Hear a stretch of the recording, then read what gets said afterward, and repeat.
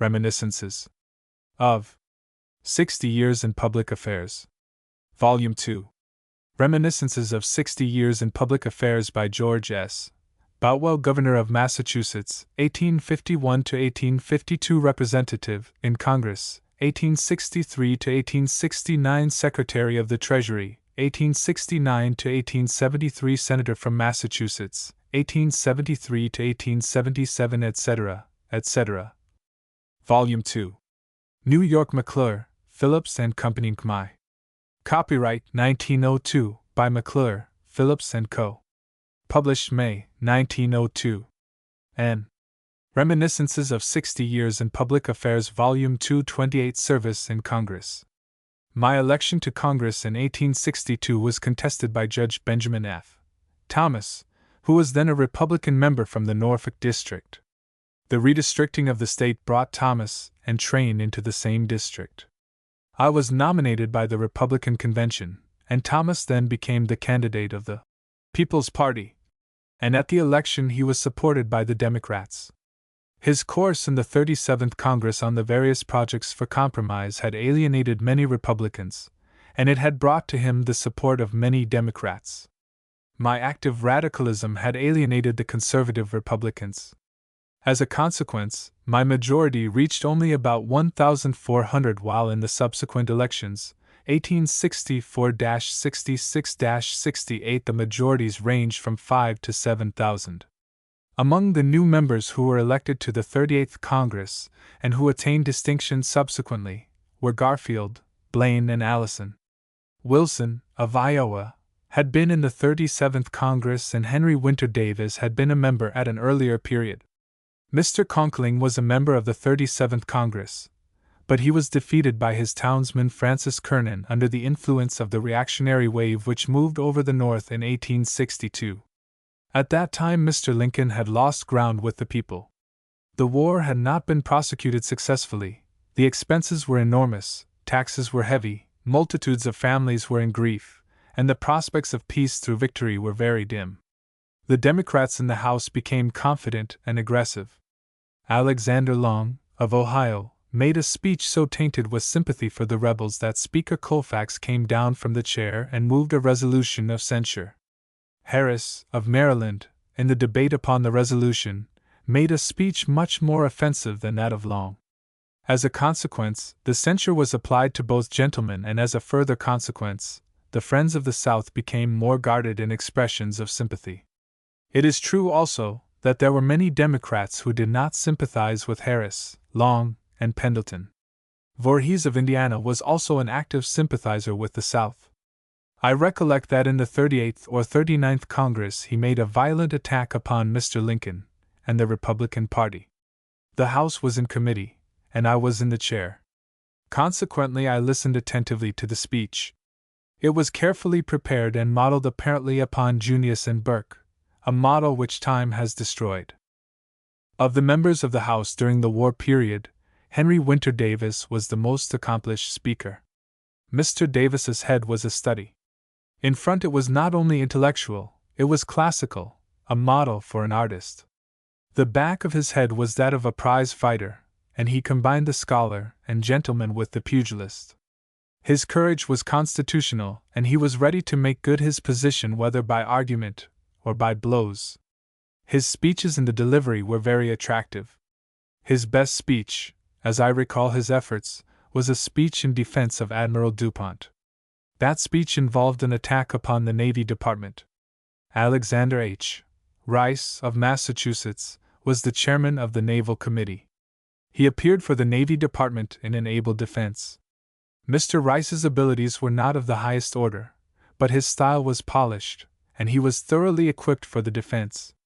He had the Navy Department behind him, and a department usually has a plausible reason or excuse for anything that it does. An estimate of Mr. Davis's style as a writer and his quality as an orator may be gained from a speech entitled Reasons for Refusing to Part Company with the South, which he delivered in February 1861, and in which he set forth the condition of the country as it then appeared to him.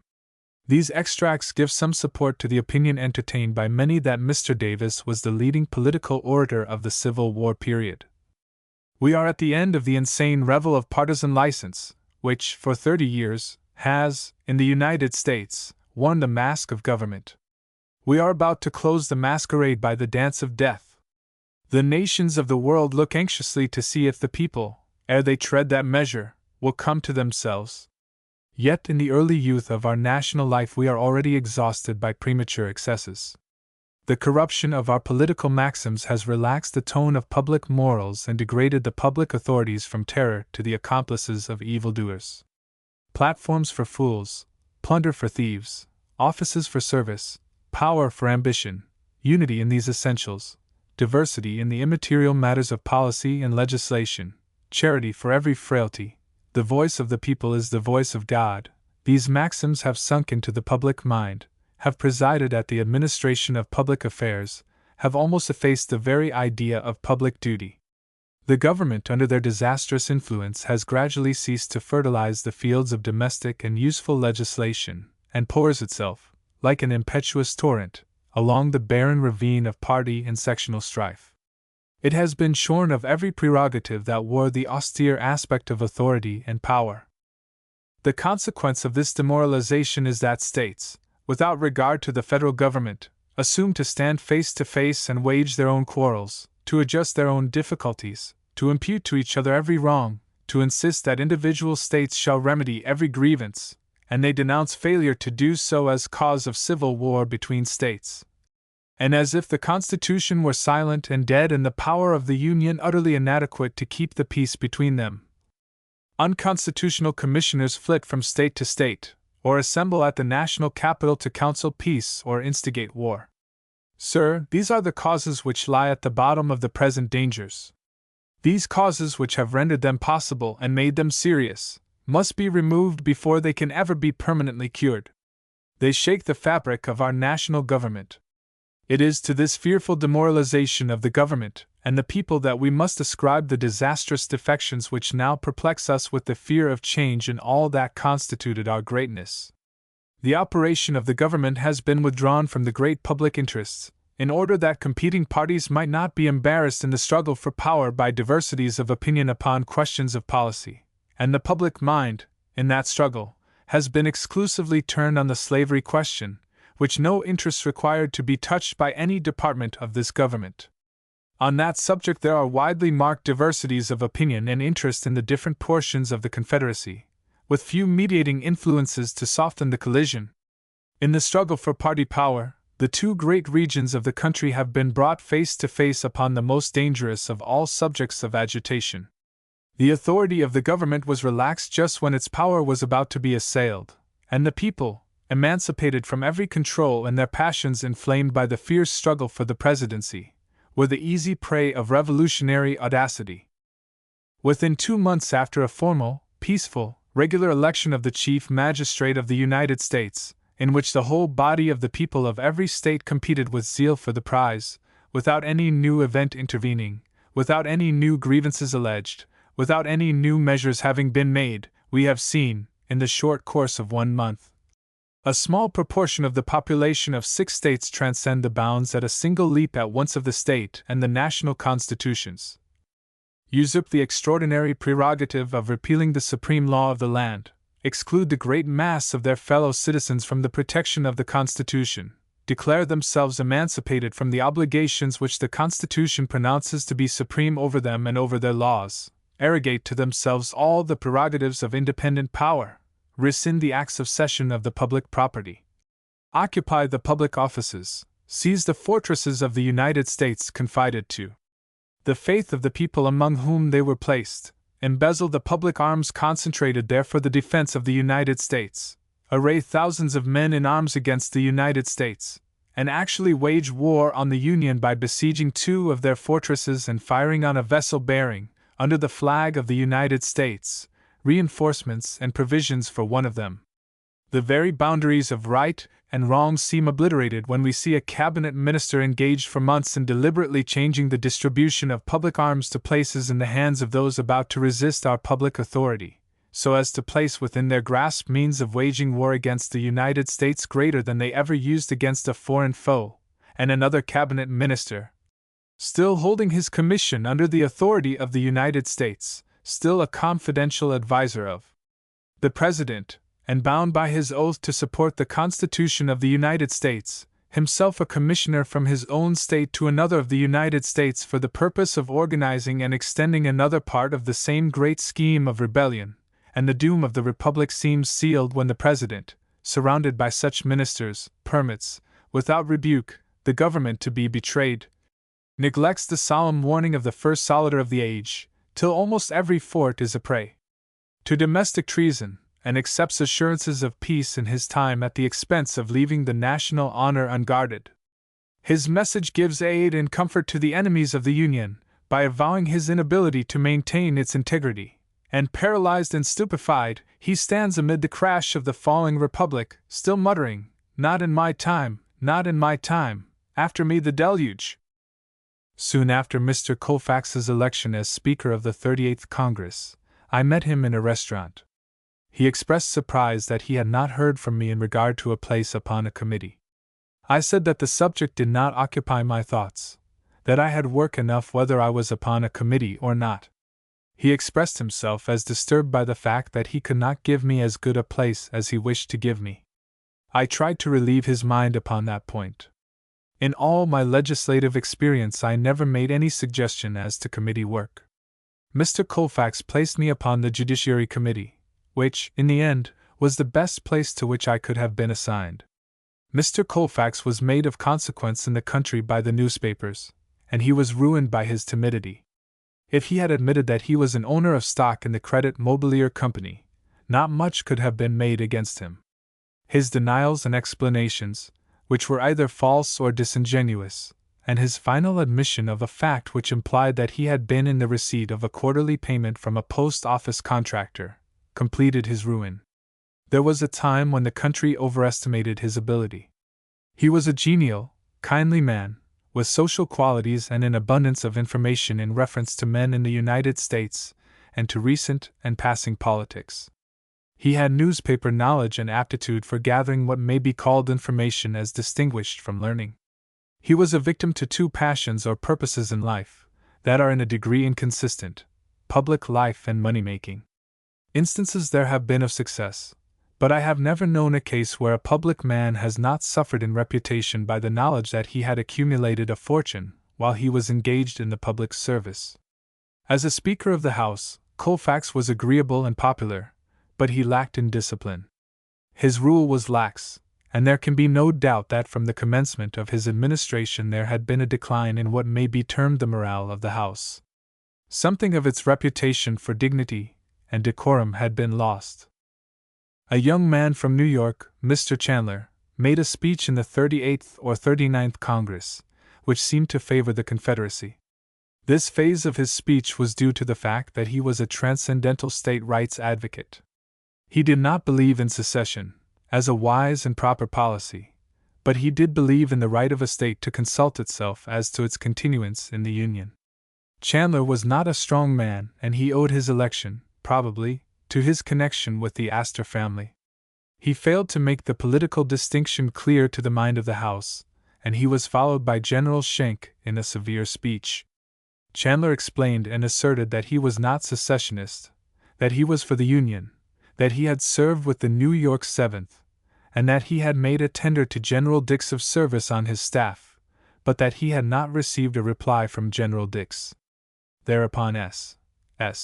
Cox, who then represented a district in Ohio, made a jocose reply to Schenck in a light defense of Chandler and ended with the remark that he hoped his colleague regretted having been guilty of a groundless attack upon a soldier of the Republic. I went over to Cox to congratulate him upon his defense of Chandler, and in reply Cox said, "The funniest part of it is that Chandler took it all in earnest and came to my seat and thanked me for my speech."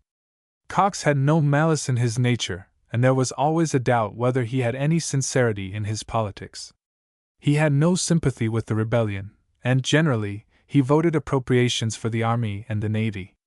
He was sincere in his personal friendships, and his friendships were not upon party lines. In his political action he seemed more anxious to annoy his opponents than to extinguish them. His speeches were short, pointed, and entertaining. He was a favorite with the House, but his influence upon its action was very slight. Those who acquire and retain power are the earnest and persistent men. When Cox had made his speech and expended his jokes, he was content. The fate of a measure did not much disturb or even concern him. Cox was party to an affair in the House which illustrated the characteristics of Thaddeus Stevens, or Old Thad, as he was called. Late in the war, or soon after its close, Mr. Stevens introduced a bill to appropriate $800,000 to reimburse the state of Pennsylvania for expenses incurred in repelling invasions and suppressing insurrections. The bill was referred to the Committee on Appropriations, of which Stevens was chairman. Without much delay and before the holidays, Stevens reported the bill. There was some debate, in which my colleague, Mr. Dawes, took part against the bill. Finally, the House postponed the bill till after the holidays. During the recess, I examined the question by making inquiries at the War and Treasury Departments, where I found that authority existed for reimbursing states for all expenditures actually made and for the payment of all troops that had been mustered into the service. Thus, the real purpose of the bill was apparent. During the Antietam and Gettysburg campaigns, bodies of troops had been organized for defense, and expenses had been incurred by towns and counties, but no actual service had been performed. It was intended by the appropriation to provide for the payment of these expenses. I prepared a brief and gave it to Mr. Dawes, who used it in the debate. When it became apparent that the bill would be lost, Cox rose and moved to insert after the word Pennsylvania the words Maryland, West Virginia, Ohio, Indiana, Kentucky, Illinois, Missouri, Kansas, and the Territory of New Mexico. Also to strike out $800,000 and insert $10 million. These amendments brought to the support of the measure the members from all those states, and the bill was passed. The Senate never acted upon it. I was indignant at the action of the House, and I said to Stevens, whose seat was near to mine, "This is the most outrageous thing that I have seen on the floor of the House." Stevens doubled his fist, but not in anger, shook it in my face and said, "You rascal, if you had allowed me to have my rights, I should not have been compelled to make a corrupt bargain in order to get them." Thus he admitted his arrangement with Cox and the character of it, and laid the responsibility upon me. Mr. Stevens was a tyrant in his rule as leader of the House. He was at once able, bold, and unscrupulous. He was an anti-slavery man, a friend to temperance, and an earnest supporter of the public school system, and he would not have hesitated to promote those objects by arrangements with friends or enemies. He was unselfish in personal matters, but his public policy regarded the state of Pennsylvania and the Republican Party. The more experienced members of the House avoided controversy with Stevens.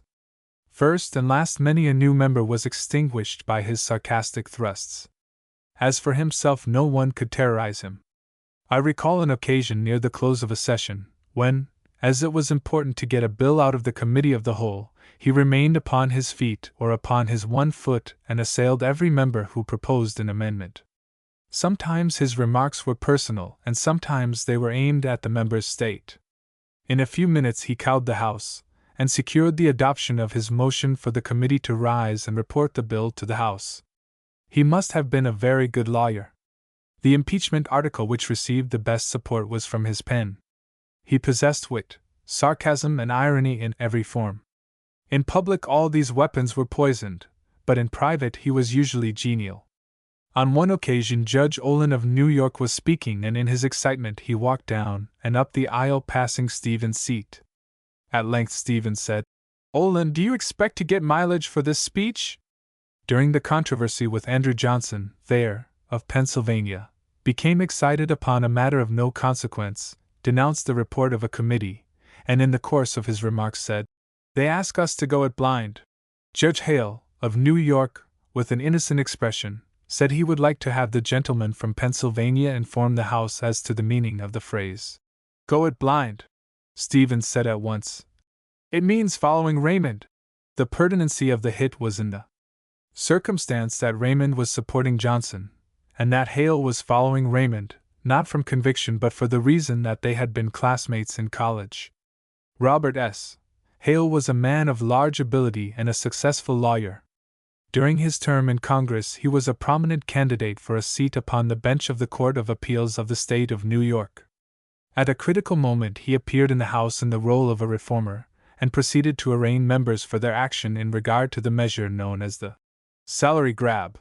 The debate showed that Hale was involved in the business to such an extent that he lost his standing in the House and imperiled his chance of obtaining a seat upon the bench of the Court of Appeals.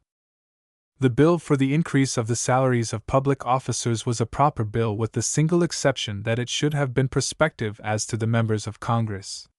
It added $2,500 to the annual salary of the congressman, or $5,000 for a term. The temptation to give the benefit of the increase to the members of the then existing House was too strong for their judgment and virtue. When, however, the indignation of the people was manifested, more than a majority of the members of each House sought refuge in a variety of subterfuges. Some neglected to collect the increase, others who had received the added sum returned it to the Treasury upon a variety of pretexts. Some endowed schools or libraries, and a minority received what the laws allowed them and upon an assertion of their right to receive it. Outside of the criminal classes there has but seldom been a more melancholy exhibition of the weakness of human nature. The members seemed not to realize that the wrong was in the votes for which those members were alone responsible who had sustained the bill, and that the acceptance of the salary which the law allowed was not only a right but a duty. At the end, those members who took the salary and defended their acts enjoyed the larger share of public respect. Indeed, not one of the shufflers gained anything by the course that he had pursued. The public reasoned, and reasoned justly, that they would have kept the money if they had dared to do so. Similar conduct ruined many of the members of Congress who were beneficiaries of the credit mobilier scheme.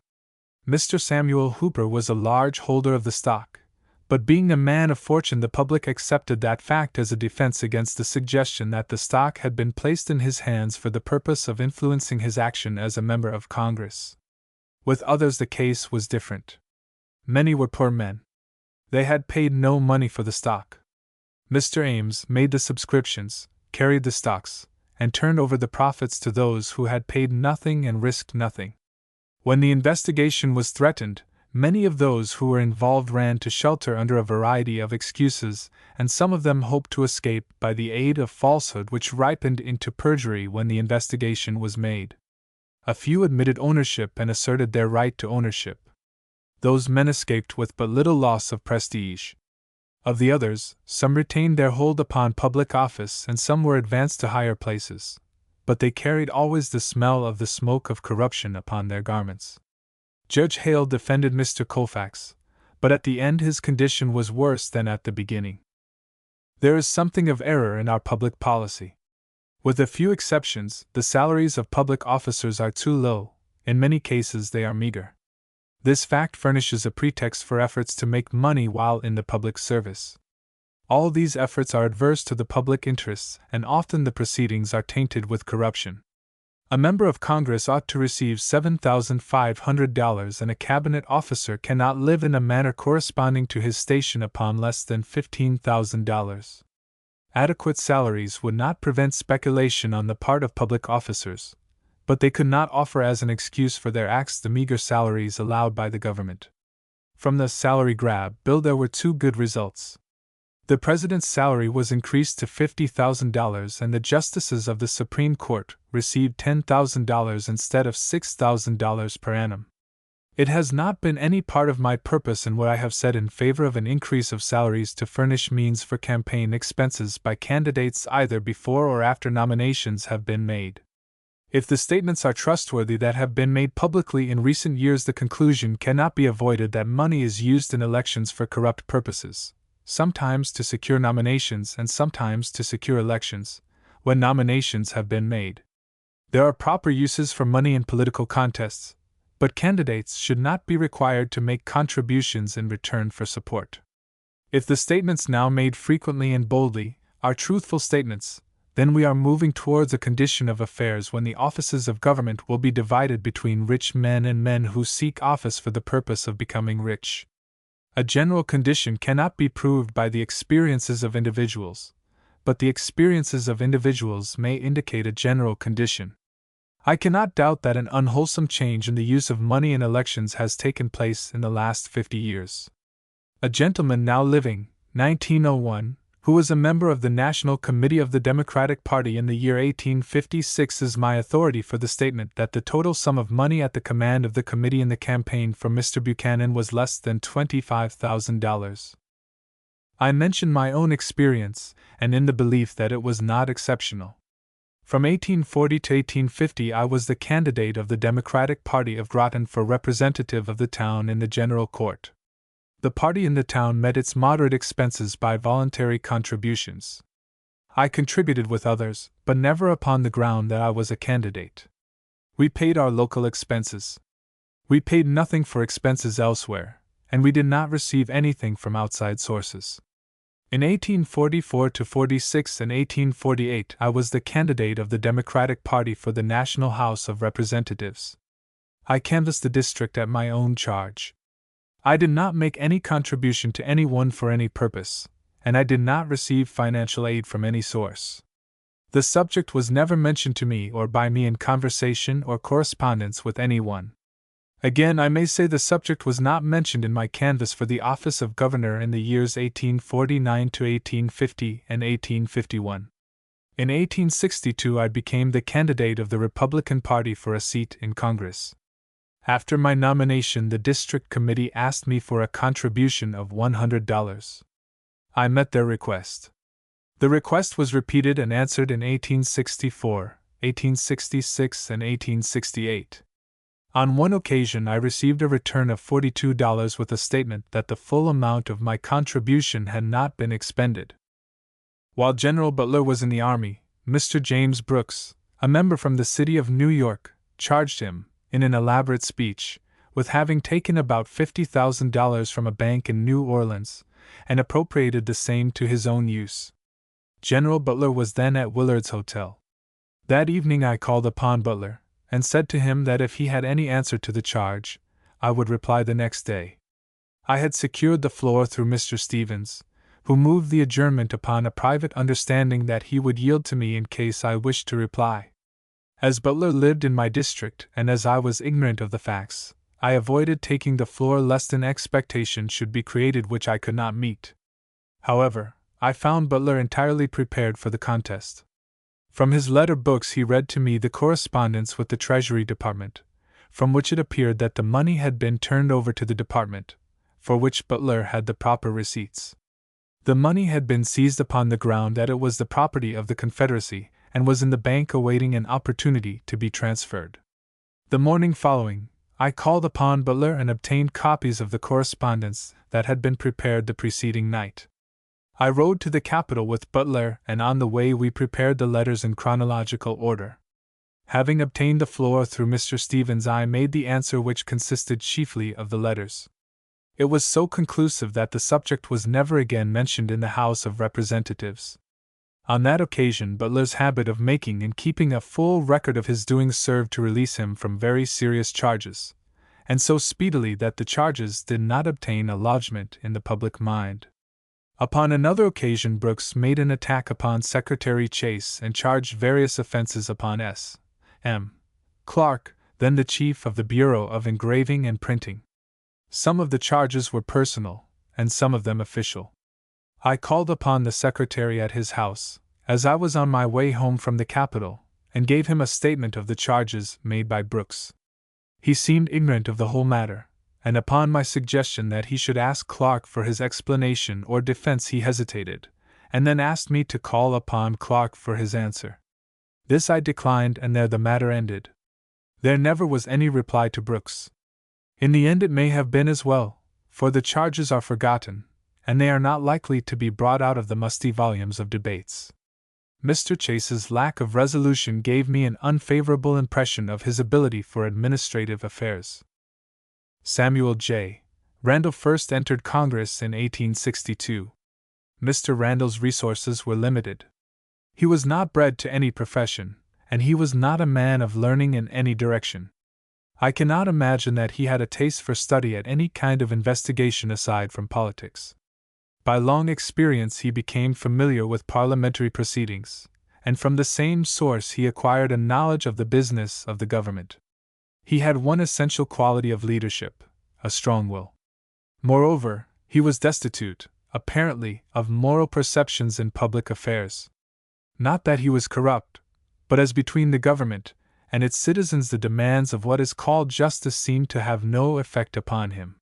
He did not hesitate to delay the payment of a just claim in order that the appropriation might be kept within the limits that he had fixed. This, not on the ground that the claim ought not be paid, but for the reason that the payment at the time would disarrange the balance sheet. A striking instance of his policy was exhibited in his treatment of the landowners whose lands were condemned and taken for the reservoir at the end of 7th Street, Washington, D.C. The values were fixed by a commission and by juries under the law, and when the time for an appropriation came, Mr. Randall provided for 50% and carried the remainder over to the next year. The claimants were entitled to full payment, but one half was withheld for 12 months without interest, and that while dead funds were lying in the Treasury. 29 incidents in the Civil War. The Proclamation of Emancipation. When the Proclamation of Emancipation, of January 1, 1863, was issued, the closing sentence attracted universal attention, and in every part of the world encomiums were pronounced upon it. The words are these: "And upon this act, sincerely believed to be an act of justice, warranted by the Constitution upon military necessity, I invoke the considerate judgment of mankind and the gracious favor of Almighty God." Following the appearance of the proclamation, and stimulated, possibly, by the reception given to the sentence quoted, there appeared claimants for the verbal authorship of the passage, or for suggestions which led to its writing by Mr. Lincoln. A claim for exact authorship was set up for Mr. Chase, and claims for suggestions in the nature of exact authorship were made in behalf of Mr. Seward and in behalf of Mr. Sumner. The sentence quoted was furnished by Mr. Chase, after a very material alteration by the President. He introduced the words, "warranted by the Constitution upon military necessity," in place of the phrase, "and of duty demanded by the circumstances of the country," as written by Mr. Chase. The main credit for the introduction of the fortunate phrase is due to Secretary Chase. President Lincoln placed the act upon a legal basis, justifying it in law and in history. The sentence is what we might have expected from the head and heart of the man who wrote the final sentence of the first inaugural address. The mystic chords of memory, stretching from every battlefield and patriot grave to every living heart and hearthstone, all over this broad land, will yet swell the chorus of the Union, when again touched, as surely they will be, by the better angels of our nature. Mr. Lincoln had genius for the work of composition, and the poetic quality was strong, and it was often exhibited in his speeches and writings. The omission of the sentence in question would so mar the proclamation that it would cease to represent Mr. Lincoln. Thus he became under great obligations to Mr. Chase. It was not in the nature of Mr. Lincoln to close a state paper, which he could not but have realized was to take a place by the side of the Declaration of Independence, with a bald statement that the freedmen would be received into the armed service of the United States to garrison forts, positions, stations, and other places, and to man vessels of all sorts in said service.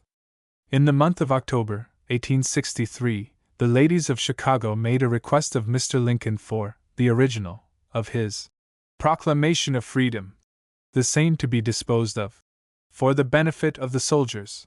The letter in their behalf was written by Mr. Arnold, who was then a member of Congress. Improvidently, I think we may say, Mr. Lincoln yielded to their request for the original draft of the proclamation to be sold for the benefit of the fair. Its transmission was accompanied by a letter, written by Mr. Lincoln. Executive Mansion, Washington, October 26, 1863.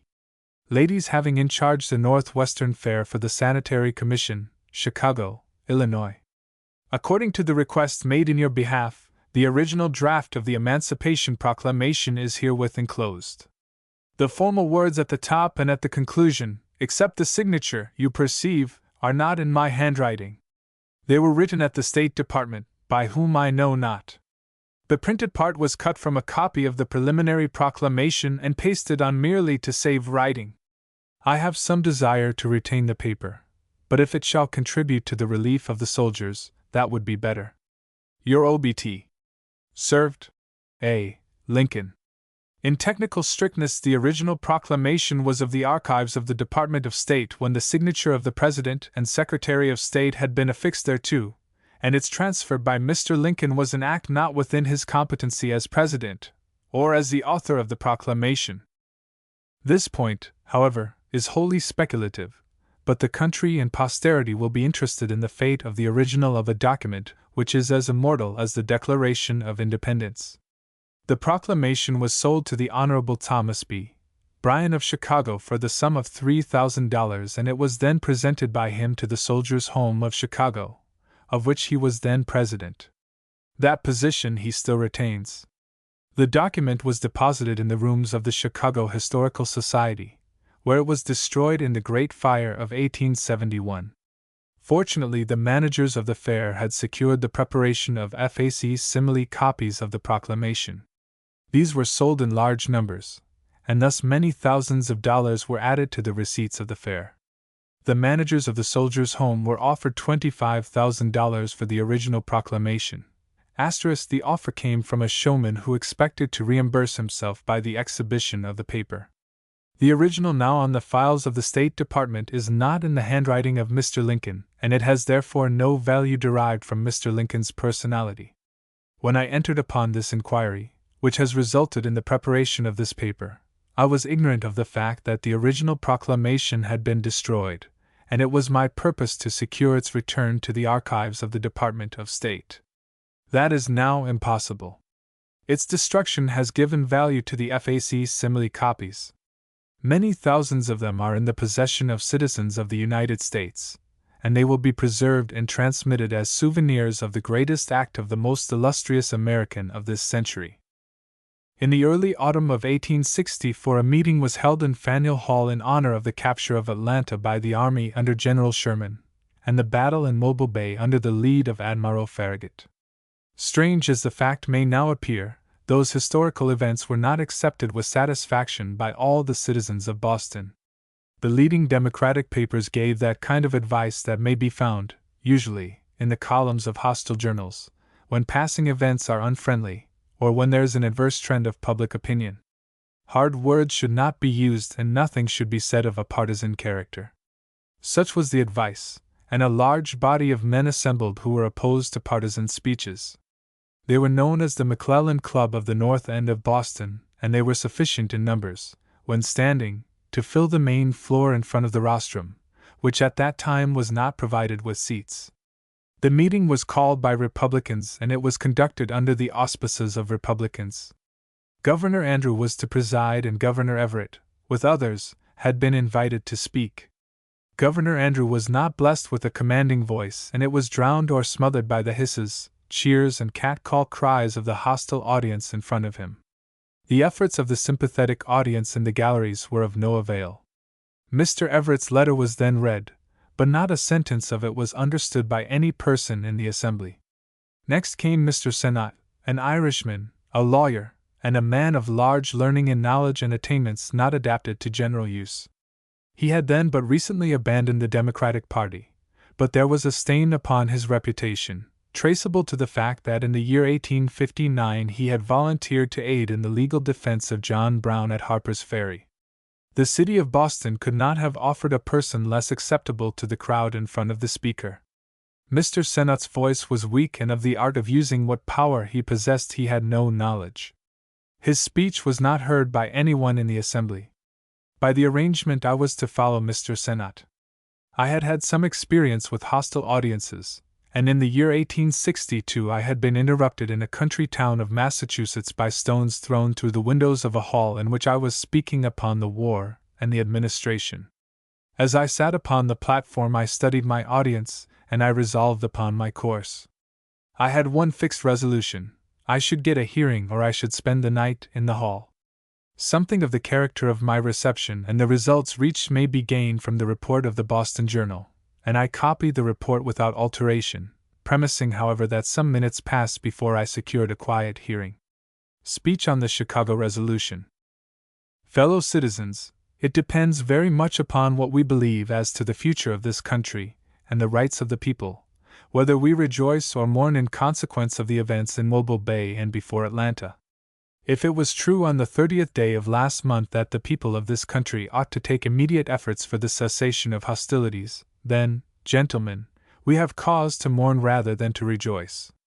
I understand that there were some people in this country who, before the 30th of August, since this was opened, had not, as an aggregate body of men, expressed their opinions in reference to this war, who then declared that it ought to cease. A voice. They're few. I observed in a newspaper published in the city 2 observations within the last 2 days.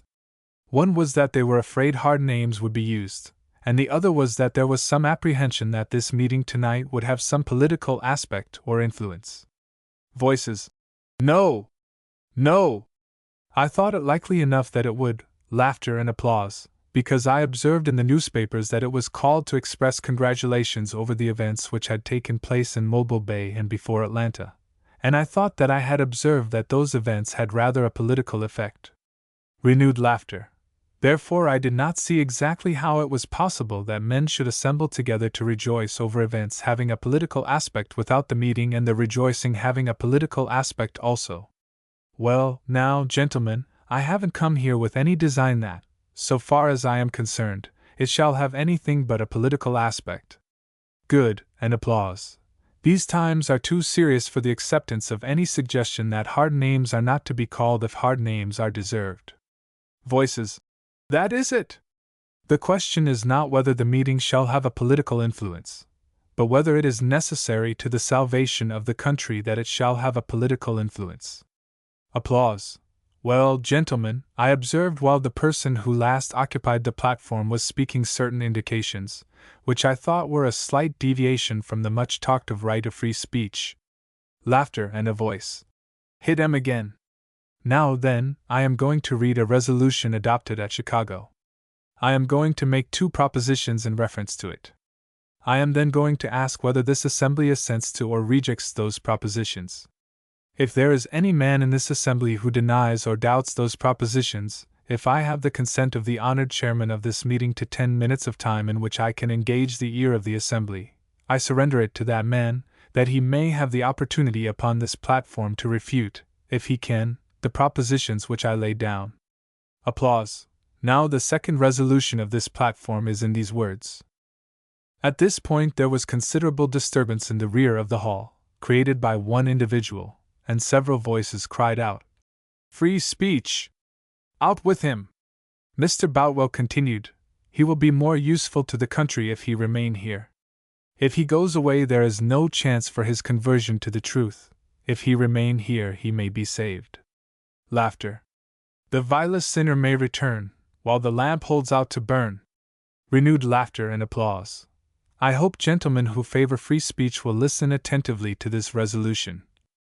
Resolved, that this convention does explicitly declare as the sense of the American people, that after 4 years of failure to restore the Union by the experiment of war, during which under pretense of military necessity, or war power higher than the Constitution has been disregarded in every part and public liberty and private rights alike trodden down, and the material prosperity of the country essentially impaired, justice, humanity, liberty and the public welfare demand that immediate efforts be made for a cessation of hostilities with a view to an ultimate convention of all the states, or other peaceable means, to the end that at the earliest practicable moment peace may be restored on the basis of a federal union of the states.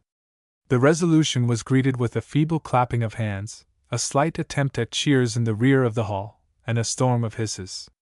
Mr. Boutwell continued, "If there are any gentlemen here who approve this resolution, I hope they will have the opportunity to cheer."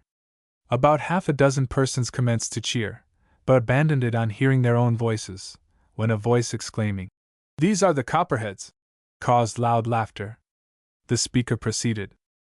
"Now then, gentlemen, the 2 propositions I laid down are these, and if any one of those gentlemen who indulged in the luxury of a cheer just now chooses to come upon this platform, I fulfill my pledge.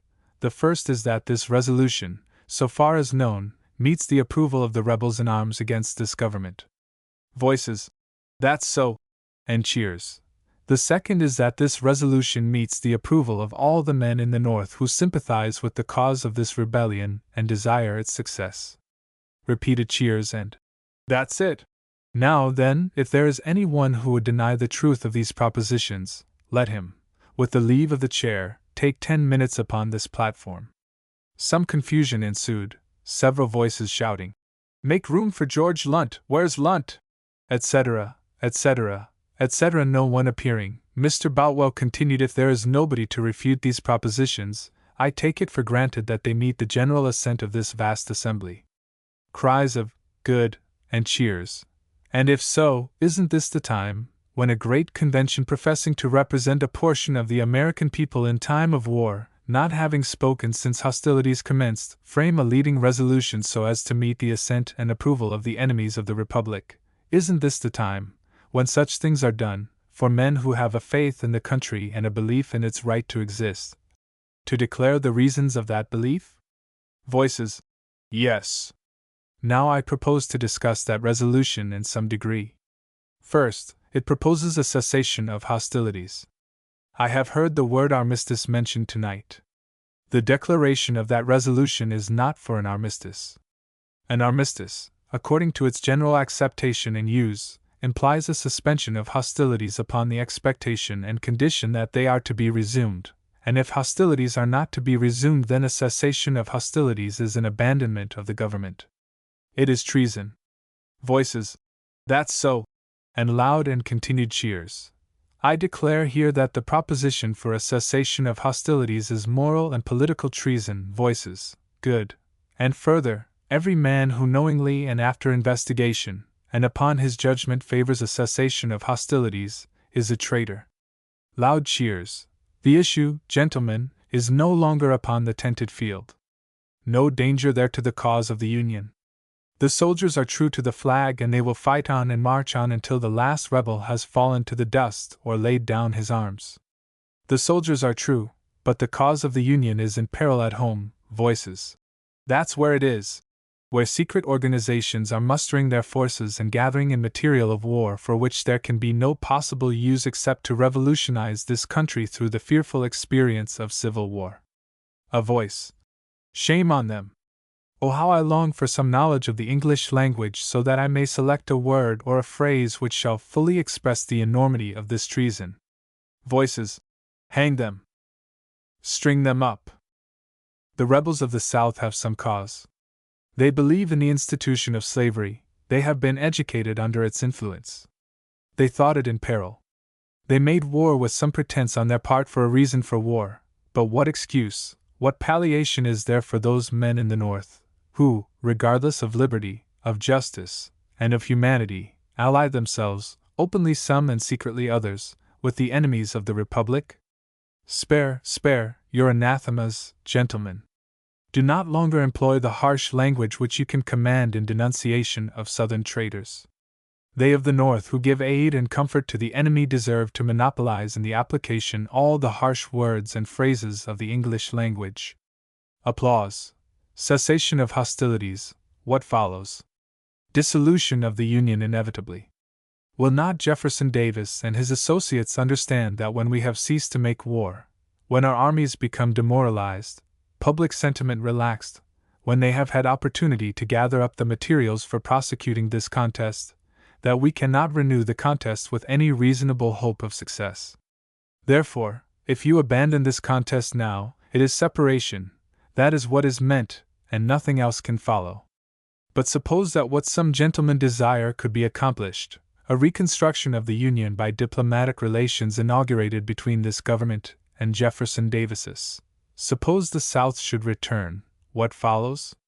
When you have permitted Jefferson Davis and his associates to come back and take their places in the government of this country, do you not see that with the help of a small number of representatives from the North whose services they are sure to command, they will assume the war debt of the South? When you have assumed that debt, and taken the obligation to pay it, these men of the South will treat the obligation lightly, and upon the first pretext will renew secession and will march straight out of the Union, and you, with your embarrassed finance, will find yourselves unable to institute military proceedings for their subjugation. Therefore I say that by the reconstruction some men desire you render secession certain, bankruptcy throughout the North certain. The repudiation of the public debt is not a matter of expectation or fear, it is a matter of certainty. If you assent to any reconstruction of this Union through the instrumentality of Jefferson Davis and his associates, you must either drive them into exile or exterminate them. Break down the military power of the people, and exterminate or exile their leaders, and bring up men at the South in favor of the Union. There is no other way of security to yourselves. Cheers. Now, then, are you prepared to cease hostilities with the expectation of negotiations with Jefferson Davis for the dissolution of the Union or for its restoration? Voices. No! Either course is alike fatal to you, for the war must go on until peace is conquered. Loud cheers and voices. That's so. On the one side they offer you as negotiators Franklin Pierce, perhaps, and A. H. Stevens. On the other, possibly one of the Seymours, either of Connecticut or New York, Wise of Virginia, Vallandigham of Ohio, and Soule of Louisiana. The only negotiators, gentlemen, to be trusted as long as the war continued or there is a rebel in arms, the only negotiators are Grant upon one line and Sherman upon the other. Tremendous cheers. A voice. You have left out Mr. Harris of Maryland. Mr. Boutwell. According to the reports, etc., we have had from Chicago, he conducts negotiations upon his own account. Voice. How are you, Mr. Harris? Mr. Boutwell. What does the cessation of hostilities mean? It means that the blockade is to be removed, and the South be allowed to furnish itself with materials and munitions of war. What does that mean on the land? What does it mean on the sea?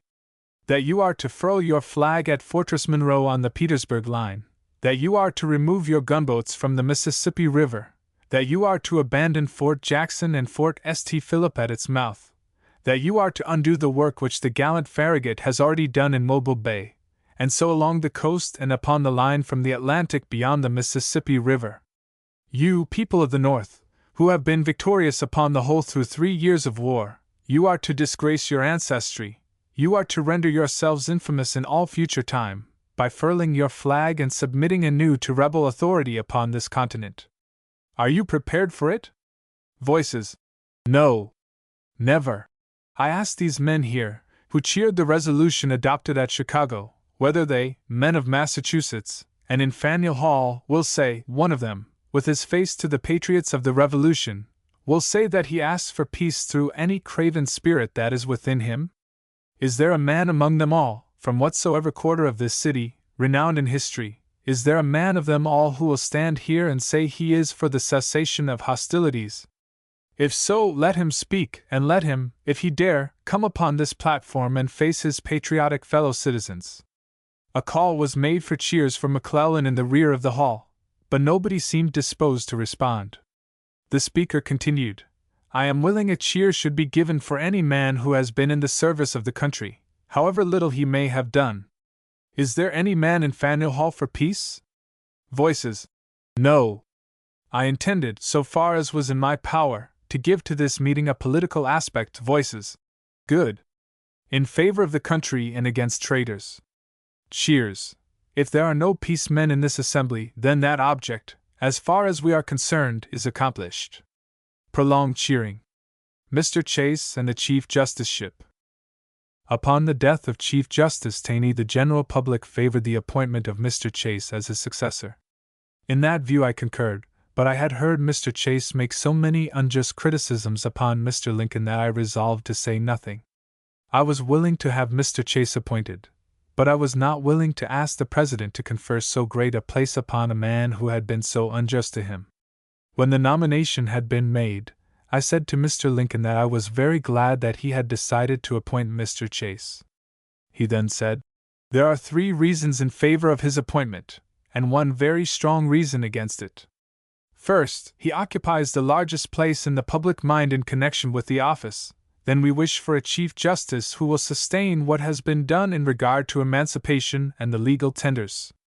We cannot ask a man what he will do, and if we should and he should answer us, we should despise him for it. Therefore we must take a man whose opinions are known. But there is 1 very strong reason against his appointment. He is a candidate for the presidency, and if he does not give up that idea, it will be very bad for him and very bad for me." At that time, Mr. Lincoln had been re-elected to the presidency. Mr. Chase continued to be a candidate for the presidency. He abandoned the Republican Party in 1868, and as Chief Justice he abandoned his own policy, or the policy that he had adopted in regard to the legal tender currency. It was said that Mr. Sumner, who was very earnest for Chase's appointment, gave strong pledges to Mr. Lincoln that Mr. Chase would abandon his ambition for the presidency. Rights of States. In 1864 I introduced a series of resolutions in the House of Representatives in the form of a declaration of opinion in regard to the legal status of the states in rebellion. At that time the country and Congress had no doubt of our ability to crush the rebellion, and the public mind was occupied with various theories of reconstruction.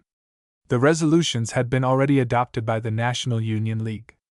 I prepared them at the instance of Governor Claflin, and their adoption by the League had made the policy known to a large body of active Republicans. I did not seek to secure their adoption by the House of Representatives. The resolutions were in this form. Resolved that the Committee on the Rebellious States be instructed to consider and report upon the expediency of recommending to this House the adoption of the following Declaration of Opinions. In view of the present condition of the country, and especially in regard to the recent signal successes of the national arms promising a speedy overthrow of the rebellion, this House makes the following declaration of opinion concerning the institution of slavery in the states and parts of states engaged in the rebellion, and embraced in the proclamation of emancipation issued by the President on the 1st day of January, A. died in 1863, and also concerning the relations now subsisting between the people of such states and parts of states on the one side, and the American Union on the other.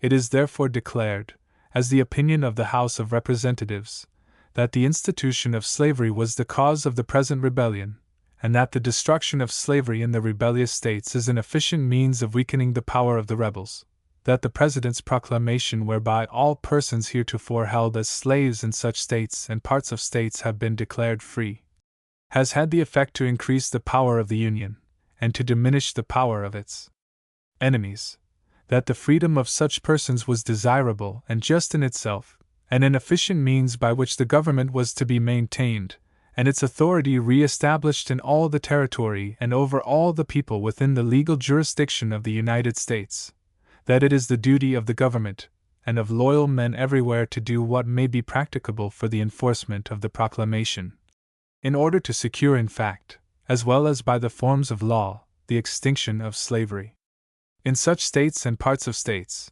and finally, that it is the paramount duty of the government and of all loyal men to labor for the restoration of the American Union upon the basis of freedom.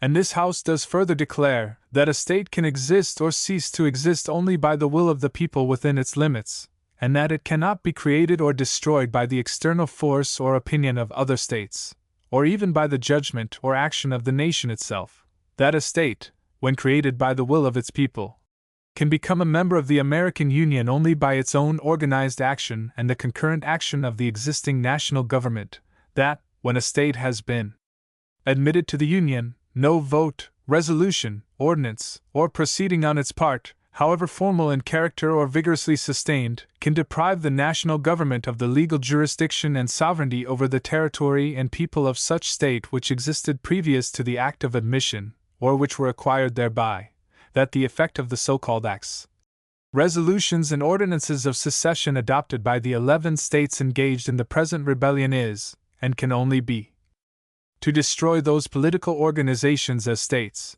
while the legal and constitutional jurisdiction and authority of the national government over the people and territory remain unimpaired, that these several communities can be organized into states only by the will of the loyal people, expressed freely and in the absence of all coercion, that states so organized can become states of the American Union only when they shall have applied for admission, and their admission shall have been authorized by the existing national government, that, when a people have organized a state upon basis of allegiance to the Union and applied for admission, the character of the institutions of such proposed state may constitute a sufficient justification for granting or rejecting such application, and Inasmuch as experience has shown that the existence of human slavery is incompatible with a republican form of government, in the several states or in the United States, and inconsistent with the peace, prosperity, and unity of the nation, it is the duty of the people and of all men in authority to resist the admission of slave states wherever organized within the jurisdiction of the national government.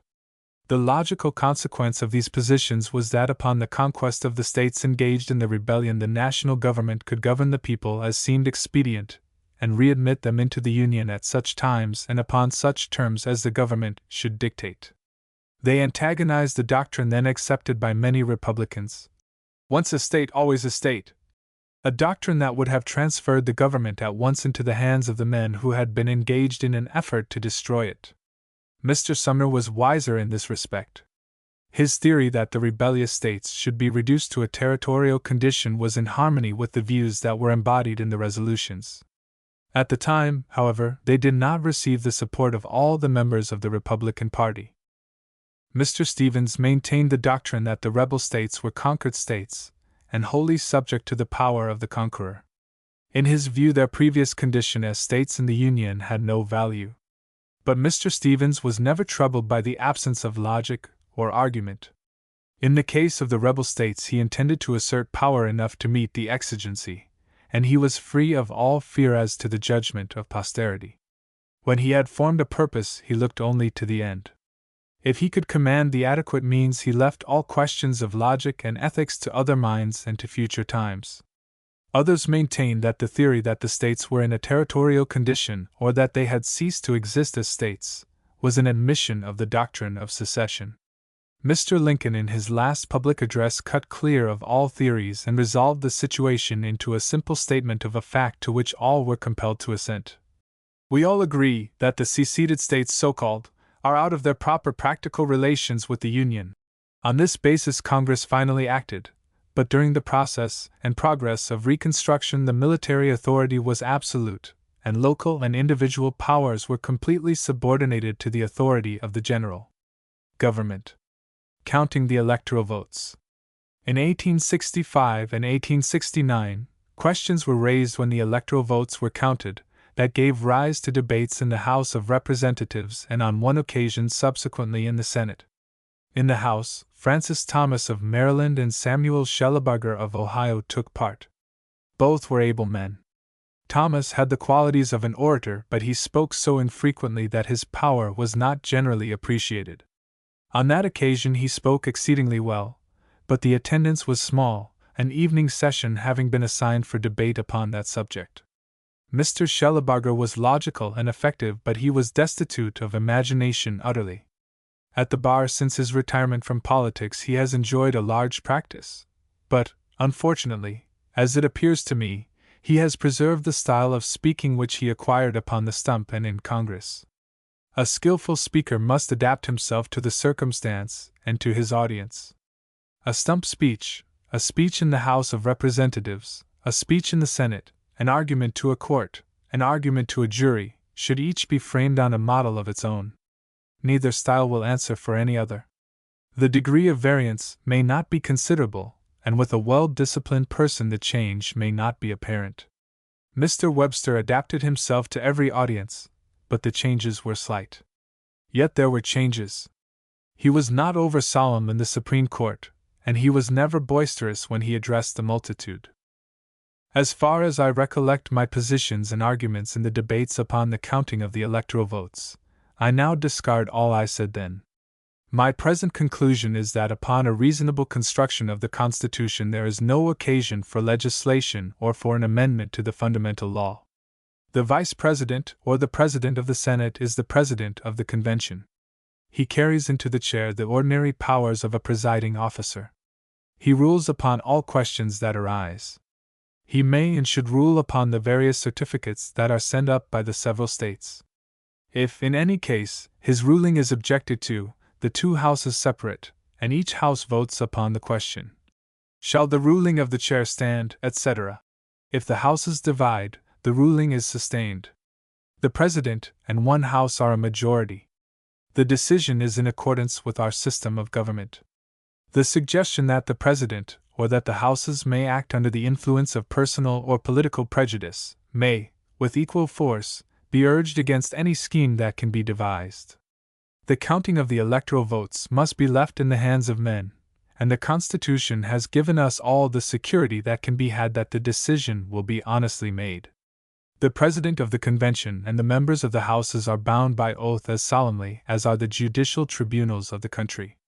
A judge is only a man, and he is subject to like infirmities with other men. It is a wise feature of our system that the courts have no voice in the political department of our government.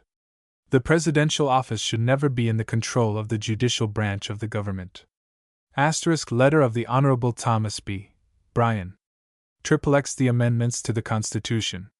I had no part in the preparation of the 13th Amendment to the Constitution, nor any part in its passage through the House other than to give my vote in its favor. The amendment resolution was passed by the 38th Congress at its last session and by the aid of Democrats. The elections of 1864 had resulted in a two-thirds majority, and it was therefore certain that the resolution would be agreed to by the next House. Hence there was less inducement for the Democrats to resist its passage by the 38th Congress. A small number of Democrats favored the measure. English of Connecticut and Ganson of New York were of the number. There were others also whose names I do not recall. At the time of the contest, a rumor was abroad that James M. Ashley, of Ohio, was engaged in making arrangements with certain Democrats to absent themselves from the House when the vote was taken. Several were absent, some were reported in ill health.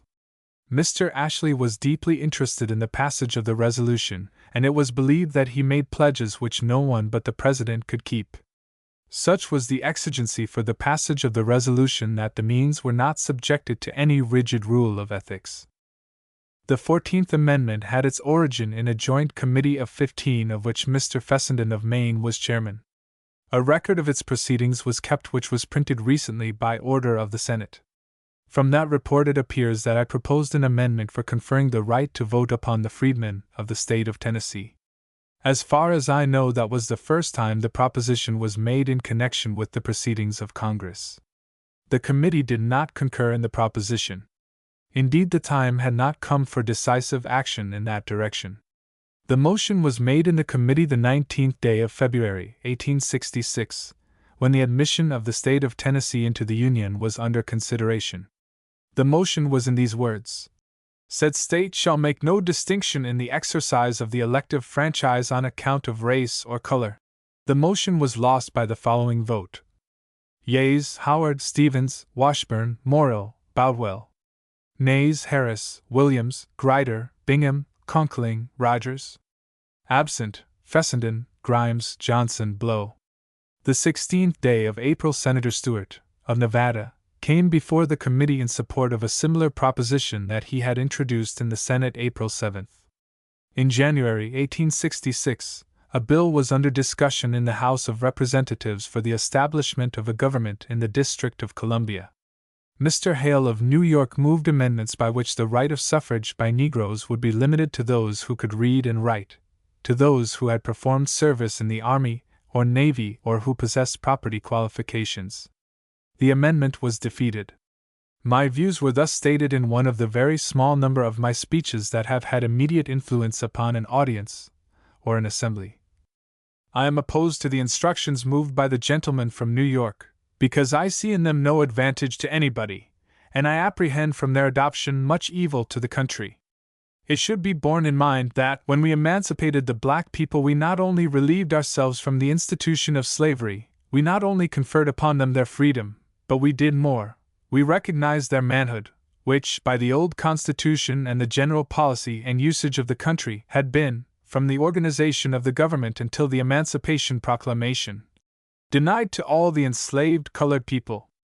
As a consequence of the recognition of their manhood, certain results follow, in accordance with the principles of the government, and they who believe in this government are, by necessity, forced to accept those results as a consequence of the policy of emancipation which they have inaugurated, and for which they are responsible.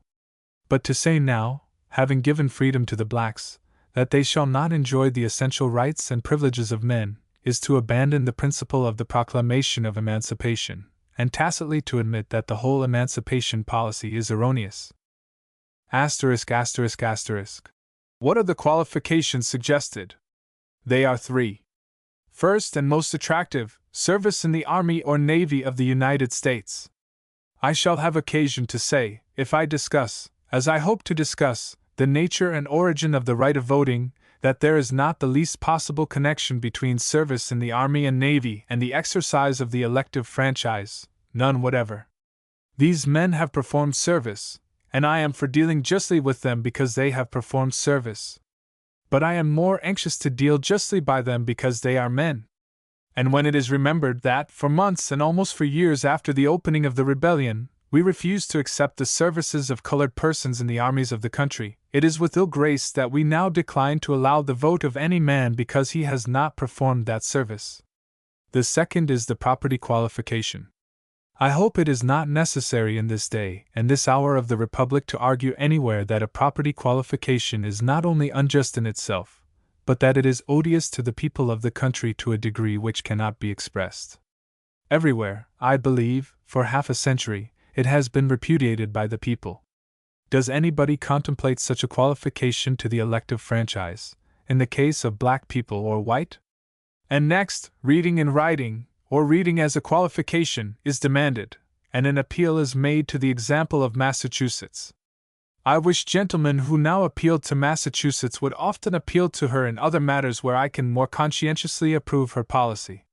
But it is a different proposition in Massachusetts as a practical measure. When, 10 years ago, this qualification was imposed upon the citizens of Massachusetts, it excluded no person who was then a voter.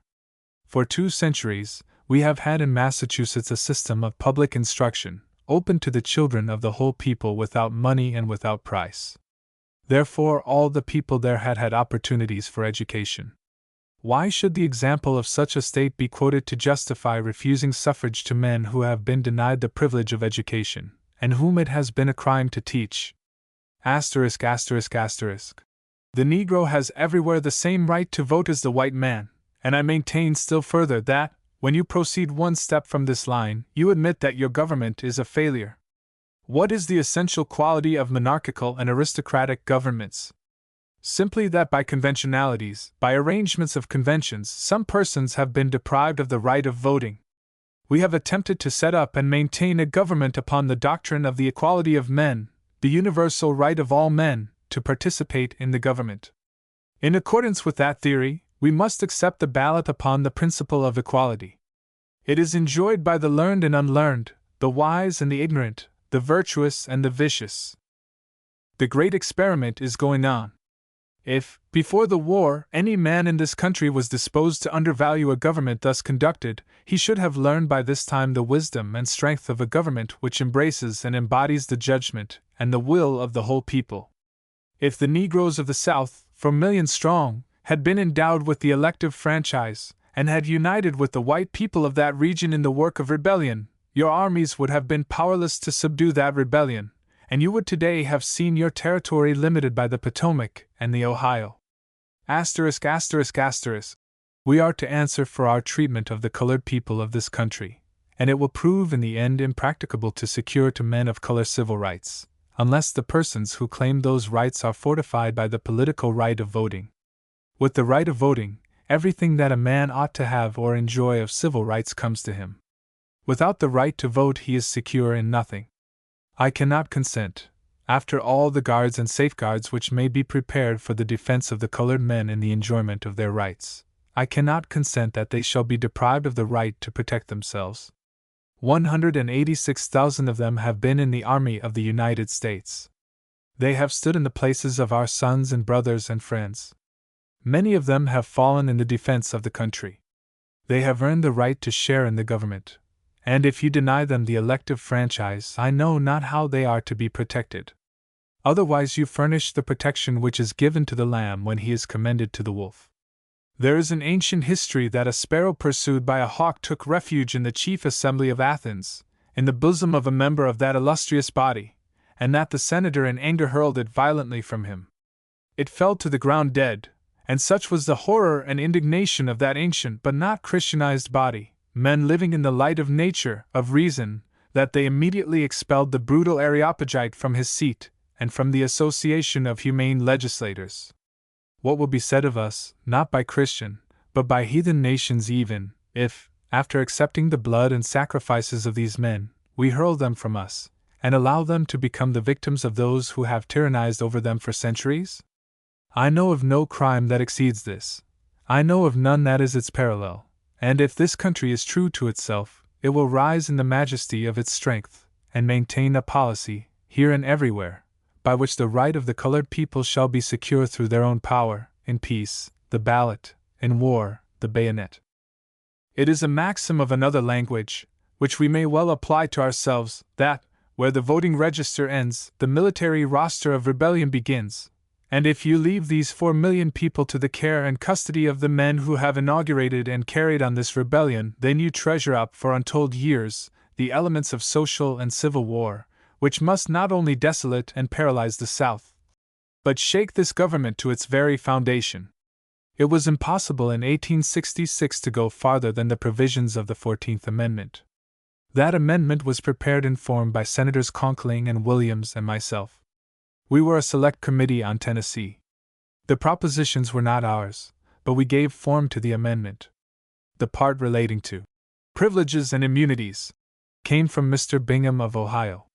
Its euphony and indefiniteness of meaning were a charm to him.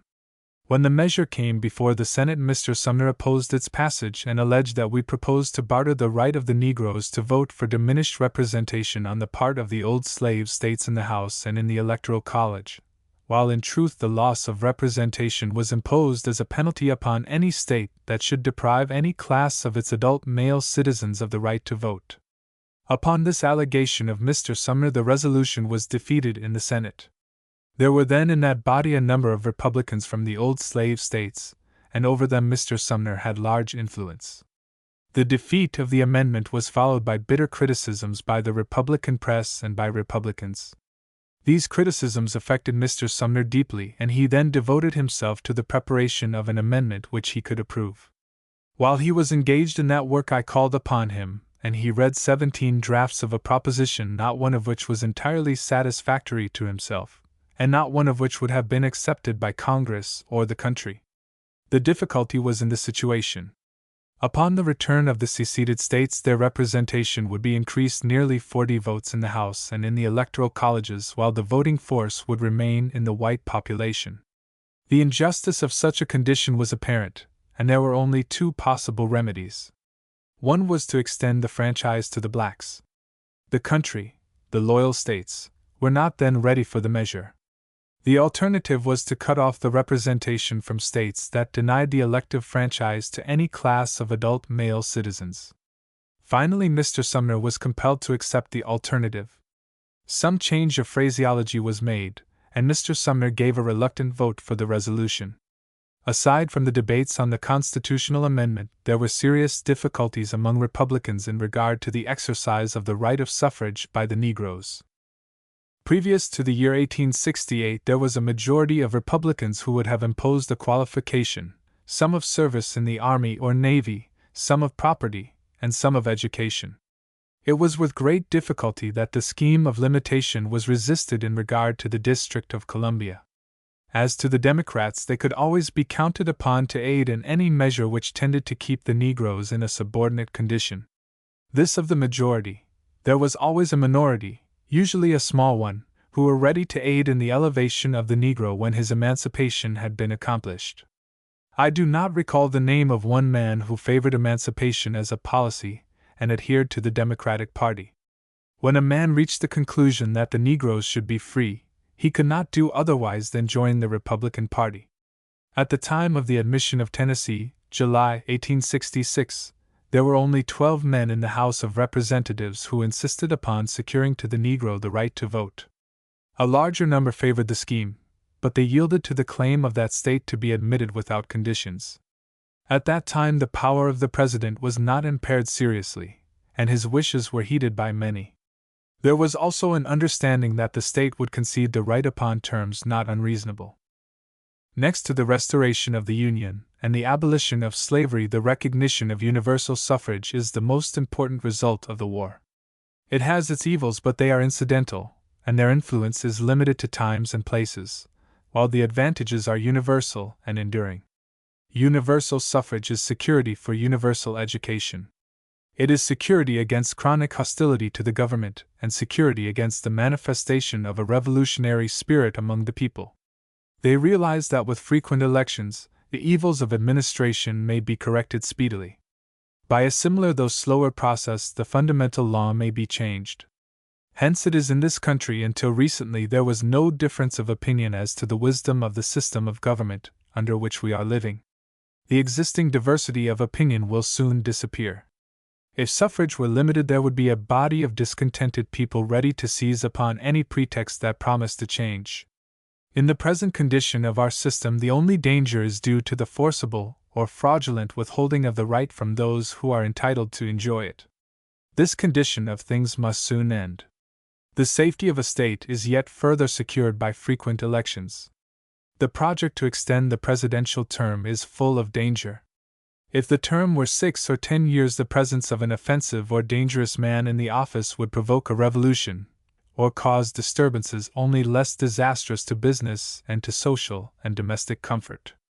In the little Republic of Haiti there have been not less than 17 revolutions in the 100 years of its existence, and they were due in a large degree to the fact that the presidential term is 7 years.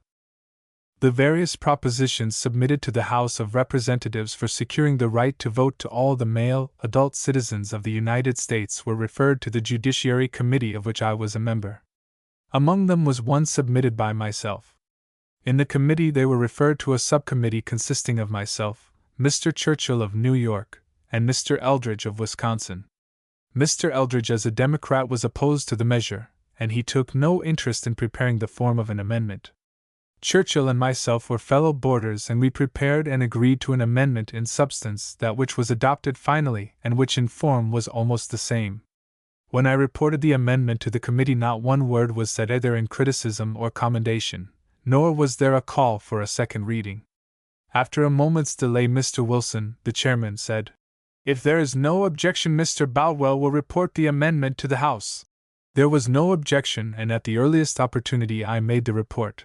That is, I reported the resolution for amending the Constitution. Mr. Wilson made a speech which I have not since read, but which made an impression upon my mind that he was opposed to the measure, or at least had doubts about the wisdom of urging the amendment upon Congress and the country. The resolution passed the House as it was reported by the committee. When it was taken up in the Senate, Mr. Sumner, who was opposed to the resolution, assailed it with an amendment that would have been fatal if his lead had been followed by the two houses. He proposed to insert after the words "to vote" the words "or hold office." At that time he was a recognized leader upon all matters relating to the Negro race, and his standing with that race was such that the Republican senators from the slave states were obedient to his wishes. His amendment was adopted by the Senate. In presence of the fact that Mr. Sumner was opposed to any amendment of the Constitution upon the subject, and he proposed to rely upon a statute, it is difficult to explain his conduct upon any other theory than that he intended to defeat the measure either in Congress or in the States. He had claimed when the 14th Amendment was pending that a joint resolution would furnish an adequate remedy and protection. His proposition was in these words: "There shall be no oligarchy, aristocracy, caste, or monopoly invested with peculiar privileges and powers, and there shall be no denial of rights, civil or political, on account of color or race anywhere within the limits of the United States or the jurisdiction thereof, but all persons therein shall be equal before the law, whether in the court-room or at the ballot box. And this statute made in pursuance of the Constitution shall be the supreme law of the land, anything in the Constitution or laws of any state notwithstanding." This resolution is a sad impeachment of Mr. Sumner's quality as a lawyer, and it is an equally sad impeachment of his sense, or of his integrity as a man, that he was willing to risk the rights of 5,000,000 persons upon a statute whose language was rhetorical and indefinite, a statute which might be repealed and which was quite certain to be pronounced unconstitutional by the Supreme Court. Upon the return of the resolution and amendment to the House, my own position was an embarrassing one. I was counted as a radical and in favor of securing to the Negro race every right to which the white race was entitled. My opposition to the Senate amendment seemed to place me in a light inconsistent with my former professions. However, I met the difficulty by an argument in which I maintained that the right to vote carried with it the right to hold office. That in the United States there were only a few exceptions, and those were exceptions under the Constitution. Finally, the House, by a reduced vote, refused to concur with the amendment of the Senate. It was at this crisis that Wendell Phillips wrote an article in the Anti-Slavery Standard over his own name, in which he said in substance and in words that the House proposition was adequate and that it ought to be accepted by the Senate. His name and opinion settled the controversy. The Southern Republicans deserted Mr. Sumner, feeling that the opinion of Phillips was a sufficient shield. A slight change of phraseology was made, and the proposition of the House became the 15th Amendment to the Constitution of the United States. I wrote a letter of acknowledgment to Mr. Phillips in the opinion that he had saved the amendment. At that time the prejudice against Negroes for office was very strong in Ohio, Indiana, Illinois, and in varying degrees the prejudice extended over the whole North. The enjoyment of the right to vote has not been fully secured to the Negro race, but no one has appeared to deny his right to hold office. Indeed, the Democratic Party as well as the Republican Party has placed him in office, both by election and appointment. Thus has experience shown the folly of Mr. Sumner's amendment. That Mr. Sumner should have been willing to risk the rights of the whole Negro race upon a statute whose constitutionality would have been questioned upon good ground, and which might have been repealed, is a marvel which no one not acquainted with Mr. Sumner can comprehend. First of all, though he was learned, he was not a lawyer. He was impractical in the affairs of government to a degree that is incomprehensible even to those who knew him. He was in the Senate 23 years, and the only mark that he left upon the statutes is an amendment to the law relating to naturalization by which Mongolians are excluded from citizenship. The object of his amendment was to save Negroes from the exclusive features of the statute, which was designed to apply only to the Chinese. His amendment made plain what the committee had designed to secure. He was a great figure in the war against slavery, and as a great figure in that war he should ever remain. The 14th Amendment saved the country from a series of calamities that might have been more disastrous even than the Civil War. The South might, under the 14th Amendment, grant to the Negroes the right to vote, but upon conditions wholly impracticable, and thus have secured their full representation in Congress at the same time that the voting power was retained in the hands of the white race. Or they might have denied to the Negro race the right to vote and submitted to a loss of representation. Such a policy would have given the whole country over to contention, and possibly in the end, to civil war. The discontented and oppressed Negroes, increasing in numbers and wealth, would have demanded their rights ultimately, even by the threat of force, or by the use of force they would have secured their rights. In the North there would have been a large body of the people, only less than the whole body, who would have sympathized with the Negroes and who, in an exigency, would have rendered them material aid. The Dorr War in Rhode Island and the struggles in Kansas are instances of the danger of attempting to found society, or to maintain social order upon an unjust or an unequal system for the distribution of political power. It is true that at this time, 1901, the operation of the 15th Amendment has been defeated, and consequently the governments of states and the government of the United States have become usurpations, in that they have been in the hands of a minority of men. Nevertheless, the influence of the amendment is felt by all, and the time is not distant when it will be accepted by all. Thus our government will be made to rest upon the wisest and safest foundation yet devised by man, the equality of men in the states, and the equality of states in the Union. Mr. Sumner opposed the amendment, and he declined to vote upon the passage of the resolution. Wendell Phillips saved it in the Senate. General Grant, more than anyone else, secured its ratification by the people. I append a copy of my letter to Mr. Phillips. Washington, March 13, 1870. My dear Sir, this letter will recall to your mind the circumstance that when the 15th Amendment was suspended between the two houses you published an editorial in the Standard in favor of the House proposition. Can you send me that article? It may not be known to you that that article saved the amendment. A little of the secret history was thus. Various propositions were offered in the House, among them one of my own, and all were referred to the Judiciary Committee. In the Judiciary Committee, Upon my motion, the various resolutions for amending the Constitution in that particular were referred to a subcommittee consisting of myself, Churchill of New York, and Eldridge of Wisconsin. Churchill and myself were living at the same house and conferred together several times. Eldridge took no interest in the matter and never joined us. Perhaps he was not invited. After an examination of all the plans, I wrote that proposed amendment, which was passed by the House and is in substance, and almost in language, the amendment as adopted. With the concurrence of Mr. Churchill, I reported it to the committee, and without one word of criticism, and as far as I could judge without any particular consideration, I was directed to report it to the House.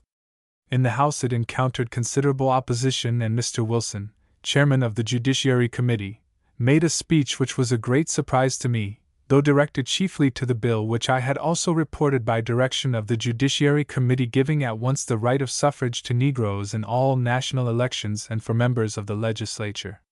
This I thought necessary to secure the passage of the amendment through the state legislatures. However, the resolution was finally passed by the House. In the Senate it met with great opposition because it omitted to secure in terms the right to hold office. This point had been raised in the House, where I had successfully met the proposition by the statement, and an argument in support of the statement, that the right to vote as a matter of fact and in law carries with it the right to hold office.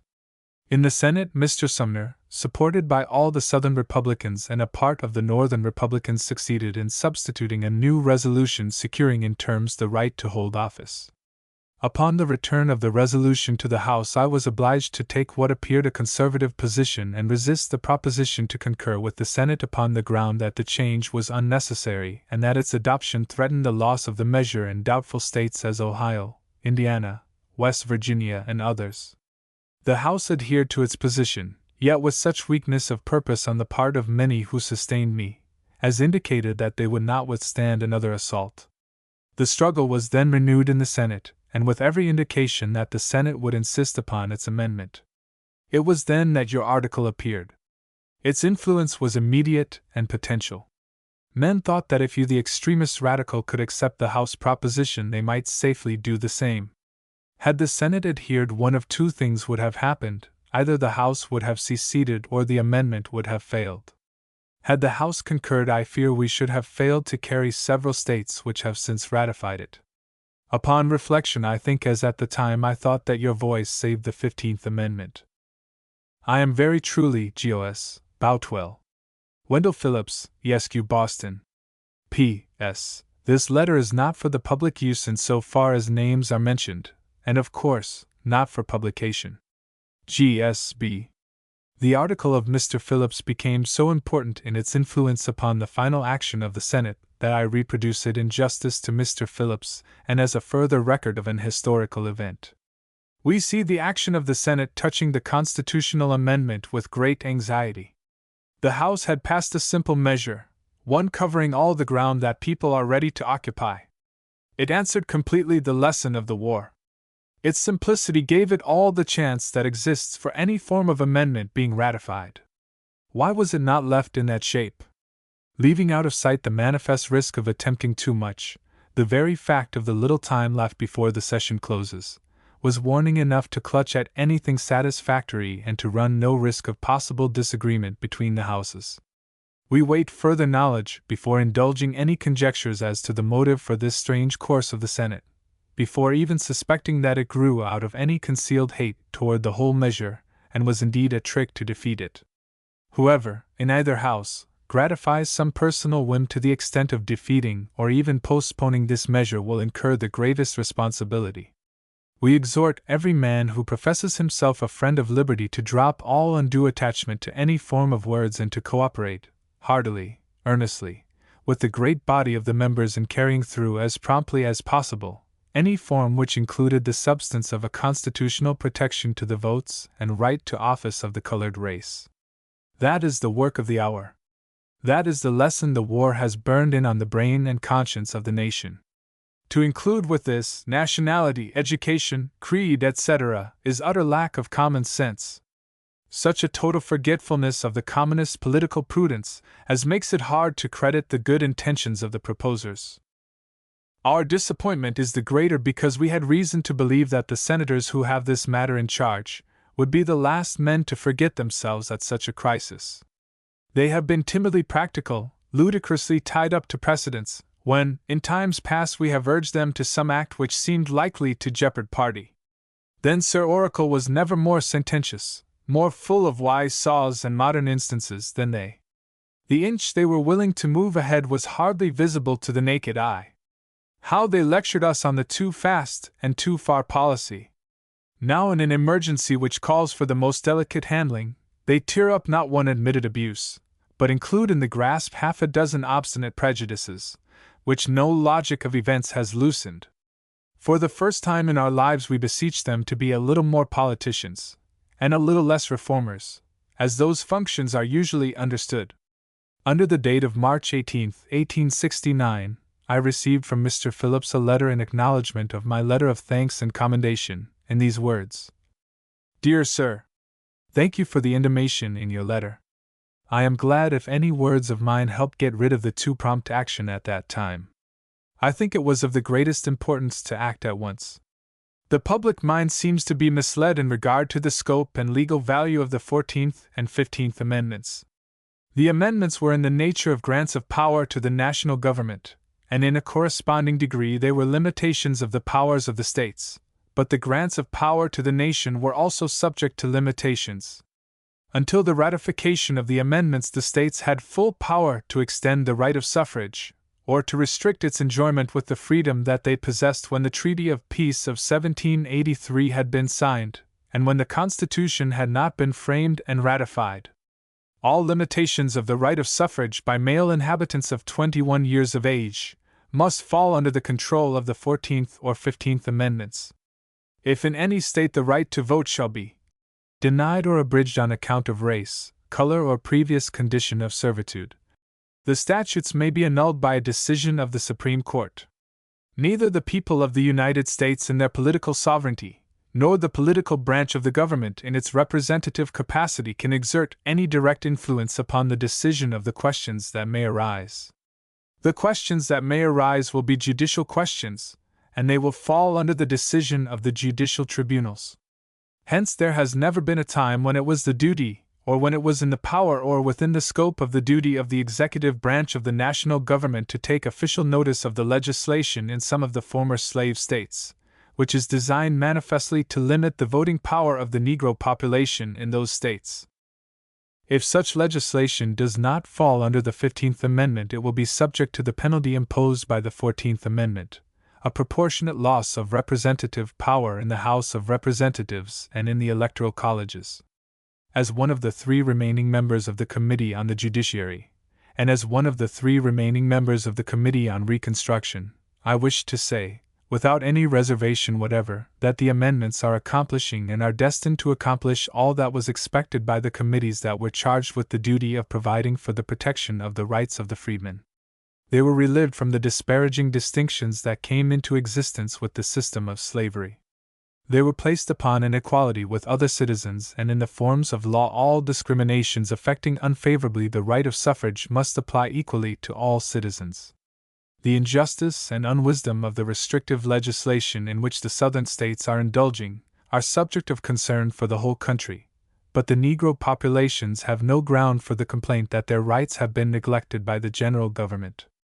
This, however, is true: the Negro population, in common with all others, has ground for just and continuing complaint against the legislation of Congress by which a portion of the inhabitants of the Hawaiian Islands have been denationalized on account of race or color, or on account of a condition of mental or physical inferiority. The process of reasoning by which the legislation of the states of the South is condemned by those who uphold the legislation in regard to Hawaii involves a question in political ethics which for the moment I am not able to answer in a manner satisfactory to myself. 31 Investigations following the Civil War. In the years 1865, 66, and 67, 3 important subjects of inquiry were placed in the hands of committees of which I was a member. The Committee on the Judiciary of the House of Representatives, by resolutions adopted respectively the 9th and 30th days of April, 1866, was directed to inquire into the nature of the evidence implicating Jefferson Davis and others in the assassination of Mr. Lincoln. James M. Ashley of Ohio introduced a resolution for the impeachment of President Johnson, and on the 7th day of January, 1867, the House authorized the Committee on the Judiciary to inquire into the official conduct of Andrew Johnson, Vice President of the United States, discharging the powers and duties of President of the United States, etc. By a resolution of the two Houses of Congress passed the 12th and 13th of December 1865, a joint committee was created under instructions to inquire into the condition of the states which formed the so-called Confederate States of America and report whether they or any of them are entitled to be represented in either House of Congress. William Pitt Fessenden was chairman on the part of the Senate, and Thaddeus Stevens was chairman of the part of the House. Upon the death of Mr. Stevens, I succeeded to his place. The testimony taken in these cases fills 3 huge volumes. No inconsiderable part of the testimony was taken by myself, and I was but seldom absent from the meetings of the committees. John Wilkes Booth. In no other situation in life is the character of a man more fully and truthfully brought into view than when he is placed upon the witness stand and subjected to an examination by counsel or others who aim to support opposite opinions and to reach adverse results. The committees that conducted the investigations were composed of men who entertained opposite views in regard to the reconstruction of the government, and in regard to the impeachment of President Johnson.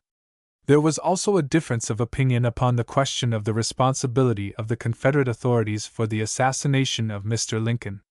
As a consequence of this diversity of opinion, the witnesses were subjected to the equivalent of a cross-examination in a court of justice. Some of the impressions of men that I received in the many hearings, and some of the opinions I formed, are recorded here. In each branch of these comprehensive inquiries there may be found something in the nature of evidence that may appear to have a bearing upon the assassination of Mr. Lincoln. It is my purpose in these paragraphs to bring into view the testimony which relates directly to John Wilkes Booth, the most conspicuous, and without question the chief criminal in the tragedy of the assassination of President Lincoln, and the attempt upon the life of Mr. Seward. The first step in the proceedings which culminated in the murder was the deposit at Surrattsville, a place about 5 miles from Washington, and owned by the Surratt family, of a carbine, 2 bottles of whiskey, a small coil of rope, a field glass, a monkey wrench, and some other articles. The house was kept by a man named Lloyd, and neither the character of the house nor that of the keeper could bear a rigid test in ethics. The deposit was made about the 1st of March by John H. Surratt, Atzerodt, and David E. Harold, all of whom were afterwards implicated in the crime. The articles were received and secreted by Lloyd, but only after objections by him, as appears from his testimony. Lloyd connected Mrs. Surratt with the crime by these facts, as related by him. She called upon Lloyd the Tuesday preceding the fatal Friday and gave him this message. She told me to have them ready, speaking of the shooting iron, that they would be called for or wanted soon, I have forgotten which. Mrs. Surratt made a second call the afternoon preceding the murder, when this conversation took place, as stated by Lloyd. When I drove up in my buggy to the backyard, Mrs. Surratt came out to meet me. She handed me a package, and told me as well as I remember to get the guns or those things. I really forget now which, though my impression is that guns was the expression she made use of, and a couple of bottles of whiskey, and give them to whoever should call for them that night. That night, after the murder, Booth and Harold called, and took the carbine and drank of the whiskey. In these facts there is a basis for a reasonable theory. The theory is this. Previous to the fall of Richmond and the surrender of Lee's army, the Confederate authorities set on foot a scheme for the capture and abduction of Mr. Lincoln. The articles deposited, including the rope and the monkey wrench, might be useful had Mr. Lincoln been abducted, but when the crime became murder the rope and wrench were neglected. This view derives support from 2 directions. In Booth's diary is this entry. April 13th to 14th Friday. The Ides. Until today nothing was ever thought of sacrificing to our country's wrongs. For 6 months we had worked to capture. But our cause being almost lost, something decisive and great must be done. But its failure was owing to others who did not strike for their country with a heart. Colonel Baker, a detective, testified that when he was in Canada, engaged in negotiations for the purchase of letters that had passed between the Confederate authorities at Richmond and Clay, Tucker, Thompson, and others, he read a letter from Jefferson Davis to Jacob Thompson dated March 8, 1865, in which was this expression: "The consummation of the act that would have done more to have ended this terrible strife, being delayed, has probably ruined our cause." The scheme for the abduction of Mr. Lincoln was a wild scheme, born of desperation, and its success would have worked only evil to the Confederacy. The purpose of the North would have been strengthened, the public feeling would have been embittered, and the friendship of England and of the Continental States would have been suppressed. When Lee had surrendered, when Davis was fleeing from Richmond, when Benjamin was preparing to leave the country, the leaders of the Confederacy could not have entertained a project for the capture of Mr. Lincoln, nor of any injury to him whatever. Their opposition to Mr. Lincoln was not tainted with personal hostility. One fact remains: the persons who had knowledge of the project to abduct Mr. Lincoln, and who were engaged in it at Washington, were implicated in the final crime. If Booth's diary can be accepted as a faithful representation of his mental condition, it will appear that he had on that fatal Friday submitted himself to the influence of three strong passions. He had accepted the South as his country, and he had come to look upon Mr. Lincoln as a tyrant and as its enemy. Hence he was influenced with hatred for Mr. Lincoln. Finally, he had become maddened by an ambition to rival, or to excel Brutus. The influence of his possession is to be seen in the entries in his diary in the days following the 14th of April. "I can never repent it, though we hated to kill. Our country owed all our troubles to him, and God simply made me the instrument of his punishment. The country is not what it was. This forced union is not what I have loved. I have not desired to outlive my country. After being hunted like a dog through swamps, woods, and last night being chased by gunboats till I was forced to return wet, cold, and starving with every man's hand against me, I am here in despair. And why? For doing what Brutus was honored for, what made Tell a hero. And yet I for striking down a greater tyrant than they ever knew, am looked upon as a common cutthroat. My action was purer than either of theirs. One hoped to be great. The other had not only his country's, but his own wrongs to avenge. I knew no private wrong. I struck for my country and that alone. A country that groaned beneath this tyranny, and prayed for the end, and yet now behold the cold hand they extend to me. God cannot pardon me if I have done wrong, yet I cannot see my wrong except in serving a degenerate people. The very little I left behind to clear my name, the government will not allow to be printed. So ends all.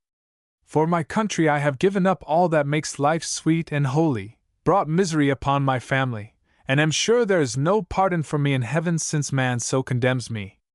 I do not repent of the blow I struck. I made before my God but not to man. I think I have done well. Thought I am abandoned with the curse of Cain upon me, when if the world knew my heart that one blow would have made me great, though I did desire no greatness. Finally, he writes, I bless the entire world. Have never hated or wronged anyone. This last was not a wrong unless God deems it so, and it is with him to damn or bless me. These extracts from Booth's diary reveal the influences that controlled him in the great tragedy in which he became the principal actor. The death of Booth was only a lesser tragedy than the death of Mr. Lincoln. Following the murder and escape of Booth, a small military force was organized hastily under the direction and command of Colonel Lafayette C. Baker, a detective in the service of the War Department. The force consisted of about 30 men, chiefly convalescents from the army hospitals in Washington. Colonel Everton G. Conger was in command of the expedition, and his testimony contains a clear account of what transpired at Garrett's farm, where Booth was captured and shot. Conger reached Garrett's farm on the night of the 25th of April, or the early morning of the 26th. The men were posted around the tobacco shed in which Booth and Harold were secreted, and their surrender was demanded by Conger. Booth refused to surrender and tendered, as a counter-proposition, a personal contest with the entire force. Harold surrendered. Upon Booth's persistent refusal to surrender, a fire was lighted in a corner of the building. Booth then came forward with his carbine in his hand and engaged in a conversation with Lieutenant L. Byron Baker. While so engaged, a musket was fired from the opposite side of the shed and Booth fell, wounded fatally in the neck, at or near the spot where Mr. Lincoln had been struck. Conger had given orders to the men not to shoot under any circumstances. The examination disclosed the fact that the shot was fired by a sergeant, named Boston Corbett. When Colonel Conger asked Corbett why he shot without orders, Corbett saluted the colonel and said, "Colonel, Providence directed me." Thus the parallel runs. Booth claimed that he was the instrument of the Almighty in the assassination of Lincoln, and Boston Corbett claimed that he acted under the direction of Providence when he shot Booth. Booth was shot at about 3 o'clock in the morning of April 26th, and he died at 15 minutes past 7. During that time he was conscious for about 3/4 of an hour. He asked whether a person called Jed had betrayed him. His only other intelligible remark was this: "Tell my mother I died for my country." During the afternoon preceding the assassination of Mr. Lincoln, Booth met John Matthews, a brother actor, and requested him to hand a letter to Mr. Coyle, of the National Intelligencer, the next morning. Matthews had a part in the play at Ford's Theatre. When the shot was fired and Matthews was changing his dress to leave the theatre, he discovered the letter, which for the time he had forgotten. When he reached his rooms, he opened the letter. It contained an avowal of Booth's purpose to murder the president, and he named 3 of his associates. Booth referred to a plan that had failed, and he then added, "The moment has at length arrived when my plans must be changed." These statements were made by Matthews from recollection. Matthews destroyed the letter under the influence of the apprehension that its possession would work his ruin. The records seem to warrant certain conclusions. 1. That the Confederate authorities at Richmond made a plan for the capture of Mr. Lincoln, and that Booth, Mrs. Surratt, and others, who were implicated finally in the murder, were concerned in the project to abduct the president and to hold him a hostage. 2. That the undertaking failed. 3. That following Lee's surrender and the downfall of the Confederacy, Booth originated the plan to murder the president, under the influence of the motives and reasons that are set forth in his diary and in the letter to Mr. Coyle. 4. His influence over the persons who were involved in the conspiracy to abduct Mr. Lincoln was so great that he was able to command their aid in the commission of the final crime. When the investigations were concluded, there remained in the possession of the Committee on the Judiciary a quantity of papers, affidavits, letters, and memoranda of no value as evidence. These were placed within a sealed package. The package was deposited with the clerk of the House of Representatives. The preservation of the papers may have been an error. They should have been destroyed by the committee. Some doubts were expressed, however, as to the authority of the committee. Further investigations were suggested as not impossible. I am the only person living who has knowledge of the papers. They are now in the possession of the House of Representatives. It is not in the public interest that the papers should become the possession of the public. Mr. Lincoln and the attack on Fort Sumter. The testimony of John Minor Botts of Virginia, given before the Joint Committee on Reconstruction, February 18, 1866, presents Mr. Lincoln as a diplomatist at the outset of his experience as president. Mr. Botts had been a leading member of the Whig Party, and he was a Union man from the beginning of the contest to the end of the war. As the work of secession was advancing in the Gulf states, Mr. Lincoln became anxious for the fate of the border states, and especially for Virginia and Kentucky, which promised to serve as barriers to the aggressive movements of the South in case of war. Mr. Botts came to Washington at the request of Mr. Lincoln in the early days of April, 1861, and they were together, and in private conversation during the evening of the 7th of April from 7 to 11 o'clock. In the conversation of that evening, the President gave Mr. Botts an account of the steps that he had taken to prevent a collision in the harbor of Charleston. Mr. Summers and Mr. Baldwin of Virginia had been delegates in the Peace Congress, and they had been counted among the Union men of the state. Soon after the inauguration, the President was informed that the small garrison in Fort Sumter was nearly destitute of provisions, and that an attempt to add to the supply would be resisted. The President, Mr. Summers, and Mr. Botts had served together as Whigs in the 30th Congress, and the President invited Mr. Summers by letter and by special messenger to a conference in Washington. To this invitation no answer was given by Mr. Summers until the 5th of April, when Mr. Baldwin appeared and said that he had come upon the request of Mr. Summers.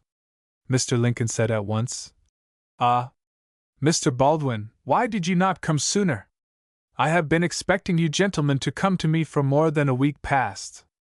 I had a most important proposition to make to you. I am afraid you have come too late.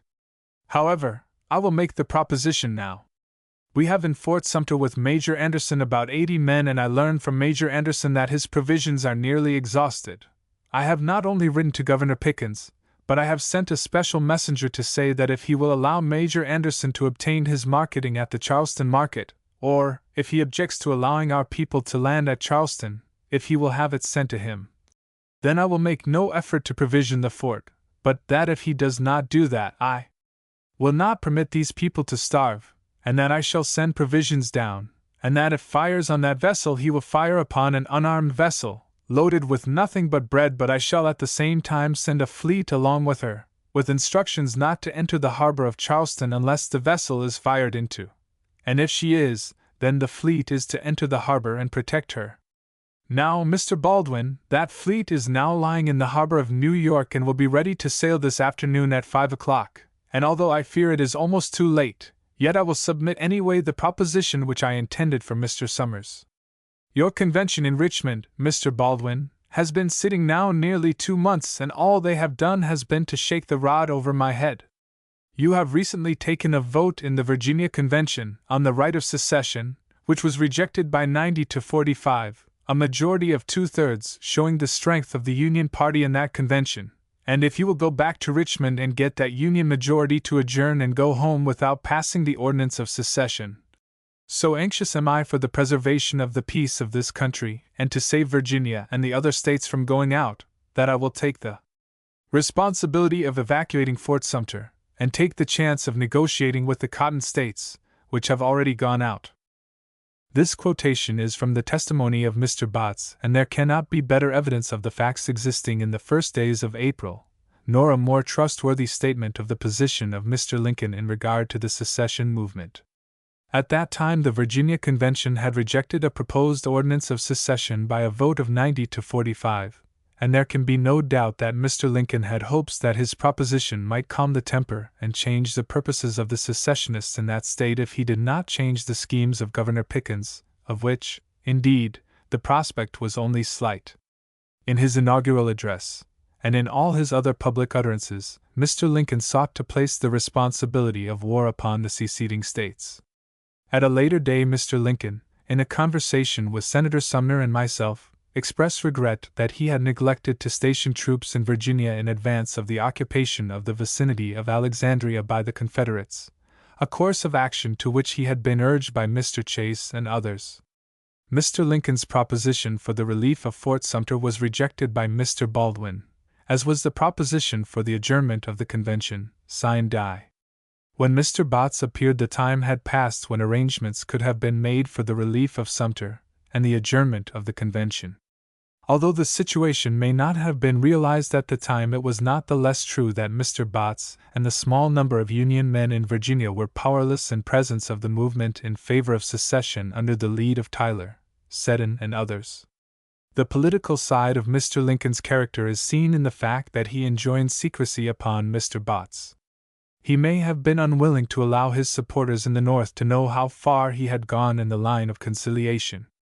In the conversation with Mr. Baldwin, Mr. Lincoln had given an assurance that upon the acceptance of his 2 propositions he would evacuate Fort Sumter.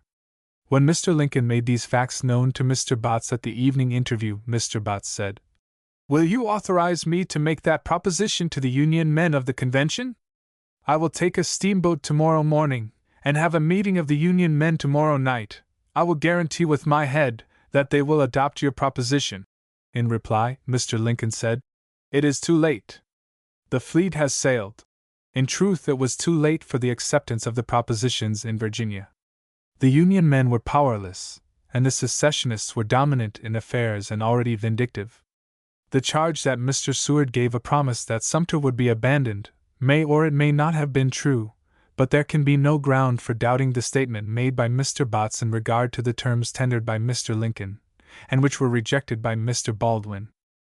Mr. Baldwin admitted the interview with Mr. Lincoln, and the nature of it as herein given, to Mr. John F. Lewis, who was a Union man and a member of the convention that adopted the Ordinance of Secession by a vote of 88 to 55. Of the three witnesses, Baldwin, Botts, and Lewis, Mr. Baldwin was the first witness who was examined by the Committee on Reconstruction. At that time, the committee had no knowledge of the conversation between Mr. Baldwin and President Lincoln. Speaking, apparently under the influence of the criticisms of Botts and Lewis of his rejection of Mr. Lincoln's propositions, Baldwin introduced the subject with the remark, "I had a good deal of interesting conversation with him, that is with Mr. Lincoln, that evening. I was about to state that I have reason to believe that Mr. Lincoln himself had given an account of this conversation which has been understood, but I am sure understood, by the persons with whom he talked, as giving the representation of it, that he had offered to me, that if the Virginia Convention would adjourn sine die he would withdraw the troops from Sumner and Pickens." As there was no occasion in the conversation between Lincoln and Baldwin for a reference to Fort Pickens, and as the President did not mention Fort Pickens in the account of the conversation that he gave to Mr. Botts, the denial of Mr. Baldwin may fall under one of the forms of falsehood mentioned by Shakespeare. The evidence is conclusive to this point, that at an interview at the Executive Mansion, April 5, 1861, between President Lincoln and Colonel John B. Baldwin, then a member of the Virginia Convention that finally adopted the Ordinance of Secession, President Lincoln assured Mr. Baldwin that he would evacuate Fort Sumter if the fort could be provisioned and the Virginia Convention would adjourn sine die. Colonel Baldwin's voluntary and qualified denial is of no value in presence of President Lincoln's report of the interview as given by Mr. Botts, and in presence of the testimony that Mr. Baldwin did not deny the truthfulness of Mr. Botts' limited statement, when it was asserted by Mr. Botts in the presence of Lewis. Alexander H. Stephens and his State Rights Doctrines. Upon the death of Mr. Calhoun, the task of maintaining the extreme doctrine of state rights, as that doctrine had been taught by Mr. Calhoun, fell upon Jefferson Davis and Alexander H. Stephens. That doctrine was carried to its practical results in the ordinances of secession as they were adopted by the respective states under the lead of Mr. Davis. If Mr. Stephens advised against secession, the advice given was not due to any doubt of the right of a state to secede from the Union, but to doubts of the wisdom of the undertaking. In form of proceedings, Mr. Stephens was examined by the Committee on the Judiciary, the 11th and 12th days of April, 1866, but in fact I was the only member of the committee who was present, and I conducted the examination in my own way, and without help or hindrance from others. It was the opinion of Governor Clifford of Massachusetts that the examination of Mr. Stephens gave the best exposition of the doctrine of state rights that had been made. I was then ignorant of the fact that in the Convention of 1787 the form of the preamble to the Constitution was so changed as to justify the opinion, if not to warrant the conclusion, that the state rights doctrines had been considered and abandoned. In two plans of a Constitution, one submitted by Mr. Randolph, and one by Mr. Charles Pinckney, and in the original draft of the Constitution as reported by Mr. Rutledge, the source of authority was laid in the respective states, which were named. This form was adhered to in the Rutledge Report, which was made August 6, 1787. On the 12th of September the Committee on Style reported the preamble, which opens thus: "We the people of the United States, etc." This change seems not to have been known to Mr. Webster, nor have I noticed a reference to it in any of the speeches that were made in the period of the active controversy on the doctrine of state rights. Mr. Stephens was a clear-headed and uncompromising expositor and defender of the doctrine of state rights, as the doctrine was accepted by General Lee and by the inhabitants generally of the slave states. Mr. Stephens did not disguise his opinions. "When the state seceded against my judgment and vote, I thought my ultimate allegiance was due to her, and I prepared to cast my fortunes and destinies with hers and her people rather than take any other course, even though it might lead to my sacrifice and her ruin." When he was asked for his reason for accepting the office of Vice President in the Confederacy, he said, "My sole object was to do all the good I could in preserving and perpetuating the principles of liberty, as established under the Constitution of the United States."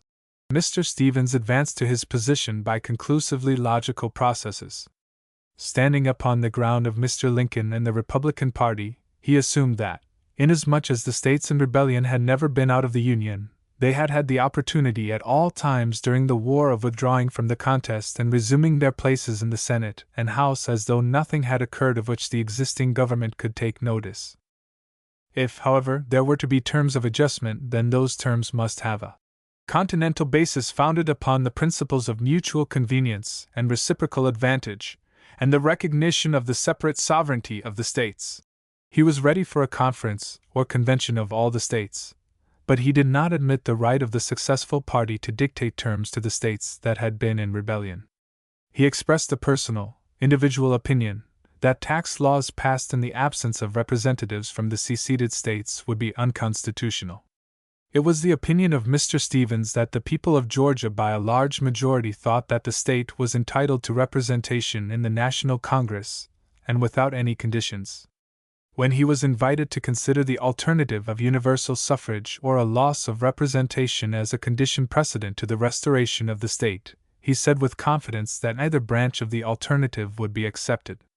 If Georgia is a state in the Union, her people feel that she is entitled to representation without conditions imposed by Congress, and if she is not a state in the Union, then she could not be admitted as an equal with the others if her admission were trammeled with conditions that did not apply to all the rest alike.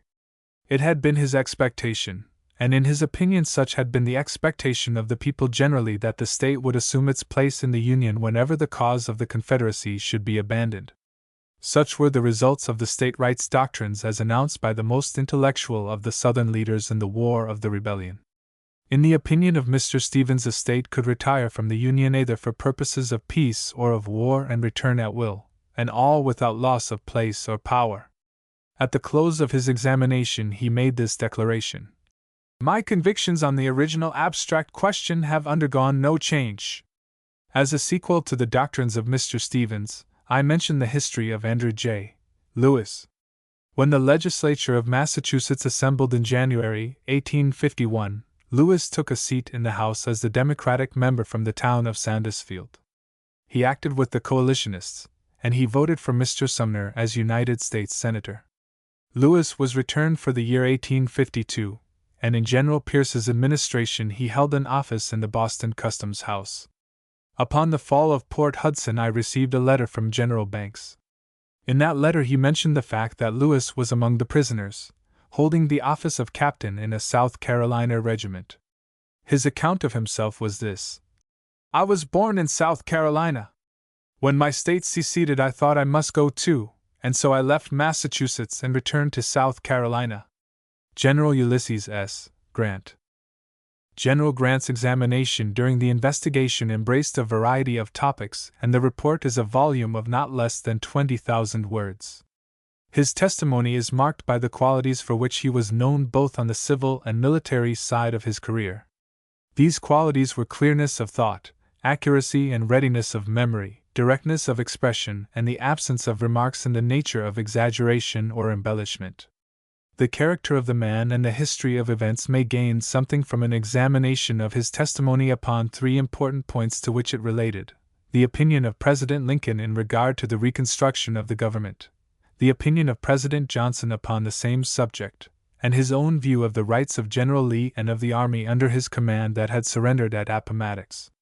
When President Johnson entered upon the work of reconstructing the government of North Carolina, it was claimed that he was giving form and effect to the plan which President Lincoln had accepted as a wise policy. There was some foundation for the claim, as appears from the testimony of General Grant, Mr. Seward, Mr. Stanton, and others, but there is no ground for the claim that Mr. Lincoln had matured a plan or had accepted any scheme of reconstruction at the hands of anyone. In an exigency, as in the case of the resignation of General Hooker, he could act immediately, but time and thought, and discussion with others were accepted as valuable aids, whenever there was not a pressure for instant action. General Grant was examined in July, 1867, and the opening was conducted by Mr. Eldridge of Wisconsin. It related to the parole granted to General Lee and his army. The nature of the questions led General Grant to make this remark: I will state here that I am not quite certain whether I am being tried, or who is being tried, by the questions asked. General Grant may have thought that Mr. Eldridge was endeavoring to secure from him an admission that he had exceeded his authority in the terms of the parole granted to General Lee. General Grant was able to state the terms with exactness, and within his powers as commander of the conquering army. He claimed that General Lee surrendered his army, in consideration of the fact that they were to be exempt from trial so long as they conformed to the obligations which they had taken. President Johnson claimed that the leaders should be tried. This position he abandoned previous to July 1867. Of an interview with President Johnson, General Grant made this statement. He insisted on it that the leaders must be punished, and wanted to know when the time would come when those persons could be tried. I told him when they violated their parole. In the opinion of General Grant, the terms of the parole did not include Jefferson Davis, as he had been captured. In the early part of the controversy, President Johnson insisted that General Lee should be tried for treason. That purpose on the part of the President was resisted by General Grant. His position, in his own language, was this: I insisted on it that General Lee would not have surrendered his army and given up all their arms if he had supposed that after surrender he was going to be tried for treason and hanged. I thought we got a very good equivalent for the lives of a few leaders in getting all those arms and getting themselves under control, bound by the oaths to obey the laws. That was the consideration, which I insisted upon, we had received. General Grant added. Afterwards he got to agreeing with me on that subject. On the question of political rights as involved in the surrender and in the parole, General Grant said, I never claimed that the parole gave those prisoners any political right whatever. I thought that that was a matter entirely with Congress, over which I had no control, that simply as General-in-Chief commanding the army, I had a right to stipulate for the surrender on terms which protected their lives. The parole gave them protection and exemption from punishment for all offenses not in violation of the rules of civilized warfare. The point of difference between General Grant and President Johnson in regard to the parole is very clear from General Grant's answers to questions by Mr. Thomas and Mr. Eldridge. You have stated your opinion as to the rights and privileges of General Lee and his soldiers. Do you mean that to include any political rights? I have explained that I did not. Was there any difference of opinion on that point between yourself and President Johnson at any time? On that point there was no difference of opinion, but there was as to whether the parole gave them any privileges or rights. He claiming that the time must come when they would be tried and punished, and I claiming that that time could not come except by a violation of their parole. Grant claimed also that the army that had surrendered to Sherman came under the same rules. These quotations give General Grant's standing as an interpreter of public law and as a leader capable of applying the rules and principles of public law to practical affairs. His training at West Point may have given him a knowledge of principles, and his good sense enabled him to apply the principles in the terms that he dictated at Appomattox.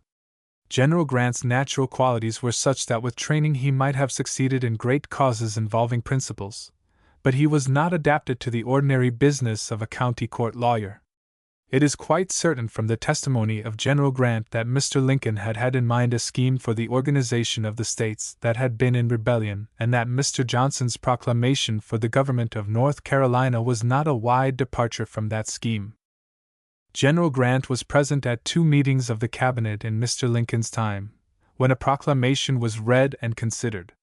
In the language of General Grant, after the assassination it continued right along, and I was there with Mr. Johnson. General Grant's interest was directed to 2 points. First, that civil government should be set up but subject to the final action of Congress, and second, that the parole should not be infringed. He states his position thus: I was always ready to originate matters pertaining to the army, but I was never willing to originate matters pertaining to the civil government of the United States. When I was asked my opinion about what had been done, I was willing to give it. I originated no plans and suggested no plans for civil government. The examination by Mr. Eldridge was in the nature of cross-examination and for the purpose of gaining an admission from General Grant that he had advised or sanctioned President Johnson's plan of Reconstruction. Hence General Grant's declarations that his part was limited to the military side of the measure, and that in his view the entire plan was subject to congressional action. General Grant's testimony is explicit upon these points. He advised President Johnson to grant a pardon to General Lee and a pardon to General Johnston. He was especially urgent in favor of a pardon to General Johnston in consideration of his speech to his army at the time of the surrender. He advised against the proclamation of amnesty upon the ground that the act was then premature. General Grant's testimony adds strength to the statement that President Johnson contemplated the recognition of a Congress composed of Democratic members from the North and of the representatives from the states that had been organized under the President's proclamation. I have heard him say, and I think I have heard him say it twice in his speeches, that if the North carried the election by members enough to give them, with the Southern members, a majority, why would they not be the Congress of the United States? In answer to this question, have you heard him make a remark kindred to that elsewhere? General Grant said. Yes, I have heard him say that aside from his speeches, in conversation. I cannot say just when. The North Carolina proclamation was read at an informal meeting at which only Grant and Stanton were with the President. General Grant did not criticize the paper. He said of it, "It was a civil matter, and although I was anxious to have something done, I did not intend to dictate any plan.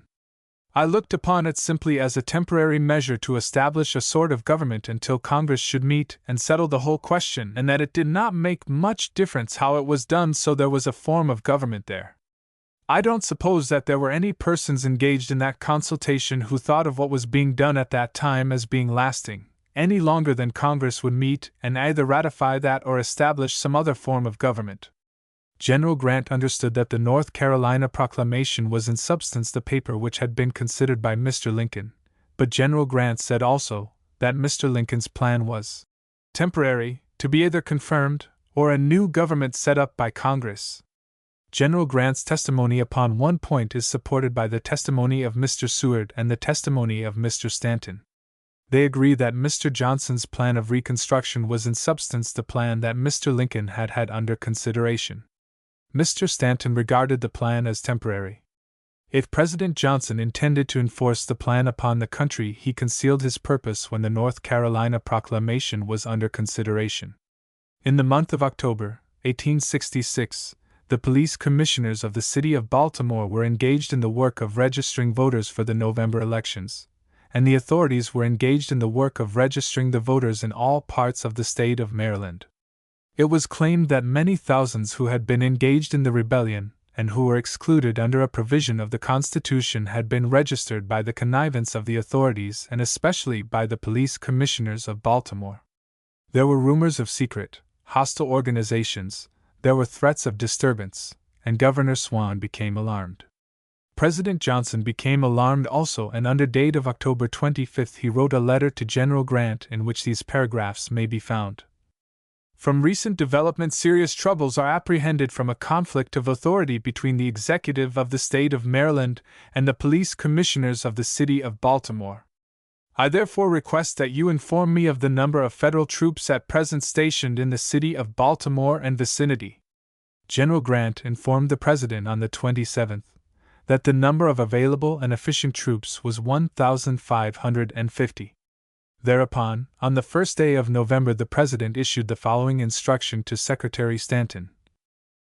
In view of the prevalence in various portions of the country of a revolutionary and turbulent disposition which might at any moment assume insurrectionary proportions and lead to serious disorders, and of the duty of the government to be at all times prepared to act with decision and effect, this force is not deemed adequate for the protection and security of the seat of government. Secretary Stanton referred the President's letter to General Grant with instructions to take such measures as in his judgment are proper and within his power to carry into operation the within directions of the President. Under this order 6 or 8 companies in New York and on the way to join regiments in the South were detained at Fort McHenry, and a regiment in Washington was under orders to be ready to move upon notice. On the second day of November, the President qualified his demands in a letter to Secretary Stanton and limited the expression of anxiety to the city of Baltimore. It is certain that General Grant and Secretary Stanton did not share the President's apprehensions, and the day of election passed without serious disturbance. In the Philadelphia Ledger of October 12, 1866, there appeared a series of questions which were accompanied by the statement, or the suggestion that the President had submitted them to the Attorney General for an official opinion. The questions related to the constitutional validity of the 39th Congress, and upon the ground that all the states were not represented although hostilities had ceased. From the testimony of Henry M. Flint, a newspaper correspondent, it appears that the President had no knowledge of the questions until after the publications in the Ledger. Flint's account of the affair may be thus summarized.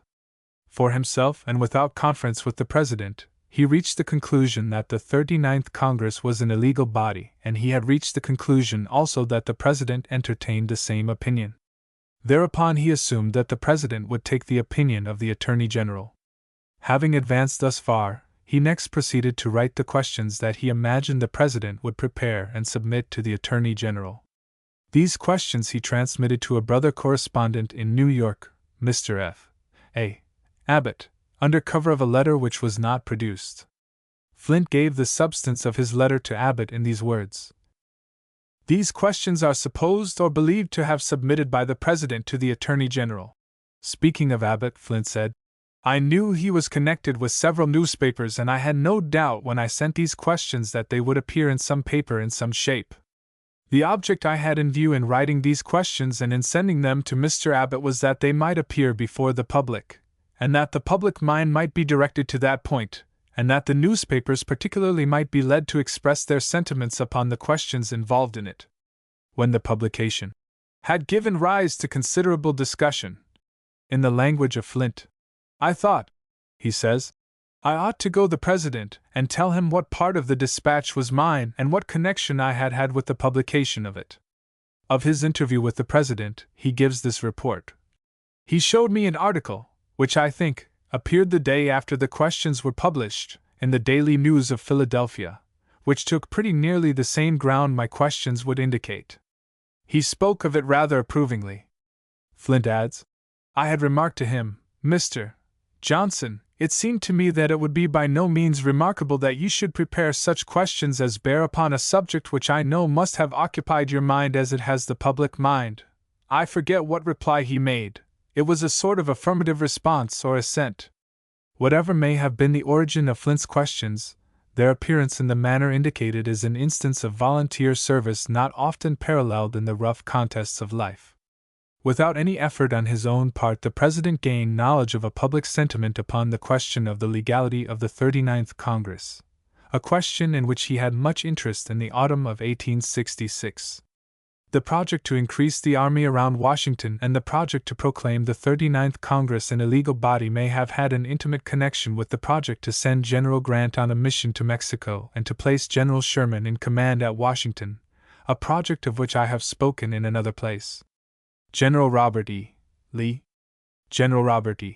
was examined by the Committee on Reconstruction the 17th day of February, 1866.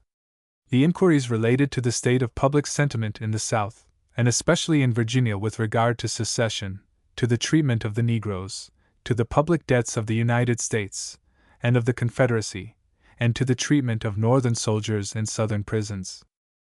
General Lee was then in good health, and in personal appearance he commended himself without delay.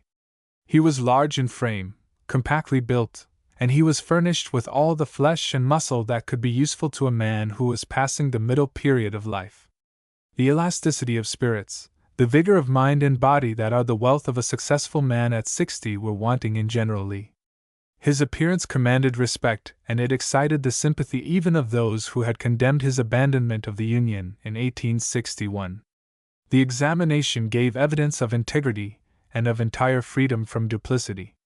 Freedom from duplicity was a controlling feature in General Grant's character, and in that attribute of greatness Grant and Lee may have been equals.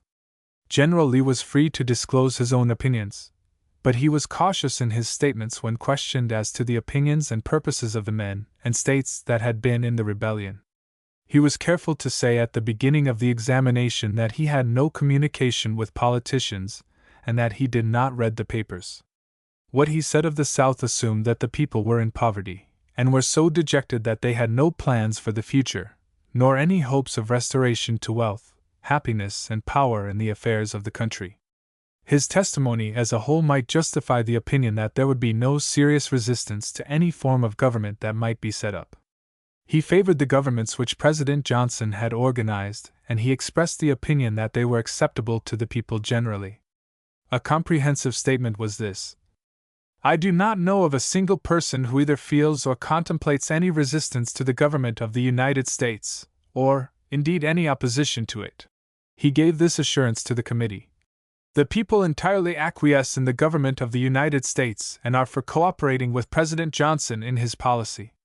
The payment of the public debt had not been a topic of discussion in his presence, but the people were disposed to pay such taxes as were imposed, and they were struggling to get money for that purpose.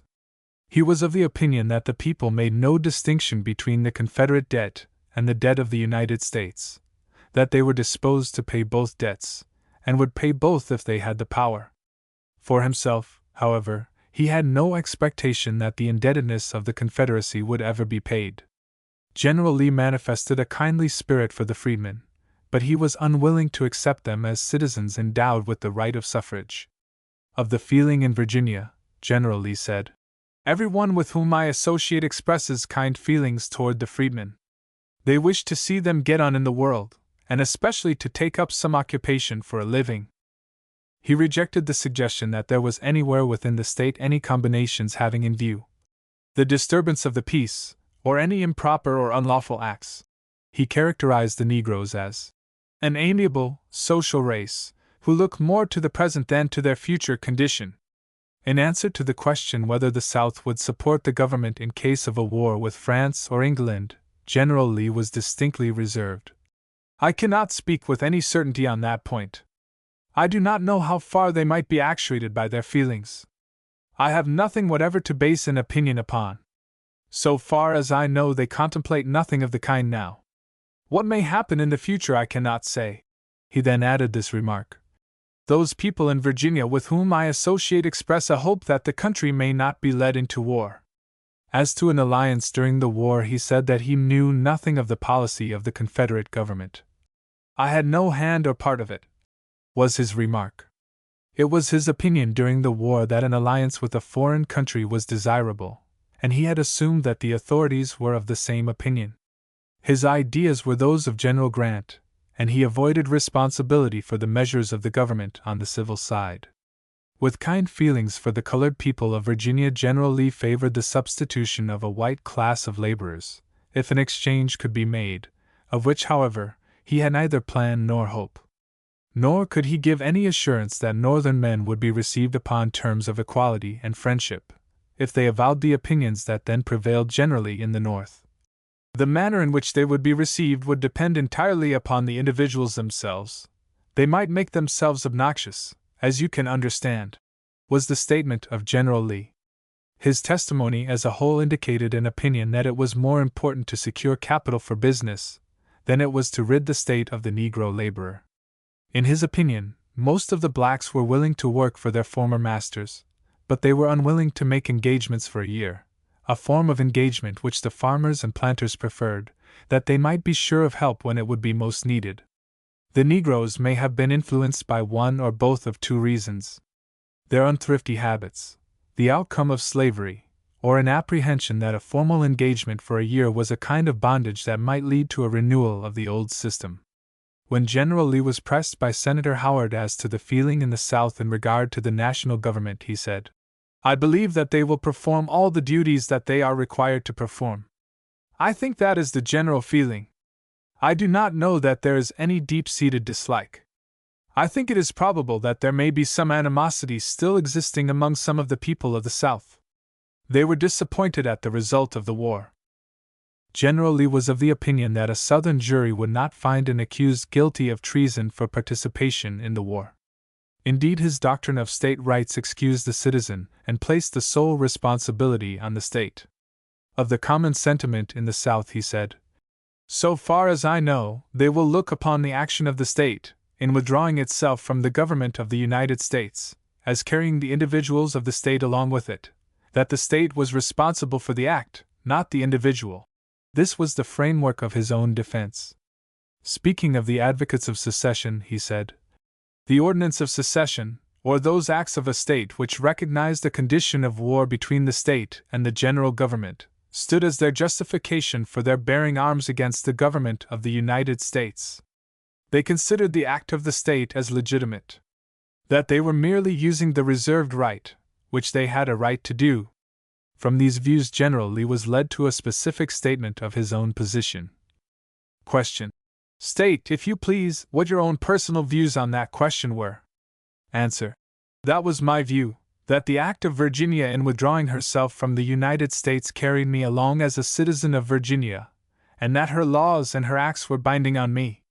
Question. And that you felt to be your justification in taking the course you did? Answer. Yes, sir. In the course of the examination General Lee expressed the opinion that the trouble was brought about by the politicians of the country. General Lee disclaimed all responsibility for the care and treatment of prisoners of war. He had always favored a free exchange of prisoners, knowing that the proper means for the care and comfort of prisoners could not be furnished in the Confederacy. He thought that the hardships and neglects had been exaggerated. As to himself, he had never had any control over prisoners, except as they were captured on the field of battle. He sent his prisoners to Richmond, where they came under the command of the Provost Marshal General. His orders to surgeons on the field were to treat all the wounded alike. In the examinations that were made by the committee I read a large number of reports of surgeons connected with the prisons and hospitals, and I may say that in all cases they exhibited humanity, and in many cases specific means of relief for the sufferings of the soldiers were recommended. Their reports were forwarded from officer to officer, but in a large majority of cases the reports were neglected. In a letter written by General Lee to his sister a few days before he abandoned the service of the United States, he expressed the opinion that there was no sufficient cause for the rebellion. This opinion, in connection with his opinion that the rebellion was the work of politicians, demonstrates the power which the doctrine of state rights had obtained over a man of experience and of admitted ability. Upon his own admission, he subordinated his conduct to the action of his state, and in disregard of his personal obligation through his oath of office. If he had followed his own judgment as to what was wise and proper, he would have remained in his place as an officer in the Army of the United States. If in 1861 an officer of the Army had entertained the opinion that the North was in the wrong and that the South was in the right, it could be claimed, fairly, that that officer might forswear his obligations to the old government and accept service in the Confederacy. Moral obliquity is not to be assumed in the case of General Lee. His pecuniary and professional interests must have invited him to remain in the Army. General Scott, a Virginian, was at the head of the Army, and General Scott was his friend. His promotion was certain, and important commands were probable. His large estates in the vicinity of the city of Washington were exposed to the ravages of war, if not to confiscation. These sacrifices, some certain, and others probable, were present when he left Washington and entered into the service of the Confederacy under the superior authority of the state of Virginia, in disregard of his own opinion, and in disregard, not to say violation, of his oath as a soldier who had sworn to support the Constitution of the United States. General Lee was unable to say whether he had taken an oath to support the Confederate States. He could not recall the fact of taking the oath, but he said he should have taken the oath if it had been tendered to him. The full report of the testimony of General Lee should appear in any complete biography of the man. It reveals his character, explains the leading influences to which he was subjected, and it sheds light upon the state of public opinion in the South at the end of the contest in arms. General Scott and General George H. Thomas were Virginians, but they acted in defiance of the state rights doctrines of the South. In April 1861, General Scott gave me an account of the efforts that had been made to induce him to follow the fortunes of Virginia, and he spoke with a voice of emotion of his veneration for the flag, and of his attachment to the Union. General George H. Thomas. Of the soldiers of the Northern Army in the War of the Rebellion, General George H. Thomas takes rank next after the first three: Grant, Sherman, and Sheridan. When Grant became president and Sherman was general of the army, the president was unwilling to appear to neglect either Sheridan or Thomas. With high appreciation of Thomas as a soldier, the president gave higher rank to Sheridan. He said to me that he placed Sheridan above every other officer of the war. He gave Sheridan credit for two supreme qualities: great care in his plans and great vigor in execution. Yet, although the President acted upon a sound basis of opinion, the choice left a painful impression upon his memory. General Thomas and General Lee were alike in personal appearance, and they resembled each other in their mental characteristics. In one important particular they differed. General Thomas had no respect for state rights doctrines. He was a native of Virginia, but there was no indication in his testimony, nor were there rumors, that he had ever hesitated in his course when the rebellion opened. General Thomas was examined by the Committee on Reconstruction January 29 and February 2, 1866. He was then in command of the military division of the Tennessee, which included the states of Kentucky, Tennessee, Georgia, Alabama, and Mississippi. It was the main object of the committee to obtain information as to the public sentiment touching the treatment of the Negroes and the re-establishment of civil government in the states that had been in rebellion. The Union sentiment was stronger in Tennessee than in any other state of the Confederacy. The inhabitants of the mountainous districts of eastern and middle Tennessee had been loyal from the opening of the contest in 1860 and 1860. Yet in 1866 General Thomas advised the committee that it would not be safe to remove the national troops from Tennessee, or to withdraw martial law, or to restore the writ of habeas corpus to its full extent. At that time the peace of eastern Tennessee was disturbed by family feuds and personal quarrels, the outcome of political differences. In West Tennessee and in portions of Middle Tennessee there was a deep-seated hostility to Union men, and especially to Southern men who had served in the Union Army. General Thomas said of them, "They are more unfriendly to Union men natives of the state of Tennessee or of the South, who have been in the Union Army, than they are to men of Northern birth." At that time the contract system of labor had been introduced, and the contracts were regarded as binding both by whites and blacks. General Thomas advised the admission of Tennessee into the Union as a state, and his advice was acted upon favorably by its admission in the summer of that year. His recommendations were based upon the facts that Tennessee had repudiated the rebel debt, had abolished slavery, had adopted the constitutional amendment upon that subject, had passed a franchise law prohibiting from voting every man who had been engaged in the rebellion, and had passed a law allowing Negroes to testify. His opinion of the 4 other states of his command was not as favorable. "I have received communications from various persons in the South that there was an understanding among the rebels and perhaps organizations formed or forming, for the purpose of gaining as many advantages for themselves as possible, and I have heard it also intimated that these men are very anxious and would do all in their power to involve the United States in a foreign war, so that if a favorable opportunity should occur, they might then again turn against the United States." At the end of his first examination he gave this opinion as the result of his experience. Question: In what could those advantages consist in breaking up the government? Answer: They would wish to be recognized as citizens of the United States, with the same rights they had before the war.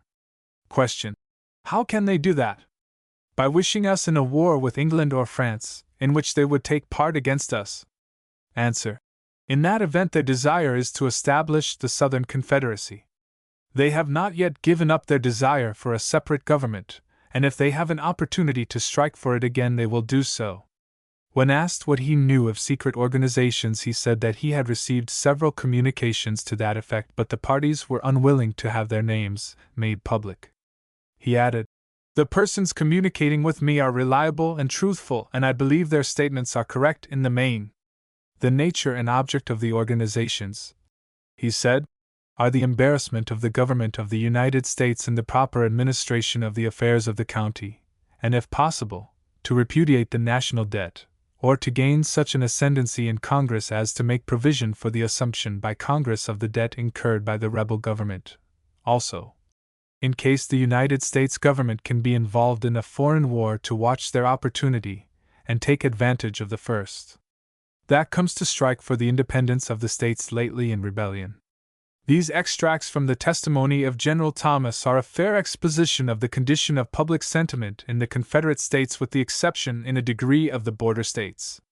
It is apparent also that General Thomas had not the degree of confidence in the good purposes of those who had been in the rebellion that was entertained by Northern officers including Grant, Sherman, and Sheridan. As the loyal men of the South were greater sufferers from the war, their hostility was more intense against those who were responsible for the war. If we cannot say that Thomas was a great soldier in the large use of the phrase, it can be said that he was a good soldier, and that without qualifying words. He should live in history as a true patriot and a man of the highest integrity. Secretary Stanton. Of the men who occupied places in Mr. Lincoln's cabinet, no one was more free from just criticism affecting unfavorably the value of his public services than Secretary Stanton. Of those who were nearest to him, no one ever received the impression from his acts or his conversation that he thought of the presidency as a possibility under any circumstances. Seward, Chase, and Bates had been candidates at Chicago in 1860, and whatever may have been the fact in regard to Seward and Bates, it is quite certain that ambition for the presidency never lost its hold upon Mr. Chase, even when he became Chief Justice of the United States. Coupled with the absence of ambition, or perhaps in a degree incident to the absence of ambition, Mr. Stanton was the possessor of courage for all the emergencies of the place that he occupied, a courage that was always available, whether in its exercise the wishes of individuals or the fortunes of the country were involved. It was understood by those who frequented the War Office in the gloomy days of 1862 and 63 that a card signed A.L. would not always command full respect from Secretary Stanton. He was a believer in the rigid principles of the Army, and although he was a humane man, he smothered or subdued his sympathy for heartbroken mothers whose sons had deserted the cause of the country, in his determination to save the country through the strictest enforcement of the rules and regulations of the Army. Mr. Lincoln, in his abounding good nature, could not resist the appeals of disconsolate wives and heart-stricken mothers, and it was often Mr. Stanton's fortune to resist such appeals even when supported by the President's card in the form of a request which in ordinary times and upon ordinary men would be treated as an order. Hence there may have been a foundation for the report that an unsuccessful user of one of the President's cards returned to the President for a reinforcement of the order. The President insisted upon a full report of the Secretary's answer. The applicant repeated the Secretary's remark, which was not complimentary to the President's good sense. The President hesitated, and then declined to renew the order, saying, "Stanton is generally right." Mr. Stanton's testimony was taken February 11, 1867, and on subsequent days. The record of the text and the accompanying documents cover more than 200 printed pages. The evidence was taken by the Committee on the Judiciary, and it had special reference to the charges that had been made against President Johnson. At that time, the separation between Mr. Stanton and the President had become irreconcilable, but there are no indications of hostility in the answers given by the Secretary. Indeed, he assumed, without reserve, full responsibility for acts that had been charged on the President by others. During the war, the railroads that fell within our lines were appropriated to the use of the United States, and heavy outlays had been made upon some of them for repairs and improvements. In many cases expenses had been incurred that in the hands of the corporation would not have been chargeable to a construction account. In a majority of cases, if not in all, the roads had been surrendered without compensation, and the rolling stock had been transferred for very slight consideration.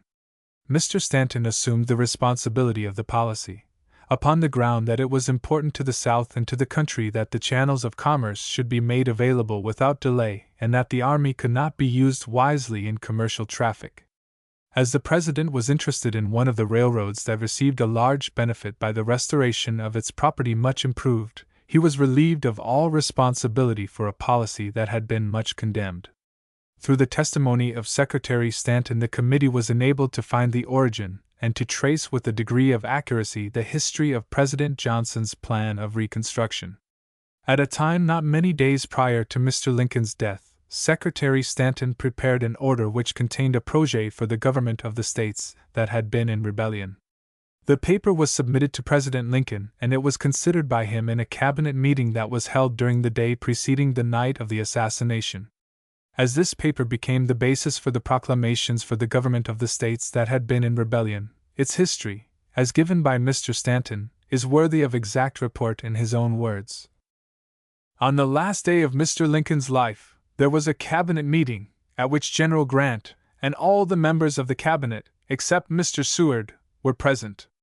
General Grant at that time made a report of the condition of the country, as he conceived it to be, and as it would be on the surrender of Johnston's army, which was regarded as absolutely certain. The subject of Reconstruction was talked of at considerable length. Shortly previous to that time I had myself, with a view of putting into a practicable form the means of overcoming what seemed to be a difficulty in the mind of Mr. Lincoln, as to the mode of Reconstruction, prepared a rough draft of a form or mode by which the authority and laws of the United States should be re-established, and governments reorganized in the rebel states under the federal authority, without any necessity whatever for the intervention of rebel organizations or rebel aid. In the course of that consultation Mr. Lincoln alluded to the paper, went into his room, brought it out, and asked me to read it, which I did, and explained my ideas in regard to it. There was one point which I had left open, that was as to who should constitute the electors in the respective states. I left a blank upon that subject to be considered. There was at that time nothing adopted about it, and no opinions expressed. It was only a projet. At the request of Mr. Lincoln and the cabinet, the order was printed and a copy was given to each member, and a copy was given to Mr. Johnson when he had become president. The plan was further considered in Mr. Johnson's cabinet, and some alterations were made. The point of chief difference related to the elective franchise, whether it should be extended to the Negro race. Mr. Stanton said, "There was a difference of opinion upon that subject. The President expressed his views very clearly and distinctly. I expressed my views, and other members of the cabinet expressed their views. The objection of the President to throwing the franchise open to the colored people appeared to be fixed, and I think every member of the cabinet assented to the arrangement as it was specified in the proclamation relative to North Carolina. After that I do not remember that the subject was ever again discussed in the cabinet." Thus from Mr. Stanton's testimony we gather the important facts as to the origin of a measure which became the subject of bitter controversy between President Johnson and the Republican Party. The framework of the North Carolina proclamation was furnished by Mr. Stanton.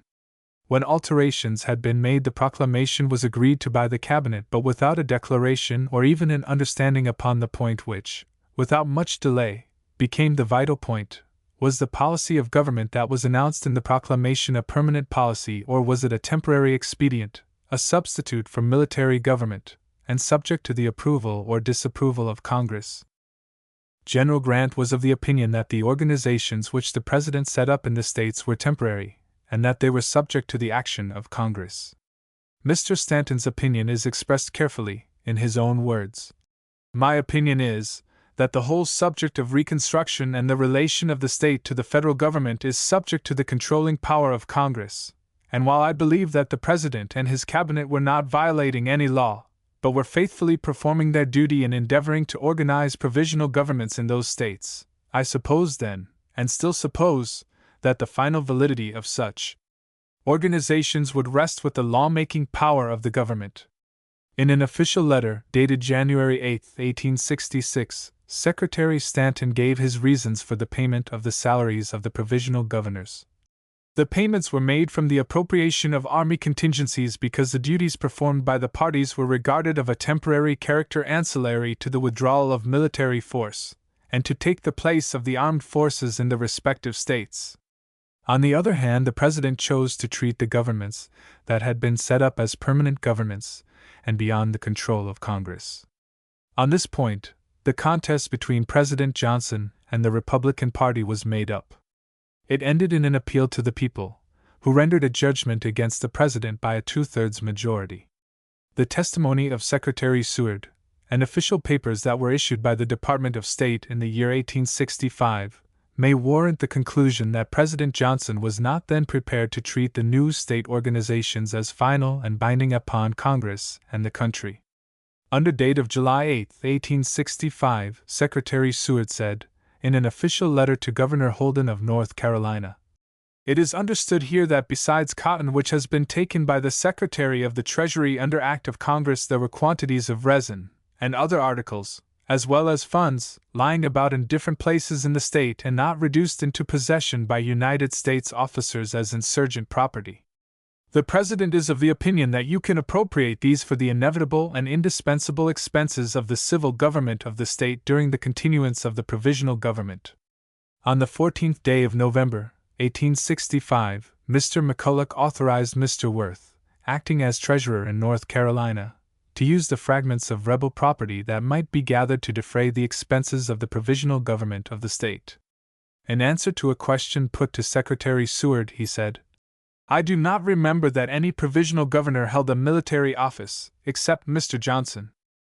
In the further examination of Mr. Seward, May 16, 1867, he indicated his concurrence with President Johnson in this remark. The object was to proceed with the work of the restoration of the Union as speedily and effectively and wisely as possible, having no reference as to whether Congress would be in session or not.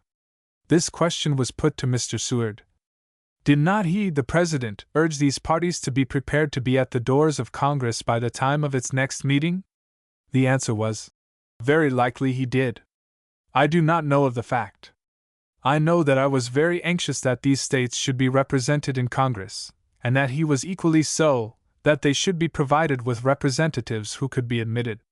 The policy of the administration, July 24, 1865, is set forth in a dispatch from Secretary Seward to Governor Sharkey, of Mississippi. He is addressed as provisional governor. The President sees no occasion to interfere with General Slocum's proceedings. The government of the state will be provisional only until the civil authorities shall be restored with the approval of Congress.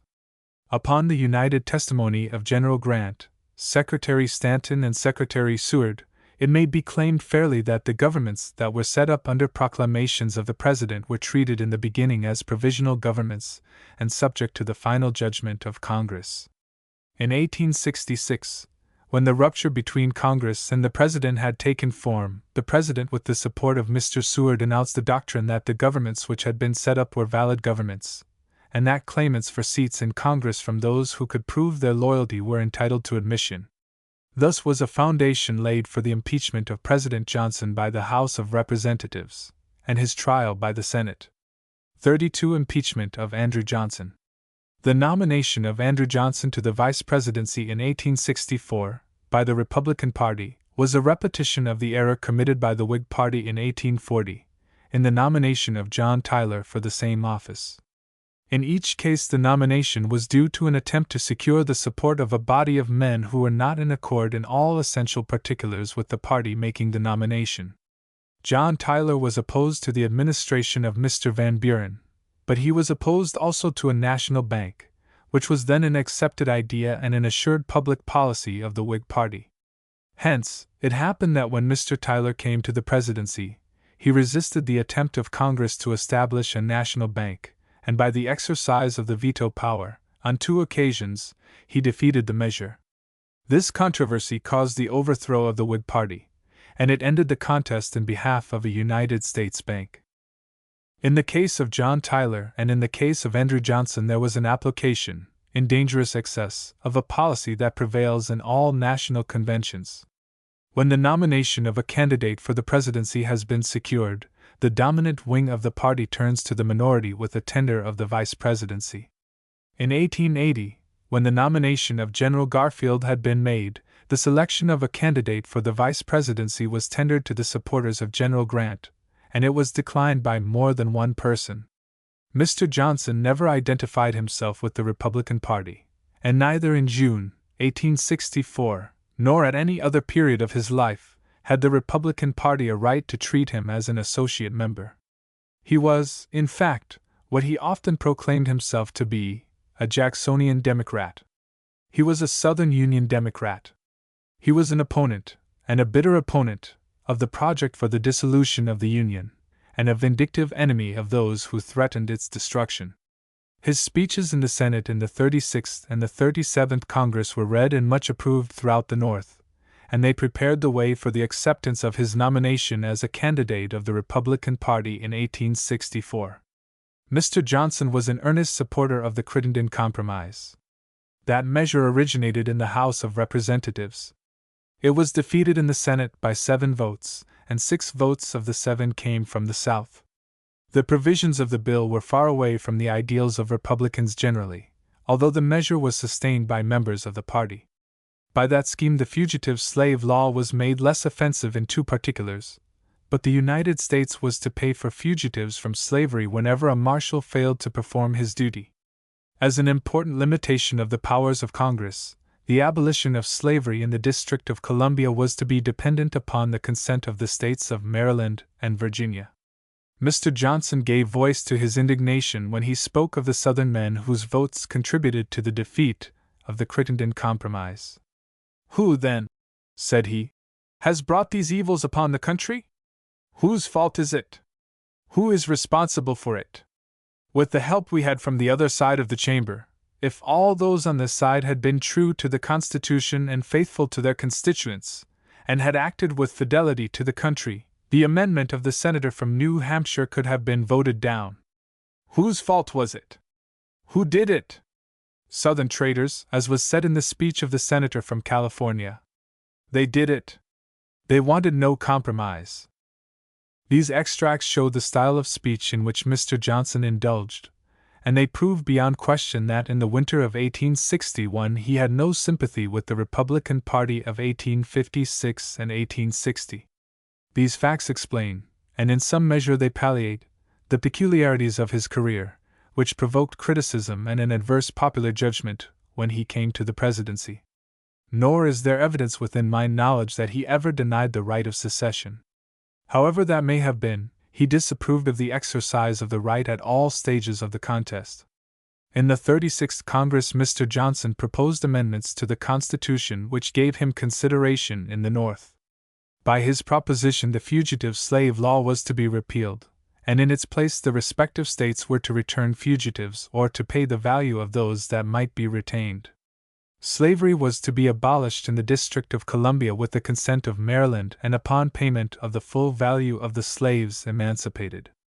The territories were to be divided between freedom and slavery.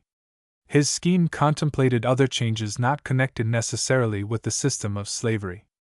Of these I mention the election of President, Vice President, Senators, and Judges of the Supreme Court by the people, coupled with a limitation of the terms of judges to 12 years. The Crittenden Resolution contained these declarations of facts and policy. 1. The present deplorable war has been forced upon the country by the disunionists of the Southern states. 2. Congress has no purpose of conquest or subjugation, nor purpose of overthrowing or interfering with the established rights of those states. Upon a motion to include disunionists in the North under the first charge, Mr. Johnson voted in the negative with Sumner, Wilson, Wade, and other Republicans. This brief survey of Mr. Johnson's congressional career at the opening of the war may indicate the characteristics of his mind in controversy and debate, and furnish means for comprehending his actions in the troublous period of his administration. Some conclusions are deducible from this survey. First of all, it is to be said that he never assumed to be a member of the Republican Party. Next, I do not find evidence which will justify the statement that he was a disbeliever in the right of a state to secede from the Union. It is manifest that he was not an advocate of the doctrine of political equality, as it came to be taught by the leaders of the Republican Party. When he became president, he was an opponent of Negro suffrage. This record, though not concealed, was not understood by the members of the convention that placed him in nomination for the second office in the country. This analysis prepares the way for an extract from the testimony of Mr. Stanley Matthews, who was afterwards a justice of the Supreme Court, and who was examined by the Judiciary Committee of the House of Representatives when engaged in investigating the doings of the President previous to his impeachment. Mr. Johnson was appointed military governor of Tennessee the 3rd day of March, 1862. Colonel Matthews was provost marshal at Nashville, where Johnson resided during his term as governor. In that term, Matthews and Johnson became acquainted. When Johnson was on his way to Washington to take the oath of office, he stopped at the Burnett House in Cincinnati. Matthews called upon him. Matthews had been a Democrat until the troubles in Kansas. In the conversation at the Burnett House, Mr. Johnson made these remarks, after some personal matters had been disposed of. I quote from the testimony of Judge Matthews, I inquired as to the state of public feeling on political matters in Tennessee at that time. He remarked that very great changes had taken place since I had been there, that many of those who at first were the best Union men had turned to be the worst rebels, and that many of those who had originally been the worst rebels were now the best Union men. I expressed surprise and regret at what he said in reference to the matter. We were sitting near each other on the sofa. He then turned to me and said, "You and I were old Democrats." I said, "Yes." He then said, "I will tell you what it is, if the country is ever to be saved, it is to be done through the old Democratic Party." I do not know whether I made any reply to that, or if I did, what it was, and immediately afterwards I took my leave. The larger part of this quotation is only important as leading up to the phrase that is emphasized, and which may throw light upon Mr. Johnson's policy and conduct when he came to the presidency. This conversation occurred in the month of February 1865, and it must be accepted as evidence, quite conclusive, that Mr. Johnson was then opposed to the policy of the Republican Party, whose honors he had accepted. In a party sense, Mr. Johnson was not a Republican, he was a Union Democrat. He was opposed to the dissolution of the Union, but not necessarily upon the ground that the Union had a supreme right to exist in defiance of what is called state sovereignty. This with the Republican Party was a fundamental principle. Under the influence of the principles of the old Democratic Party, Mr. Johnson advanced to the vice presidency, and while under the influence of the same idea he became president. When the Republican Party came to power, the state of Maryland, that portion of Virginia now known as West Virginia, the state of Kentucky, and the state of Missouri were largely under the influence of sympathizers with the 11 seceding states of the South. It was necessary in Maryland, Kentucky, and Missouri to maintain the ascendancy of the national government by the exhibition of physical force, and in some instances by its actual exercise. Mr. Lincoln's policy in regard to the question of slavery was controlled, up to the month of July, 1862, by the purpose to conciliate Union slaveholders in the states mentioned. Of his measures I refer to the proposition to transfer the free Negroes to Central America, for which an appropriation of $25,000 was made by Congress. Next, Congress passed an act for the abolition of slavery in the District of Columbia upon the payment of $300 for each slave emancipated. Without representing in his history or in his person the slave-holding interests of the South, Mr. Johnson was yet a Southern man with Union sentiments. The impression was received therefrom that his influence would be considerable in restraining, if not in conciliating slave holders in what were called the border states. These facts tended to his nomination for the vice presidency. I have no means for forming an opinion that is trustworthy as to the position of Mr. Lincoln in reference to the nomination of Mr. Johnson. His nomination may justify the impression that the Republican Party was in doubt as to its ability to re-elect Mr. Lincoln in 1864. From the month of July, 1862, to the nomination in 1864, I had frequent interviews with Mr. Lincoln, and I can only say that, during the period when the result of the election was a subject of thought, he gave no intimation in the conversations that I had with him that the element of doubt as to the result existed in his mind. From what has been said, the inference may be drawn that Mr. Johnson came to the vice presidency in the absence of any considerable degree of confidence on the part of the Republican Party, although there were no manifestations of serious doubt as to his fitness for the place, or as to his fidelity to the principles of the party. The incidents of the inauguration of Mr. Johnson in the Senate chamber, and especially his speech on the occasion, which was directed, apparently, to the diplomatic corps, excited apprehensions in those who were present, and the confidence of the country was diminished materially concerning his qualifications for the office to which he had been elected. Without delay these apprehensions circulated widely, and they were deepened in the public mind by the assassination of Mr. Lincoln and the elevation of Mr. Johnson to the presidency. The public confidence received a further serious shock by his proclamation of May 29, 1865, for the organization of a state government in North Carolina. That proclamation contained provisions in harmony with what has been set forth in this paper concerning the political principles of Mr. Johnson. First of all, he limited the franchise to persons qualified as prescribed by the Constitution and laws of the state of North Carolina in force immediately before the 20th day of May, 1861, the date of the so-called Ordinance of Secession.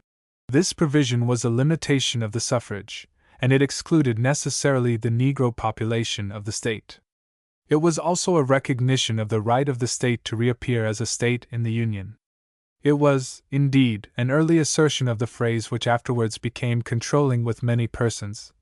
Once a state, always a state. He further recognized the right of the state to reappear as a state in the organization and powers of the convention which was to be called under the proclamation.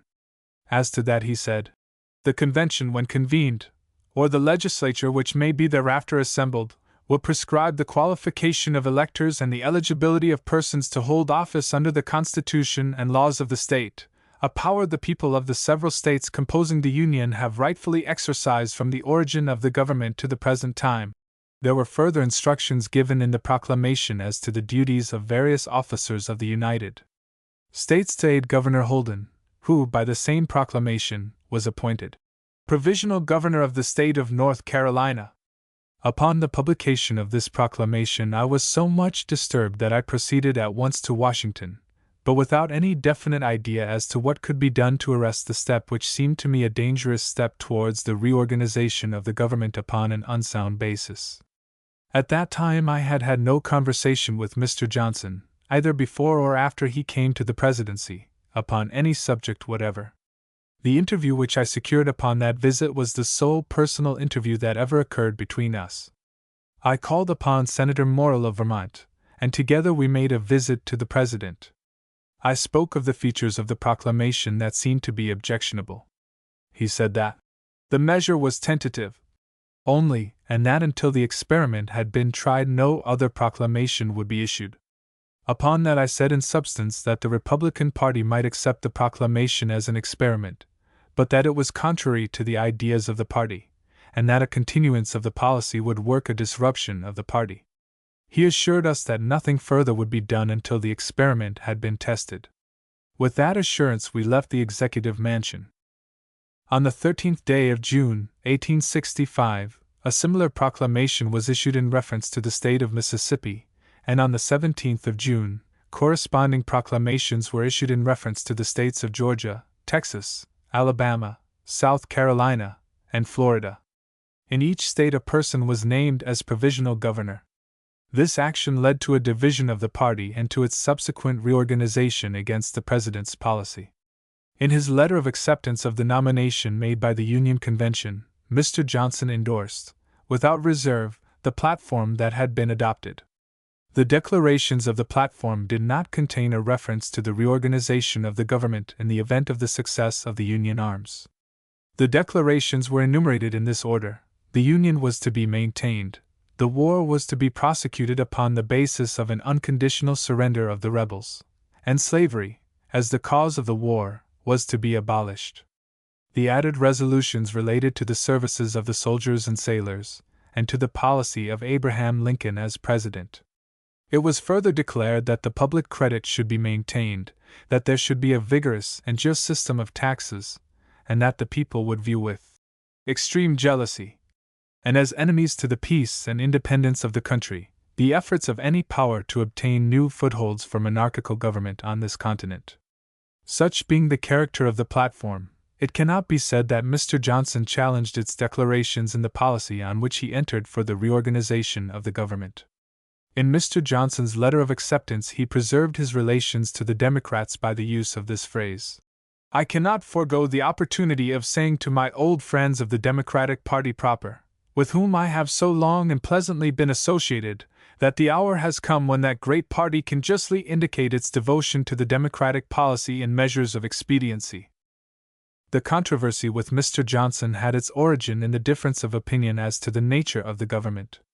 That difference led him to the conclusion that the rebellion had not worked any change in the legal relations of the seceding states to the national government. His motto was this: "Once a state, always a state," whatever might be its conduct either of peace or war.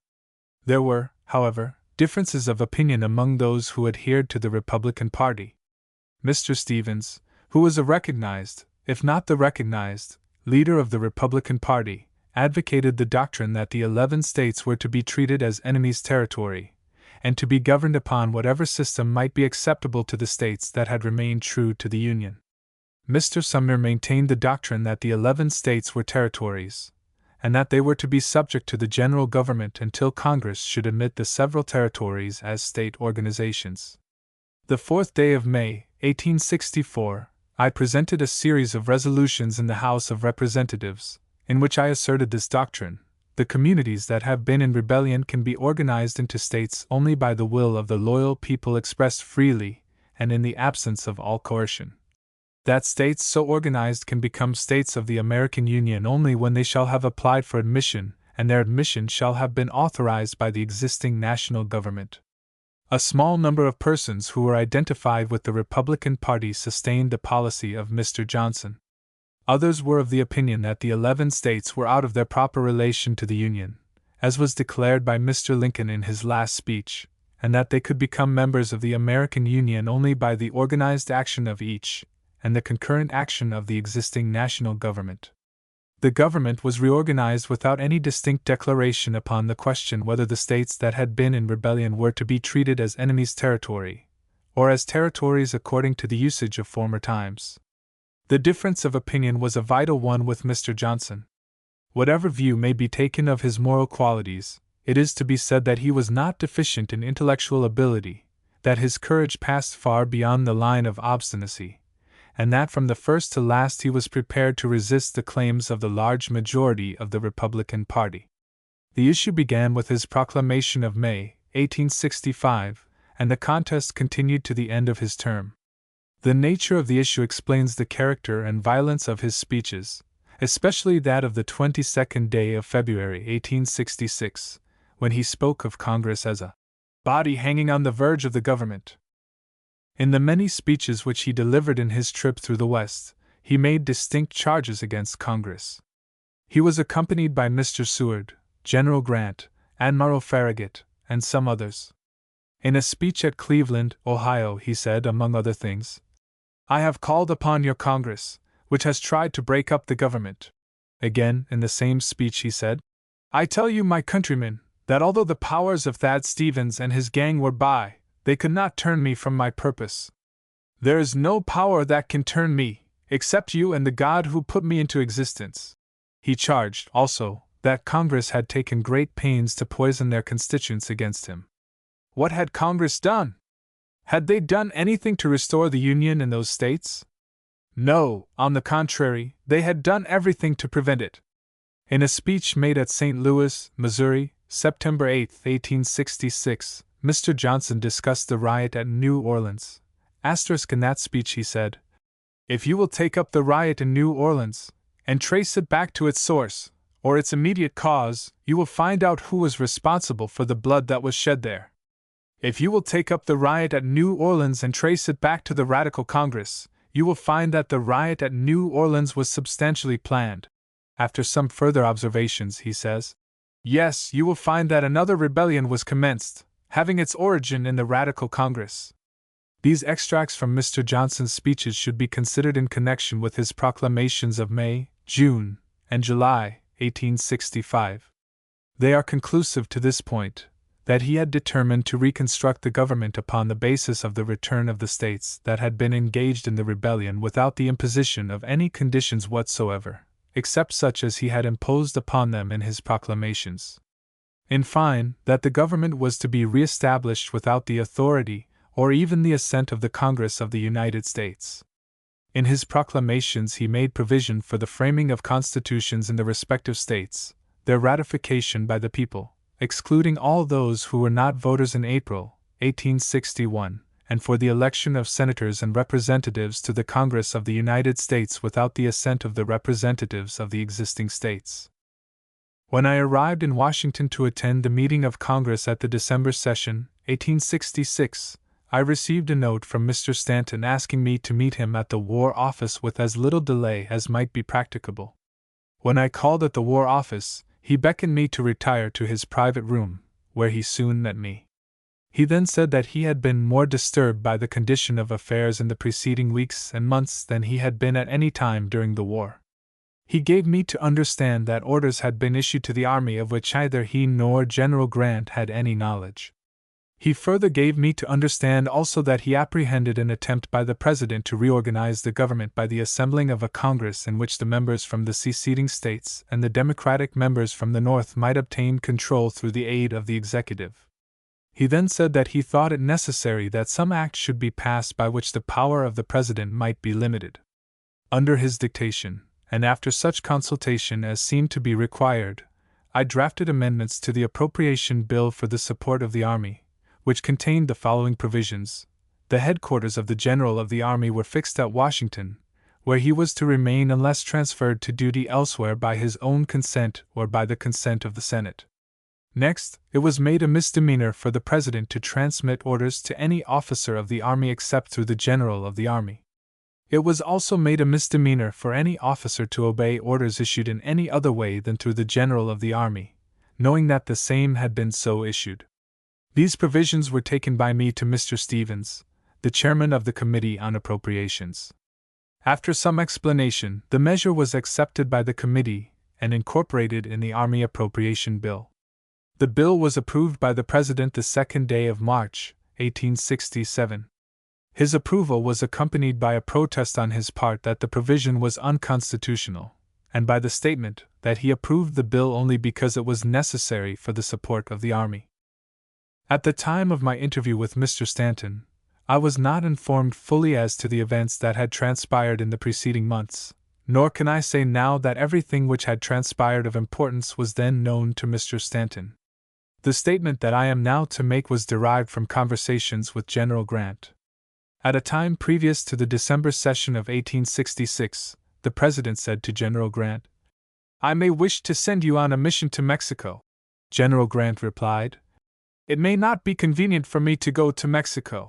Little, if anything, further was said between the President and General Grant. At a subsequent time, General Grant was invited to a cabinet meeting. At that meeting, Mr. Seward read a paper of instruction to General Grant as Minister of some degree to Mexico. The contents of the paper did not impress General Grant very seriously, for in the communication that he made to me he said that the instructions came out very near where they went in. At the end of the reading, General Grant said, "You recollect, Mr. President, I said it would not be convenient for me to go to Mexico." Upon that a conversation followed, when the President became heated, and rising from his seat, and striking the table with some force, he said, "Is there an officer of the Army who will not obey my instructions?" General Grant took his hat in his hand, and said, "I am an officer of the Army, but I am a citizen also, and this is a civil service that you require of me. I decline it." He then left the meeting. It happened also that previous to this conversation the President had ordered General Sherman, who was in command at Fort Leavenworth, to report at Washington. General Sherman obeyed the order, came to Washington, and had a conference with General Grant before he reported to the President. In that situation of affairs, General Sherman was sent to Mexico upon the mission which had been prepared for General Grant. The suggestion that Mr. Johnson contemplated the reorganization of the government by the admission of the states that had been in rebellion, and by the recognition of senators and representatives that might be assigned from those states, received support from the testimony given by Major General William H. Emory, and also from the testimony of General Grant. In the latter part of the year 1867 and the first part of the year 1868, General Emory was in command of the Department of Washington. When he entered upon the command, he called upon the President.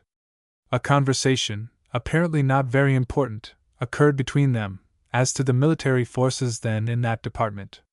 In February 1868, the President directed his secretary to ask General Emory to call upon him as early as practicable. In obedience to that request, General Emory called on the 22nd day of February. The President referred to the former conversation, and then inquired whether any changes had been made, and especially within the recent days, in the military forces under Emory's command.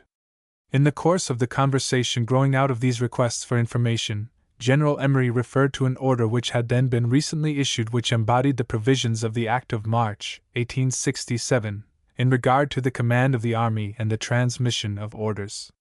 The President then said to Emory, "What order do you refer to?" In reply, Emory said, "Order number 17 of the series of 1867. The order was produced and read by the President, who said, "This is not in conformity with the Constitution of the United States, that makes me Commander-in-Chief, or with the terms of your commission." General Emory said, "That is the order which you have approved and issued to the Army for our government." The President then said, "Am I to understand that the President of the United States cannot give an order except through the head of the Army, or General Grant?" In the course of the conversation, General Emory informed the President that eminent lawyers had been consulted, that he had consulted Robert J. Walker, and that all of the lawyers consulted had expressed the opinion that the officers of the Army were bound by the order whether the statute was constitutional or unconstitutional. When General Grant was before the Judiciary Committee of the House of Representatives during the impeachment investigation, this question was put to him: "Have you at any time heard the President make any remark in regard to the admission of members of Congress from rebel states in either House?" "I cannot say positively what I have heard him say. I have heard him say as much in his public speeches as anywhere else. I have heard him say twice in his speeches that if the North carried the election by members enough to give them, with the Southern members, the majority, why should they not be the Congress of the United States? I have heard him say that several times." That answer was followed by this question: "When you say the North, you mean the Democratic Party of the North, or, in other words, the party advocating his policy?" General Grant replied, "I meant if the North carried enough members in favor of the admission of the South. I did not hear him say that he would recognize them as the Congress. I merely heard him ask the question, why would they not be the Congress?" At this point, and without further discussion of the purpose of Mr. Johnson in regard to the reorganization of the government, I think it may be stated without injustice to him, that while he was opposed to secession at the time the Confederate government was organized, and thenceforward and always without change of opinion, yet he was also of opinion that the act of secession by the several states had not disturbed their legal relations to the national government. Acting upon that opinion, he proceeded to reorganize the state governments, and with the purpose of securing the admission of their senators and representatives without seeking or accepting the judgment of Congress upon the questions involved in the proceeding. On one vital point he erred seriously and fundamentally as to the authority of the President in the matter. From the nature of our government there could be no escape in a legal point of view from the conclusion that, whatever the relations were of the seceding states to the general government, the method of restoration was to be ascertained and determined by Congress, and not by the President acting as the chief executive authority of the nation.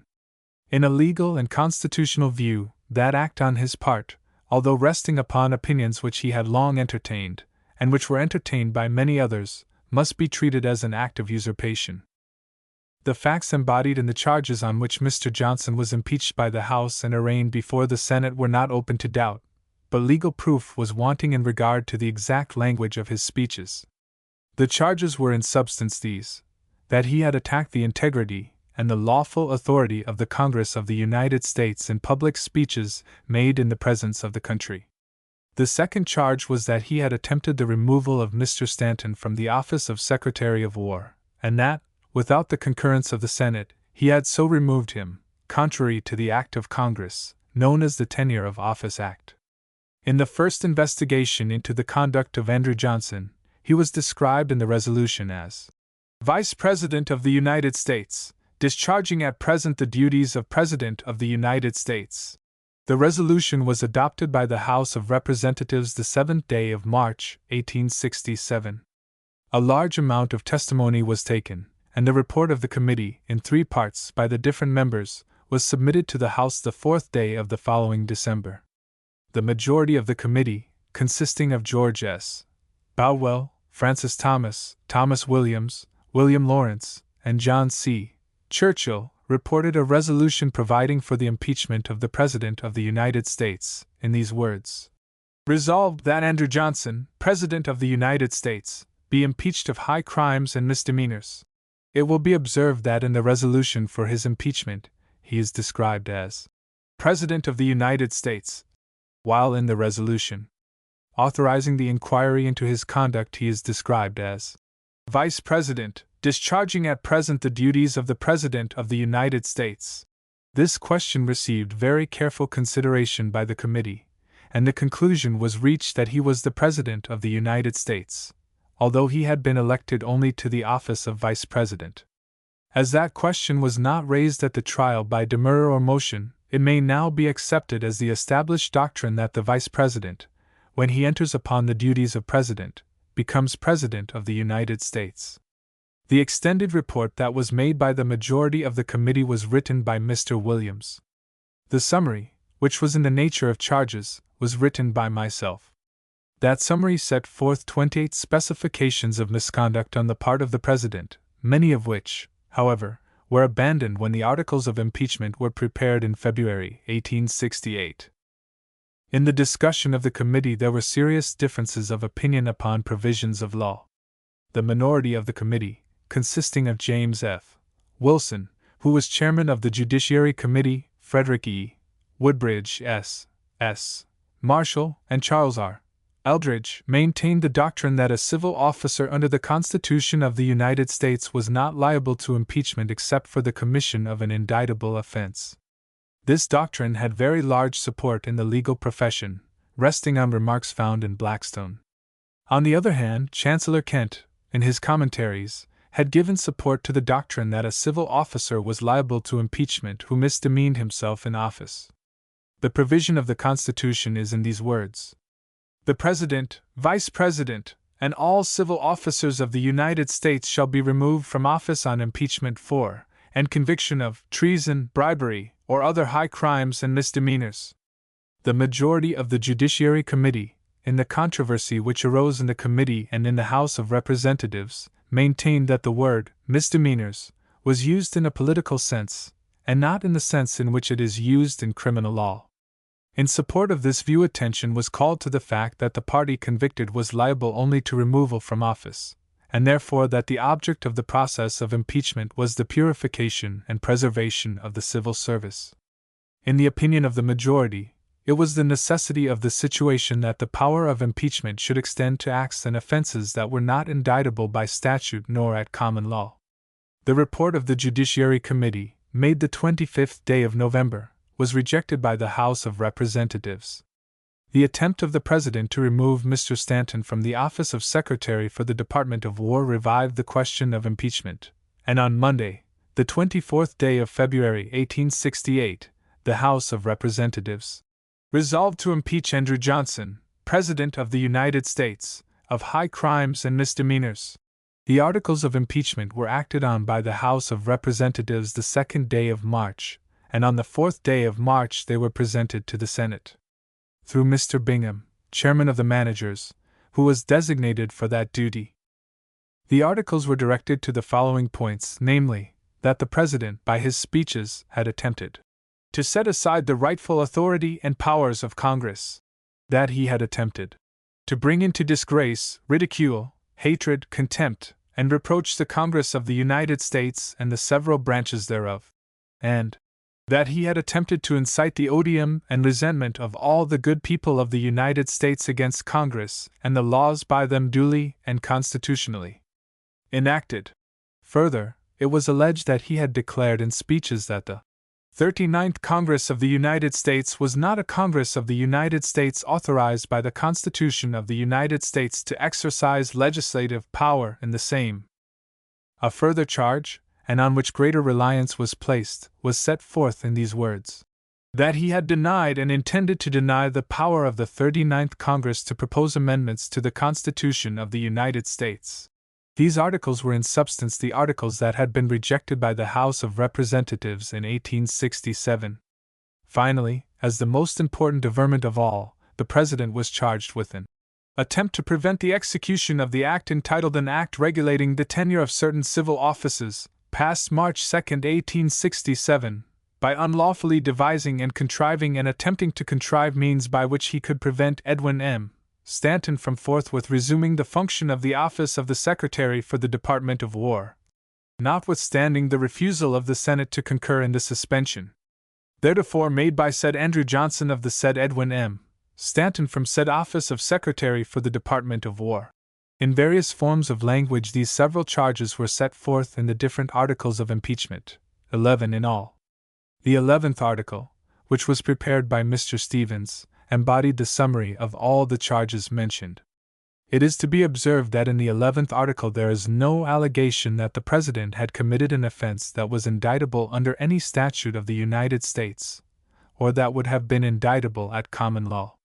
It may be assumed, I think, that for this country, at least, the question that was raised at the beginning and argued with great force, and by which possibly the House of Representatives may have been influenced in the year 1867, has been settled in accord with the report of the majority of the Judiciary Committee. The House decided that the President was impeachable for misdemeanors in office. With stronger reason, it may be said that every other civil officer is bound to behave himself well in his office. He cannot do any act which impairs his standing in the place which he holds, or which may bring discredit upon the public, and especially he may not do any act in disregard of his oath to obey the laws and to support the Constitution of the country. The 11th article was the chief article that was submitted to a vote in the Senate. The question raised by that article is this in substance: is the President of the United States guilty in manner and form as set forth in this article?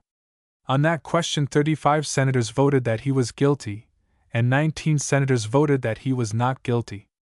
Under the Constitution the President was found not guilty of the offenses charged, but the majority given may be accepted, and probably will be accepted, as the judgment of the Senate that the President of the United States is liable to impeachment and removal from office for acts and conduct that do not subject him to the process of indictment and trial in the criminal courts. At this point I express the opinion that something has been gained, indeed that much has been gained, by the decision of the House of Representatives, supported by the opinions of a large majority in the Senate. The answer of the respondent, considered in connection with the arguments that were made by his counsel, sets forth the ground upon which the Republican members of the Senate may have voted that the President was not guilty of the two principal offenses charged, viz., that in his speeches he had denounced and brought into contempt, intentionally, the Congress of the United States, and second, that his attempted removal of Edwin M. Stanton was a violation of the Tenure of Office Act. In the President's answer to Article 10, which contained the allegation that in his speech at St. Louis, in the year 1866, he had used certain language in derogation of the authority of the Congress of the United States, it was averred that the extracts did not present his speech or address accurately. Further than that, it was claimed that the allegation under that article was not cognizable by the court as a high misdemeanor in office.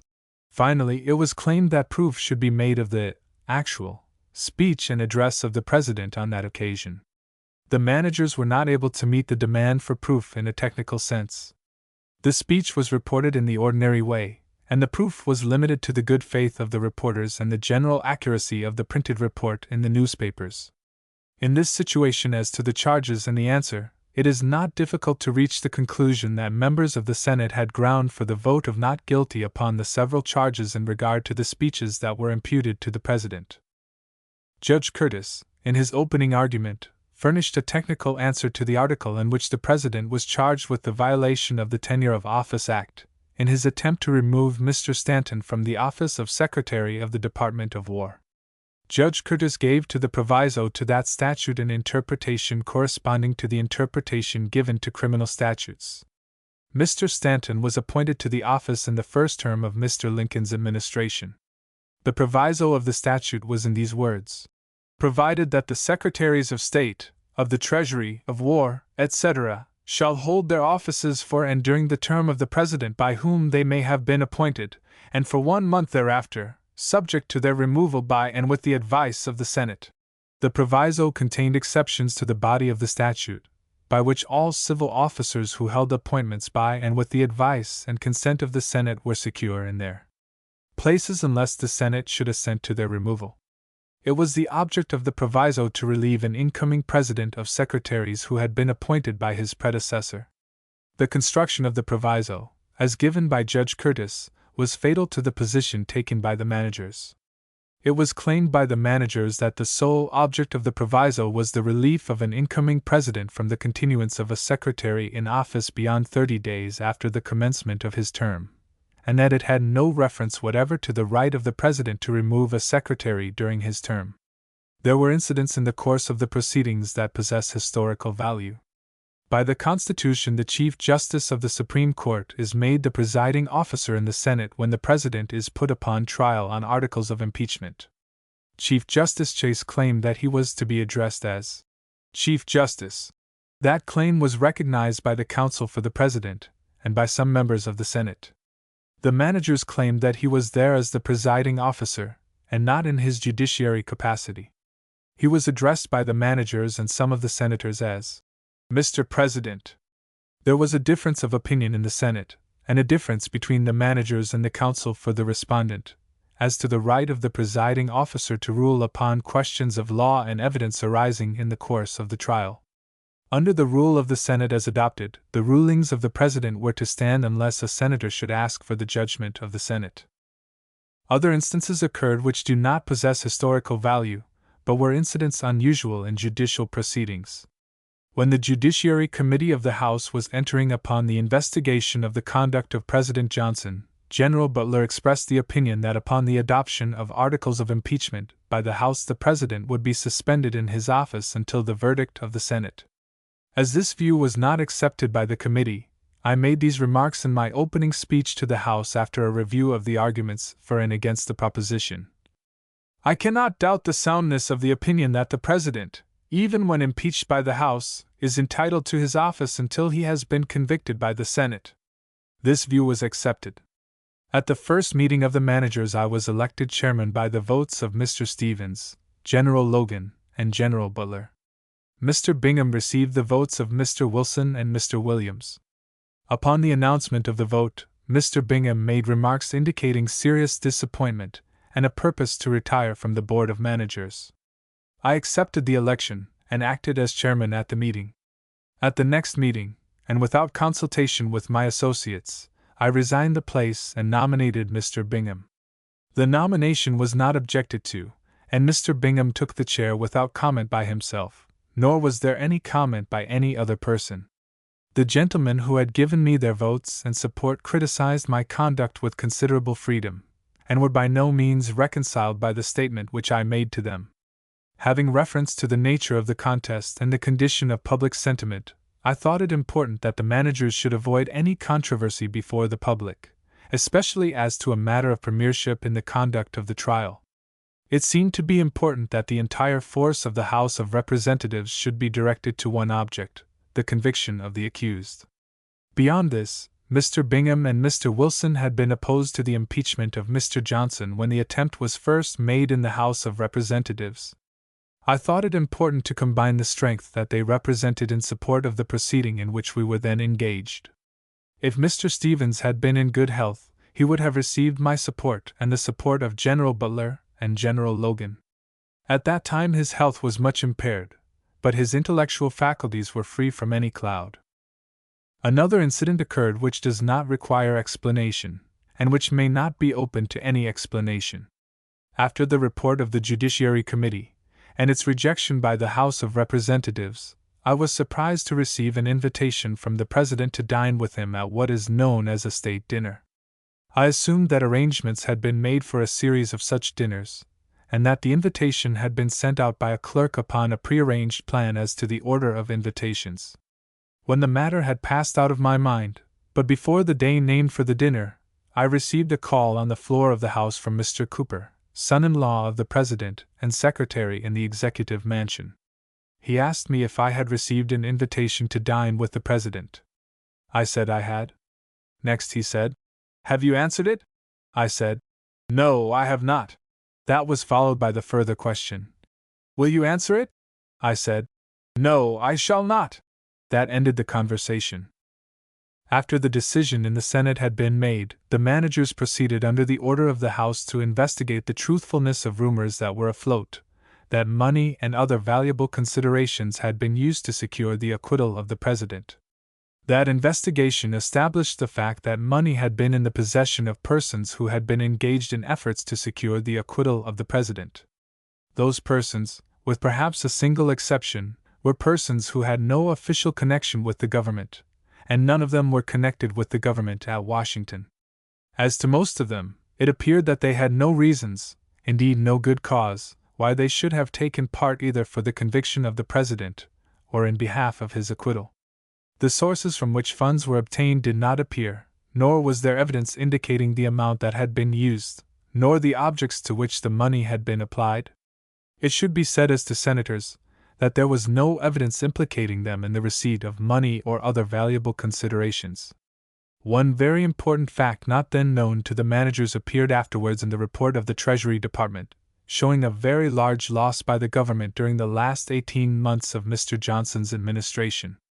In that period, the total receipts from the duties on spirits amounted to $41,678,684.34. During the first 18 months of General Grant's administration, when the rates of duties and taxation remained the same, the total receipts of revenue from spirits amounted to $82,417,419.85, showing a difference of $40,738,735.51. It is not easy to explain in full this money loss in one branch of the public service. Something may be attributed to the fact that persons obtain nominations for office by representations to the President that they were his friends and supporters, and would continue to be so, under all circumstances. When their nominations came to the Senate, they made representations of an opposite character. When they had received their appointments, they very naturally allied themselves with the President's policy, inasmuch as they could not be easily removed except upon an initiative taken by him.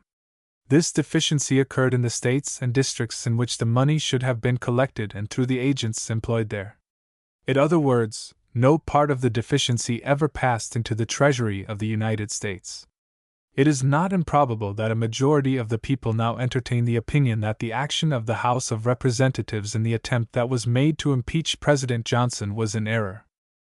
It is not for me to engage in a discussion on that point.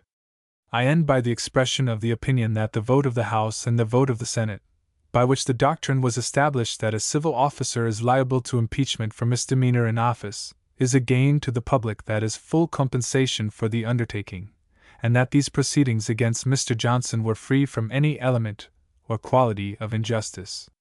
Johnson's case ought to be borne in mind in all agitation for a longer presidential term. Whenever the country is engaged in a presidential contest, there are complaints by business men accompanied by a demand for an extension of the term of office to 6, or in some instances to 10 years. The disturbance of business is due to the importance of the election, and the importance of an election is due to the amount of power that is to be secured by the successful party. An extension of the term would add to the importance of the election, and a term of 6 or 10 years would intensify the contest, and the injury to business would be intensified, proportionately. It is doubtful whether in a period of 20 or 50 years any appreciable relief to business would be furnished by an extension of the term of the presidential office. It is by no means certain that the total of business is not as great as it would be in the same 4 years if the term were 10 years instead of 4. The total of production and consumption cannot be affected seriously by a political controversy that does not extend usually over a period of more than 3 months. If business is diminished during those months, there will be a corresponding gain in the months that are to follow. In a popular government there must be elections, and in all such governments business interests must be subordinated to the general welfare. The changes that have taken place since the government was organized would justify the shortening rather than the lengthening of the presidential term. The means of communication are such that 2 years may give the mass of the people better means for judging men and measures than could be had in 4 years at the opening of this century. There is no form of education that more fully justifies its cost than the education that is gained in a presidential canvass. The newspapers, the magazines, and more than all the speakers, stump orators, as they are called, communicate information and stimulate thought. The voters are converted into a great jury, and after full allowance is made for weakness, corruption, and coercion, they are advanced at each quadrennial contest in their knowledge of men, in their ability to deal with measures of policy, and in comprehension of the principles of government.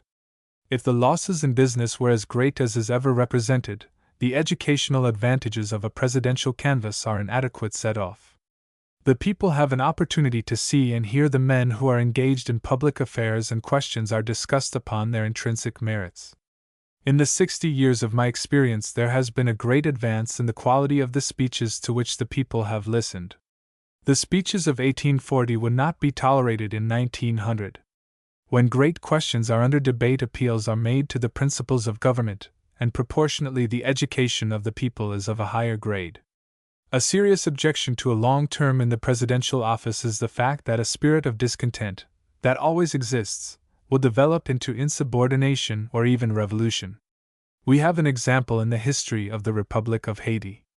The term is 7 years, and in many cases the president has been superseded by the leader of a revolutionary party. The most recent instance was the overthrow of President Legitime and the installment of Hippolyte. The peace and prosperity of Haiti would be promoted by reducing the term of the presidential office to 2 years. The contests that are sure to arise among a mercurial people would thus be transferred from the battlefield to the ballot box. Who could have answered for the peace of the United States in 1868 if President Johnson's term had been 6 years instead of 8 months? This was a race riot, which occurred July 30, 1866, and in which many Negroes were killed. Editor. 33. The Treasury Department in 1869. In March 1869, I was appointed Secretary of the Treasury by President Grant. Soon after my appointment, Mr. McCulloch, the retiring secretary, said to me that I should find the department in excellent order, and that in his opinion the financial difficulties of the government had been overcome. The first of these statements was true in part, and in part it was very erroneous. The accounting branch of the service was properly administered practically, but there were about 100 persons on the payrolls who had no desks in the department, and who performed but little work at their homes, where some of them ostensibly were employed in copying. Several heads of bureaus were notoriously intemperate. This condition of things was due in part to the war and to the exigencies of the department consequent upon the war, and in part it was due to the constitutional infirmities of Mr. Chase and Mr. McCulloch. In some respects they resembled each other. They were phlegmatic in temperament, lacking in versatility, and lacking in facility for labor and business. Mr. McCulloch was diligent, industrious, and conscientiously devoted to his duties. He had been crippled in his administration by the conflict between Congress and the President. The head of the Treasury needs the confidence of the President, and the confidence and the support of Congress. The latter Mr. McCulloch did not enjoy, and there were indications that in some respects he differed with the President. He was hampered by the fact that any change in the personnel of his department would be followed by inquiries from one party or the other, coupled oftentimes with complaints and criticisms. Great evils existed in the revenue system. The controversy between Congress and the President led to many removals of collectors of customs and of internal revenue. Their places were supplied by persons who could accommodate themselves to both parties. The President was made to believe that the applicants were his friends, but that their relations with Republican senators were such that they could secure confirmation. When nominated, these men represented themselves as good Republicans and friendly to the congressional policy. From such persons an honest performance of duty could not have been expected. Hence gross frauds upon the revenue were perpetrated, and in most instances by the connivance of those in office. The returns for the last year of Johnson's administration, and the first years of Grant's administration, showed that the loss on whiskey in the first named period was not less than $30 million. That there were other great losses was proved by the facts that the payments on the public debt were less than $30 million during the last year of Johnson's administration, and that the payments were $100 million during the first year of Grant's administration, and that without any additional sources of revenue. If Mr. McCulloch's first statement had been true in the most important particulars, his second claim would not have been open to debate. It was true that the department had passed the point where there was any exigency for money. The government was no longer a borrower. Payments on the public debt had been made, but otherwise nothing had been done to relieve the country of the interest account, nor was the credit of the government such that any practicable movement in that direction could have been made. The 6% bonds were worth only 83 or 84, and no step had been taken to redeem the pledge of the government in regard to the sinking fund made in the Act of February 25, 1862. The interest account exceeded $233 million. Mr. S. M. Clark was the chief of the Bureau of Printing and Engraving, and everything was confided to him. It is to be said, after the lapse of 30 years for examination, that not a tittle of evidence has been found warranting any imputation upon his integrity. It is true that in one instance a dishonest plate printer took an impression of a bond upon a sheet of lead for use in counterfeiting. The possibility of such an act was due to a lack of system, and not to any want of fidelity in Mr. Clark. One of my first acts was to remove Mr. Clark, and then to open a new set of books. The printing of the old issues was suspended permanently, and new plates were prepared. Mr. Clark had had control of the manufacture of the paper, the control of the engravers, the control of the plates, the control of the printers, of the counters, and he had had the custody of the red seal. The postal currency was printed under his direction. The pieces were not numbered, they were due bills only. At the end of 20 years the books showed an issue of about $15 million in excess of the redemptions. His power was unlimited as there were no checks upon him. He once said to me when a committee of Congress was investigating his bureau, during Mr. McCulloch's administration, "They will never find a 5-cent piece out of the way." After the discharge of Clark, I ordered an account of stock to be taken. I appointed a custodian of the plates after a full inventory had been made, whose duty it was to deliver the plates each morning to the printers, to charge them to the printers, to receive them at the close of the day, and to settle the account of each man.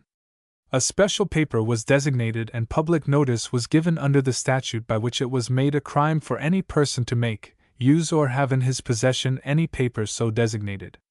The paper was manufactured under the supervision of an agent of the department, who was authorized to count and receive all the paper at the mills and to answer the orders for its delivery to the printers. The paper-making machine was equipped with a register which numbered the sheets of paper. That record was compared daily with the number of sheets received by the agent, and thus the government was protected against any fraudulent or erroneous issue of paper. Registers were also placed upon each printing press. Each morning 1,000 sheets of paper were delivered to each plate printer, and at the close of work his printed sheets were counted and the number compared with the register before the printer was allowed to leave the office. In like manner there was an accounting with each counter. The same system was extended to the managers of the machines used for numbering bonds and bank notes. The registering machine was made by an employee, under my direction, and at the cost of the government. Books of account were opened upon the new system. During my administration, as far as I know, there was never the loss of a sheet of paper, nor was there a fraud committed in connection with the business of the Bureau. For further security, I made arrangements by which 2 banknote companies in the city of New York prepared sets of plates for a single printing on each security, the red seal being imprinted in the Treasury Bureau. By this arrangement collusion was impossible. The expense of printing was increased by this arrangement, but it seemed to be more important to attain absolute security against fraud than to save money. My successors have thought otherwise, and the printing is now done in the Treasury. During my term I ascertained that a man in New York who had once been employed to print certain securities had in his possession the plates which he had used and which he claimed as his property. The printing had been done in Mr. Chase's administration, and there was no agreement that the plates were to be delivered to the government. The plates were obtained, finally, by the payment of a sum of money. The person who had the plates was an old man, and there was danger that they might fall into the hands of dishonest parties. When I was in charge of the Treasury I had an understanding with Colonel Whiteley, the Chief of the Secret Service, that I should have an interview with any expert professional criminals who might fall into his hands. I recall an interview with one such criminal. A man of 40 years and a gentleman in appearance, and a professional gentleman, as well as a criminal by profession. Upon the suggestion of Colonel Whiteley I gave the prisoner a fresh $1 greenback note. He took a phial of liquid from his pocket, wet 1/2 of the paper with the liquid, and in my presence the colors disappeared from the paper. Time and exposure have given a dark tinge to the paper which was a pure white when the experiment was ended. By the use of the liquid the counterfeiter was able to obtain a piece of fiber paper on which a bill of large denomination might be printed, given only the engraving. The Revenue Marine Service was impaired by the incompetency of many of the officers, and its efficiency was also impaired by the size and quality of the ships. Some of them were sailing vessels, most of them were of wood, and the modern ones were unnecessarily large in size. I created a commission, and all the officers except a few who were too old for active service were subjected to an examination, and those who were found incompetent were discharged from the service. Their places were filled by young, active, and well-qualified men. A commission was appointed to consider and report upon the size of the vessels that were best adapted to the service. 3 reports from successive commissions were made before a satisfactory result was reached. Finally, a report was made by Captain Carlisle Patterson that was approved by me and by a committee of Congress. The recommendations of that report have been followed, as far as I know. At that time the Mint service was without organization. Each Mint and Assay office was in charge of an officer called superintendent, but there was no head unless the Secretary of the Treasury could be so considered, as all the business came to him. Upon my recommendation, Congress authorized the appointment of a director of the Mint, and upon my recommendation the President appointed Dr. Linderman, a Philadelphia Democrat, but a gentleman familiar with the service. Under him the service was organized and made systematic. When I took charge of the Treasury Department, there was no system of bookkeeping and accounting that was uniform in the various customs houses of the country. Each port had a plan or mode of its own, and there was no one that was so perfect that it could be accepted as a model in all the ports. The books and forms were made and prepared at the several ports and often at inordinate rates of cost. I appointed a commission of Treasury experts to prepare forms and books for every branch of business. Their report was accepted, and since that time the modes of accounting have been the same at all the ports. The stationery prepared is furnished through the government printing office, at a considerable saving in cost, and clerks in the accounting branch of the Treasury are relieved of much labor in the preparation of statements. Upon the transfer of Mr. Columbus Delano from the office of Commissioner of Internal Revenue to the Secretaryship of the Interior Department, the question of the appointment of a successor was considered. The President named General Alfred Pleasanton, who was then a collector of internal revenue in the city of New York. He had been a good cavalry officer, a graduate of West Point, and the President was attached to him. My acquaintance with Pleasanton was limited, but I was quite doubtful of his fitness for the place. My opposition gave rise to some delay, but at the end the appointment was made, the President saying in reply to my doubts that if he did not succeed he had only to say so to the General, and he would leave at once.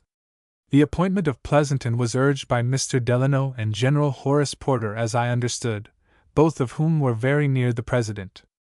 Pleasanton had been informed of my position, and although I was his immediate superior he did not call upon me, nor did he ever, except upon one occasion, come into my office, unless I sent for him.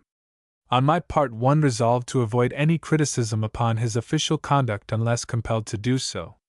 He entered upon his duties the 1st of January, 1871, and although in several instances I had occasion to control his purposes in regard to contracts and to the refund of taxes, I did not feel called upon to mention the facts to the President. In May the President said, "I have come to the conclusion that Pleasanton is not succeeding in his office." I replied, "That is so." The President then said, "I will try to find some other place for him, and I will then ask him to resign." The President went to Long Branch for the summer, and nothing was done. I had very early discovered that Samuel Ward was exercising a good deal of influence over the Commissioner. It was his policy to secure influence by giving dinners and entertainments, and, as far as possible, he obtained the attendance of influential members of Congress and of the chief officers in the executive departments. He once said, "I do not introduce my measures at these entertainments, but I put myself upon terms with persons who have power." On a time I received a report on the subject of refunding a cotton tax amounting to about $600,000.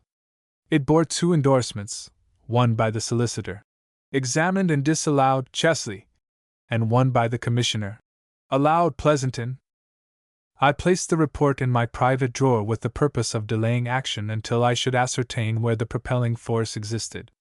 Having occasion to go to Massachusetts, I was absent about 2 weeks.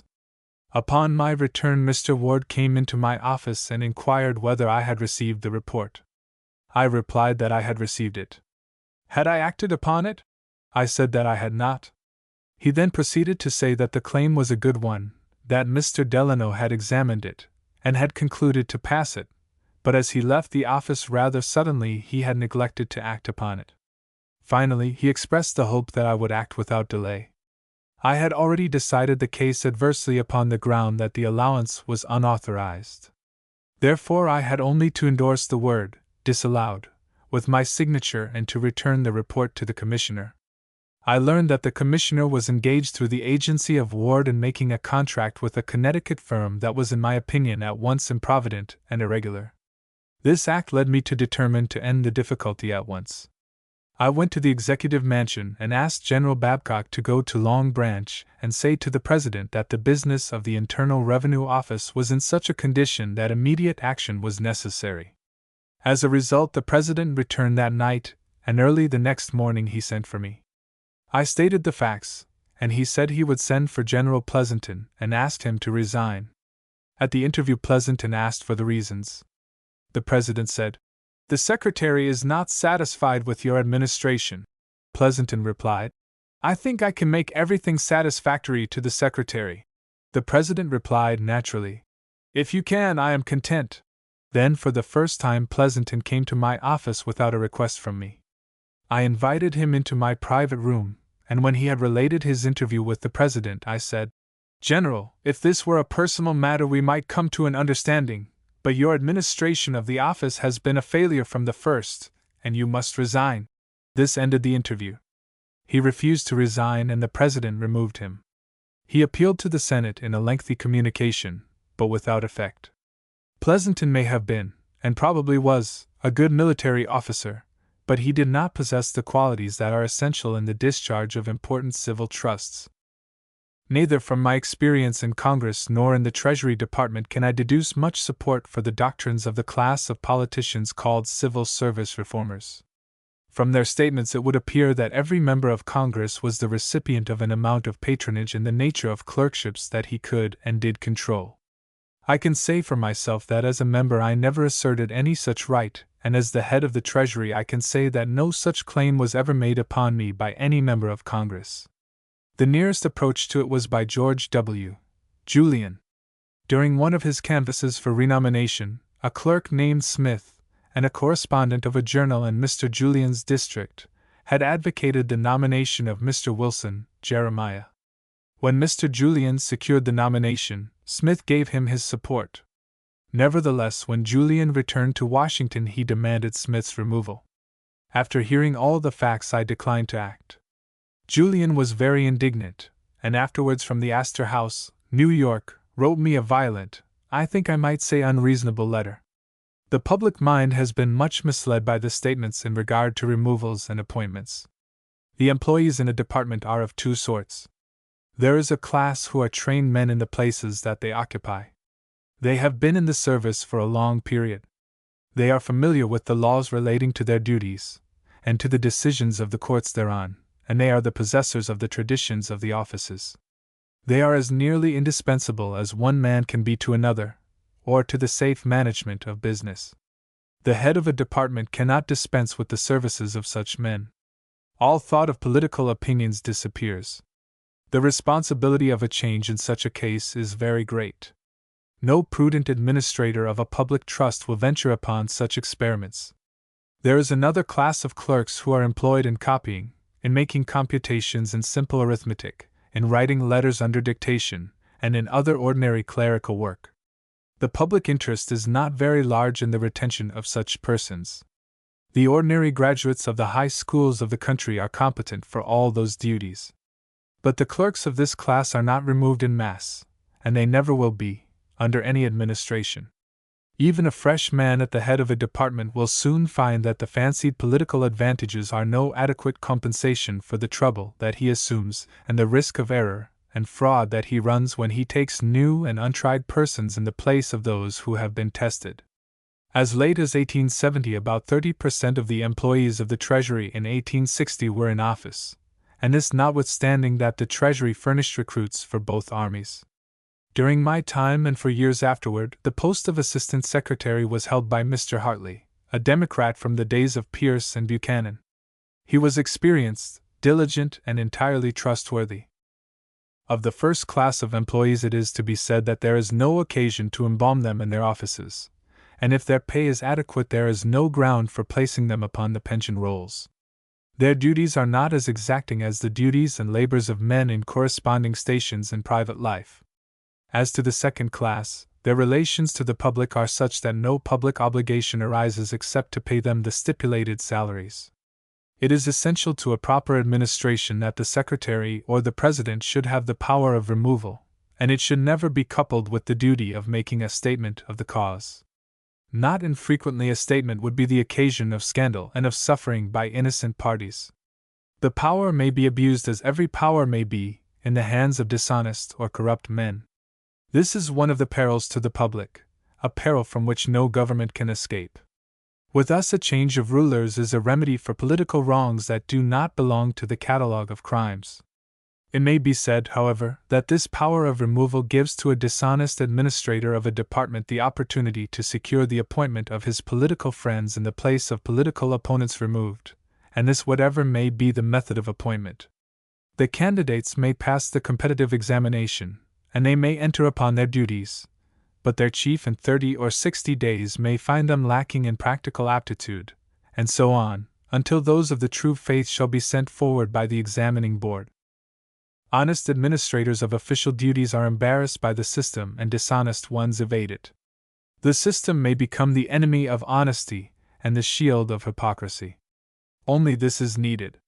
When the appointing power has designated a person for an office, let that person be examined by an independent board with reference to character and those qualifications which seem to be a fit preparation for the practical duties of the place. Whenever the power of appointment and removal is abused, the public has a remedy in a change of administration. And herein is one reason why the presidential term should not be extended. There may be many evils of administration which are not so flagrant as to warrant proceedings for impeachment. Such evils may be borne for brief periods, when if the term of the president were extended to 6 or 8 years the dissatisfied elements of society might be tempted to engage in revolutionary movements. Nor is there wisdom in limiting the presidential office to a single term in the same person.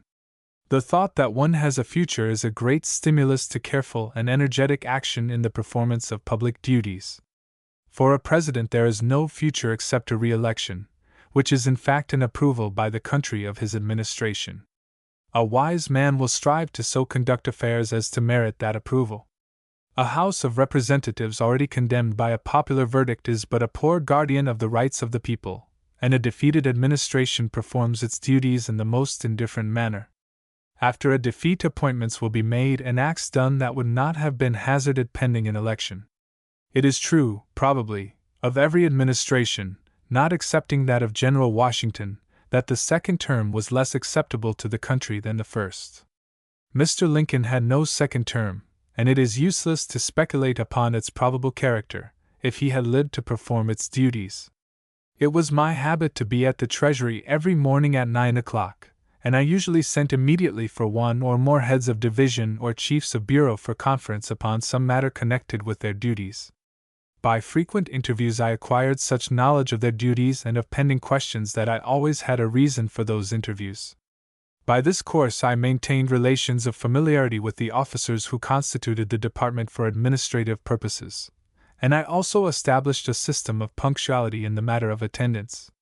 When the head of a division is tardy, the clerks soon venture to follow his example, and if he is prompt they are ashamed to be dilatory unless they have an adequate excuse. The same relation exists between the bureau officers and the head of a department. One of my first acts in the nature of a financial policy was to establish the sinking fund, agreeably to the Act of February 25, 1862. 7 years had passed since the passage of the law and 4 years since the end of the war, and yet nothing had been done to provide for the redemption of the public debt agreeably to the promise that had been made when the government was a large borrower of money and when its credit was depreciated, seriously, in all the markets of the world.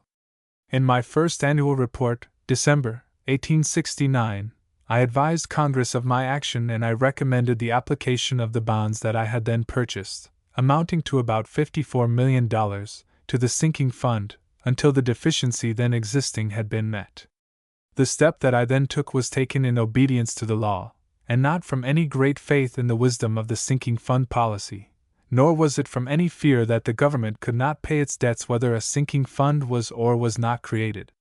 The faith of the government had been pledged to a particular policy, and I thought that the observance of that policy was both wise and just. A government cannot afford to disregard the terms of its undertakings even if a violation or neglect does not work harm to anyone. The payments to the sinking fund were made regularly during General Grant's administration, and the credit of the government was thereby somewhat strengthened. The chief element of strength was in the fact that the payments were such as to astonish the heavily taxed and debt-burdened states of Europe. In my 4 years of service as the head of the Treasury, the payments on the debt reached the enormous sum of $364 million. No one of my successors has paid an equal amount, nor has an equal amount been paid in any other equal period of time by the United States or by any other government. At the time I entered the Treasury, the price of gold was at about 40% premium, and when I left the Treasury it was at about 12% premium. In the summer of 1869 I entered upon the policy of selling gold and buying bonds. The sales and purchases were made by the Assistant Treasurer in New York, but the bids were reported to me and by me accepted or rejected. A leading criticism was this: it was claimed that the simple method was to buy bonds in gold, and thus to secure the bonds by one transaction. This policy would have limited the number of purchasers of gold to those who could command bonds. By the policy pursued, the sales of gold were open to anyone who had money. The gold was sold for currency, and the bonds were purchased with currency. When the Treasury announced its purpose to purchase bonds, the price advanced in the market. The President remarked to me jocularly that he had suffered by not knowing what the department was about to do, inasmuch as he had sold bonds a few days too early and at a price below their then present value. During my service as Secretary of the Treasury, I carried 2 questions only to the Cabinet discussions, and I have forgotten one of the questions, but it had some political significance. The other arose in this manner: my method of negotiating the sale of new bonds under the Funding Act of July, 1870, had been severely criticized. The government was compelled to give 90 days' notice of its purpose to redeem 520 bonds, and as we could not with safety make a call until we had the funds, and as our chief source was the proceeds of new bonds, we could not call until a sale was made. As a consequence, the government was a loser of interest on all called bonds for the period of 90 days. I arranged with the subscribers for new bonds that they should have the interest for the 90 days upon a deposit of old bonds as security for the new ones subscribed and taken. The government lost nothing, and the subscribers were benefited greatly, and thus the subscriptions were increased. During the campaign of 1872 I had an opportunity to negotiate a new loan upon the same basis. Knowing that the proceeding would renew criticism, I thought it proper to lay the case before the President and Cabinet. Upon their advice, the negotiations were suspended. Governor Fish on more than one occasion complained that the Cabinet were as ignorant of the proceedings and purposes of the Treasury as was the outside world. His complaints were well founded. Much of the business, aside from routine matters, was secret. For example, my orders for the sale of gold and the purchase of bonds were never issued at any other time than Sunday evening, and then always by myself. The orders were sent to the sub-treasurer at New York, and given to the Associated Press at the same time. Consequently, on Monday morning all the country was informed, and under such circumstances that the chance of some to speculate upon the ignorance of others were reduced to the minimum. Moreover, the members of the Cabinet might divide. I should then be compelled to act upon my own judgment, and against the views of some of my associates. Again, if I had the support of the President and Cabinet, I could not have used the fact as an excuse for myself. The public knew no one but the Secretary. I chose to act upon my own judgment, knowing that there was no one else to share the responsibility in case of failure. In my report to Congress, in December 1869, I set forth a system for refunding the public debt. I had unfolded the scheme in a speech in the House of Representatives, July 1868. I had already taken 2 steps preparatory to the undertaking. First, in May 1869, I established the sinking fund under the Act of February 25, 1862. Second, by the purchase of bonds, the world had assurance that the debt would be paid. The effect of these 2 measures was seen in the increasing market value of the bonds. In other words, the credit of the country was improving. When the President was preparing his message of December 1869, he called upon me for my views in regard to the Treasury, and I furnished him with a synopsis of my plan which he embodied in his message. I retained a copy of the synopsis, and that copy is in the hands of my daughter. Simultaneously, I prepared a bill upon the basis of the report, and caused the same to be printed upon the Treasury press. Upon an examination of the papers on file in the archives of the Senate, I find that cuttings from my printed bill form a part of the bill which was printed by the Finance Committee of the Senate, of which Senator Sherman was chairman. The bill was changed in details but not in principle. The loan was in 3 parts as my bill was prepared: a portion at 5%, a portion at 4.5%, and a third portion at 4%. The division was retained in the statute, but the amount of the loan at each of the several rates was changed. By my bill, the interest could be made payable in Europe. This feature was stricken out by the committees in the House or the Senate. This change I overcame or avoided ultimately by a rule of the department by which interest on registered bonds could be made payable in checks of the Treasurer. These checks are now sent to all parts of the world, and through the banking facilities they are everywhere as good as gold, subject only to the natural rates of exchange between different countries. Since that time, railroad companies and other business corporations have accepted the system. My plan of making the interest on the bonds payable in Europe was rejected under the lead of gentlemen who thought it involved some sort of national degradation. My object was to make the loan more negotiable in Europe, and thus to extend the demand, and consequently, to increase the value of our securities. The records of the Treasury Department show that on the 23rd day of December, 1869, I sent to General Schenck of the House a draft of a bill for refunding the public debt. The same records show that on the 19th of January, 1870, I sent to Senator Sherman 8 copies of a bill. These bills were framed in conformity to the plan marked out in my report of December, 1869. Previous to the preparation of that report, I had not any conference with any member of Congress nor with any other person in regard to the details of the scheme. On the 12th of July, 1870, Mr. Sumner introduced a bill for refunding the public debt, Senator S. 80. As might have been expected, it was not a practical measure, and on the 3rd day of the following February, Mr. Sherman reported the bill of Mr. Sumner in a new draft. A single copy of that bill is on file in the office of the Secretary of the Senate, and no other copy can be found. This bill conforms to my report, and upon my recollection it is the bill as prepared by me. The division of the loan conforms to my recommendation in the report, and it provides that the interest may be made payable abroad. Subsequently, these provisions were changed. General Schenck had then recently returned from Europe, and he was of the opinion that the loan could all be negotiated at 4 or 4.5%, and it was this opinion on his part which led to delays. The bill was not passed till July, 1870, at the very moment when the Franco-Prussian War opened. Had the bill been passed in March, quite large negotiations could have been made in April of that year. But the sale of the new 5% bonds was an undertaking of great difficulty. It is now impossible to realize that a 6% bond was not worth par in 1869-70. At that time, the leading bankers of the world were unwilling to engage in the undertaking. The Rothschilds and Barings stood aloof. The Amsterdam bankers wrote letters of inquiry, but they did nothing more. Mr. Morton, of the firm of Morton, Bliss and Company, New York, was inclined to engage in the business, but his partner, Mr. Bliss, was doubtful of the success of the scheme, and they therefore stood aside when the first negotiations were attempted.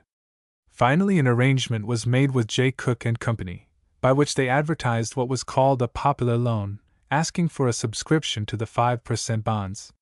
Subsequently, I advised Congress to issue 4% 50-year bonds as a basis of the banking system, coupled with an offer to the existing banks of a preference. But in case any bank should refuse to exchange the bonds then held by such bank, its charter after 1 year should be annulled, and its banking privileges should be open to any other association that would purchase the 4% bonds. This proposition aroused the hostility of the national banks, and forthwith the city was invaded by bank officers and agents who succeeded in defeating the bill. I had early foreseen that the public debt could be paid without much delay, and without a system of oppressive taxation. In July 1863, in the introduction to my volume on the tax system of the country, I had predicted that the revenues would be equal to the payment of interest on a debt twice as large as the public debt then was, together with large annual payments of principal. I predicted also that these payments would menace the national banking system. My scheme looked for the perpetuation of that system for 50 years at least. The banks looked upon the scheme as a hostile project, and they were therefore led to defeat a measure which in fact was liberal in the extreme.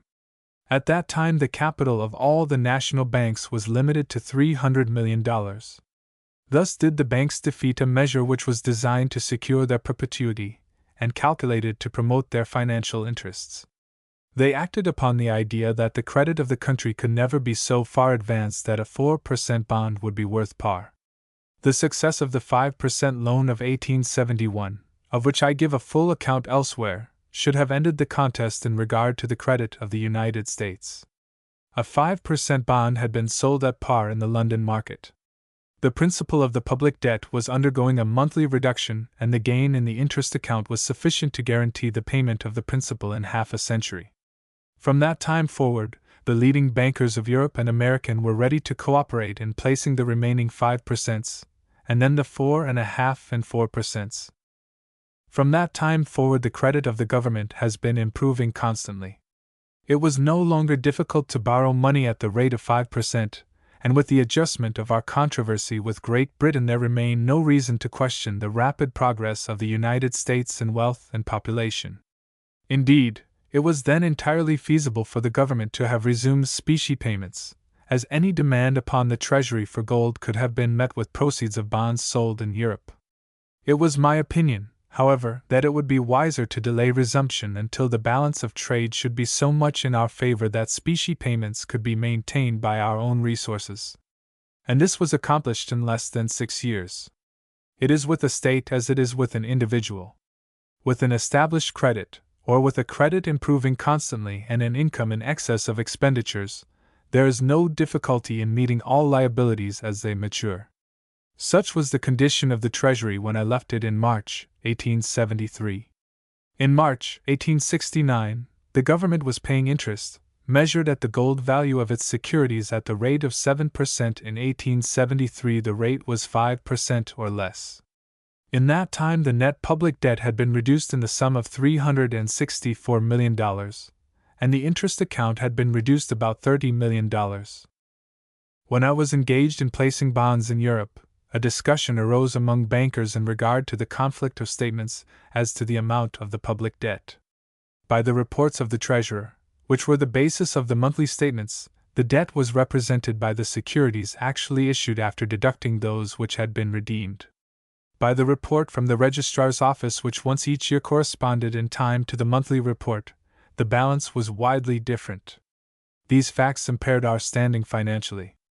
Upon the Register's books the government was charged with every issue that passed out of his office, and it was days, usually, and not infrequently it was weeks, before the securities passed from the Treasury into the hands of creditors or purchasers of securities. On the other hand, the Treasurer would be entitled to credit for redemptions made days or weeks before the evidence of such payments would appear on the Register's books. An analogous fact exists in the discrepancy between a depositor's account with his bank and the account at the bank as long as there are outstanding checks. The books would not agree, and yet each might be accurate. As it was a necessity of the situation that the business of the Treasury should proceed day by day without interruption, and it was difficult to explain the discrepancy to the many inquirers, I ordered Mr. Allison, the Register, to accept for his annual reports the statement of the Treasurer, as his statements conformed to the existing facts on the days when the statements were made. The Register protested that the order was not justified by the law, and that was the truth, although there was no law forbidding such an act. The transaction, including my order, was brought before a committee of the House of Representatives, but as far as I know, the question of the legality of the proceedings was not canvassed, or if attention was directed to the subject the committee may have treated it as an act in the public interest and from which no injury had arisen. Upon these facts, Senator Henry G. Davis, of West Virginia, made the charge that the books of the Treasury had been altered by my direction and that it was possible that some great fraud had been perpetrated which might be discovered if a committee were appointed to investigate the Treasury. A committee was granted, of which Senator Davis was a member. The investigation was a failure from his standpoint. Indeed, the alteration of the books of the Treasury would require the collusive cooperation of many persons, and evidence of the fact of the alteration would, of necessity, become known to hundreds of clerks. Mr. Davis and some other Democrats implicated me in an analogous matter which they tried to understand but did not. The loan accounts of the Treasury Department showed that the payments on the public debt exceeded the receipts from loans in the enormous sum of $116 million. I appointed a committee of clerks to examine the account in detail for the purpose of ascertaining whether the discrepancy was real or only apparent. The fact of the discrepancy was reported to Congress, and the progress made in the investigation was noted in the appendix to the annual reports. It is probable, however, that these reports were never seen by Mr. Davis, and hence his suspicion that an investigation into the accuracy of the Treasury accounts would show an alteration of Treasury books, and of course, for some improper purpose. The error began in Mr. Hamilton's time, and in consequence of the assumption of the state debts. Bonds were issued for those debts, but there were no receipts paid into the Treasury, and consequently the debit side of the account was a blank. When the bonds were paid, the payment became a credit on the loan account. In after times, bonds were issued and sold below par. The account was charged with the receipts, and upon payment the loan account was credited with the full amount paid. In some cases the discrepancy was augmented by the purchase of bonds and the payment of a premium, as was done in the second term of General Jackson. The investigation showed that the discrepancy was only apparent, and the criticisms and complaints ceased. During my administration of the Treasury Department, the government of the Territory of Alaska was in my hands. The legislation of Congress was brief and indefinite, and the only officers were collectors of customs, Treasury agents, and the revenue cutter officials. The principal topics of thought were the exclusion of liquors and firearms, and the protection of the fur seal fishery. During the session of the 41st Congress a bill was passed which required the Secretary to lease the seal fishery to the best bidder, with a preference to the company which was then engaged in the fishery. On the question of the nature of the preference, I took the opinion of the Attorney General in advance of the contract. At that time I was opposed to any system of leasing, and I so advised the House of Representatives in a report upon the subject. Congress, however, adopted the system of leasing, and upon experience that system was shown to be more advantageous to the country. The value of the fur seal fishery depends upon the market for the dressed furs, and the value of the dressed furs depends upon the fashions, and the fashions are manipulated by the producers of the varied competing goods. The government could never engage in the business of promoting fashions and training the markets. Fur seal skins have only a moderate commercial value when the fashion is not with them. The question of the claim on Bering Sea was not then much considered. By the law of nations it is difficult to maintain the position that that vast body of salt water can be treated as a closed sea, but there are peculiarities which distinguish it from other bodies of water, as the Mediterranean Sea and the Gulf of Mexico, which are partially enclosed. Russia for a long time was the possessor of the adjacent mainland and of the islands which mark the limits, and in a degree enclosed the sea. That country claimed jurisdiction over the water. That claim was known, and its validity was not disputed seriously. By the treaty Russia ceded about one-half of the sea to the United States. Russia and the United States are the countries directly interested. England has no territorial rights, and therefore she has no interest that is not common to other nations. The United States and Russia are interested in the seal fishery, which can be preserved only by the protection of the animals in Bering Sea. It may be claimed fairly that Russia and the United States have property in these animals due to the fact that they gather upon the territory of the countries at certain seasons of the year. At other seasons they roam over the water as other animals roam over the land. They are, at least, partially domesticated. They are accustomed to the presence of the inhabitants of the islands which they occupy as breeding grounds, and which they visit annually. Moreover, England has an interest in the preservation of the fishery. The skins are dressed in London, and thus far no one has been found, either in Europe or in the United States, who can compete with the London workmen. For the purpose of protecting and preserving the seal fishery, Bering Sea ought to be treated as a closed sea. For general commercial purposes it may be used as other parts of the ocean are used. At a time, while I was Secretary of the Treasury, when I was detained at my lodgings by a slight illness, I received a visit from William E. Dodge, a New York merchant and an importer of tin, whom I had known some years before when I was a member of Congress. He said that he had called to see me in regard to charges against his house preferred by the revenue officers relating to the importation of tin. I said, what was true, that I had not heard of the charges and that I had never suspected his house of any wrongdoing in their business. His statement in reply was a great surprise to me. He said that if there was anything which appeared to be wrong, or that was in fact a violation of law, the error or wrong was unintentional, that he and his partners intended to act always in good faith. He then stated that the claim amounted to more than $200,000, and he proposed then and there to pay the amount claimed, coupled, however, with the condition that the payment should be kept secret. I replied that I could not take the money upon such terms and that secrecy was impossible. Upon his statement there were 3 persons besides ourselves who had knowledge of the existence of the charges, and the payment of money must come to the knowledge of the Treasury officials. I then said, Mr. Dodge, you cannot afford to pay this money. If you are innocent, you should contest the matter in the courts, and if you convince the judge, even if you are technically wrong, that there was no intent to defraud the government, the Secretary can remit all the penalty, leaving you to pay the duty. His counsel, if they were competent, must have given him similar advice, and yet he paid voluntarily about $276,000 to the officials in New York, of which he and his friends proceeded to complain. There was a suit, but it was the duty of the firm to contest the claim of the government, if they had a defense. And if they had had a defense, they were in no danger even if they had violated the law ignorantly, for no secretary would have allowed honest men to suffer for an ignorant violation of the revenue laws. Senator Edmunds placed upon the records of the Senate a full statement of the case. 34. The Mint Bill and the Crime of 1873. Of the many measures of my administration of the Treasury Department, the Mint Bill of 1873 is the only one which has been made a party issue, and which has entered permanently into the policy of the country. In the month of March, in the year 1869, I came to the head of the Treasury Department. At an early day my attention was directed to the disordered condition of the mint service, which was then, as it ever had been, without a responsible head. The proceedings at the mints were unsystematic, and I resolved upon an attempt to codify the laws and to place the administration in the hands of a recognized, responsible officer. President Grant appointed John J. Knox Comptroller of the Currency. For many years Mr. Knox had held the office of Deputy Comptroller. He had been a careful, constant student, and he was already a recognized authority in financial matters.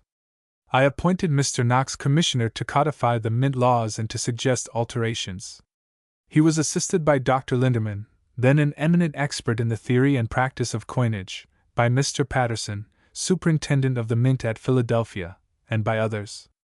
When the codification of the laws relating to the mint service had been completed, the statute, as passed, contained 71 sections, including a number of new provisions. The political and personal controversy of 20 years and more was directed to a single section, which was in these words: No coins, either of gold, silver, or minor coinage, shall hereafter be issued from the mints other than those of the denominations, standards, and weights herein set forth.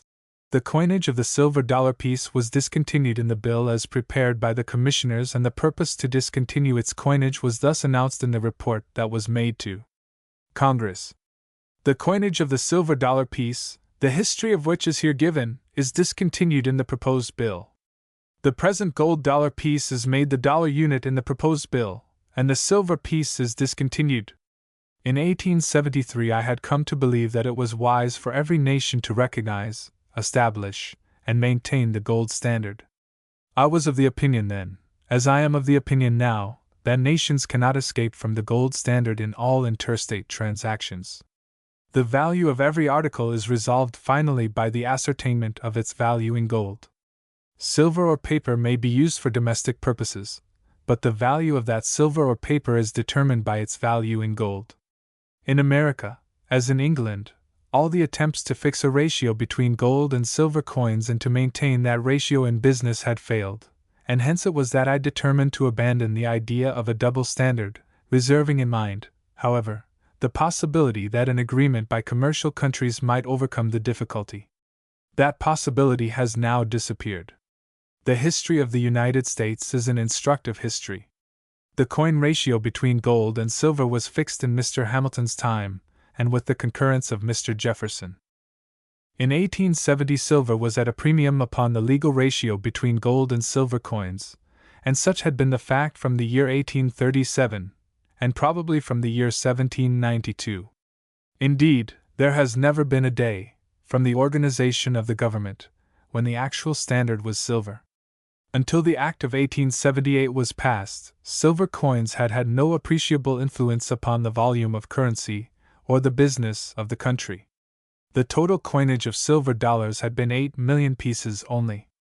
The coinage was suspended in 1805 or 1806, and the silver dollars had been exported or they had disappeared in melting pots. Such was the commercial demand for American silver coins that in 1853 Congress authorized the debasement of the subsidiary silver coins as the only means of securing their circulation. It is quite doubtful whether in the year 1860 there was a person living who had seen an American silver dollar doing duty in the channels of trade. From 1806 to 1873 the business standard of the country was the gold standard. Silver had been recognized in the Coinage Act, but practically it had not played any part in the financial policy or fortunes of the country. The choice of gold as the standard was not due to hostility to silver or to the silver mining interests, but to the well-grounded opinion that gold was a universal currency, while in some countries, as in England and Germany, silver coins were not a debt-paying currency. These, within the limits of a statement, are the reasons for the demonetization of the silver dollar and the adoption of the single gold standard. The measure was in accord with my policy, and it was in accord with the unbiased judgment of the Commission.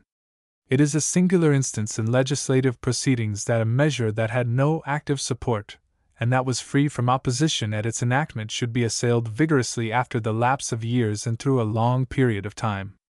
The measure was soon followed by the depreciation of silver, and coincident with that change came the attacks upon the Mint Bill, and the denunciation of the crime of 1873. The charges were two. First, the authors of the change had been corrupted by English gold through one Ernest Sade, a writer on economic topics. It was alleged that Sade came to this country at the time when the measure was under consideration. Sade was not living when the charges were made, but the fact of a visit to this country was denied by his son. Hon. Samuel Hooper was chairman of the Committee on Coinage. In the search for information, Mr. Hooper invited Mr. Sade to give him his opinion. Sade was a writer, a man of good reputation, and a bimetallist. In a letter to Mr. Hooper, which is still in existence, and which is printed in the Congressional Record, Sade condemned the demonetization of the silver dollar. His letter was dated at London, February 17, 1872. The second charge was secrecy. The answer to this charge was to be found in historical facts. The evidence is this.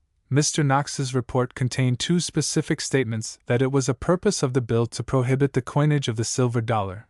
The report of the Secretary of the Treasury for the year 1872 made a specific recommendation to that effect. The bill was printed 6 times. It was considered in each House during the 41st and 42nd Congresses. The precise question in controversy was the subject of discussion, and 2 years and 10 months were given to the consideration of the bill. The bill was discussed in the House of Representatives. Mr. Reed has stated that the report of the debate covers 196 columns of the Congressional Record. Senator Jones, in his report of 1876, as chairman of the Silver Commission, refers to the debate in these words. In the brief discussion on the bill in the House of Representatives, the principal reason assigned in favor of those sections which interdicted the future coinage of the silver dollar was that its value was 3% greater than the value of the gold dollar. Thus Senator Jones admits that the debate in the House of Representatives was upon the question of the abolition of the silver dollar, and he recognizes his knowledge of the fact of the debate. Finally, the bill passed the Senate without one dissenting vote.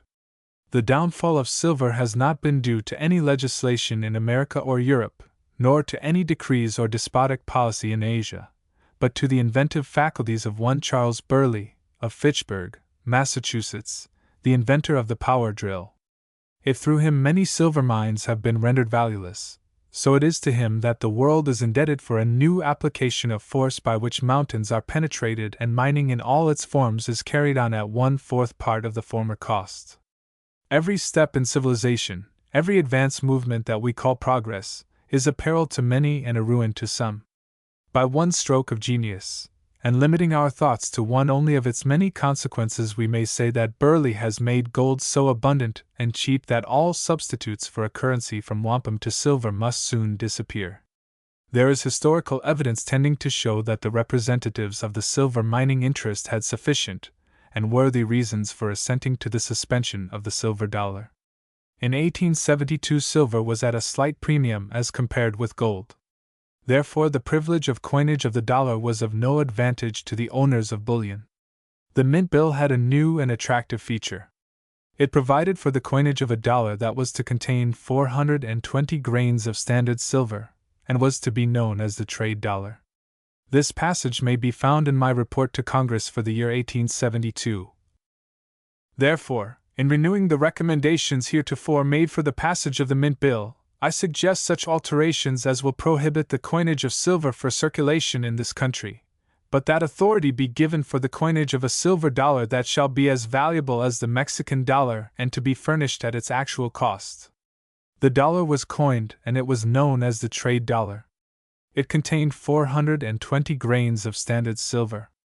The Mexican dollar, which contained about 416 grains, was then sold at a premium, and it was used extensively in the China and India trade. It was my expectation, and the expectation of all concerned, that the trade dollar, from its added value, would take the place of the Mexican dollar in the immense trade of the East.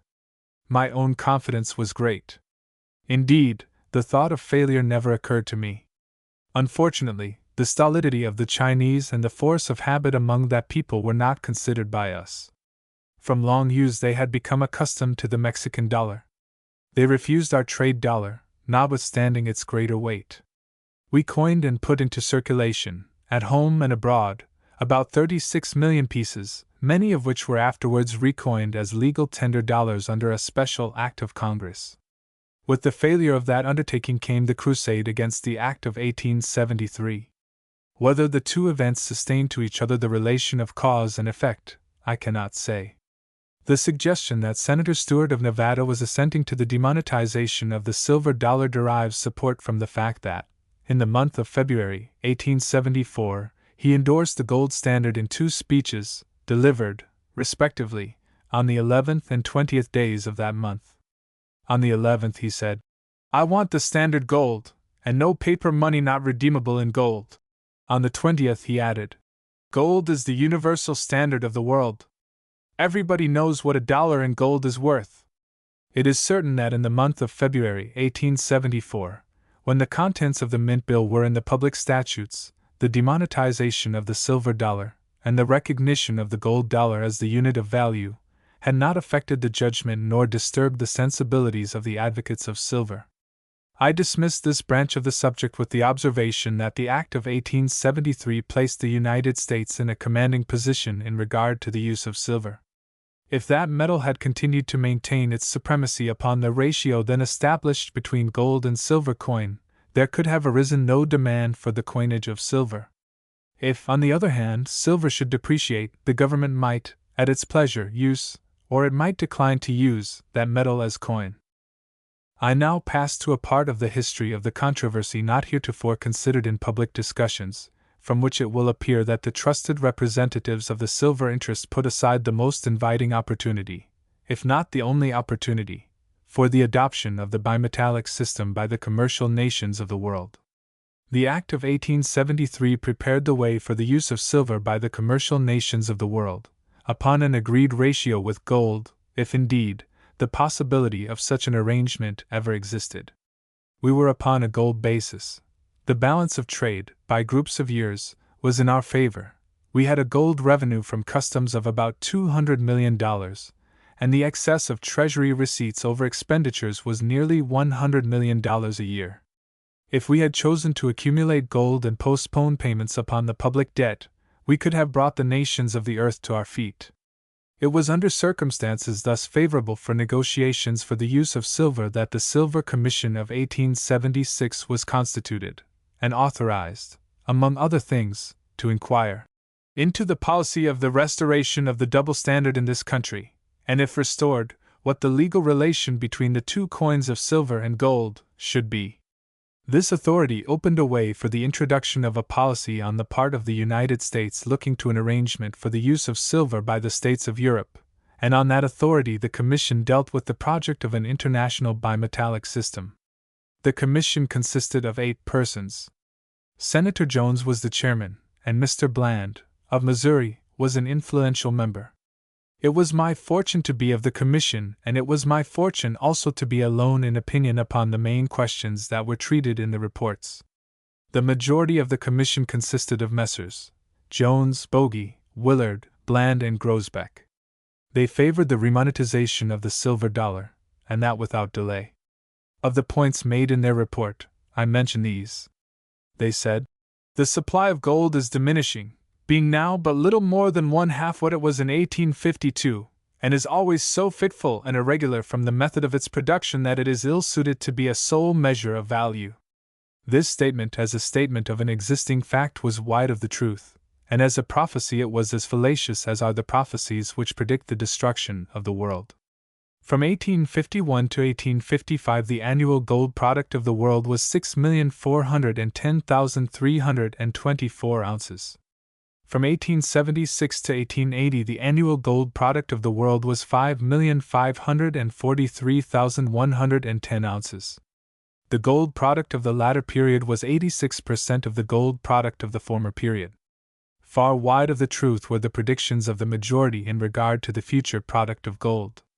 For the year 1894 the product was 8,737,788 ounces, or about 37% over the product of 1851 to 55. They, the majority, said, "No increase in the yield of silver in the immediate future seems upon the whole to be probable." The Commission said further, "The exchanges of the world, and especially of this country, are continually and largely increasing, while the supplies of both the precious metals, taken together, if not diminishing, are at least stationary, and the supply of gold, taken by itself, is falling off." Each of these two statements in regard to the precious metals was a serious error, and in their controlling influence upon the judgment of the Commission they were fatal errors. The gold product of the world in 1876 was 5,016,488 ounces. In 1894 the product had risen to 8,737,788 ounces, a gain of more than 74% in the short period of 18 years. In 1876 the product of silver was 67,753,125 ounces, and in 1894 it was 167,752,561 ounces, a gain of about 147% in 18 years. Upon these errors the majority of the Commission based a policy by which the only opportunity that the country ever had for the establishment of a bimetallic system which should include the commercial nations of Europe was put aside and forever lost. If, in 1876, I had anticipated the immense increase in the product of silver, I might have hesitated, but in the view that I was then able to command I had great confidence that a bimetallic arrangement might be secured. The majority of the Commission favored bimetallism, but they demanded, first, the remonetization of the silver dollar. On the other hand, I claimed that all thought of the further use of silver should be postponed until the attempt to secure the cooperation of other countries had been tried faithfully. The policy of the majority of the Commission prevailed, and it was consummated by the Statute of 1878, which was passed over the veto of President Hayes, and which authorized the coinage of the silver dollar. When we had accepted silver, when we had abandoned the vantage ground that we had occupied, it was in vain that we solicited the cooperation of England, France, and Germany. The adoption by the United States of a silver-using policy led the statesmen of those countries to anticipate the more extended and continuous use of silver, leaving to them a monopoly of gold, while we should sink financially to the level of the degraded states of the world. That catastrophe we have escaped after an experience of 25 years, and then only by the combined efforts of the two great political parties.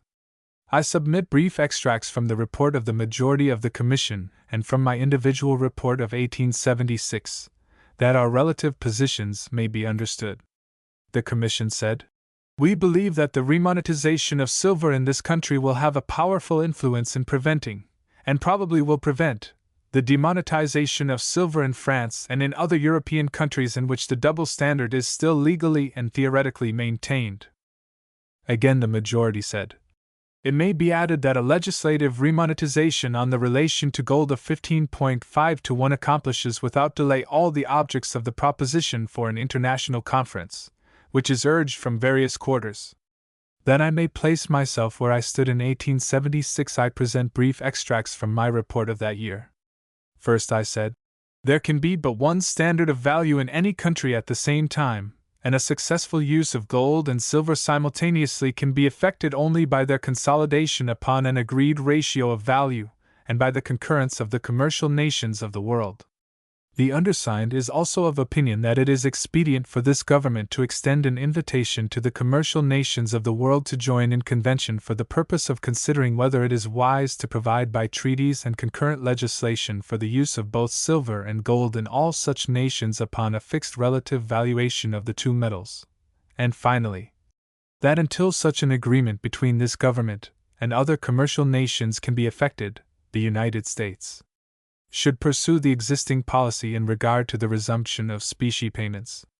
Further, I said, it is to be apprehended that the remonetization of silver by the United States at the present time would be followed by such a depreciation in its value as to furnish a reason against the adoption of the plan by the rest of the world, and that an independent movement on our part would increase the difficulties rather than diminish them. These extracts shall suffice. I now repeat the assertion with which I introduced this topic, viz., that in 1876 the majority of the Silver Commission put aside the most favorable opportunity, indeed the only opportunity, that the country has ever had for the organization of a universal system of bimetallism. Of that majority, Senator Jones of Nevada and Representative Bland of Missouri were the leading members. If in defense or in extenuation of the policy of the majority it shall be said that the United States has not remonetized silver, and that, therefore, the policy of the majority has not been tested, a partial rejoinder, if not, indeed, a satisfactory reply, may be deduced from the facts that between the years 1878 and the year 1893 the government coined more than 400 million silver dollars, and yet, in that period of time, silver bullion fell from 1.15 plus per ounce to 0.65 plus per ounce.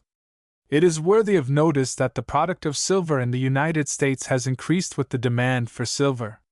Upon the passage of the Sherman Bill, the product advanced from 45 million ounces in 1888 to an average of 55 million ounces from 1889 to 1893, inclusive.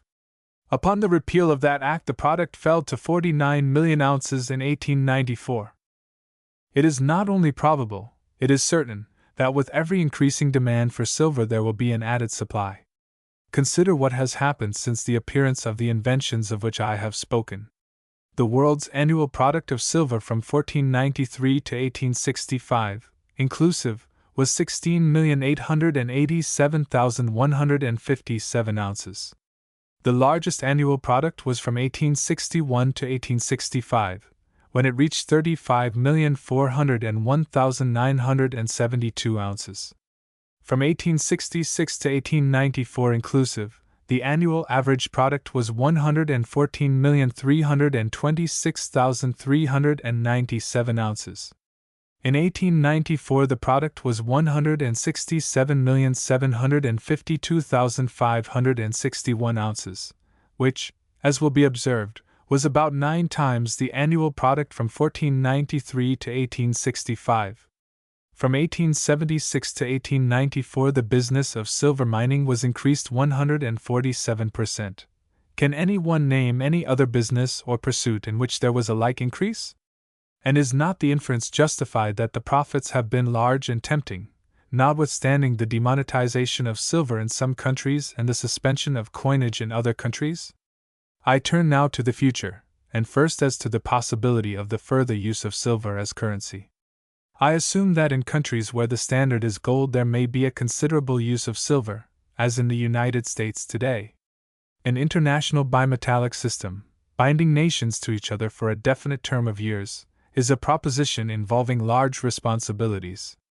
If in 1885 it was not practicable to secure the adoption of the bimetallic system, when silver was worth 84 cents per ounce, what is the prospect of its adoption when silver is worth only 64 cents per ounce, with an annually increasing product and a diminishing price? What remains? This, possibly, that the nations may agree to purchase each a % of a fixed amount of silver as the product of each year. This scheme might prove, and probably it would prove, to be only a temporary expedient. The enormous increase in the business of silver mining is evidence that the profits are far in excess of the profits that are gained in other pursuits. The increase in product is likely to be followed by a fall in price. Such are the resources of the earth that an increase in the demand for silver will be followed by an increase in the supply. Gold mining is obedient to the same law. From 1876 to 1894 the product increased 74%. That ratio of increase is likely to continue. The world is not in peril of a gold famine. Gold as a currency, passing from hand to hand, will be used less and less. Substitutes, for which gold can be obtained, will be preferred.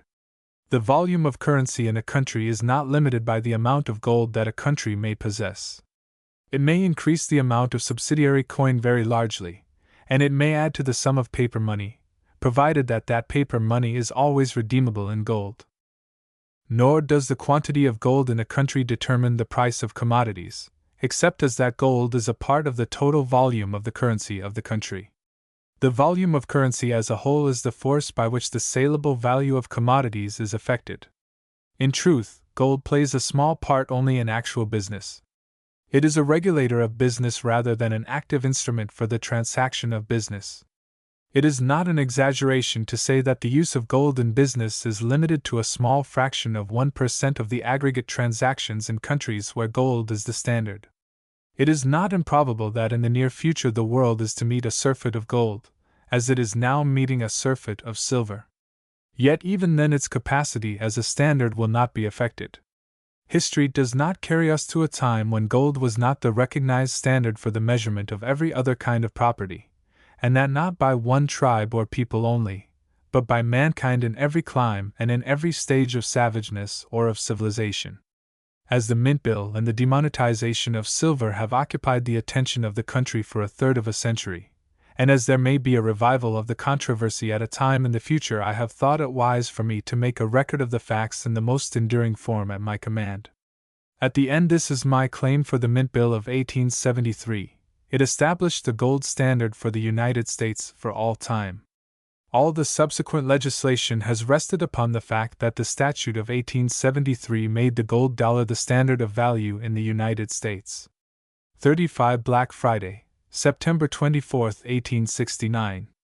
So much time has passed since September 24, 1869, that there may be a large public who may become interested in a review of the events of the spring and summer of that year which culminated in Wall Street, New York, in the transactions and experiences of the day known as Black Friday. When the 41st Congress assembled in December of that year, the House of Representatives directed the Committee on Banking and Currency to investigate the causes that led to the unusual and extraordinary fluctuations of gold in the city of New York, from the 21st to the 27th of September 1869. The committee made a report which was printed under date of March 1, 1870, and which may be found in a volume entitled Garfield's Report on the Gold Panic Investigation. From that report it appears that certain persons in the city of New York entered into an arrangement, or understanding, or combination, as early as the month of April, 1869, for the purpose of forcing the price of gold artificially to a rate far beyond what might be called the natural price. The committee, of which General Garfield was chairman, characterized the combination as a conspiracy. Technically and in a legal point of view, the parties concerned could not be treated properly as conspirators. It does not appear that they contemplated the violation of any law, but only a policy by which gold might be advanced from time to time, and out of which advance large sums of money might be realized by those who were holders of gold. Upon that theory, Jay Gould and James Fisk, Jr., who were the leaders and organizers of the combination, with their associates, made large purchases of gold at prices varying from 30 to 35% premium. At the close of the month of April, the price of gold, not then, as far as known, under the influence of any speculative movement, was at a premium of about 34%. The indications were that, during the months of May and June, the parties interested in the combination made large purchases. By the 20th of May, the price had reached a premium of 44%. From that time onward, until the last of July, the premium diminished, and at that date the rate was 36%. When I entered the Treasury Department in March, there had not been sales of gold nor purchases of bonds by the Treasury Department as a policy, and but few transactions on either side had been made by my predecessors in office. As early as the 12th day of May, I commenced the purchase of bonds for the sinking fund and for the reduction of the interest-bearing public debt. The total purchases during the year 1869 amounted to something more than $88 million, for which there was paid in currency $102 million and a margin over. At that time, the customs receipts were in gold exclusively, and the purchase of bonds could only be made by a sale of gold or by a direct purchase of bonds to be paid for in gold. Suggestions were made by bankers and others in the city of New York, and perhaps elsewhere, that the purchase of bonds should be made in gold. This suggestion was not acceptable to me, and upon the ground that the sale of gold would be limited to those who had bonds, or who could procure bonds, for the payment of gold.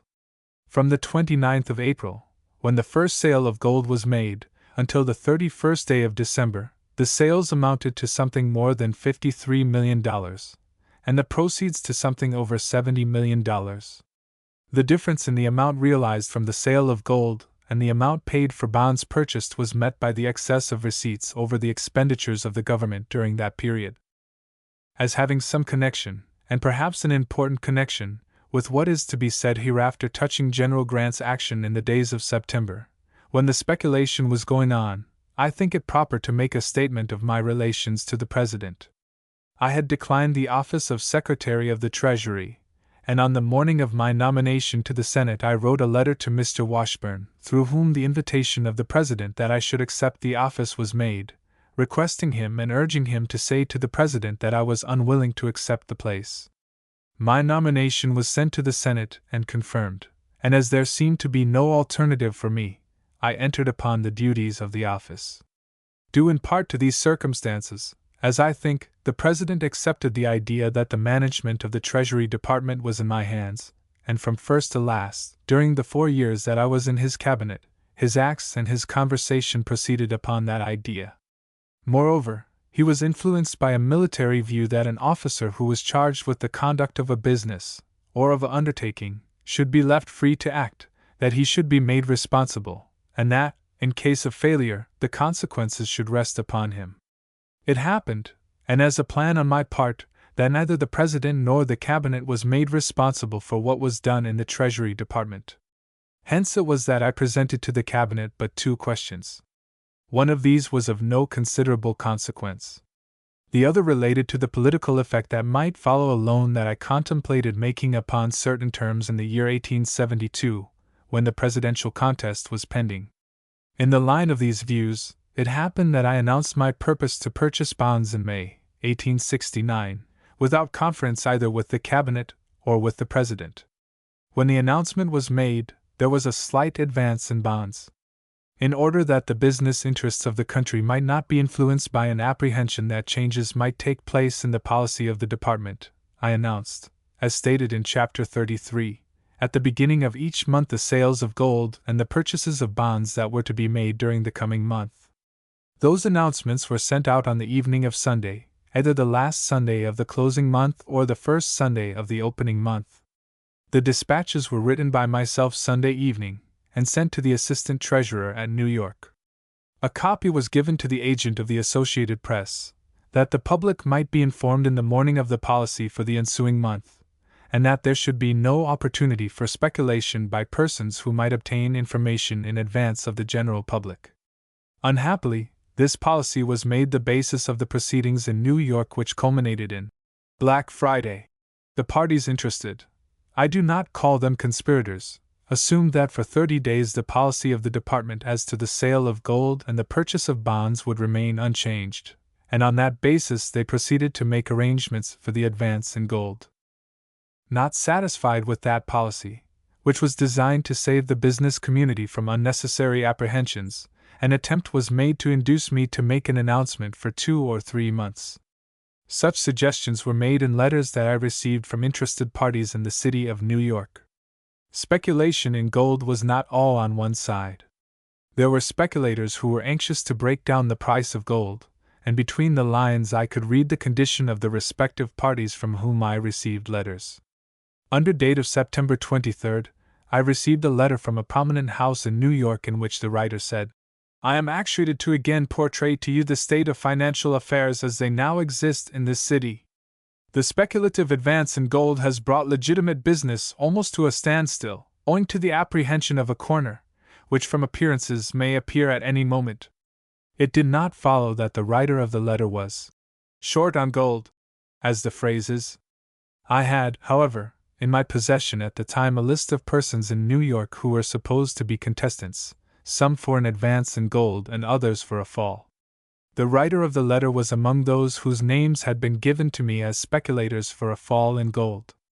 In this connection I may say that it was no part of my policy to regulate affairs in Wall Street or State Street or Lombard Street. Until it became apparent that the operations in New York affected largely and seriously the business interests of the country, and until it became apparent that the Treasury receipts were diminished by the panic that had taken possession of the public, I refrained from any interference with those who were engaged either in forcing up or forcing down the price of gold. Under date of the 24th day of September, I received a letter from my special and trusted correspondent in the city of New York in which I find this statement. This has been the most dreadful day I have ever seen in this city.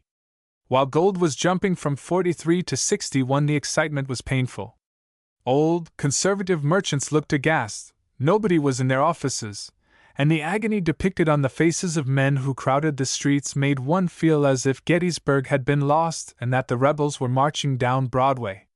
Friends of the administration openly stated that the President, or yourself, must have given these men to feel that you would not interfere with them, or they would never dare to rush gold up so rapidly. In truth, many parties of real responsibility and friends of the government openly declared that somebody in Washington must be in this combination. The last sentence in this quotation unfolds the policy which had guided Gould and Fisk and their associates from April to the culmination of their undertaking, the 24th day of September. As far as I know, the effort had been directed chiefly to the support of a false theory that the President was opposed to the sale of gold, especially during the autumn months, when a large amount of currency is required, or in those days was supposed to be required for the moving, as it was called, of the produce of the West to the sea coast for shipment to Europe. They even went so far as to allege that the President had ordered the Secretary of the Treasury to suspend the sale of gold during the month of September, for which there was no foundation whatever. Indeed, up to the 22nd of September, when I introduced the subject of the price of gold to the President, he had neither said nor done anything, except to write a letter from New York City under date of September 12, 1869, in the following words. New York City, September 12, 1869. Dear Sir, I leave here for Western Pennsylvania tomorrow morning and will not reach Washington before the middle or last of next week. Had I known before making my arrangements for starting that you would be in this city early this week, I would have remained to meet you. I am satisfied that on your arrival you will be met by the bulls and bears of Wall Street, and probably by merchants, too, to induce you to sell gold, or pay the November interest in advance, on the one side, and to hold fast on the other. The fact is, a desperate struggle is now taking place, and each party wants the government to help him out. I write this letter to advise you of what I think you may expect, to put you on your guard. I think, from the lights before me, I would move on without change until the present struggle is over. If you want to write me this week, my address will be Washington, Pennsylvania. I would like to hear your experience with the factions, at all events, if they give you time to write. No doubt you will have a better chance to judge than I, for I have avoided general discussion on the subject. Yours truly, U.S. Grant. Hon. George S. Boutwell, Secretary of Treasury. At a meeting, which was accidental, as far as the President was concerned, on board one of Fisk and Gould's Fall River steamers, when he was on his way to Boston, in June of that year, to attend the Peace Jubilee, an attempt was made to commit General Grant to the policy of holding gold. I was present on the trip with the President. What happened on the boat may be best given in the language of Mr. Fisk and Mr. Gould. Mr. Fisk, in his testimony before the committee, said, "On our passage over to Boston with General Grant, we endeavored to ascertain what his position in regard to the finances was. We went down to supper about 9 o'clock, intending while we were there to have this thing pretty thoroughly talked up, and if possible, to relieve him from any idea of putting the price of gold down." Mr. Gould's account before the committee was as follows. At this supper the question came up about the state of the country, the crops, prospects ahead, etc. The President was a listener. The other gentlemen were discussing. Some were in favor of Boutwell's selling gold, and some were opposed to it. After they had all interchanged their views, someone asked the President what his view was. He remarked that he thought there was a certain amount of fictitiousness about the prosperity of the country, and that the bubble might as well be tapped in one way as another. We supposed from that conversation that the President was a contractionist.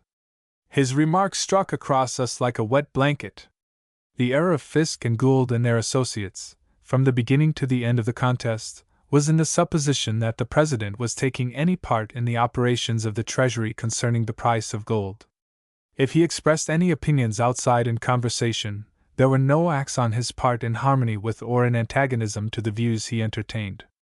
As a matter of fact, with the exception of the letter from the city of New York, he had no conference or correspondence with me up to the 22d day of September, when I called upon him, and gave him a statement of the price of gold in the city of New York, and of the nature and character of the combination that existed there, as far as it was understood by me.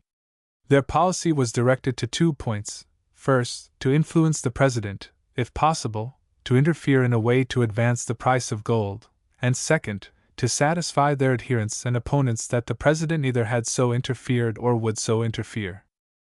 Even Fisk and Gould may at a period of time have rested in the belief that the President either had interfered or that he would interfere. Their confidence was in Mr. A. R. Corbin, a brother-in-law of the President, who, under the influence of various considerations, which appeared to have been personal and pecuniary to a very large extent, lent himself to the task of influencing the President. As a matter of fact, his attempts were very feeble and misdirected and of no consequence whatever. Indeed, such is my opinion of the President, and such my belief as to his opinion concerning Mr. Corbin, that nothing which Mr. Corbin did say, or could have said, did have or could have had the least influence upon the President's opinion or conduct. It is, however, also true that Fisk and Gould employed Corbin and gave him consideration in their undertakings out of which he realized some money. I received information, also, which may not have been true, that they suggested to him that he might become president of the 10th National Bank, which had a very conspicuous part in the events which culminated in Black Friday. An attempt to strengthen the impression that it was the purpose of the President to prevent the sale of gold was made through an article prepared by Mr. Corbin, probably under the direction of Mr. Gould and others, which appeared finally, with some alterations and omissions, in the New York Times of the 25th of August. It appears to have been the purpose of the parties interested to mislead the Times as to the authorship of the article, and they secured the agency of Mr. James McHenry, a prominent English capitalist, who called at the Times office, and presented the article to Mr. Bigelow, the editor, as the opinion of a person in the intimate confidence of the President. The article was put in type and double-leaded. When so prepared, suspicions were aroused, and the financial editor, Mr. Norvell, made very important corrections, taking care to omit sentences and paragraphs that contained explicit statements as to the purposes of the President. Some of the phrases omitted were in these words: "It may be that further purchases of bonds will be made directly with gold. As gold accumulates, the less would be the premium upon it. High prices for gold before the sale of our products would cause lower prices of gold after the sale of products." Among the statements made which were preserved in the article as printed finally were these: "The President evidently intends to pay off the 5-20s as rapidly as he may in gold. So far as current movements of the Treasury are concerned, until crops are moved it is not likely Treasury gold will be sold for currency to be locked up." Following the appearance of this article, I received a letter from Mr. Gould, dated the 30th of August, in which this sentence appears: "If the New York Times correctly reflects your financial policy during the next 3 or 4 months, namely, to unloose the currency balance at the Treasury or keep it at the lowest possible figure, and also to refrain during the same period from selling or putting gold on the market, thus preventing a depression of the premium at a season of the year when the bulk of our agricultural products have to be marketed, then I think the country peculiarly fortunate in having a financial head who can take a broad view of the situation, and who realizes the importance of settling the large balance of debt against us by the export of our agricultural and mining products instead of bonds and gold." Of my reply to that letter, the committee say: "The brief and formal reply of the Secretary gave Gould no clue to the purpose of the government." Under date of September 20th, I received a letter from Gould to which I made no reply. Aside from the topics to which he directed my attention in the letter, it is the unavoidable inference from the context as a whole that Gould had then no faith in the statements given to the public that the President was in any manner pledged to interfere and prevent the sale of gold. The following extracts from the letter of September 20th are a full exposition of his policy, and of the means on which he relied to advance the price of gold during the month of September. "On the subject of the price of gold and its effect upon the producing interests of the West, permit me to say that during the months of September of the past 2 years the price has averaged about 45. Gold must range this year at about that premium to enable the export of the surplus crops of wheat and corn. We have to compete with the grain-producing countries bordering on the Black and Mediterranean Seas, and it requires a premium of over 40% on gold to equalize our high-priced labor and long rail transportation to the seaboard. My theory is to let gold go to a price that we can export our surplus products to pay our foreign debts, and the moment we turn the balance of trade in our favor gold will decline from natural causes. In my judgment, the government cannot afford to sell gold during the next 3 months while the crops are being marketed, and if such a policy were announced, it would immediately cause a high export of breadstuffs and an active fall trade. P.S. In addition to the above, if gold were put upon the market, government bonds would decline to at least 15, leaving the purchases made by the government in the past few months open to criticism as showing a loss. As early as the 20th of September, I had evidence satisfactory to me that the 10th National Bank in the city of New York was a party to the speculation in gold, and that its assistance was rendered largely through the certification of checks drawn by the brokers, and largely in excess of the balances due them upon the books of the bank when the certifications were made. It appeared from the evidence submitted that these certifications of checks in excess of the balances due to brokers amounted to about $18 million on the 22d and 23d of September, when the speculation was at its height. For the purpose of arresting that process and checking the speculation in gold, I detained the comptroller of the currency and 3 competent clerks after the close of business on the 22d of September. The clerks received commissions as bank examiners, and were instructed to go to New York that night and to take possession of the 10th National Bank at the opening of business in the morning, and to give directions that the habit of certifying checks in excess of the balances due must be suspended. It was my expectation that the enforcement of that rule would, or might, end the speculation, inasmuch as the purchasers of gold would be unable to meet their obligations, and therefore it would be out of their power to create them. This expectation was not realized. Whether the certification went on at the 10th National Bank in defiance of the order, or whether other banks were so connected with the speculation that checks were certified elsewhere, was not known to me. I called upon the President after business on the 23d of September, and made a statement of the condition of the gold market in the city of New York, as far as it had been communicated to me during the day. I then said that a sale of gold should be made for the purpose of breaking the market and ending the excitement. He asked me what sum I proposed to sell. I said, $3 million will be sufficient to break the combination. He said in reply, I think you had better make it $5 million. Without assenting to his proposition or dissenting from it, I returned to the department and sent an order for the sale of $4 million of gold the next day. The order was to the assistant treasurer in these words: sell $4 million gold tomorrow, and buy $4 million bonds.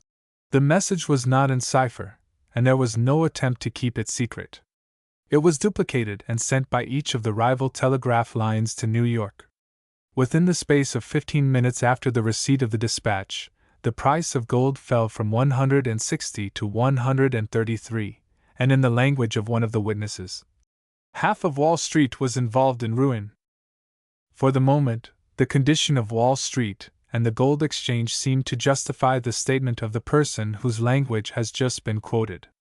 As a matter of fact, however, many of the people involved recovered from the panic and were able to meet their obligations. Some were gainers, probably, by the proceedings of the month of September, and some were losers. As I have already said, I had no purpose to help anybody or to hurt anybody, and I interfered in Wall Street only when the operations that were going on there involved innocent parties who were engaged in legitimate business, and also imposed upon the government a sacrifice in the loss of revenue. Following the downfall of the combination, there appeared in the newspapers statements and imputations which reflected upon the president and his family as to their relations to the gold operations. All these statements were without foundation. Mr. Corbin's connection was established beyond controversy, but the evidence which established his relations to the parties engaged in the gold speculation was also conclusive as to the fact that the president had no connection with it, and that he was not in any way interested in any policy calculated to advance the interests of the combination. The apprehensions that were entertained on the evening of the 24th and on the 25th of September as to the extent of the disaster to business and to individuals engaged in gold speculation were not realized in full. My special correspondent in New York said in a letter dated September 25th, "Many of the houses hurt and reported failed yesterday are likely to recover." Again he said, "The demoralization in the street was never equaled, and it must take several days at least before matters get fairly straightened. There is a wholesome dread against making any obligations. Smith, Gould, and Martin are just reported as paying in full." In a letter dated September 27th at 6:30 p.m., the assistant treasurer at New York wrote me, "From the best evidence to be gathered in the excitement here, it is safe to infer that the Gold Exchange Bank will suffer losses to the extent of its capital and surplus at least, and perhaps more. To the contrary of that prediction, it is to be said that the Gold Exchange Bank was able to meet all its obligations." In a letter written by Mr. Grinnell, then collector of the Port of New York, under date of September 24th, after the announcement of the sale of gold had been made, I find this statement: "Had you not taken the course which you did, I believe a large proportion of our most reliable merchants and bankers would have been obliged to suspend before 3 o'clock today, as confidence was entirely gone and the panic was becoming universal." Following the break in the price of gold, there were persons who became apprehensive that the rate would fall to a point which would affect their interests unfavorably, and I received a letter, dated after business hours on the 24th, in which the writer said, "It is not impossible that, in view of the largeness of the amount of gold to be sold tomorrow, there may be a combination to procure it at a low price, and you will therefore excuse a suggestion that, as the effect of your intervention has already been realized, it might be well to protect the government by making it known that you will reject all unacceptable bids." These extracts from letters received previous to and during the crisis may lead to the conclusion that it is not safe to trust to persons engaged in large business and commercial transactions as guides for the administration of the government in financial matters. Indeed, one may go still further and say that it is not safe to trust the guidance of the government in financial affairs to men whose life business it has been to convert information into gold. The most unpleasant incident of the gold speculation of 1869 was the fact that General Butterfield, the assistant treasurer in the city of New York, was so far involved as to lead the president to ask for his resignation. That request did not arise from any evidence that General Butterfield was in any way concerned in the movement or combination, which led to the advance in gold. Indeed, the evidence was conclusive to the contrary. This fact, however, did appear, that during the period of the excitement he had made some purchases and sales of gold and bonds. The suspicions that existed in the city of New York as to his connection with the gold movement were largely exaggerations of the actual facts. There was no evidence which impeached his official or personal integrity in business. His resignation was requested upon the ground that it was essential to the proper administration of the office that the person holding the important place of assistant treasurer in the city of New York should not be engaged in business transactions which might give rise to the conjecture that he had advantages over others in consequence of his connection with the government. It ought to be said that Mr. Gould, in his testimony before the committee, which was given at great length and with singular clearness of statement, denied expressly the existence of any combination. In fine, he claimed, what may have been the truth, and upon the whole probably was the truth, that it was not part of his purpose to carry the price of gold above 40 or 45% premium. He attributed the excessive and rapid advance of the price of gold to the persons who had sold short, and who, becoming alarmed, attempted to cover their sales by making purchases, and by bidding against each other carried the price from about 140 to 160. The same statement was made by Mr. Fisk as to the cause of the excessive rise in the price of gold. He said, "It went up to 60, for the reason that there were in that market 100 men short of gold. There were banking houses which had stood for 50 years, and who did not know but what they were ruined. They rushed into the market to cover their shorts. I think it went from 45 to 60 without the purchase of more than $600,000 or $700,000 of gold. It went there in consequence of the frightened bear interests. There was a feeling that there was no gold in the market and that the government would not let any gold go out." At the time of the gold panic, Gould and Fisk were interested in the business of railway transportation from the west to the seaboard, and Mr. Fisk made a statement which sets forth the theory on which he and Gould professed to act.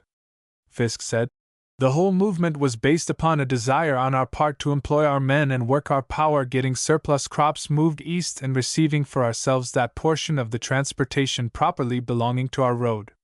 That was the beginning of the movement, and the further operations were based upon the promise of what Corbin said the government would do."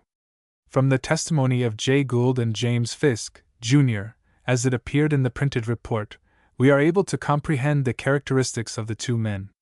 Gould was cool and collected from beginning to end, with no indication in his statements that the events of the 24th of September had in any particular disturbed him in temper or nerve or confidence in his ability to meet the exigencies of the situation. On the other hand, the testimony of Fisk indicated the absence of the qualities ascribed to Gould, and during his examination he failed to maintain even ordinary equanimity of temper. He interfered with the proceedings, and delivered this address to the committee. "I must state that I must ask you gentlemen to summon witnesses whose names I shall give you. My men are starving. When the newspapers told you we were keeping away from this committee, I say to you that there is no man in this country who wants to come before you as bad as Jim Fisk, Jr. I have 30 or 40,000 wives and children to feed with the money dispersed from our office. We have no money to pay them, and I know what has brought them to this condition." Another extract from Fisk's testimony gives a graphic view of his condition when the crash came. "I went down to the neighborhood of Wall Street Friday morning. When I got back to our office you can imagine I was in no enviable state of mind, and the moment I got up street that afternoon I started right round to old Corbin's to rake him out. I went into the room, and sent word that Mr. Fisk wanted to see him in the dining room. I was too mad to say anything civil, and when he came into the room said I, 'Do you know what you have done here, you and your people?' He began to wring his hands, and oh, he says, 'This is a horrible position.' 'Are you ruined?' I said I didn't know whether I was or not, and I asked him again if he knew what had happened. He had been crying, and said he had just heard, that he had been sure everything was all right, but that something had occurred entirely different from what he had anticipated. Said I, 'That don't amount to anything. We know that gold ought not to be at 31, and that it would not be but for such performances as you have had this last week. You know, well, it would not if you had not failed. I knew that somebody had run a saw right into us, and said this whole thing has turned out just as I told you it would. I considered the whole party a pack of cowards, and I expected that, when we came to clear our hands, they would sock it right into us. I said to him, I don't know whether you have lied or not, and I don't know what ought to be done with you. He was on the other side of the table, weeping and wailing, and I was gnashing my teeth. Now, he says, you must quiet yourself. I told him I didn't want to be quiet. I had no desire to ever be quiet again. He says, but my dear sir, you will lose your reason. Says I, Spires has already lost his reason. Reason has gone out of everybody but me. My part and my interest in the events of Black Friday came to an end with an effort to ascertain the authorship of an anonymous communication, written in red ink, that I received the 6th day of October. It was postmarked at New York, the 5th of October 1869. A reduced facsimile of the communication is shown below. An attempt was made through the police and the Secret Service system to trace the authorship of the superscription. The attempt was ineffectual. Facsimile: if gold does not sell at 150 within 15 days, I am a ruined man. You will be the cause of my ruin. Your life will be in danger. Wilkes Booth.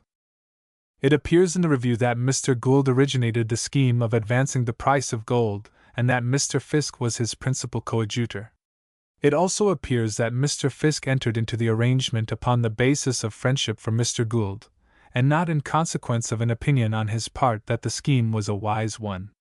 Mr. Gould had two main purposes in view: first, the profit that he might realize from an advance in gold, and second, the advantage that might accrue to the railroad with which he was connected through an increase of its business in the transportation of products from the West. As set forth in Mr. Gould's letter, he entertained the opinion, which rested upon satisfactory business grounds, that an advance in the price of gold would stimulate the sale of Western products, increase the business of transportation over the railways, and aid us in the payment of liabilities abroad. If the price of gold had not been advanced beyond a premium of 40 or perhaps 45%, all these results might have been realized, without detriment to the public, while Mr. Gould and his associates would have realized large profits. When the price had advanced to 40 or 45%, Mr. Gould or his associates made calls upon those who were under contracts to deliver gold to make their margins good or else to produce the gold. These demands created a panic, and the parties who had agreed to deliver gold entered the market, and bidding against each other, they carried the price beyond the point that Mr. Gould had contemplated.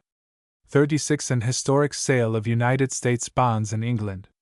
If there should be any considerable interest in the history of the funding system of the United States, the interest would be due to a sale of bonds some 30 years ago and certain incidents, which could not have been anticipated, which arose from the execution of the trust.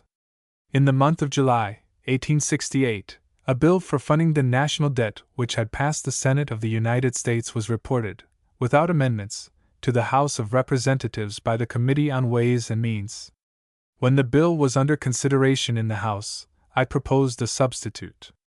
In the debate of July 21 I made a statement of the nature of my substitute, and I reproduce an extract which sets forth the first step in a policy which culminated in the Act for Funding the Public Debt, and which was approved by President Grant July 14, 1870. The amendment to which I wish to call the attention of the House provides for the funding of $1,200,000,000 of the public debt, $400 million payable in 15 years at 5% interest, $400 million payable in 20 years at 4.5% interest, and $400 million payable in 25 years at 3.65% interest. The latter sum of $400 million payable, principal and interest, at the option of the takers, either in the United States, or in London, Paris, or Frankfurt. At that time I had not entertained the thought that I might come to be the head of the Treasury Department. Indeed, I had no other purpose in public life than to remain in the House of Representatives. I had had experience on the executive side of the government, and also on the legislative side, and I had a fixed opinion in favor of the latter form of service. As Secretary of the Treasury, I proposed a bill in 1869 in the line of the substitute for the bill of the Committee on Ways and Means which I had challenged in July, 1868. The bill proposed an issue of 3 classes of bonds, each of $400 million, which were to mature at different dates, and to bear interest at the rates of 5, 4.5, and 4%. It was further provided that the principal and interest of the bonds bearing the lowest rate should be made payable either in the United States, or at Frankfurt, Paris, or London, as the takers might prefer. The provision was rejected through the influence of General Schenck, who had then returned recently from Europe, and with the opinion that the concession involved an impairment of national honor. As a substitute for the feature so rejected, I originated a plan for the issue of registered bonds, upon the condition that the interest could be paid in checks to be forwarded by the mails to the holders of bonds at the places designated by them in any part of the world. This plan is far superior to the first suggestion, as it is susceptible of a much wider application. I have received from Mr. Roberts, the Treasurer of the United States, the following letter and statement. Statement showing the proportion of United States bonds outstanding January 25, 1900, on which interest is paid by check. Title of loan. Total issue. Registered percentage bonds on of bonds on which interest is paid by check. Check. Funded loan of 1891 continued at 2%. $25,364,500, $25,364,500, 100.004% funded loan of 1907. $545,342,950, $478,195,687.695% loan of 1904. $95,964,615,650, 68.014% loan of 1925. $162,315,400, $117,997,272.703% 10/20s of 1898. $168,679,109,450,060 55.09. Totals. $996,711,550, $795,623,030 77.49. Treasury Department. Office of the Treasurer, Washington, D.C., January 25, 1900. Honorable George S. Boutwell, Boston, Massachusetts. My dear Mr. Secretary, it gives me pleasure to enclose to you a table showing by classes of bonds the percentage of interest paid by checks. The interest on all registered bonds is now so paid. Only the coupon bonds, by their nature, are differently treated. Your plan has worked admirably, and the drift is slowly from the coupon to the registered form, and so to an increase of the payment of interest by checks. With kind regards, yours very truly, signed, Ellis H. Roberts, Treasurer of the United States. The plan has been adopted by corporations that are borrowers of large sums of money upon an issue of bonds, and the use of the system is very general in the United States. In my report to Congress in December, 1869, I made recommendation of the funding bill, and I placed copies of the bill that I had prepared in the hands of the Finance Committee of the Senate, and in the hands of the Committee of Ways and Means of the House of Representatives. When the bill became a law, the authorized issue of 5% bonds was limited to $200 million, and the issue of 4% was raised to $1,200 million. Simultaneously with the passage of the funding bill of July, 1870, the war between France and Prussia opened, and the opportunity for negotiations was postponed until the early months of the year 1871. In these later years, when bonds of the United States have been sold upon the basis of their par value at 2% income, it is difficult to realize that in 1869 the 6% bonds of the United States were worth in gold only 83 5/10 cents to the dollar. The first attempt to dispose of the 5% bonds was made by the Treasury Department through an invitation to the public to subscribe for the bonds, payment to be made in the currency of the country, or by an exchange of outstanding 520 bonds which bore interest at the rate of 6%, the subscriptions reached the sum of $66 million, of which the national banks were subscribers to the amount of $64 million, leaving $2 million only as the loan to the general public.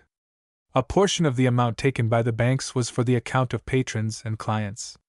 This experience justified the opinion that future efforts with the general public would be unsuccessful, while the credit of the country was not established and placed beyond the influence of cavillers and doubters. It was under such circumstances that the aid of banks and bankers became important for the furtherance of subscriptions, in view of the fact that they could give personal service of a nature not possible in the case of salaried officers of the government, nor compatible with their daily duties. It is not easy, in this age of comparative freedom and power in financial affairs, to comprehend that in the year 1871 the long-established bankers of New York, Amsterdam, and London either declined or neglected the opportunity to negotiate the 5% coin bonds of the United States upon the basis of their par value. It may not be out of place for me to mention Mr. Morton, of the House of Morton, Bliss and Company, as an exception to the bankers of Europe and the United States.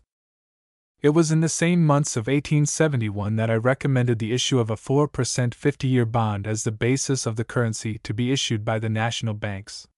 This proposition, which would have been advantageous to the banks, in an increasing ratio as the value of money diminished, was defeated by the organized opposition of the banks through an effective lobby that was assembled in the city of Washington.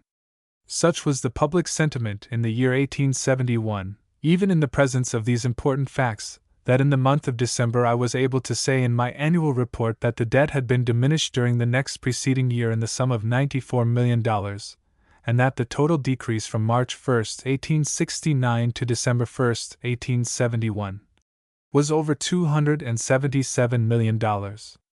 It was in this situation of affairs that Messrs.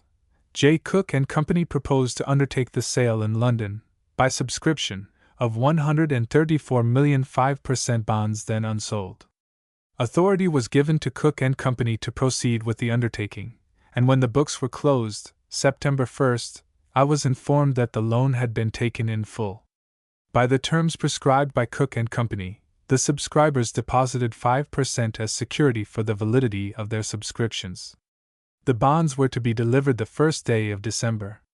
Upon the receipt of the information that the undertaking had been a success, the bonds were prepared, and the Hon. William A. Richardson, then an Assistant Secretary of the Treasury, was designated as the agent of the department for the delivery of the bonds. The bonds were placed in safes, on each of which there were 3 locks. The clerks were sent over in different vessels, and the keys were so distributed among them that there were not keys in any one vessel by which any one of the safes could be opened. The success of the subscription gave rise to an unexpected difficulty. At that time there were outstanding 194,1040 United States bonds that carried interest at the rate of 5%. It was a singular coincidence, and a coincidence probably not due to natural causes, that some 5% bonds, having 15 years to run, should be at par, and that other 5% bonds that might run 30 years should fall below par in the same market. In the 3 months from August to December, these 1040s were quoted as low as 97, or even for a time at 96. Cook became anxious, if not alarmed, lest the rate should fall below 95, and consequently lest the subscribers should refuse to meet their obligations. Early on the morning of the first Monday in December, I received the information that the bonds were taken as soon as the offices were open. I may mention in passing that Cook and Company paid for the bonds as they were delivered, either in coin or in 520 bonds. As bonds were taken, and as payments were made, a difficulty appeared which had been anticipated, but not in its fullness. The proceeds from the sales of the 5% bonds were pledged to the redemption of the 6% 520 bonds, reckoned at their par value. It was provided by the statute that whenever 520 bonds were called, a notice of 90 days should be given, when interest would cease. Thus it happened that whenever a bond was called it was worth par and interest to the end of the 90 days. Of the called bonds some were in America, and the owners did not choose to present them in London in exchange for 5% bonds, nor for coin. Hence it happened that the total proceeds of the 5% bonds, about $20 million were paid in gold coin by Cook and Company. This coin was deposited in the Bank of England, but upon such terms as were imposed by the governors. 1. The deposits must be made in the name of William A. Richardson. This was done, but a statement was made by Judge Richardson that the deposit was the property of the United States. 2. The gold was not to be taken out of the country. This stipulation was in the line of our policy, which was to invest the entire sum in 520 bonds, whenever they could be bought at par. The opportunity came in a manner that was not anticipated. The documents referred to are of historical value, and they are therefore inserted as follows. A declaration of trust by William A. Richardson, Assistant Secretary of the Treasury, dated at London, December 28, 1871. B. Letter of William A. Richardson, Assistant Secretary of the Treasury, to John P. Bigelow, Chief of the Loan Division of the Treasury, dated also at London, December 28, 1871. C. Letter of George Forbes, Chief Cashier of the Bank of England, to Judge Richardson, dated January 4, 1872. D. Letter of Judge Richardson to George Lyell, Governor of the Bank of England, dated January 15, 1872. E. Reply to the same by George Forbes, Chief Cashier, dated January 17, 1872. F. William A. Richardson's report of January 25, 1872. A. Declaration by William A. Richardson. Whereas, I have this day deposited in my name, as Assistant Secretary of the Treasury U.S.A., in the Bank of England, £2,550,000 sterling, and shall probably hereafter make further deposits on the same account. Now I hereby declare that said amount and deposits, present and future, are official and belong to the government of the United States, and not to me personally, that the moneys so deposited are the proceeds of the sale of 5% bonds of the funded loan, that whatever money I may at any time have in said bank under said account will be the property of the United States government, held by me officially as Assistant Secretary of the Treasury, acting under orders from the Secretary.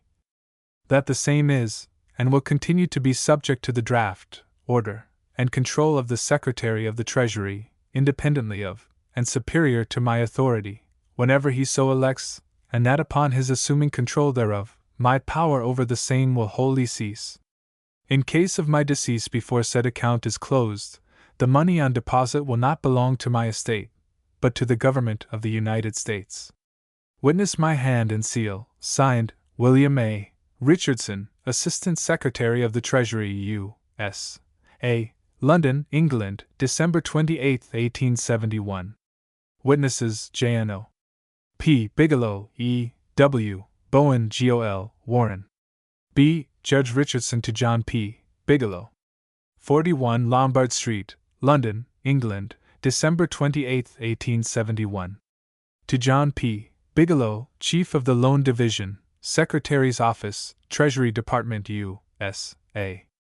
I have this day deposited in the Bank of England, in my name as Assistant Secretary of the Treasury, £2,550,000 sterling money, belonging to the United States, received in payment of 5% bonds of the funded loan delivered here in London. All money hereafter received for future delivery of bonds will be deposited to the same account.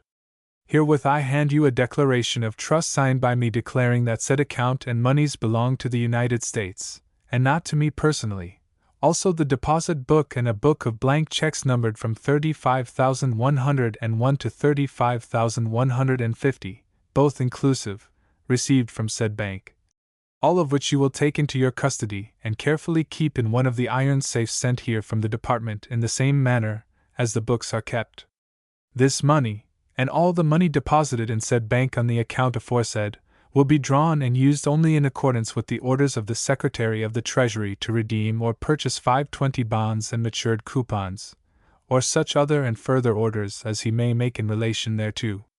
When money is to be drawn to pay for bonds or coupons, it must be drawn only by filling up a check from the book of checks above referred to, and you will open an account in which you will enter the amount of all deposits, the number and amount of each check drawn, specifying also to whom the same is made payable and on what account it is drawn. The checks will be filled up by Mr. Prentice of the Register's office, who will place his check mark on the upper left corner, and will enter the same in the book. You will then carefully examine the check, see that it is correctly drawn for the amount actually payable for bonds or coupons received and properly recorded, and you will, when found correct, place your check mark on the right-hand upper corner before the same is signed by me. All checks will be signed by me with my full name as Assistant Secretary of the Treasury, as this is signed. Signed, William A. Richardson, Assistant Secretary of the Treasury, U.S.A. C. Mr. Forbes to Judge Richardson. Bank of England, E.C., January 4, 1872. Hon. W. A. Richardson, Assistant Secretary of the Treasury of the United States, 41, Lombard Street. Sir, to preclude any possible misunderstanding hereafter as to the character of the drawing account opened in your name, I am instructed by the governors to communicate to you in writing that, in conformity with the rule of the bank, the account is considered a personal one, that the governors have admitted the words appended to your name merely as an honorary designation, and the bank take no cognizance of or responsibility with reference to the real ownership or intended application of the sums deposited to the credit of the account. I am, sir, your obedient servant, signed, George Forbes, Chief Cashier. D. Judge Richardson to Mr. Lyle. 41 Lombard Street, London, England, January 15, 1872. George Lyle, Esq., Governor of the Bank of England. Dear Sir, referring to the several conversations which I have had with you, and with your principal cashier, Mr. Forbes, relative to the manner and form of keeping the account which I desire to have in the bank, I beg leave to renew in writing my request heretofore made orally, that the account of money deposited by me may stand in the name of Hon. George S. Boutwell, Secretary of the Treasury, U.S.A., and myself, Assistant Secretary, jointly and severally, so as to be subject to a several draft of either, and of the survivor, in the case of death of either one.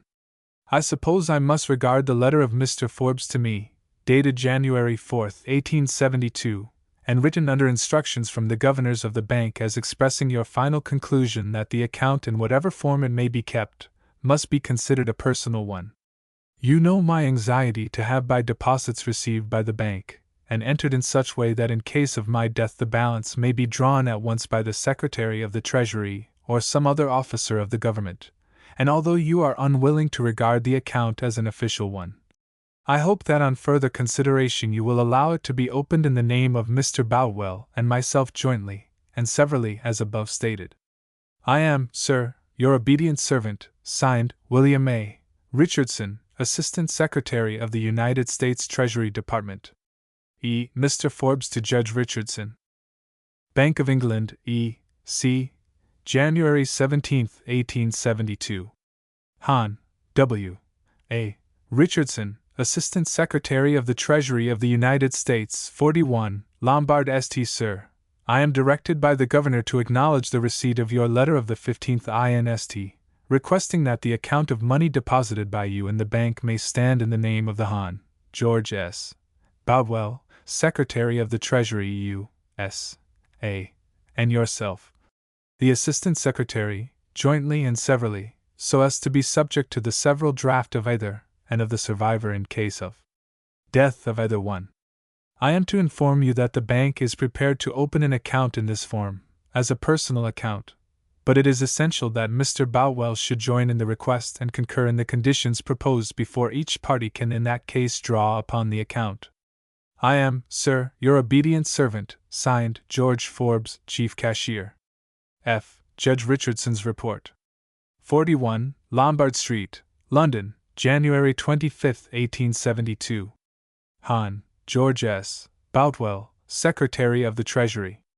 Dear Sir, it is my purpose in this letter to give you an account of the way in which I have kept the money arising from the sale of the funded loan, and the manner in which it has been drawn from time to time to pay for bonds purchased and redeemed.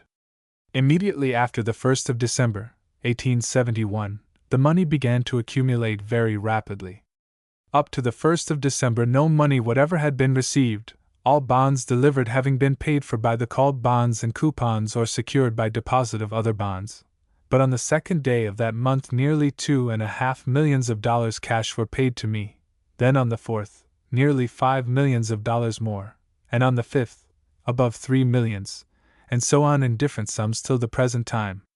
Of course it was wholly impracticable to receive, handle, count, and keep on hand such large amounts of gold coin, weighing between 1.75 tons and 2 tons to each million of dollars.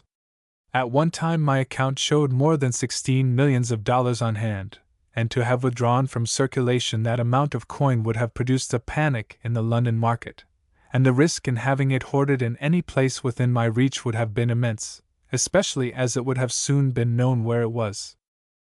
I ascertained that there would be some difficulty in keeping an official government account in the Bank of England, and I did not feel authorized, or justified in my own judgment, in entrusting so much money to any other banking institution in this city. I found, also, that the Bank of England never issues certificates of deposit, as do our banks in the United States. But it issues post notes, which are very nearly like its ordinary demand notes, but payable to order, and on 7 days' time, thus differing only in the matter of time from certificates of deposit. Availing myself of this custom of the Bank of England, I put all the money into post notes, and locked them up in one of the safes from which the bonds had been taken.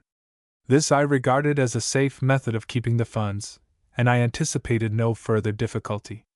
But when the bank made its next monthly or weekly return of its condition, and published it in all of the newspapers as usual, the attention of all the financial agents, bankers, and financial writers of the daily money articles in the journals was immediately attracted to the sudden increase of the post notes outstanding, and the unusually large amount of them, so many times greater than had ever been known before.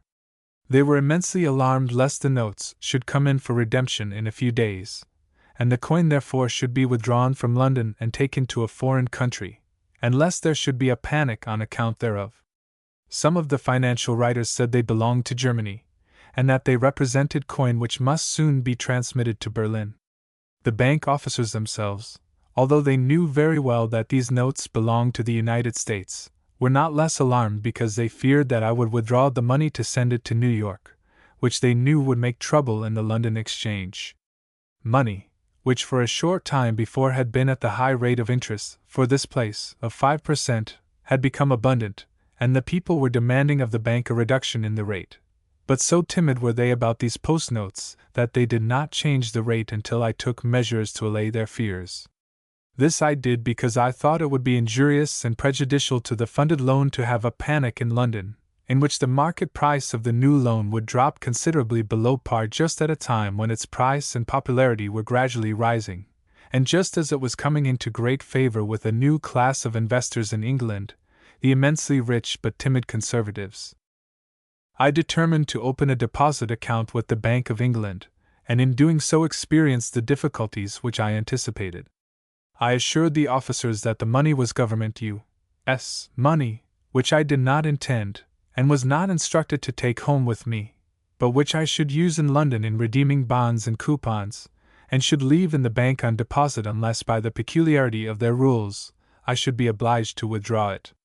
They objected to taking the money as a government deposit, or as an official deposit in my name, having some vague idea that if they took it and opened an official government account they should be liable for the appropriation of the money unless documents from the United States were filed with them taking away that liability. But they could not tell me exactly what documents they wanted nor from whom they must come. They did, however, agree to open an account with me, and that was the best I could do. In signing my name to their book, I added my official title, and when, some time after, I came to drawing checks, I signed in the same way. This brought from the officers a letter which I annex here to, saying that my deposit would be regarded as a private and personal one. What I was most anxious to provide for was the power in some United States officer to draw the money in case of my death, knowing the uncertainty of life, without the delay, expense, and trouble which must necessarily arise if it stood wholly to my personal credit. I asked the officers to allow it to stand in your name as secretary and mine as assistant secretary, jointly and severally, so as to be drawn upon the several check of either, and by the survivor in case of the death of either one. I suggested other arrangements which would have had the same result, but they said their rules prevented their agreeing to my requests, that they were conservative and did not like to introduce anything new into their customs. On the 15th day of January 1872, I renewed my request in writing, after having had several conversations with the officers on the subject, and received an answer which, with the letter of request, is hereto annexed. In this, their most recent communication, they express a willingness to enter the account in our joint names as I suggested, regarding it, however, as a personal account, and requiring that you should join in the request and concur in the conditions proposed before either party can in that case draw upon the account. As I must now almost daily draw from the account for money with which to pay bonds, I cannot join your name therein until you have sent me a written compliance with the conditions which they set forth, because to do so would shut me out from the account altogether for several weeks. Besides, having no instruction from you on the subject, I don't know that you would care to give written directions as to the deposit. I know very well that, in case of my sudden decease, you would be glad enough to find that you could at once avail yourself of the whole amount of money here on deposit, and so I should have joined your name as I have stated. Now you can do as you please. I have taken every possible precaution within my power, and have no fear that the arrangements are insufficient to protect the government in any contingency whatever. With the correspondence which has passed between the officers of the bank and myself, and our conversation together, the account is sufficiently well known to them as a U.S. government deposit, and is fully enough stamped with that character, as I intended it should be, however much they may ignore it now. But for still greater caution, I made the written declaration of trust on the very day of the first deposit, signed and sealed by me, declaring the money and account as belonging to our government, and not to me, a copy of which is hereto annexed. I also gave written instruction to Messrs. Bigelow and Prentice to draw all the checks, and how to draw them and keep an account thereof. As I make all my purchases through J. Cook, McCullough and Company, every check is in fact payable to that house, so that the account is easily kept, and the transactions cannot be mingled with others, for there are no others. I annex a copy of these instructions. This, I believe, will give you a pretty correct idea of the difficulties which have been presented to me in the matter of taking, keeping, and paying out the money arising from the sale of the bonds, and the manner in which I have met them. I may add that when the officers of the bank were satisfied that I was not to withdraw the money and take it to New York, they reduced the rate of interest, and there has been an easy market ever since. There are now on deposit more than $12 million, but I hope it will be reduced very fast next month. Had you not sent over the last 10 million of bonds, we should have been able to close up very soon. I hope now that you will make another call of 20 million at least, because I think it would enable us to purchase more rapidly. I annex 1. Copy of Declaration of Trust. 2. Copy of instructions for drawing checks. 3. Copy of letter from cashier of Bank of England, stating that the account would be considered personal. 4. Copy of my letter to the governor of the bank, asking that your name might be joined. 5. Copy of reply to last mentioned letter. I am, very respectfully, your obedient servant, signed, William A. Richardson. When Cook and Company had completed their undertaking, the deposits in the Bank of England exceeded $15 million, and for 3 months they were for the most part unavailable, as the 520 bonds which had not matured under the calls that had been made were above par in the market. It was a condition of the loan that the 520 bonds redeemed should equal the 5% bonds that had been issued, both issued to be reckoned at their par value. In the month of April, 1872, the commissioners who had been designated under the Treaty of Washington of 1871 to ascertain and determine the character and magnitude of the claims that had been preferred by the United States against Great Britain, growing out of the depredations committed by the Alabama and her associate cruisers, were about to meet at Geneva for the discharge of their duties. The administration had appointed the Hon. J. C. Bancroft Davis, the most accomplished diplomatist of the country, as the agent of the United States, and the preparation of the case of the United States was placed in his hands.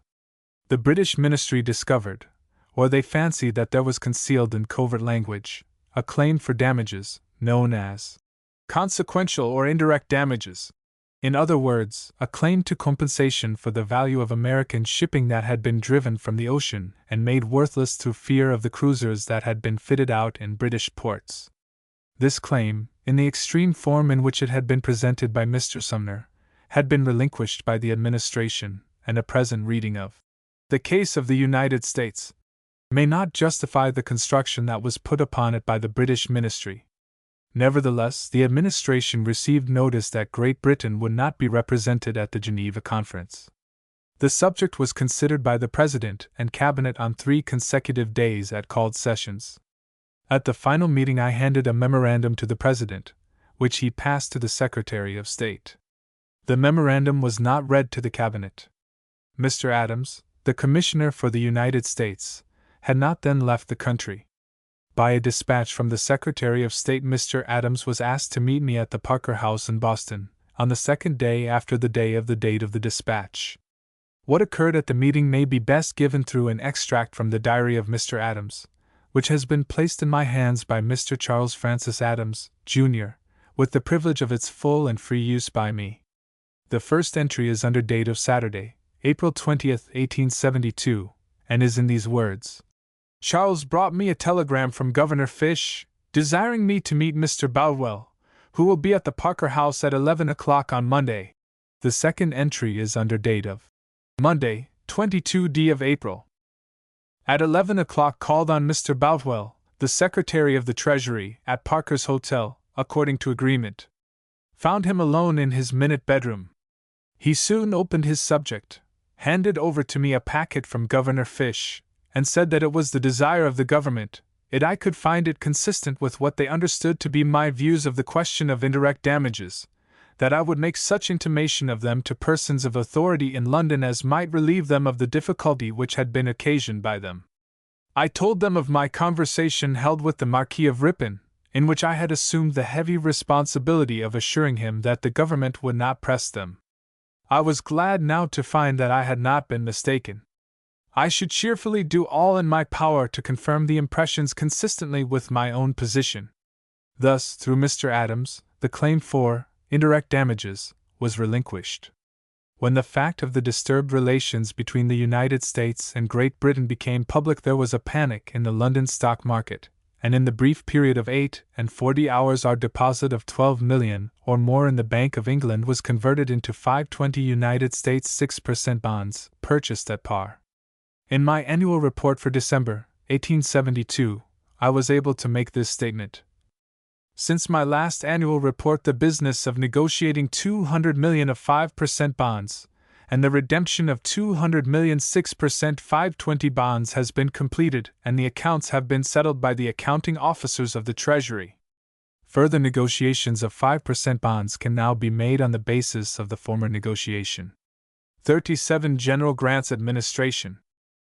The greatness of General Grant in war, in civil affairs, and in personal qualities which at once excite our admiration and deserve our commendation, was not fully appreciated by the generation to which he belonged, nor can it be appreciated by the generations that can know of him only as his life and character may appear upon the written record.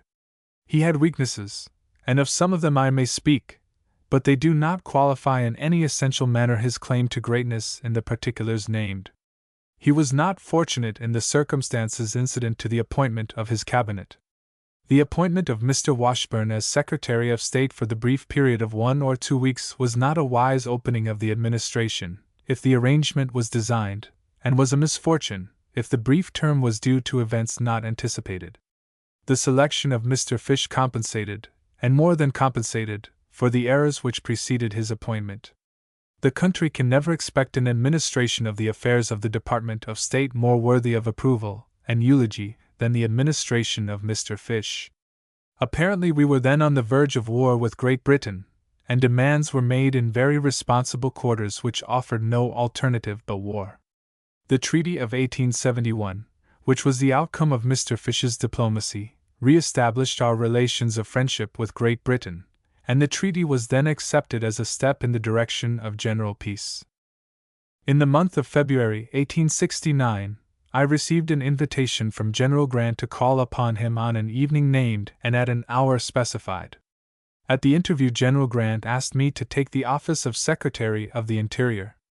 As reasons for declining the place, I said that my duties and position in the House were agreeable to me and that my services there might be as valuable to the administration as my services in the Cabinet. General Grant then said that he intended to give a place to Massachusetts, and it might be the Secretary of the Interior or the Attorney Generalship. He then asked for my advice as to persons, and said that if he named an Attorney General from Massachusetts, he had in mind Governor Clifford, whom he had met. Governor Clifford was my personal friend. He had been the Attorney General of the state during my term as governor. He was a gentleman of great urbanity of manner, a well-equipped lawyer, and as an advocate he had secured and maintained a good standing in the profession and through many years. He had come into the Republican Party from the Webster wing of the Whig Party. To me he was a conservative, and I was apprehensive that his views upon questions arising, or that might arise, from our plan of Reconstruction might not be in harmony with the policy of the party. Upon this ground, which I stated to General Grant, I advised against his appointment. I named Judge Hoar for Attorney General and Governor Claflin for the Interior Department. I wrote the full address of Judge Hoar upon a card, which I gave to General Grant. Judge Hoar was nominated and confirmed. At the same time, Alexander T. Stewart of New York was nominated and confirmed as Secretary of the Treasury. It was soon discovered that Mr. Stewart, being an importer, was ineligible for the office. Mr. Conkling said there were 9 statutes in his way. A more effectual bar was in the reason on which the statutes rested, namely, that no man should be put in a situation to be a judge in his own cause. The President made a vain effort to secure legislation for the removal of the bar. Next, Judge Hilton, then Mr. Stewart's attorney, submitted a deed of trust by which Mr. Stewart relinquished his interest in the business during his term of office. The President submitted that paper to Chief Justice Carter of the Supreme Court of the District of Columbia. The Chief Justice gave a brief, adverse, oral opinion, and in language not quotable upon a printed page. We have no means of forming an opinion of Mr. Stewart's capacity for administrative work, and I do not indulge in any conjectures. His nomination was acceptable to the leading business interests of the country, and in the city of New York it was supported generally. He was a successful man of business and an accumulator of wealth, and at that time General Grant placed a high estimate upon the presence of talents by which men acquire wealth. Following these events, there were early indications that Mr. Stewart's interest in the President had been diminished, and gradually he took on a dislike to me. When I knew of his nomination, or when I knew it was to be made, I met him in Washington and assured him of my disposition to give my support to his administration. On 2 occasions when I was in New York I made calls of civility upon him, but, as he made no recognition in return, my efforts in that direction came to an end.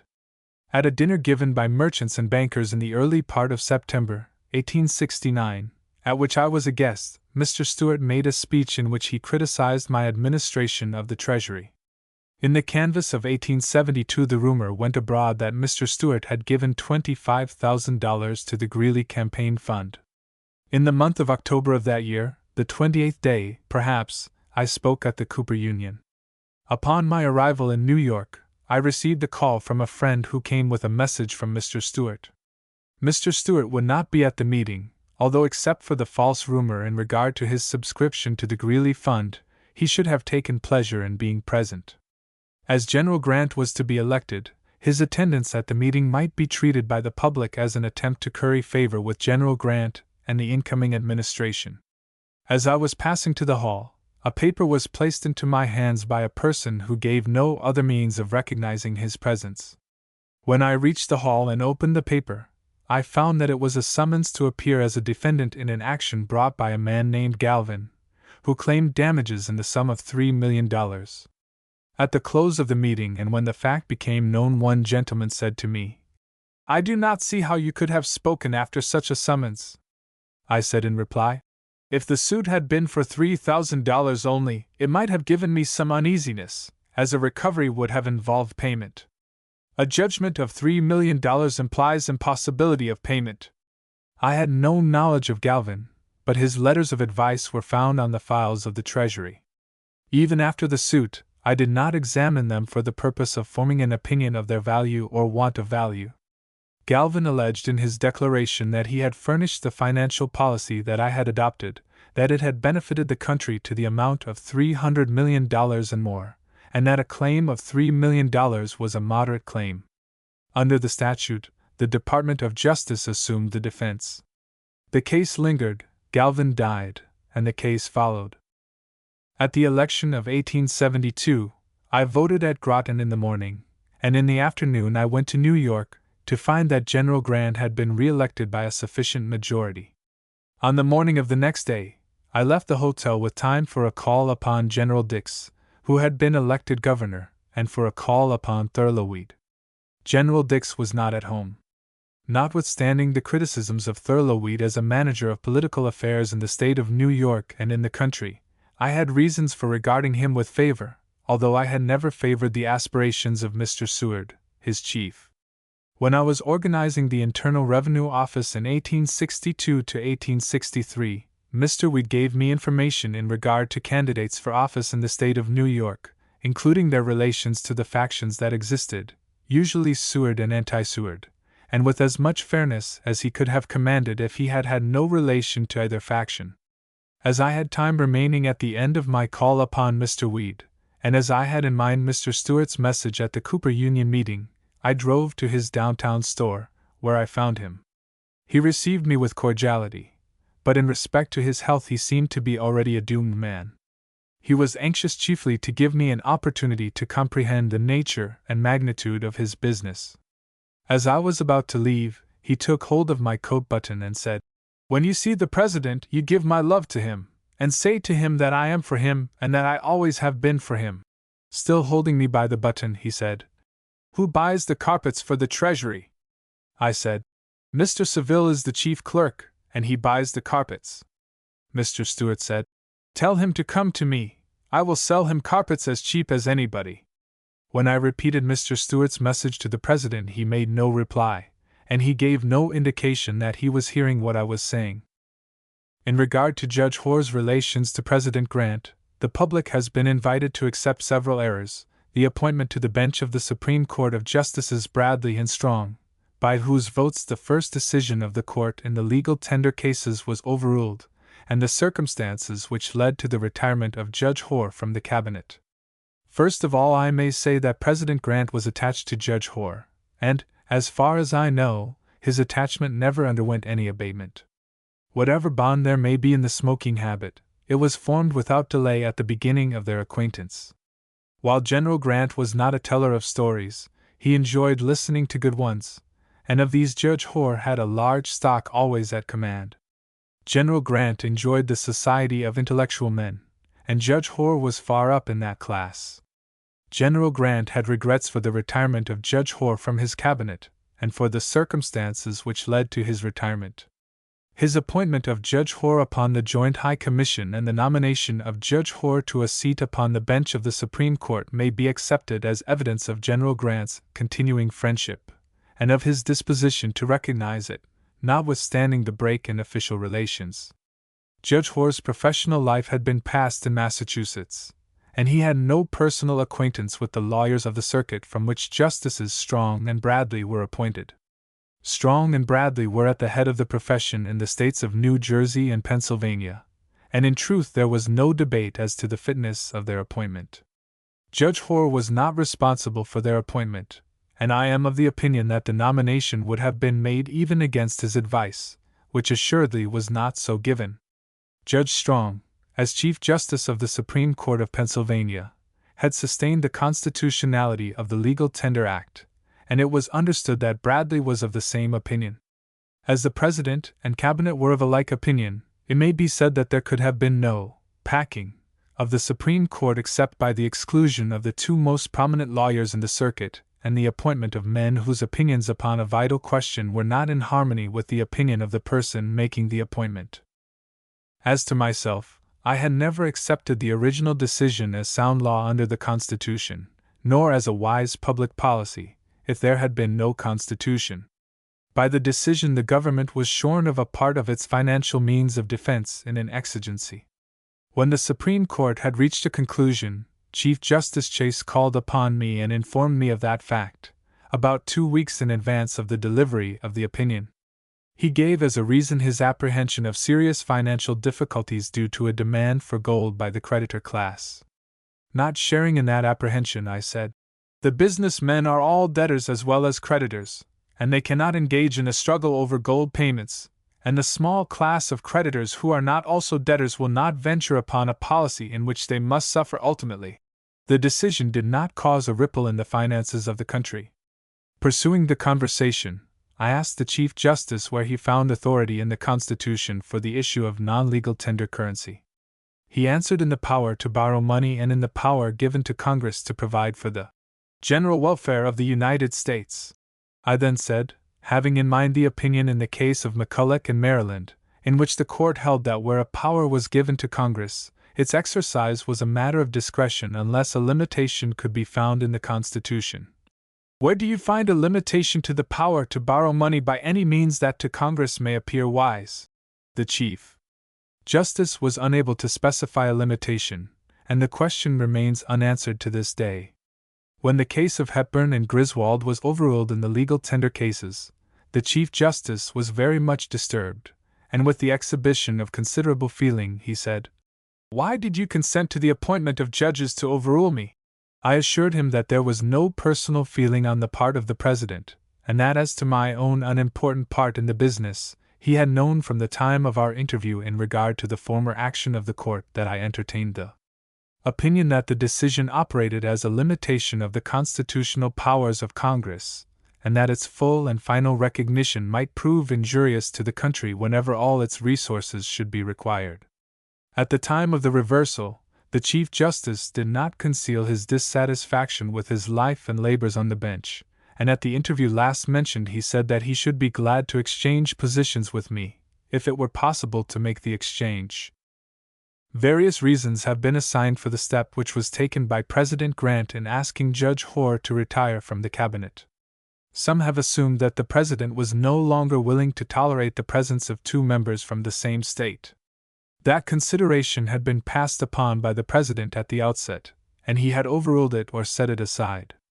In my interview with Mr. Washburn the Sunday before my nomination, I had said to him that Judge Hoar and I were not only from the same state, but that we were residents of the same county, and within 20 miles of each other. Moreover, any public dissatisfaction which had existed at the beginning had disappeared. In the meantime, the President had become attached to Judge Hoar. Nor is there any justifying foundation for the conjecture that a vacancy was created for the purpose of giving a place in the cabinet to another person, or to another section of the country. General Grant's attachment to his friends was near to a weakness, and the suggestion that he sacrificed Judge Hoar to the low purpose of giving a place to some other person is far away from any true view of his character. Judge Hoar had had no administrative experience on the political side of the government, and he underestimated the claims, and he undervalued the rights, of members of Congress. As individuals, the members of Congress are of the government, and in a final test the 2 houses may become the government. More than elsewhere, the seat of power is in the Senate, and the Senate and senators are careful to exact a recognition of their rights. They claim, what from the beginning they have enjoyed, the right to be heard by the President and the heads of departments in their respective states. They do not claim to speak authoritatively, but as members of the government having a right to advise, and under a certain responsibility to the people for what may be done. It was claimed by senators that the Attorney General seemed not to admit their right to speak in regard to appointments, and that appointments were made of which they had no knowledge, and of which neither they nor their constituents could approve. These differences reached a crisis when senators, I use the word in the plural, notified the President that they should not visit the Department of Justice while Judge Hoar was Attorney General.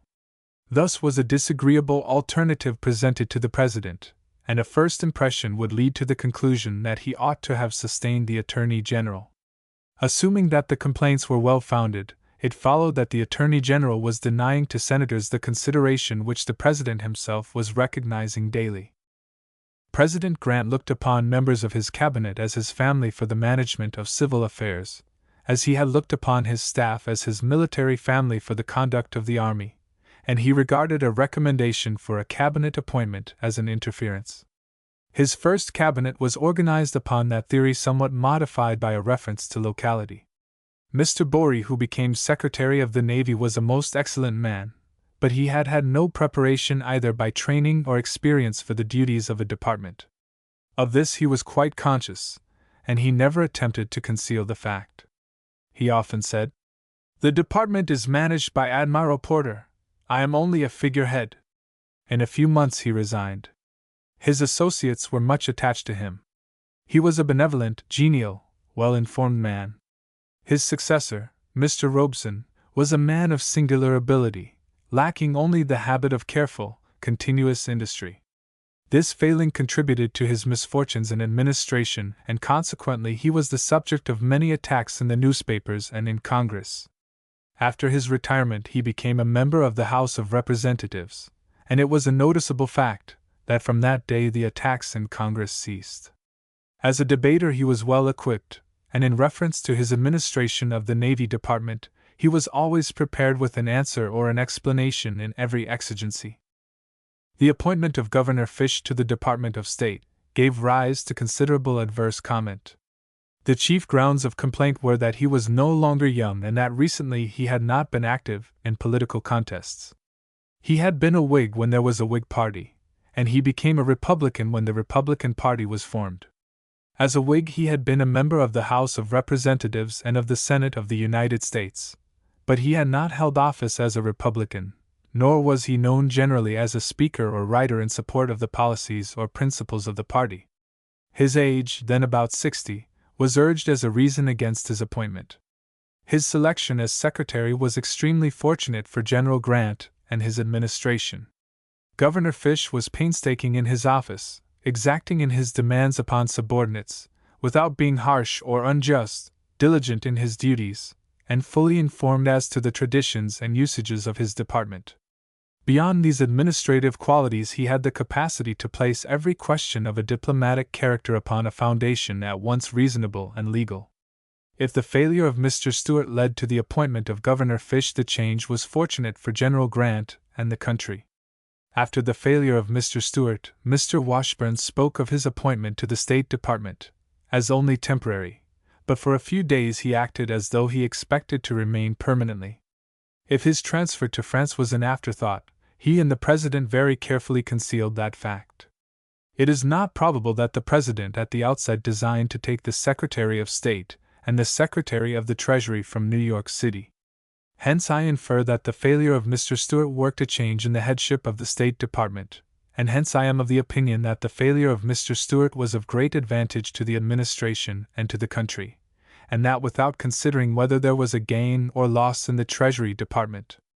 There can be no doubt that Governor Fish was a much wiser man than Mr. Washburne for the management of foreign affairs, and there can be as little doubt that Mr. Washburne could not have been excelled as minister to Paris in the troublous period of the years 1870 and 1871. Mr. Fish had no ambitions beyond the proper and successful administration of his own department. He did not aspire to the presidency, and he remained in the State Department during General Grant's second term, at the special request of the President.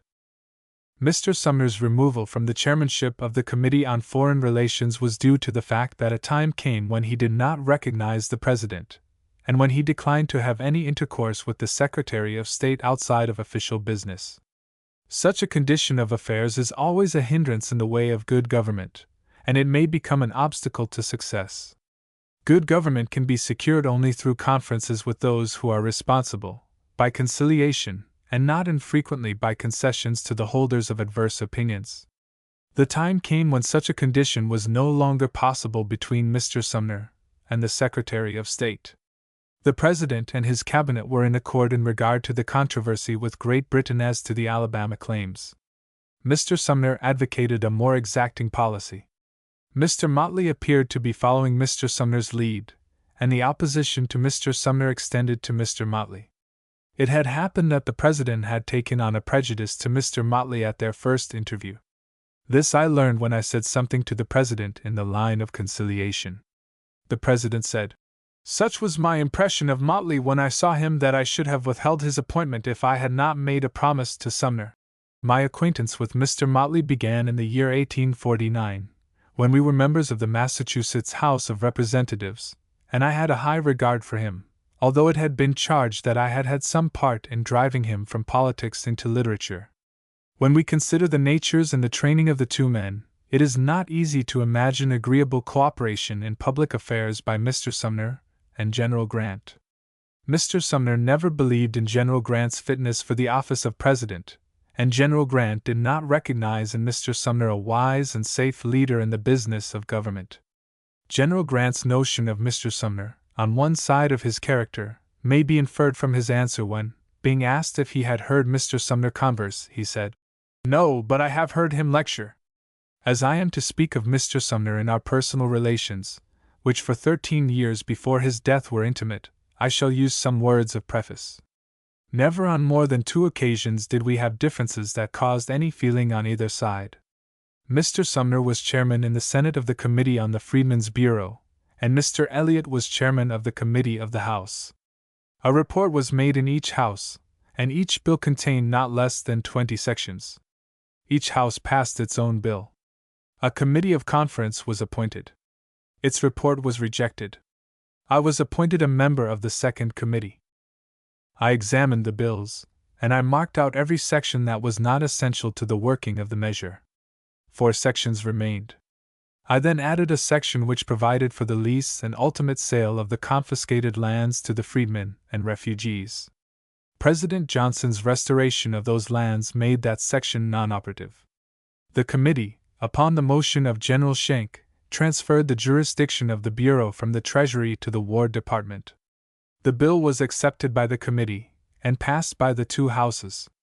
When within a few days I was in the Senate chamber, Mr. Sumner came to me, and said in substance, "The Freedmen's Bureau bill as it passed is of no value.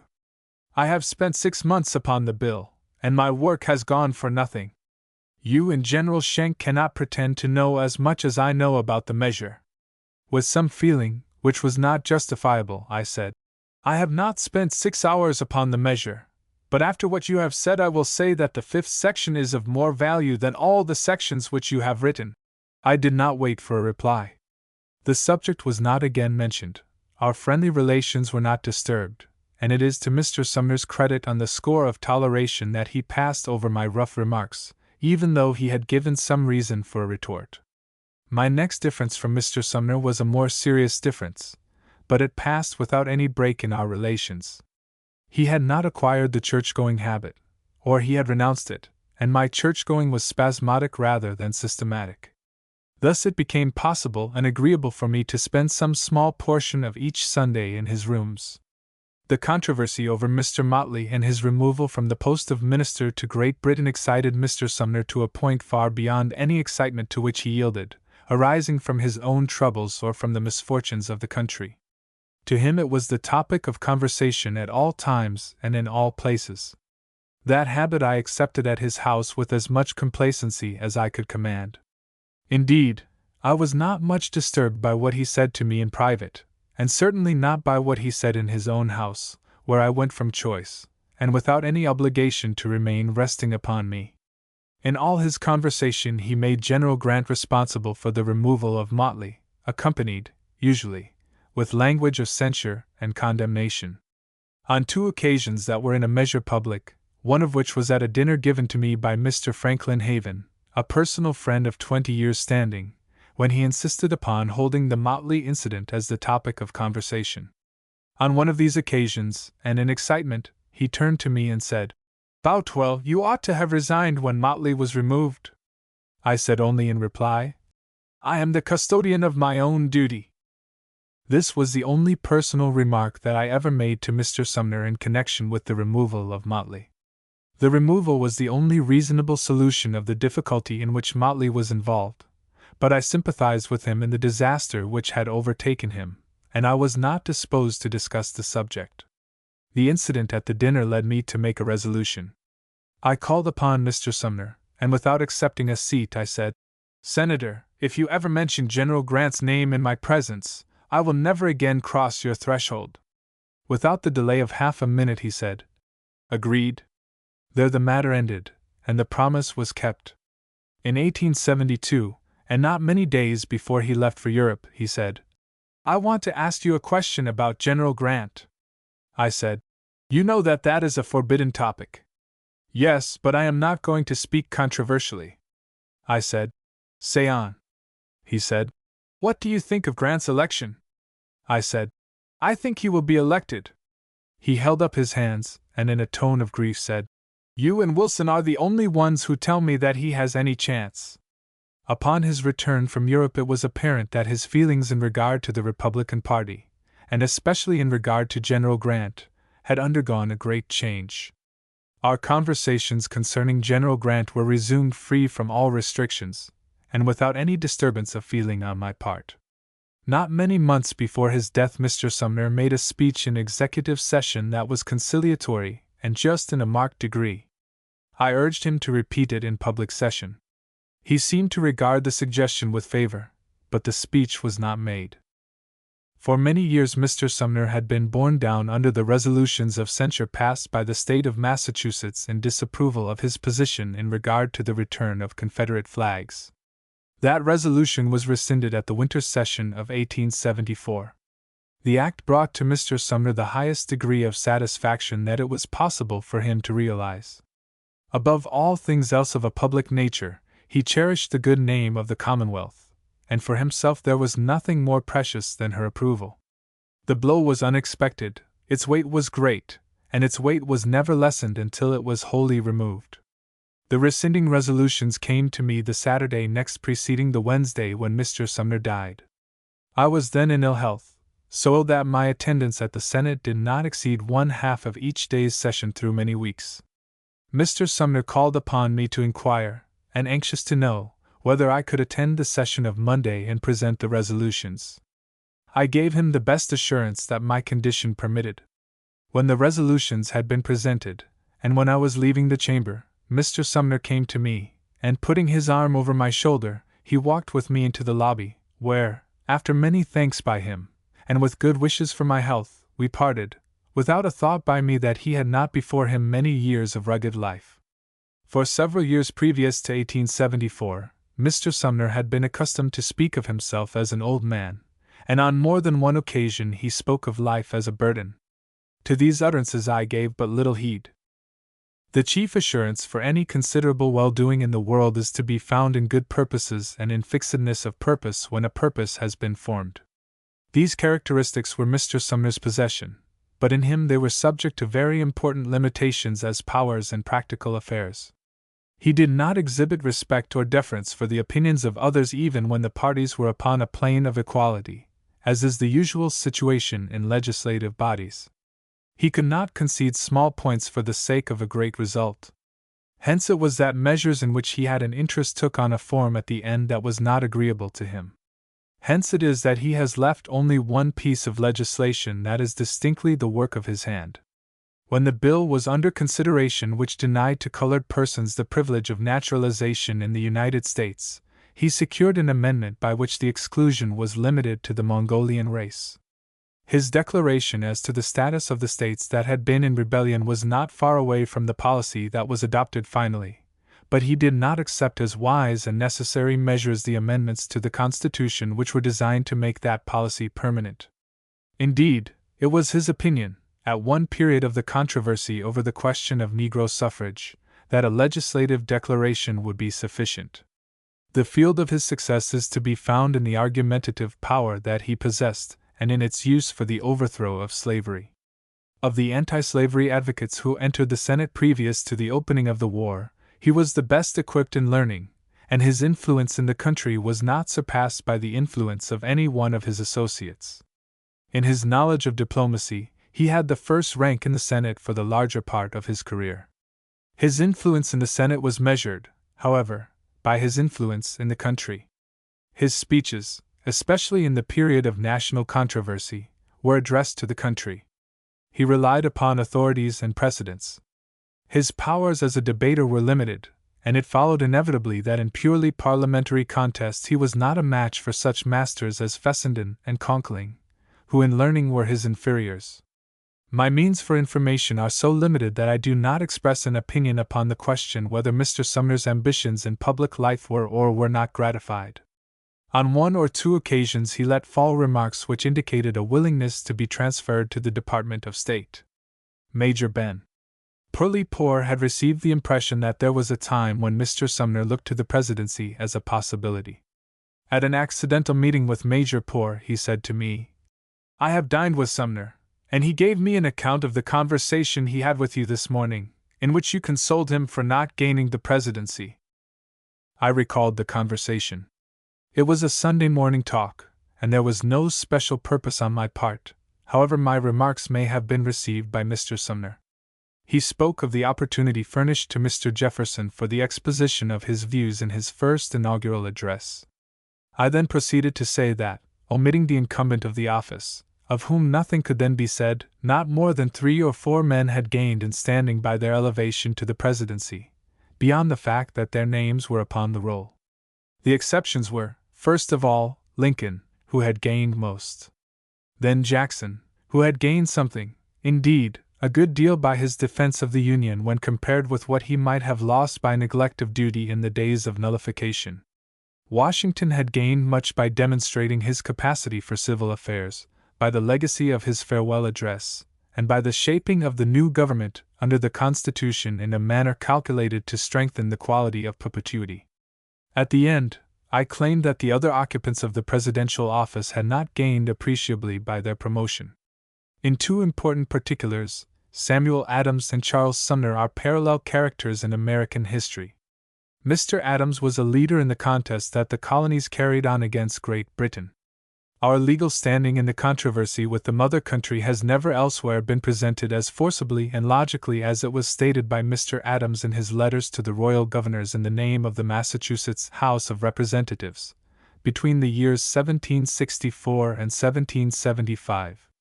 When the contest of words and of arms was over, he was not only not an aid in the organization of the new government, but he was an obstacle to its success. He accepted the Constitution with hesitation and under constraint. After the overthrow of slavery and the ratification of the 13th Amendment to the Constitution, Mr. Sumner gave no wise aid to the work of reconstructing the government upon the basis of the new conditions that had been created by the war and by the abolition of slavery. As every guarantee for freedom contains some element of enslavement over or against some who are not within the guarantee, men sometimes hesitate as to the wisdom of accepting guarantees of rights in one direction which work a limitation of rights or privileges in other directions. The Constitution of the United States, while it gave power to the body of states and guaranteed security to each, yet deprived the individual states of many of the privileges and powers that they had enjoyed as colonies. Every amendment to the Constitution, from the first to the last, has limited the application of the doctrine of home rule in government. Upon the election of Mr. Wilson to the office of Vice President, I was chosen by the legislature of Massachusetts as his successor in the Senate. I left the Treasury and General Grant's cabinet with reluctance, but my experience in both branches of the government had led me to prefer the legislative branch, where there is at least more freedom of action than can be had in the executive department. This opinion is in no sense due to the nature of my relations with General Grant. His military habits led him to put responsibility upon subordinates, and this habit he carried into civil affairs. Moreover, in my own case, he recognized that fact that I had accepted the place upon his urgent request, command indeed, and not to gratify any ambition of my own. And further, I think I may assume that his confidence was such that he was content to leave the department in my hands. During my time he put only one person, General Pleasonton, into the department, and he never commanded or required the removal of any one. On a few occasions he named persons whom he said he would be glad to have employed if places could be found.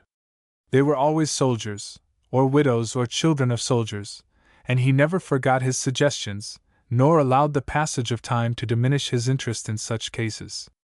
The important places in New York, Chicago, St. Louis, Cincinnati, New Orleans, and Philadelphia were filled by him, usually upon consultation, but upon his judgment. He gave very little attention to others beyond signing the commissions. I often called his attention to the more important ones, but it was his practice to send applicants and their friends to me with the remark that the business was in my hands. By this course the President avoided much labor and escaped some responsibility. The disappointed ones charged their misfortunes to the Secretary, and the President was able to say that he knew nothing of the case, etc., etc. I have reason to believe that the President did not exhibit equal confidence in my successors, especially in Mr. Bristow. The President received the impression very early that Bristow was engaged in a scheme to secure the nomination by an alliance with the enemies of General Grant. In my time 3 Secretaries of the Treasury attempted in turn to secure a nomination for the presidency through the influence and patronage of that department. All were failures, and failures well deserved. Such a policy breeds corruption inevitably. Venal men aspiring to place avow themselves the friends of the Secretary, and if through such avowals they secure appointments, the offices will be used for improper purposes.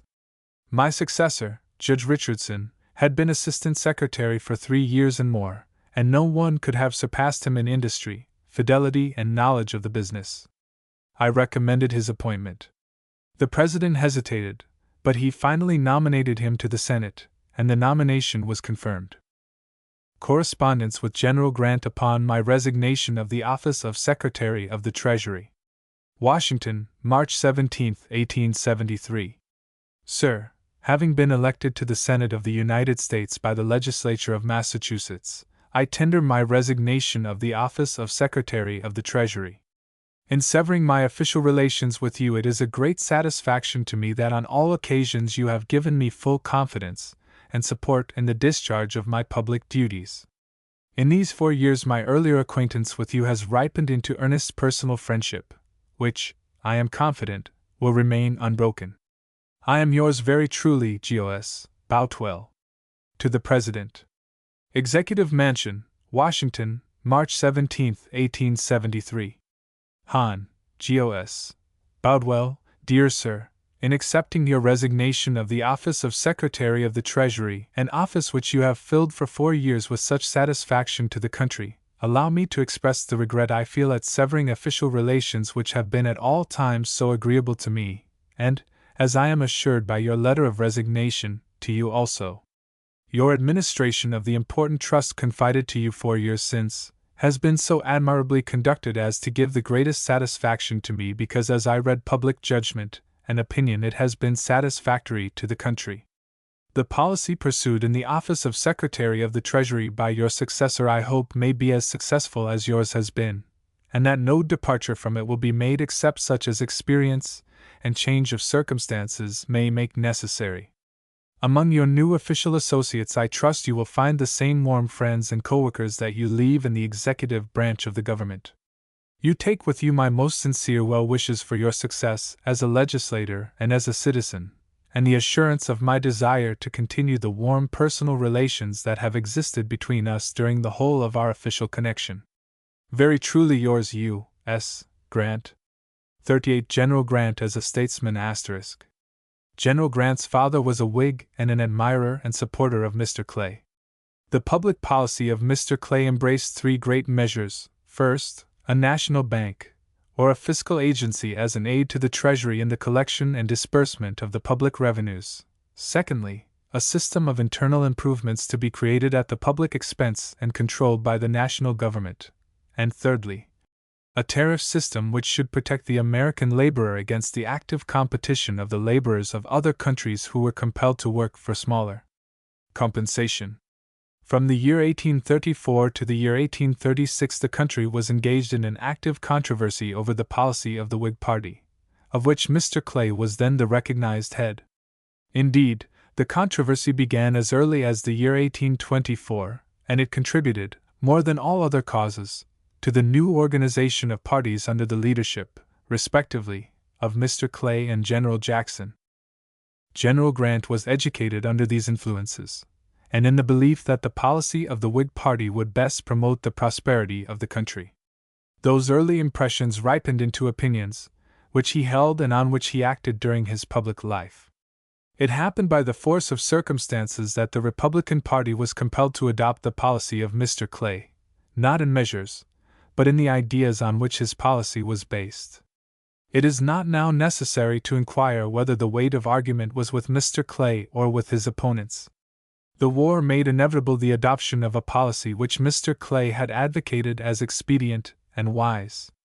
The Pacific Railways were built by the aid of the government, and under the pressure of a general public opinion that the East must be brought into a more intimate connection with our possessions on the Pacific Ocean, for mutual support and for the common defense.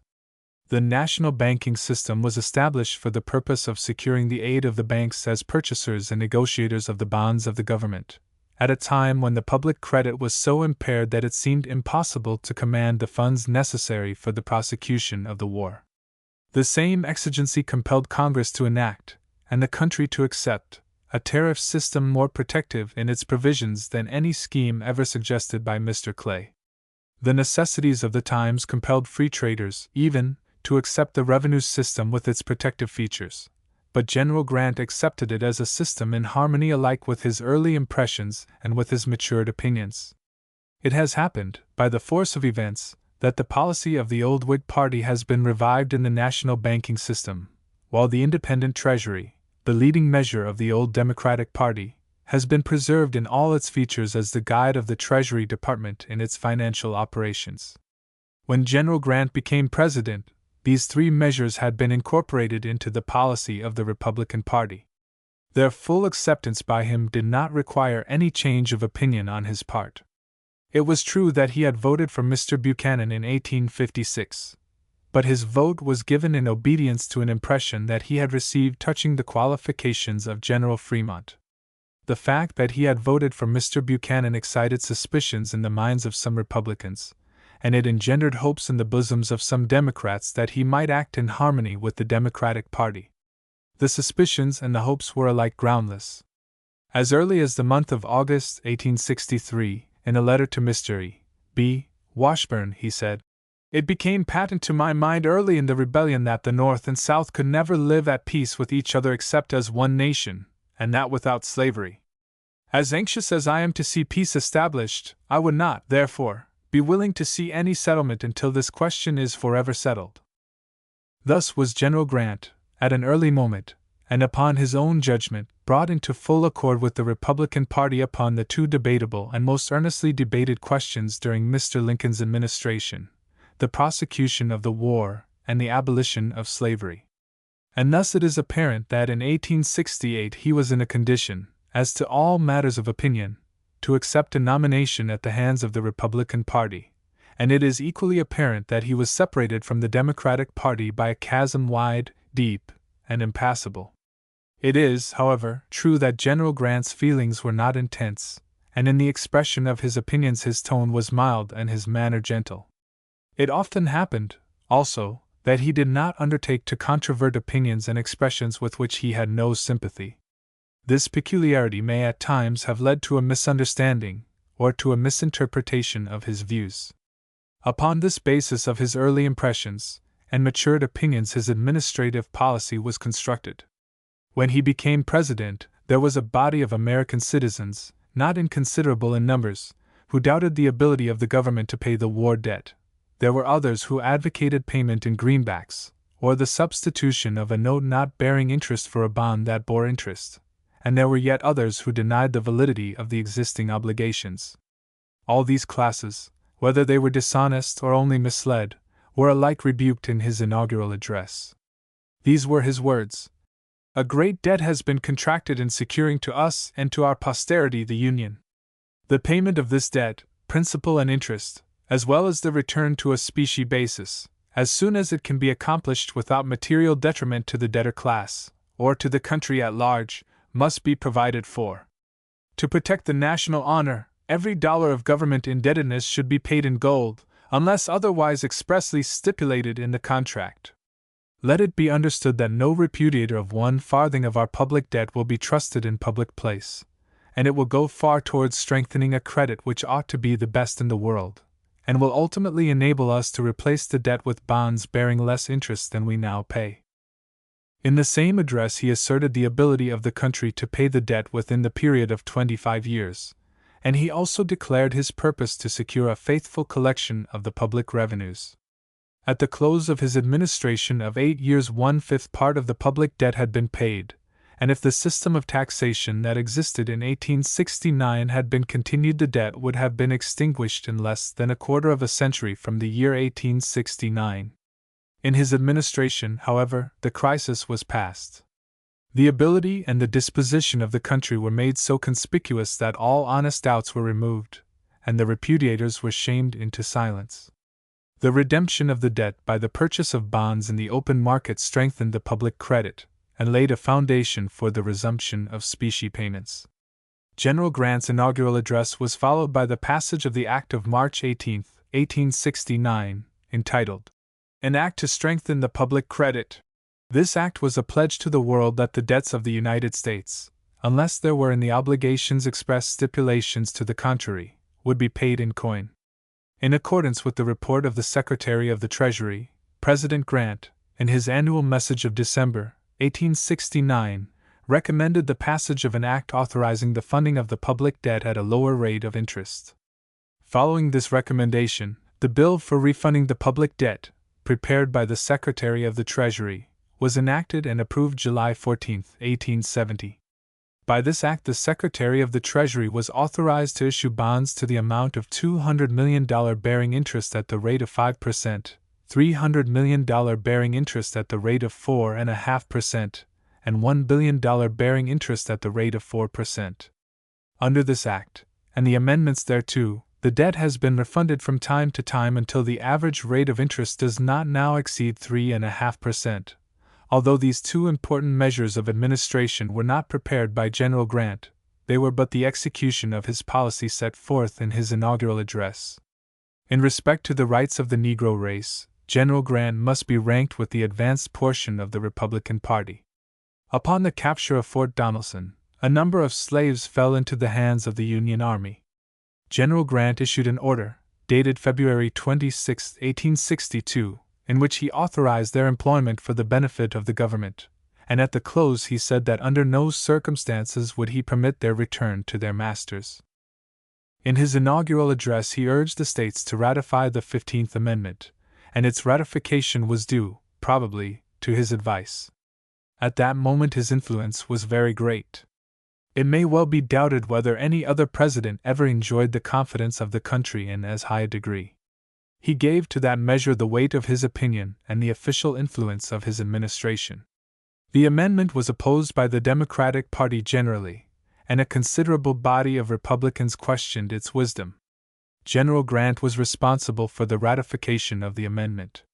Had he advised its rejection, or had he been indifferent to its fate, the amendment would have failed, and the country would have been left to a succession of bitter controversies arising from the application of the second section of the 14th Amendment, which provided that the representation of a state should be based upon the number of male citizens over 21 years of age entitled to vote.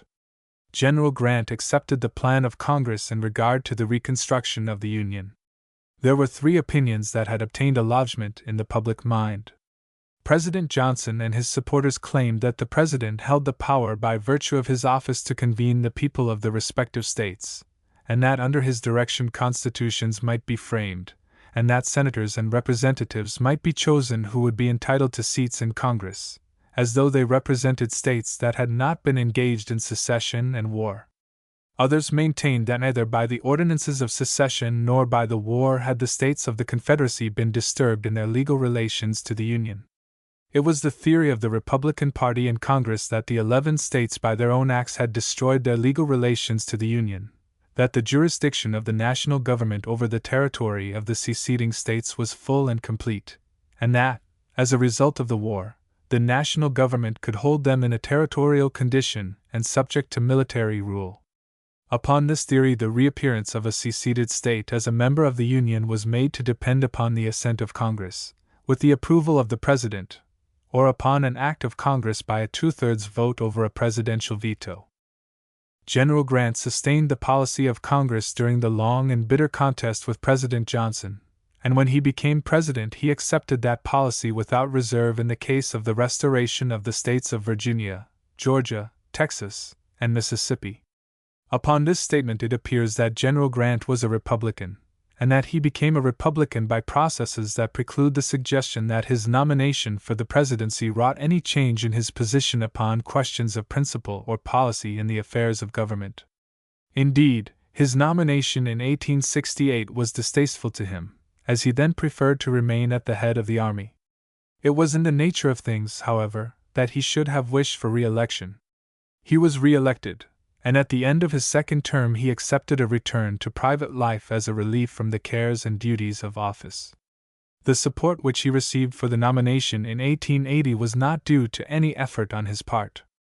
Not even to his warmest supporters did he express a wish, or dictate or advise an act. His only utterance was a message to 4 of his friends at the Chicago Convention, that whatever they might do in the premises would be acceptable to him. His political career was marked by the same abstention from personal effort for personal advancement that distinguished him as an officer of the army. But he did not bring into civil affairs the habits of command that were the necessity of military life. Although by virtue of his position he was the recognized head of the Republican Party, he made no effort to control its action. Wherever he placed power, there he reposed trust. There was not in General Grant's nature any element of suspicion, and his confidence in his friends was free and full. Hence it happened that he had many occasions for regret. On no man in public life in this generation were there more frequent charges and insinuations of wrongdoing, and in this generation there has been no man in public life who was freer from all occasion for such insinuations and charges.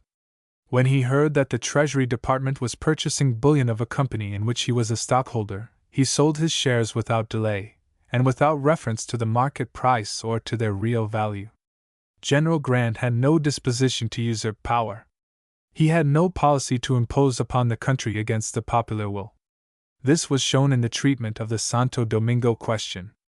General Grant was not indisposed to see the territories of the Republic extended, but his love of justice and fair dealing was such that he would have used only honorable means in his intercourse with other nations. Santo Domingo was a free offering, and he thought that its possession would be advantageous to the country. Yet he never made it an issue, even in his cabinet, where, as he well knew, very serious doubts existed as to the expediency of the measure. He was deeply pained by the unjust attacks and groundless criticism of which he was the subject, but he accepted the adverse judgment of the Senate as a constitutional binding decision of the question, and of that decision he never complained. In a message to the Senate of the 31st of May 1870, he urged the annexation of Santo Domingo. He said, "I feel an unusual anxiety for the ratification of this treaty, because I believe it will redound greatly to the glory of the 2 countries interested, to civilization, and to the extirpation of the institution of slavery." He claimed for the scheme great commercial advantages, that it was in harmony with the Monroe Doctrine, and that the consummation of the measure would be noticed to the states of Europe that no acquisitions of territory on this continent would be permitted. In his second inaugural address, General Grant referred to the subject in these words: "In the first year of the past administration, the proposition came up for the admission of Santo Domingo as a territory of the Union. I believe now, as I did then, that it was for the best interests of this country, for the people of Santo Domingo, and all concerned, that the proposition should be received favorably. It was, however, rejected constitutionally, and therefore the subject was never brought up again by me." General Grant considered the failure of the treaty as a national misfortune, but he never criticized the action of its opponents. General Grant's firmness was shown in his veto of the Senate Currency Bill of 1874. It is known that unusual effort was made to convince him that the measure was wise in a financial view, and highly expedient upon political grounds. The President wrote a message in explanation of his act of approval, but upon its completion he was so much dissatisfied with his own argument that he resolved to veto the bill. Hence the veto message of April 22, 1874. In foreign policy, the principal measure of General Grant's administration was the treaty with Great Britain of May, 1871. The specific and leading purpose of the negotiations was the adjustment of the claim made by the United States that Great Britain was liable in damages for the destruction of American vessels, and the consequent loss of commercial power and prestige, by the depredations of Confederate cruisers that were fitted out or had obtained supplies in British ports. Neither the Treaty of Peace of 1783, nor the subsequent treaties with Great Britain, made a full and final settlement of the fishery question or of our northern boundary line at its junction with the Pacific Ocean.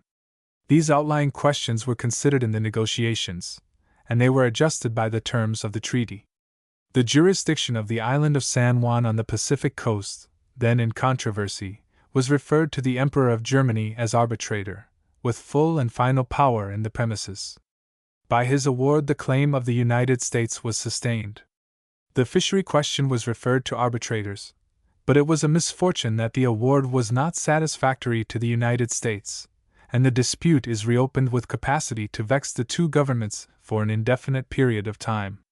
The claims against Great Britain growing out of the operations of the Confederate cruisers, known as the Alabama claims, were referred to arbitrators, by whose award the government of the United States received the sum of $15,500,000.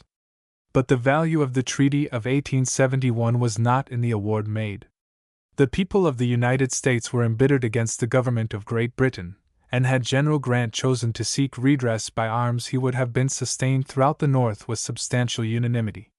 But General Grant was destitute of the war spirit, and he chose to exhaust all the powers of negotiation before he would advise a resort to force.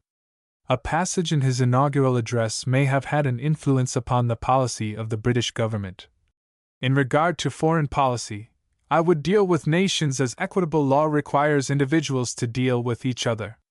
I would respect the rights of all nations, demanding equal respect for our own. If others depart from this rule in their dealings with us, we may be compelled to follow their precedent.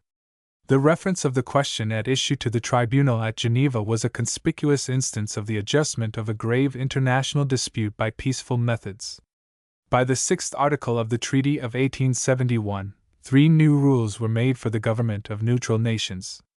These rules are binding upon the United States and Great Britain, and the contracting parties agreed to bring them to the knowledge of other maritime powers, and to invite such powers to accede to the rules.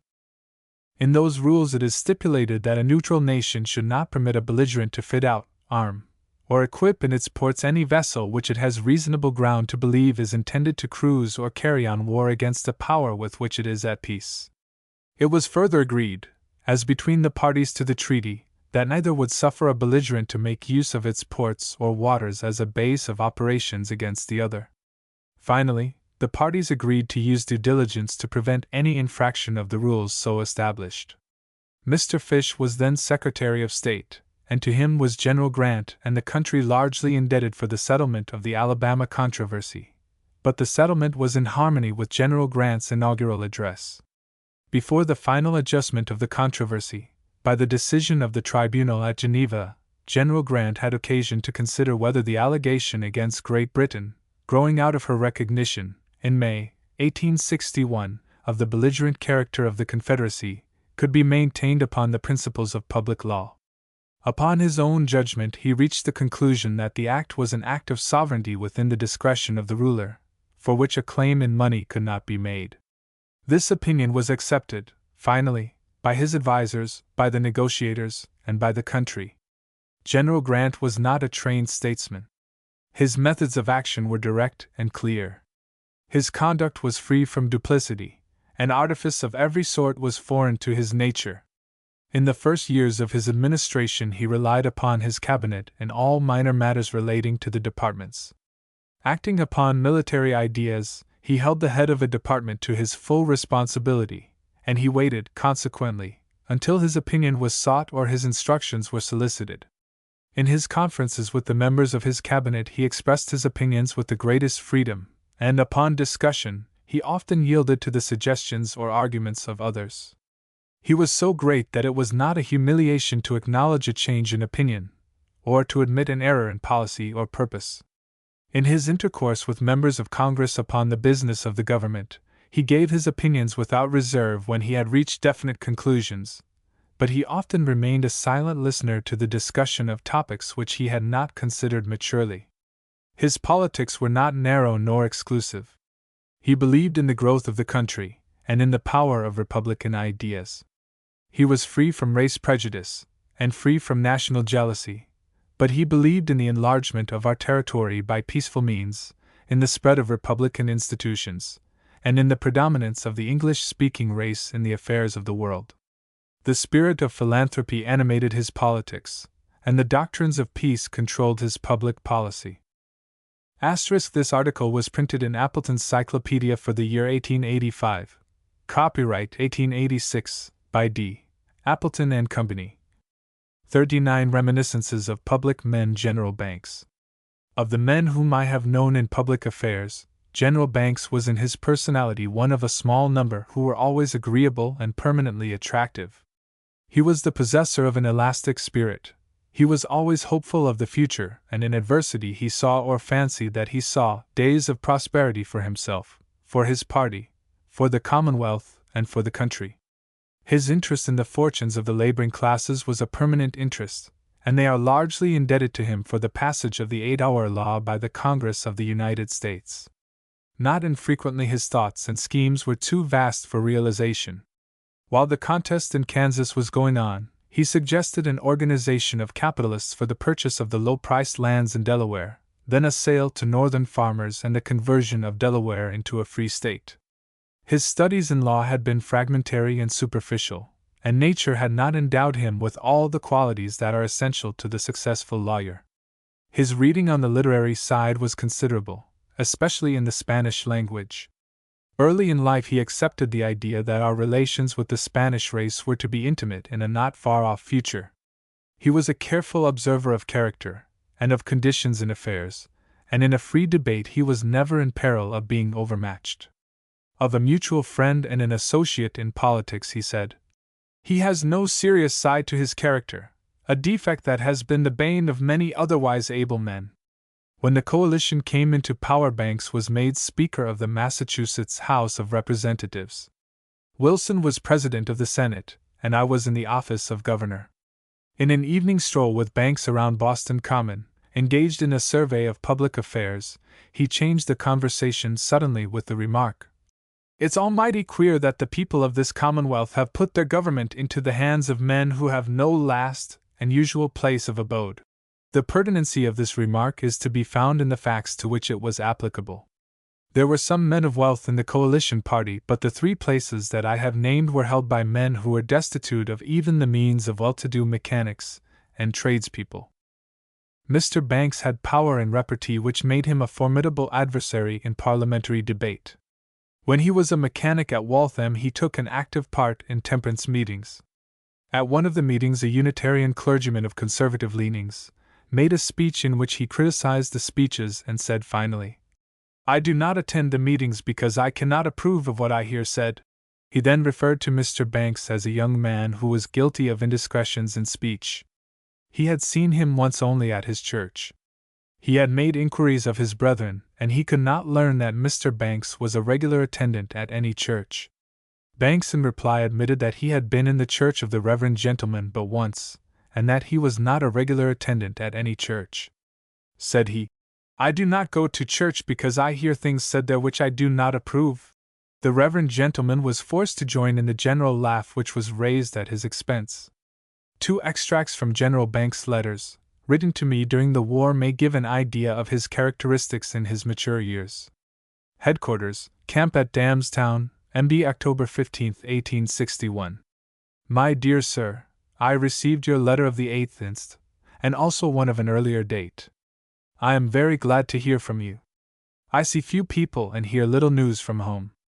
Newspapers I have little relish for and scarcely time to read them, if I had. I am glad to know that you contemplate the army for a pursuit. Our people will in the end surrender all business except that of the war, and that which pertains to the war. Our country is in a sad condition. It is already clear that the influence of France and England is against us. How sadly all our anticipations in regard to the war have failed us, the insurrection of the blacks, the material deficiencies of the South, their want of men, and worst of all the friendship, or the indifference of England. We have now, or shall have by and by, to do what we should have done at the start, rely upon ourselves and prepare for our work upon a scale proportionate to its magnitude. It would amuse you to know how far the highest civil authority is subordinated to military direction.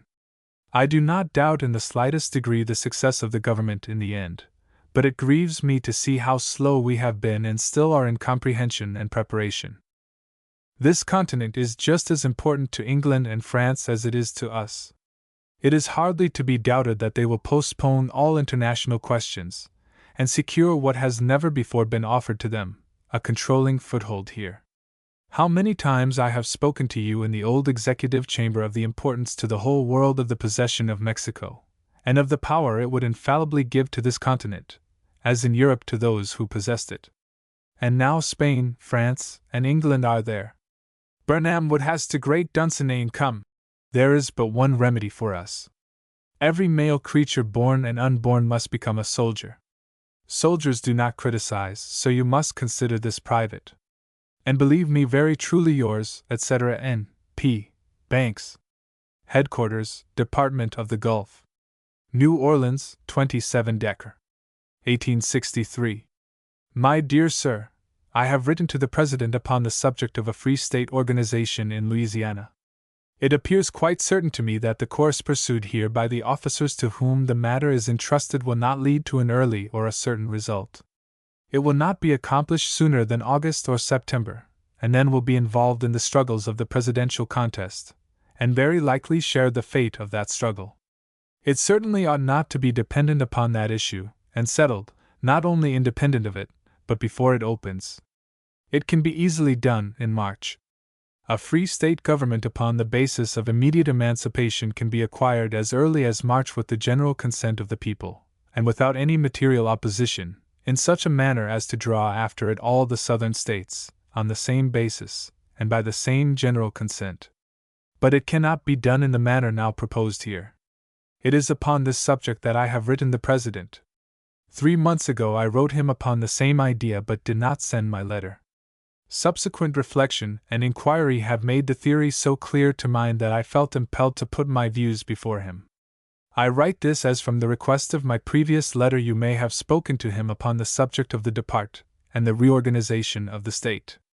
The election of next year does not seem as clear to me as it appears to you. I fancy it to be a struggle between the Democratic Party, backed by the entire power of the regular army, and the people. It will be a contest of great violence. The report of General Halleck is singularly incorrect in its references to the department, so much so that it is impossible to attribute them to anything else but misapprehension of facts. I refer to that which relates to Galveston, and the movement against Port Hudson in April. If it were not so palpable, I should think the department hostile and should be very glad to know if you see or hear anything to indicate such feeling towards me. General Wilson would probably know the facts. The Austrian consul here said to me the other day that he was confident that Maximilian would not go to Mexico. He is a sensible and well-informed man, and I have confidence in his opinion. I shall send you by Sad's mail 3 dispatches from Europe of recent date. Very truly yours, N. P. Banks. M. G. C. Hahn, G.O.S. Boutwell. As the conclusion of my remarks upon General Banks, I refer to my final and unexaggerated estimate of General Banks as given in the chapter on the legislature of 1849, chapter 14. General Sherman, General Sheridan, and General Grant. The death of General Sherman removed the last member of the triumvirate of soldiers who achieved the highest distinction in the Civil War. In the Senate one speaker gave him the highest place, but on the contrary I cannot rank him above either Grant or Sheridan. When we consider the vastness of the command with which Grant was entrusted through a period of more than a year, the magnitude and success of his operations, and the tenacity with which he prosecuted all his varied undertakings, it must appear that neither Sherman nor Sheridan was entitled to the position of a rival. As to Sherman, I can say from a long and intimate acquaintance with him, and under circumstances when his real feeling would have been disclosed, that he never assumed an equality with Grant. As between Sherman and Sheridan, it is not easy to settle the question of preeminence. For myself, the test would be this: assume that Grant had disappeared during the Battle of the Wilderness. Would the fortunes of the country have been best promoted, probably, by the appointment of Sherman or Sheridan? I cannot now say what my opinion would have been in 1864, but I should now have pronounced for Sheridan. He was more cool and careful in regard to the plan of operations and equally bold and vigorous in execution. General Grant expressed the opinion to me in conversation that Sheridan was the best officer in the army. He spoke of his care and coolness in the preparation of his plans and his celerity in execution. Of the younger set of officers, he placed Ames Adelbert as the most promising. In one of my last conversations with Sheridan, he expressed the opinion that the improvement in the material of war was so great that nations could not make war, such would be the destruction of human life. Upon his return from Germany at the end of the Franco-Prussian War, he spoke very disparagingly of the military movements, and among several things he said that the French forces were placed where the Germans would have dictated had they had the power. He added either of our armies at the close of the war could have marched over the country in defiance of both the French and German forces combined. This was a rash remark, probably, a remark which he could not justify upon the facts. Without intending to betray any confidence, the remark, as coming through me, got into the newspapers. Sheridan, with a skill superior to that of politicians, caused the announcement to be made that General Sheridan had never had any conversation with Governor Boutwell in regard to the Franco-Prussian War. At the end it may be claimed justly that they were three great soldiers, that they served the country with equal fidelity, that they lived and acted without the manifestation in either of a feeling of rivalry, and that they earned the public gratitude. The death of General Sherman was followed to two contradictory statements from his sons. The younger, Tecumseh, is reported as saying that his father was never a Catholic, while the older, Thomas, who is a priest of the Order of Jesuits, had stated over his signature that his father was baptized as a Catholic, was married as a Catholic, and that he had heard him say often that if there was any true religion it was the Catholic. All this may be true, and yet General Sherman may not have been a Catholic. His baptism may have been without his consent or knowledge, his marriage by the Catholic Church may have been in deference to his wife's wishes, and because he was wholly indifferent to the matter, and the remark may have been made in the impression that there was no true religion, and that the Catholic was as likely, or even more likely to be true, than any other. The statement made by Thomas puts an imputation upon General Sherman that he ought not to bear. Of the thousands that one may meet in a lifetime, General Sherman was among the freest from anything in the nature of hypocrisy or dissimulation. Of those who knew him intimately after the close of the war there are but few, probably, who did not hear him speak with hostility and bitterness of the Catholic Church. For myself I can say that I heard him speak in terms of contempt of the Church. On one occasion, with reference to fasts and abstinence from meat of Friday, he said, "I know better than these priests what I want to eat."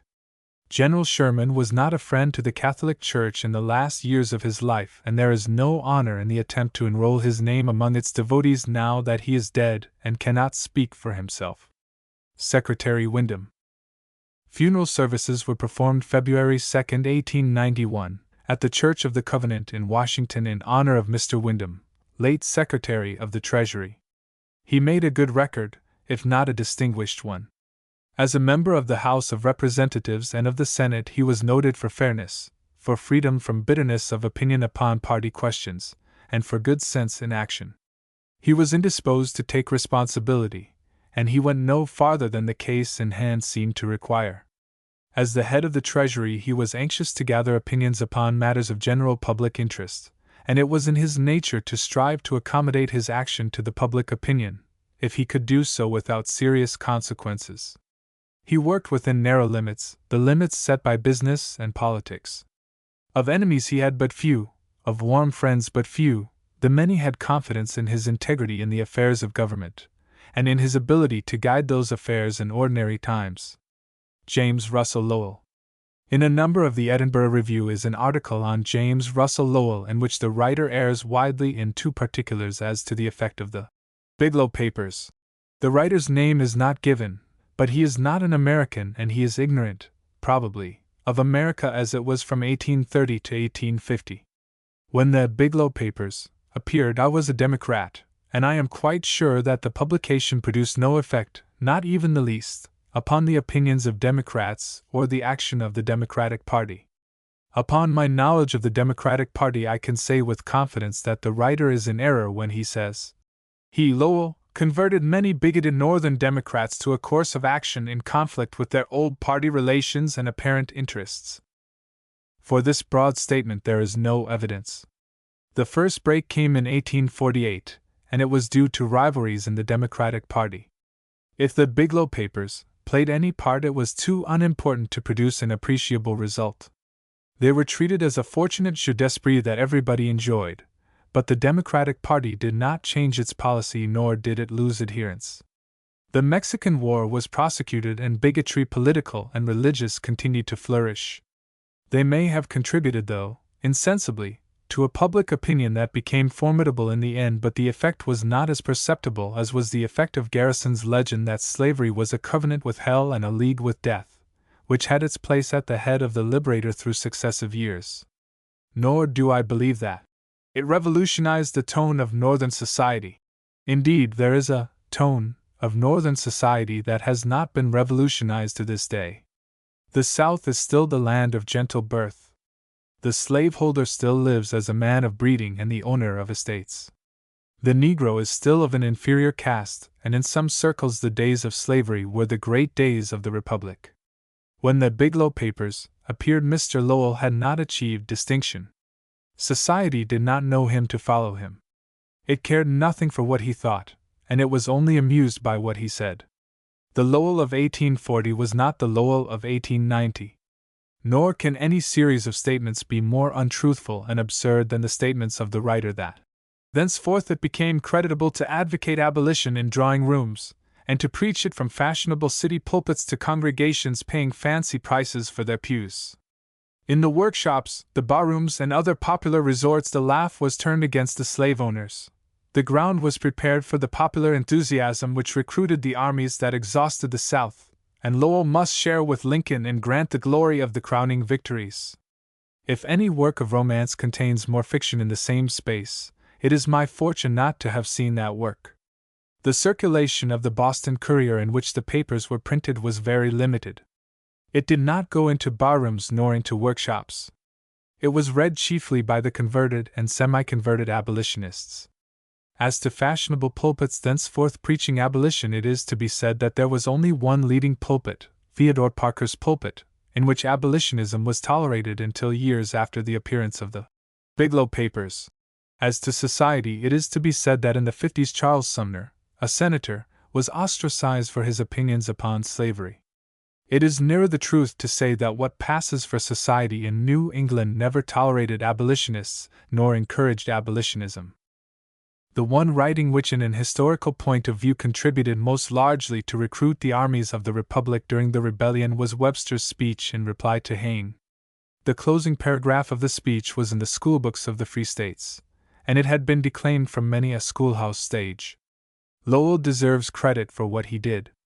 He chose his place early and firmly on the anti-slavery side, but it is absurd and false to say that thenceforward and therefore abolitionism became popular, and abolitionists the sought for or the accepted by society. Mr. Lowell was the son of a Boston Unitarian clergyman. In the 40s he had not gained standing ground for himself, to omit all thought of his ability to carry an unpopular cause. Indeed, up to the time of the repeal of the Missouri Compromise, the whole array of anti-slavery writers and speakers had not accomplished the results which the reviewer attributes to the Biglow Papers. Indeed, should there be a signal reform in the fashion and cost of ladies' dresses, it might with equal propriety be attributed to Butler's poem, Nothing to Wear, General Garfield and General Rosecrans. The statement is revived that General Garfield, when chief of the staff of General Rosecrans in the campaign which ended at Chickamauga, was false to Rosecrans. The allegation and the fact are that he wrote to Mr. Chase, then in Mr. Lincoln's cabinet, that Rosecrans was incompetent to the command.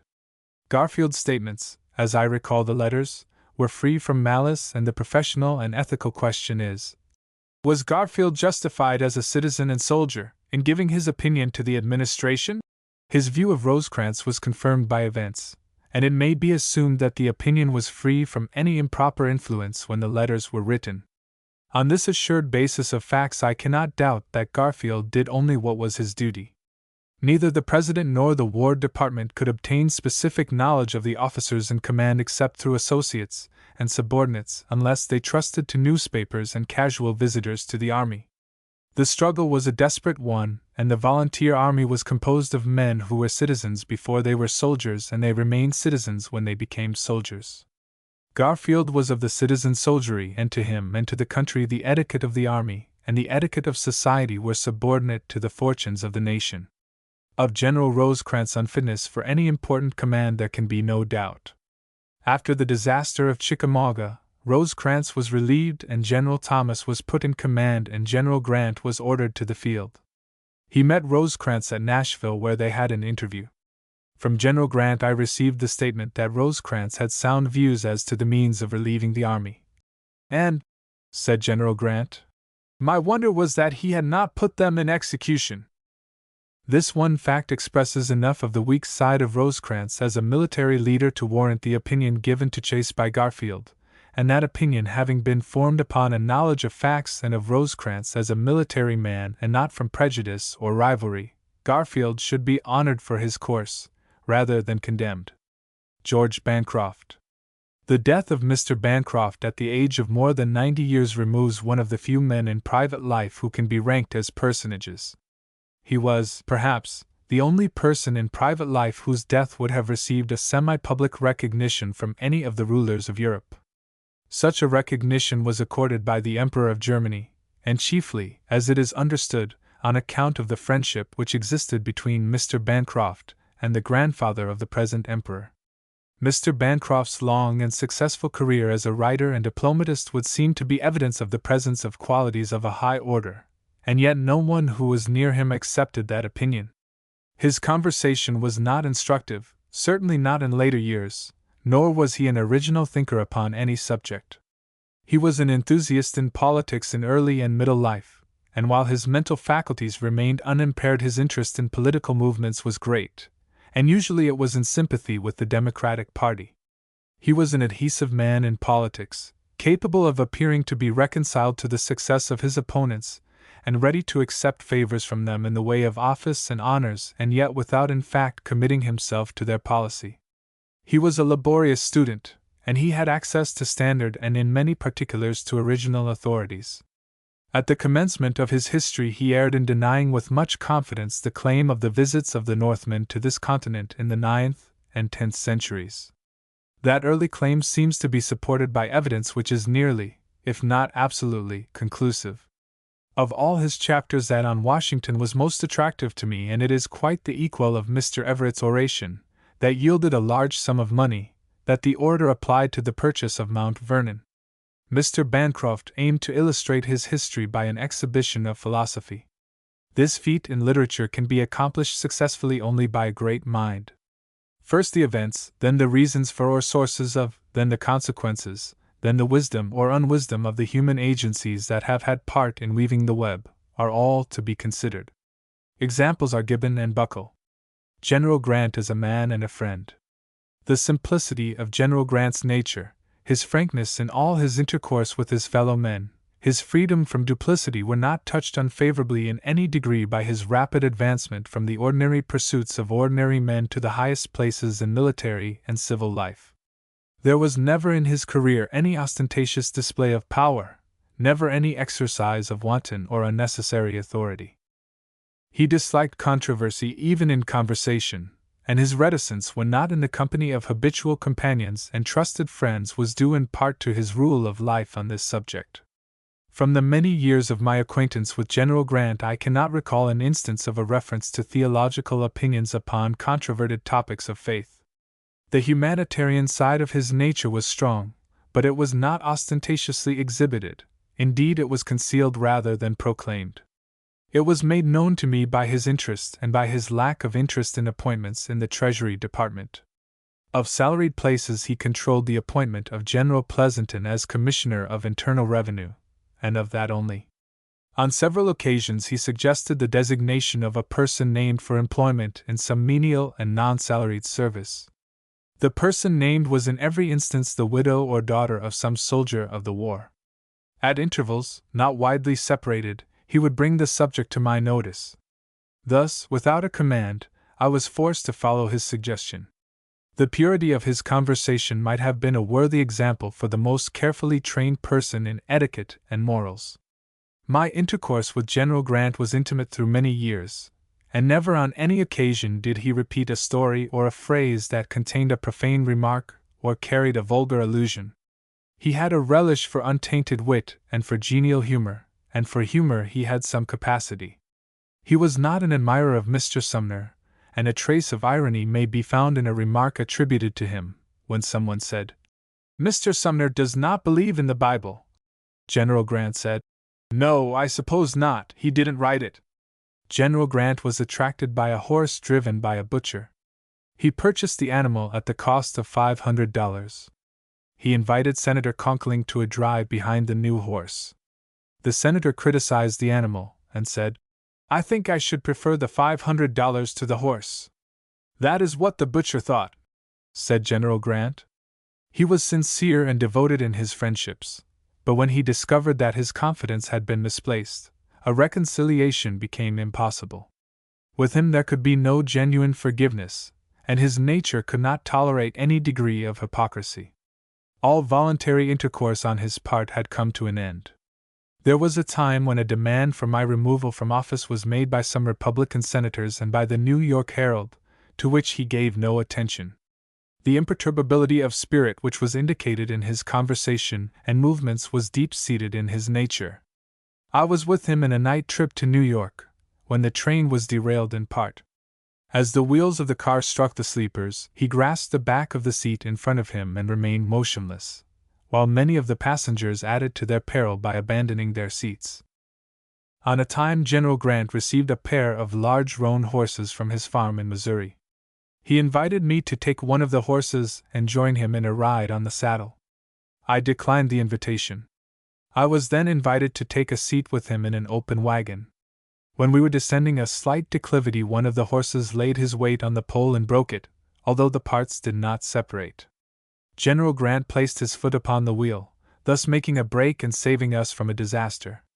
General Grant's faculties were at command on the instant and under all circumstances. When the Ku Klux organizations were active in the South, the President gave members of Congress to understand that he would send a message with a recommendation for punitive legislation.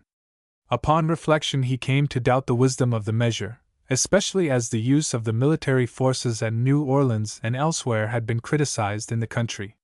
While the subject was thus undisposed of, I received a message from the President which ended with a request that I should accompany him to the Capitol.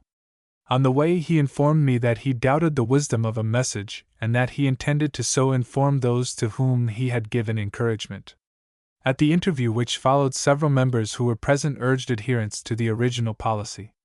While the discussion was going on, the President returned to his original opinion and wrote a message which was transmitted to the Congress after one or two verbal changes that may have been suggested by Secretary Fish or Secretary Robeson.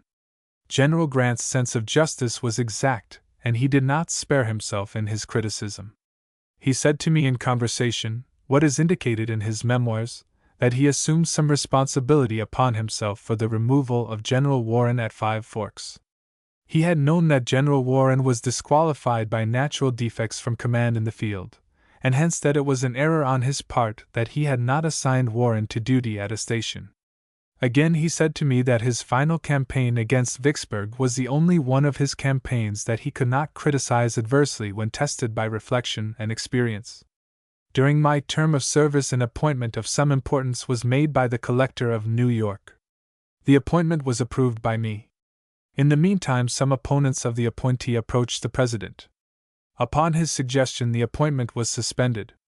After a delay, I received a letter from the President dated June 28, 1869, in which he says, "If it should still be the pleasure of Mr. Grinnell to confer the appointment before tendered, let it be so far as I am concerned. I am not willing knowingly to do anyone injustice, as I now am led to believe I may have done in the case of General Egan." In the month of December, 1884, there were paragraphs in the newspapers which justified the apprehension that General Grant was suffering from a cancer. In the late days of the month, I called upon him at his house in New York. He was then in good health, apparently. I found him in his library engaged in the preparation of articles for the Century magazine. In the days of our more intimate acquaintance, he had said to me that it was his purpose to leave the history of his campaigns to others. He referred to that remark and said that his financial embarrassments had forced him to change his purpose. As I was about to leave, he referred to a difficulty in his throat that he had noticed for about 6 months. He expressed the fear that he had neglected it too long. I avoided any serious remark in reply. Soon after my return to Groton, my daughter received a letter from him, which, in photographic copy, I here give. It contains his parting words to me and my family. It is a precious souvenir of my acquaintance and service with a man who was great and good above any estimate that the world has placed upon him. I called upon him in the month of June. He rose to receive me. His power of speech was much impaired, and our interview was brief. The final parting was a sad event to me. Facsimile, New York City, January 3d, 1884. My dear Miss Boutwell, many thanks for your New Year welcome, just received. There is no family that I have ever known whose friendship I prize more highly than that of your father. I wish for him and his family many returns of New Year's, and that all of them may find him and his in the enjoyment of good health and peace of mind. Very truly yours, U.S. Grant. Grant as a soldier *. When General Grant came before the public, and into a position that compelled notice, he was called to meet a difficulty that his predecessor in the office of President had encountered and overcome successfully. An opinion existed in the cultivated classes, an opinion that was especially local in the East, that a great place could not be filled wisely and honorably, unless the occupant had had the benefit of a university training. Of such training Mr. Lincoln was destitute, utterly, and the training which General Grant had received at West Point, where it was his fortune to attain only to advanced standing in the lower half of his class, was at the best the training thought to be necessary for the vocation of a soldier. That minority of critics overlooked the fact that the world had set the seal of its favorable judgment upon Cromwell, Washington, Franklin, Napoleon, Hamilton, and others who had not the advantages of university training. Napoleon in a military school and Hamilton in Columbia College for the term of a year, more or less, did not rank among university men. That minority of critics did not realize the fact that colleges and universities cannot make great men. Great men are independent of colleges and universities. In truth, a really great man is supreme over college and universities. Lincoln was such a man in speech, in power of argument, in practical wisdom, by which he was enabled to act fearlessly and with success in the great affairs of administration. Such a man was General Grant on the military side of his career. With great military capacity, he was destitute of the military spirit. During the period of his retirement from the army after the close of the Mexican War, he gave no attention to military affairs. When he came to Washington in 1865 as general of the army, he was not the owner of a work on war nor on the military art or science. His military capacity was an endowment. It might have been impaired or crippled by the training of a university, but it is doubtful whether it could have been improved thereby, and it is certain that it was, in its quality, quite outside of the possibilities of university training.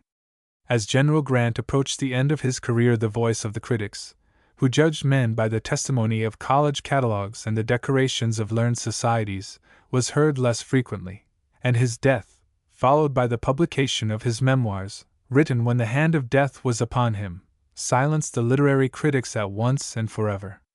Since the month of July, 1885, there has appeared on the other side of the Atlantic a set of military critics, of whom General Wolseley, commander of the British Army, must be treated as the chief, who denied to General Grant the possession of superior military qualities, and who assert that General Lee was his superior in the contest which they carried on from February 1864 to April 1865.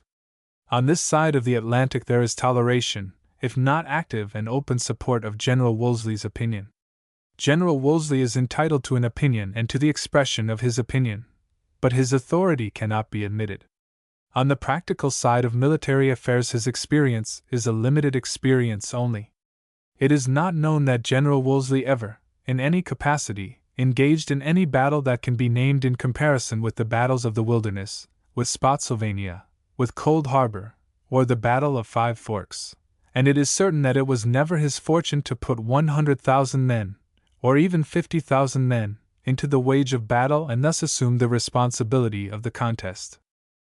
It was never the necessity of the situation that General Lee should assume the offensive, and in the two instances where he did assume the offensive his campaigns were failures.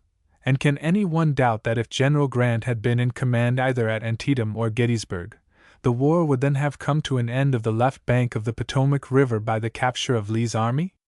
If this be so, then Lee's undertaking was a hazard for which there could have been no justifying reason, and his escape from destruction was due to the inadequacy of the men in command of the Northern armies. Following this remark, I ought to say that General Meade was a brave and patriotic officer, but he lacked the qualities which enable a man to act promptly and wisely in great exigencies. While General Lee was acting on the defensive, did he engage in and successfully execute any strategic movement that can be compared with Grant's campaign of May, 1863, through Mississippi and to the rear of Vicksburg? Or can General Wolseley cite an instance of individual genius and power more conspicuous than the relief of our besieged army at Chattanooga, the capture of 6,000 prisoners, 40 pieces of artillery, 7,000 stands of small arms, and large quantities of other material of war? During the period of Reconstruction, Alexander H. Stephens was examined by the Committee on the Judiciary of the House of Representatives as to the condition and purposes of the South. When the examination was over, I asked him when he came to the conclusion that the South was to be defeated. He said, "In the year 1862. I then said, "In that year you had your successes. What were the grounds of your conclusions?" In reply he said, "It was then that I first realized that the North was putting its whole force into the contest, and I knew that in such a contest we were to be destroyed." If I were to imagine a reason, or to suggest an excuse for General Lee's two unsuccessful aggressive campaigns, I should assume that, simultaneously with Mr. Stephens, he had reached the conclusion that time was on the side of the North, and that the Fabian policy must fail in the end. In an aggressive movement there was one chance of success. A victory and capture of Philadelphia, Baltimore, and Washington might lead to an arrangement by which the Confederacy would be recognized, or a restoration of the Union secured upon a basis acceptable to the South. A desperate undertaking, no doubt, but it is difficult to suggest a more adequate reason for the conduct of General Lee. I cannot, as a civilian, assume to give a judgment which shall be accepted by any one upon the relative standing of military men, but I cannot accept, without question, the decision of a military man who never won a great victory in a great battle, upon a chieftain who fought many great battles and never lost one. I end my observations upon General Grant as a soldier by the relation of an incident in my acquaintance with General Sherman, which was intimate during the 4 years that I was at the head of the Treasury Department. It was my custom in those years to spend evenings at General Sherman's, where we indulged ourselves in conversation and in the enjoyment of the game of billiards. Our conversations were chiefly upon the war. In those conversations General Grant's name and doings were the topics often. General Sherman never instituted a comparison between General Grant and any one else, nor did he ever express an opinion of General Grant as a military leader, but his conversation always assumed that General Grant was superior to every other officer, himself, General Sherman, included. In concurrence with the opinion of General Sherman, the friends of General Grant may call an array of witnesses who, both from numbers and character, are entitled to large confidence. During the 4 years of the Civil War more than 2 million men served in the Northern Army. Many of them, more than a majority of them, probably, served for at least 3 years each. With an unanimity that was never disturbed by an audible voice of dissent, the 2 million veterans gave to General Grant supremacy over all the other officers under whom they had served. With like unanimity the chief officers of the army assigned the first place to General Grant, and never in any other war of modern times has there been equal opportunity for the applications of a satisfactory test to leaders. In all the wars which England has been engaged since the fall of Napoleon, except, possibly, the Crimean War, the opposing forces have been composed of inferior races of men. The fields of contest have been in India, Egypt, and South Africa. From such contests no satisfactory opinion can be formed as to the qualities of the leaders of the victorious forces. In our Civil War, the men and the officers were of the same race in the main, and the educated officers had been alike trained at West Point. Except in numbers, the armies of the North and the South were upon an equality, and in all the great contests, the numbers engaged were equal substantially. The quality of the men and officers may be gauged and measured with accuracy from the fact that at Shiloh, in the Wilderness, and at Gettysburg the same fields were contested for 2 and 3 continuous days. It has been said of Mr. Adams that when an English sympathizer with the South lauded the bravery of the Southern Army, Mr. Adams replied, "Yes, they are brave men, they are my countrymen." The Southern Army was composed of brave men, and its officers were qualified by training and experience to command any army and to contest for supremacy on any field. My readers should not assume that I have avoided a discussion of the characteristics of General Grant in his personality, and as a civil magistrate. The voice of those who in 1872 denied his ability and questioned his integrity is no longer heard. But there are those at home and abroad who either teach or accept the notion that General Grant has become great historically by having been the favorite of fortune. Asterisk from the New York Independent. X.L. Blaine and Conkling and the Republican Convention of 1880. The controversy between Mr. Blaine and Mr. Conkling on the floor of the House of Representatives in the 39th Congress was fraught with serious consequences to the contestants, and it may have changed the fortunes of the Republican Party. Mr. Conkling was a member of the 37th Congress, but he was defeated as a candidate for the 38th. He was returned for the 39th Congress. During the term of the 38th Congress he was commissioned by the Department of War as judge advocate, and assigned for duty to the prosecution of Major Haddock and the trial of certain soldiers known as bounty jumpers. That duty he performed. When the Army Bill was before the House in April, 1866, Mr. Conkling moved to strike out the section which made an appropriation for the support of the Provost Marshal General. General Grant, then in command of the Army, had given an opinion, in a letter dated March 19, 1866, that office in the War Department was an unnecessary office. Mr. Conkling supported his motion in a speech in which he said, "My objection to this section is that it creates an unnecessary office for an undeserving public servant. It fastens, as an incubus upon the country, a hateful instrument of war, which deserves no place in a free government in a time of peace." Thus Mr. Conkling not only assailed the office, he assailed the officer, and in a manner calculated to kindle resentment, especially in an officer of high rank. General James B. Fry was Provost Marshal General. He was able to command the friendship of Mr. Blaine, and on the 30th day of April, Mr. Blaine read from his seat in the House a letter from General Fry addressed to himself. Thus Mr. Blaine endorsed the contents of the letter. In that letter General Fry made 3 specific charges against Mr. Conkling, but he made no answer to the arraignment that Mr. Conkling had made of him and his office. Thus he avoided the issue that Mr. Conkling had raised. His charges were these. 1. That Mr. Conkling had received a fee for the prosecution of Major Haddock, and that the same had been received improperly, if not illegally. 2. That in the discharge of his duties he had not acted in good faith, and that he had been zealous in preventing the prosecution of deserters at Utica. 3. That he had notified the War Department that the Provost Marshal in Western New York needed legal advice, and that thereupon he received an appointment. The 4th charge was an inference, and it fell with the allegation. Upon the reading of the letter a debate arose which fell below any recognized standard of congressional controversy, and which rendered a reconciliation impossible. At that time my relations to Mr. Conkling were not intimate, and I am now puzzled when I ask myself the question, why did Mr. Conkling invite my opinion as to his further action in the matter? That he did, however, and I advised him to ask for a committee. A committee of 5 was appointed, 3 Republicans and 2 Democrats. Mr. Shellabarger was chairman, and Mr. Wyndham was a member. The report was a unanimous report.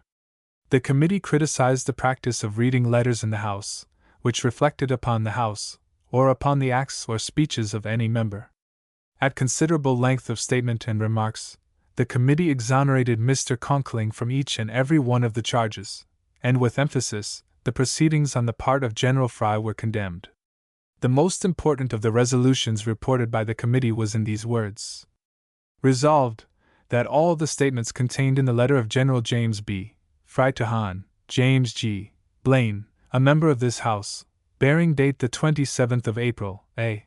died in 1866, and which was read in this House the 30th day of April, A. died in 1866, in so far as such statements impute to the Hon. Roscoe Conkling, a member of this House, any criminal, illegal, unpatriotic, or otherwise improper conduct, or motives, either as to the matter of his procuring himself to be employed by the government of the United States in the prosecution of military offenses in the state of New York, in the management of such prosecutions, in taking compensation therefor, or in any other charge, are wholly without foundation truth, and for their publication there were, in the judgment of the House, no facts connected with said prosecutions furnishing either a palliative or an excuse. The controversy thus opened came to an end only with Mr. Conkling's death. It is not known to me that Mr. Conkling and Mr. Blaine were unfriendly previous to the encounter of April, 1866. That they could have lived on terms of intimacy, or even of ordinary friendship, is not probable. Yet it may not be easy to assign a reason for such an estrangement unless it may be found in the word incompatibility. My relations with Mr. Blaine were friendly, reserved, and as to his aspirations for the presidency, it was well understood by him that I could not be counted among his original supporters. Only on one occasion was the subject ever mentioned. About 2 weeks before the Republican Convention of 1884, I met Mr. Blaine in Lafayette Square. He beckoned me to a seat on a bench. He opened the conversation by saying that he was glad to have some votes in the convention, but that he did not wish for the nomination. He expressed a wish to defeat the nomination of President Arthur, and he then said the ticket should be General Sherman and Robert Lincoln. Most assuredly the nomination of that ticket would have been followed by an election. To me General Sherman had one answer to the suggestion. I am not a statesman, my brother John is. If any Sherman is to be nominated, he is the man. I did not then question, nor do I now question, the sincerity of the statement that Mr. Blaine then made. My acquaintance with Mr. Blaine began with our election to the 38th Congress, and it continued on terms of reserved friendship to the end of his life. That reserve was not due to any defect in his character of which I had knowledge, nor to the statements concerning him that were made by others, but to an opinion that he was not a person whose candidacy I was willing to espouse in advance of his nomination. I ought to say that in my intercourse with Mr. Blaine he was frank and free from dissimulation. I was on terms of intimacy with Mr. Conkling from the disastrous April, 1866, to the end of his life. Hence it was that I ventured upon an experiment which a less well-assured friend would have avoided. I assumed that Mr. Blaine would close the controversy at the first opportunity. It may be said of Mr. Blaine that, while he had great facility for getting into difficulties, he had also a strong desire to get out of difficulties, and great capacity for the accomplishment of his purposes in that direction. On a time, and years previous to 1880, I put the matter before Mr. Conkling, briefly, upon personal grounds, and upon public grounds in a party sense. He received this suggestion without any manifestation of feeling, and with great candor he said, "That attack was made without any provocation by me as against Mr. Blaine, and when I was suffering more from other causes than I ever suffered at any other time, and I shall never overlook it." General Grant's strength was so overmastering in 1868 and 1872 that the controversy between Blaine and Conkling was of no importance to the Republican Party. The disappearance of the political influence of General Grant in 1876 revived the controversy within the Republican Party, and made the nomination of either Blaine or Conkling an impossibility. Its evil influence extended to the election, and it put in jeopardy the success of General Hayes.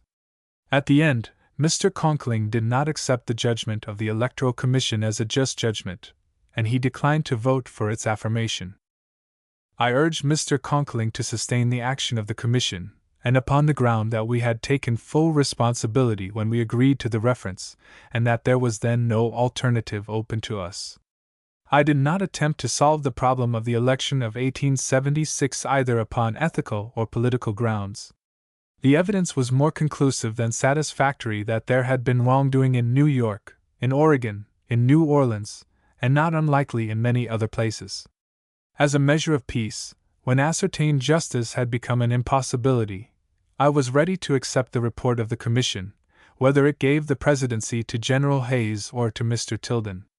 The circumstances were such that success before the Commission did not promise any advantage to the successful party. For the moment, I pass by the Convention of 1880 and the events of the following year.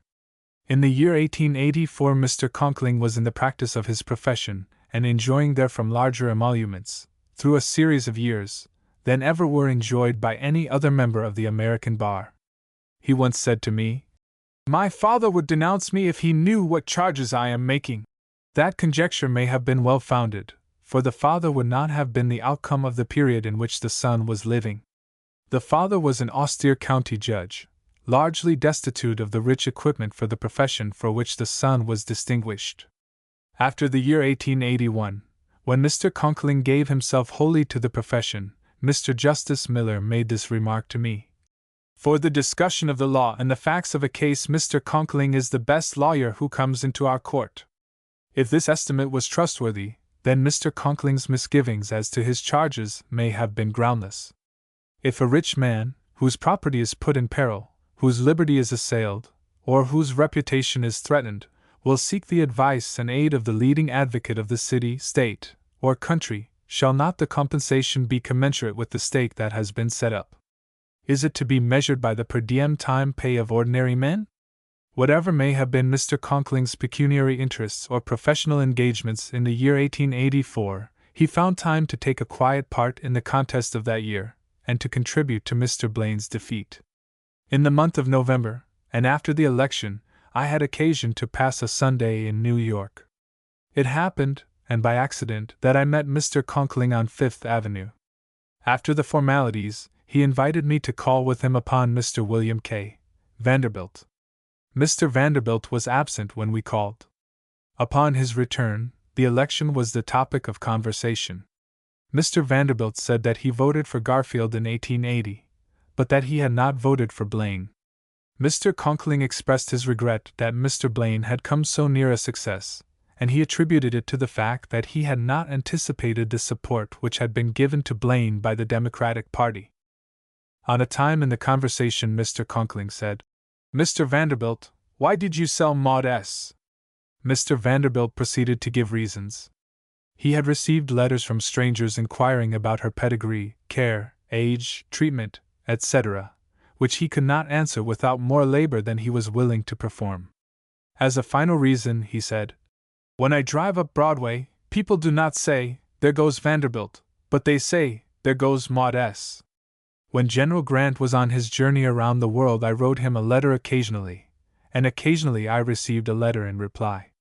In two of my letters I mentioned as a fact what I then thought to be the truth, that there was a very considerable public opinion in favor of his nomination for president in 1880, and that upon his return to the country some definite action on his part might be required. Upon a recent examination of his letters, I find that they are free from any reference to the presidency. If Mr. Conkling, General Logan, Mr. Cameron, and myself came to be considered the special representatives of General Grant at the Chicago Convention of 1880, the circumstance was not due to any designation by him prior to the Galena letter, of which I am to speak and which was written while the convention was in session, and when the contest between the contending parties was far advanced. Our title was derived from the constant support that we had given him through many years and from his constant friendship for us through the same many years.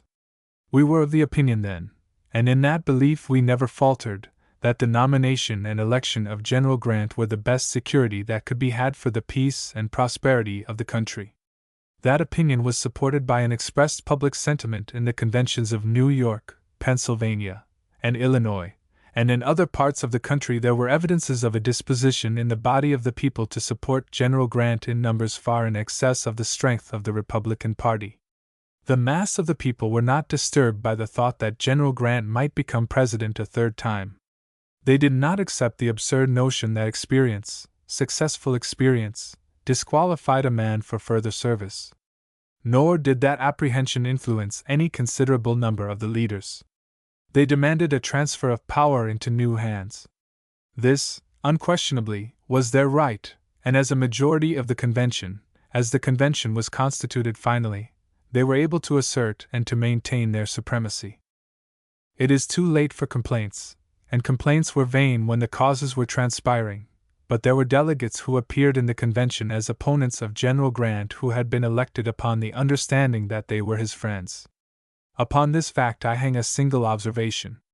If there is a trust in human affairs that should be treated as a sacred trust, it is to be found in the duty that arises from the acceptance of a representative office in matters of government. When a public opinion has been formed, either in regard to men or to measures, whoever undertakes to represent that opinion should do so in good faith. To this rule there were many exceptions in the Republican Convention of 1880, and it was no slight evidence of devotion to the party and to the country when General Grant and Mr. Conkling entered actively into the contest after the fortunes of the party had been prostrated, apparently, by the disaster in the state of Maine. Of the many incidents of the convention, no one is more worthy of notice than the speech of Mr. Conkling when he placed General Grant in nomination. Whatever he said that was in support of his cause, affirmatively, was of the highest order of dramatic eloquence. When he dealt with his opponents, his speech was not advanced in quality, and its influence was diminished.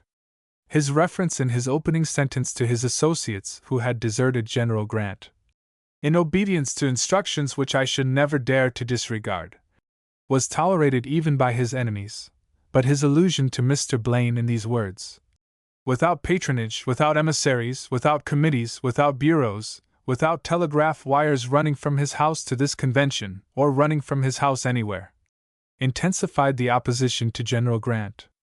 In many particulars his speech is an unequaled analysis of General Grant's character and career, presented in a most attractive form.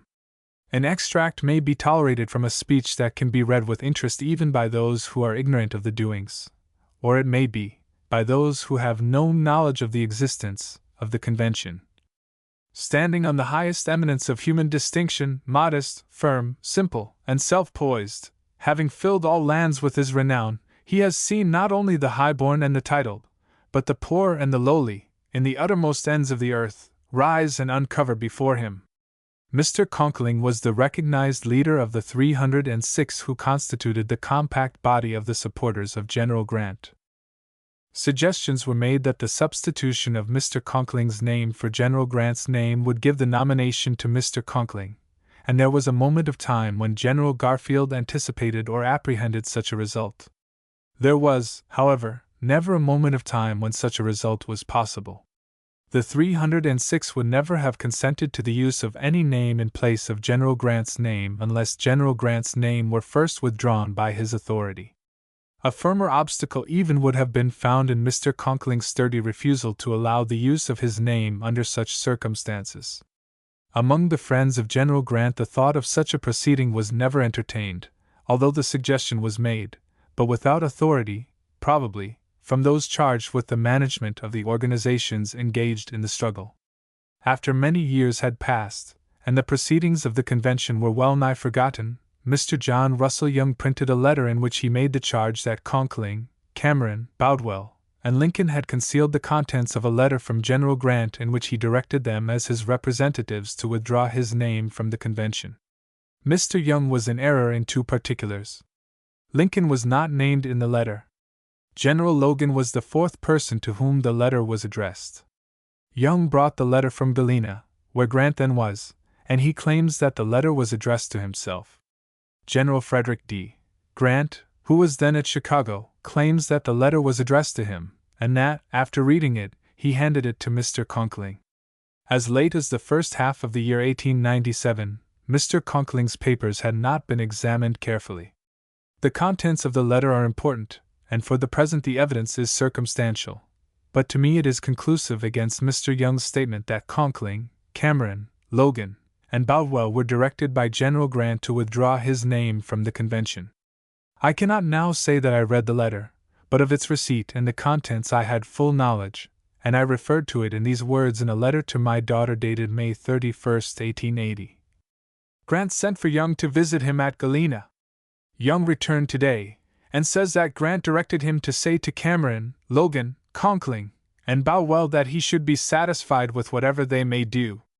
Without any special recollection upon the point, the conclusion of reason is that my letter was written from a conversation with Young, and before I had knowledge of the contents of Grant's letter.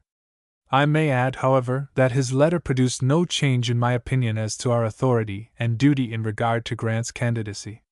My mind never departed for a moment from the idea that we were free, entirely free, to continue the contest in behalf of General Grant upon our own judgment. Upon the views and facts already presented, and with even greater certainty upon the correspondence with General Frederick D.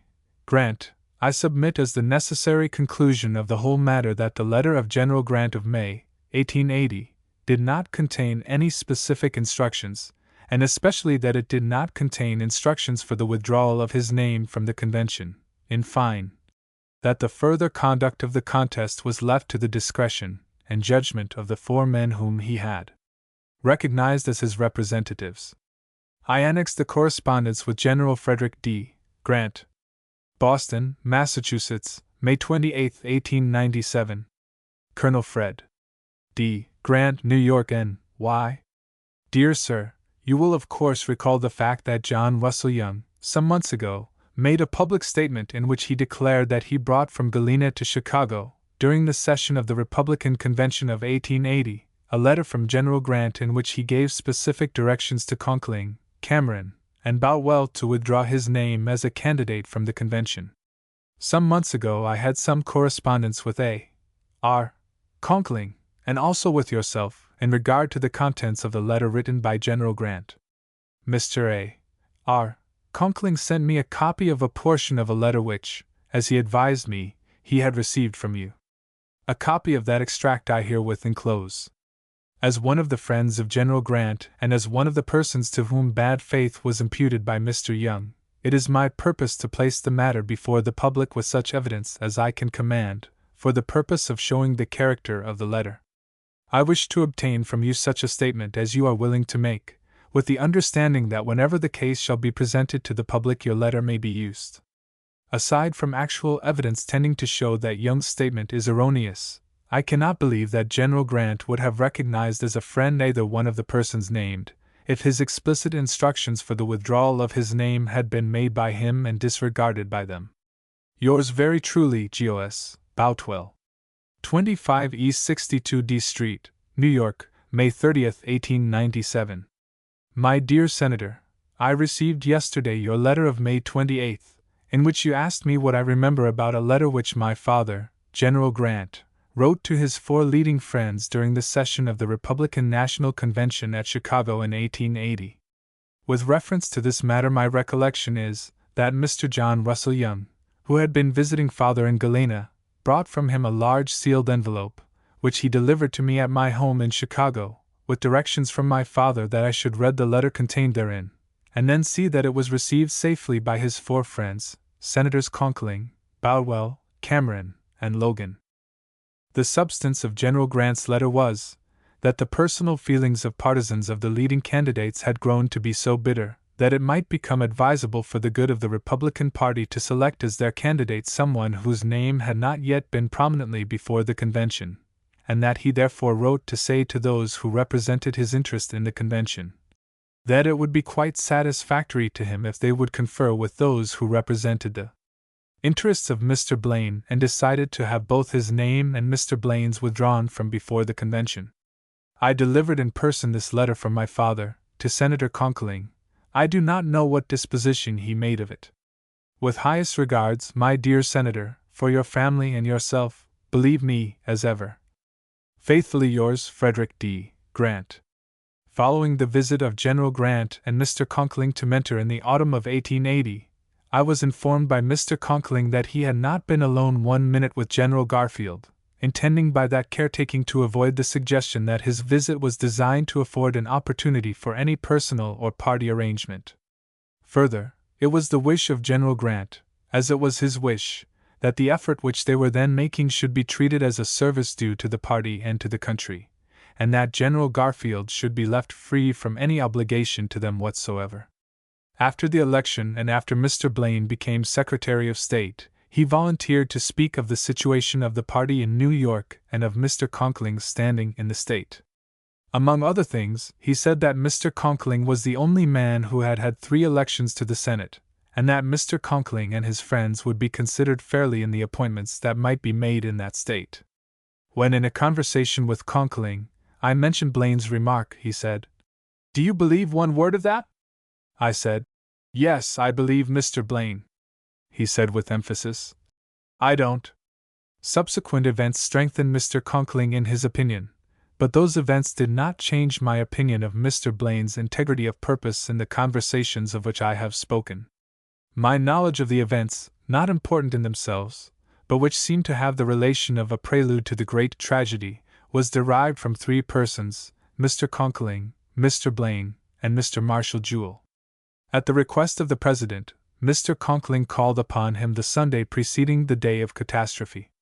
The President gave Mr. Conkling the names of persons that he was considering favorably for certain places. To several of these Mr. Conkling made objections, and in some cases other persons were named.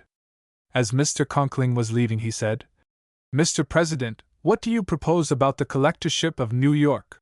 The President said, "We will leave that for another time." These statements I received from Mr. Conkling. From Mr. Jewell I received the following statement as coming from the President.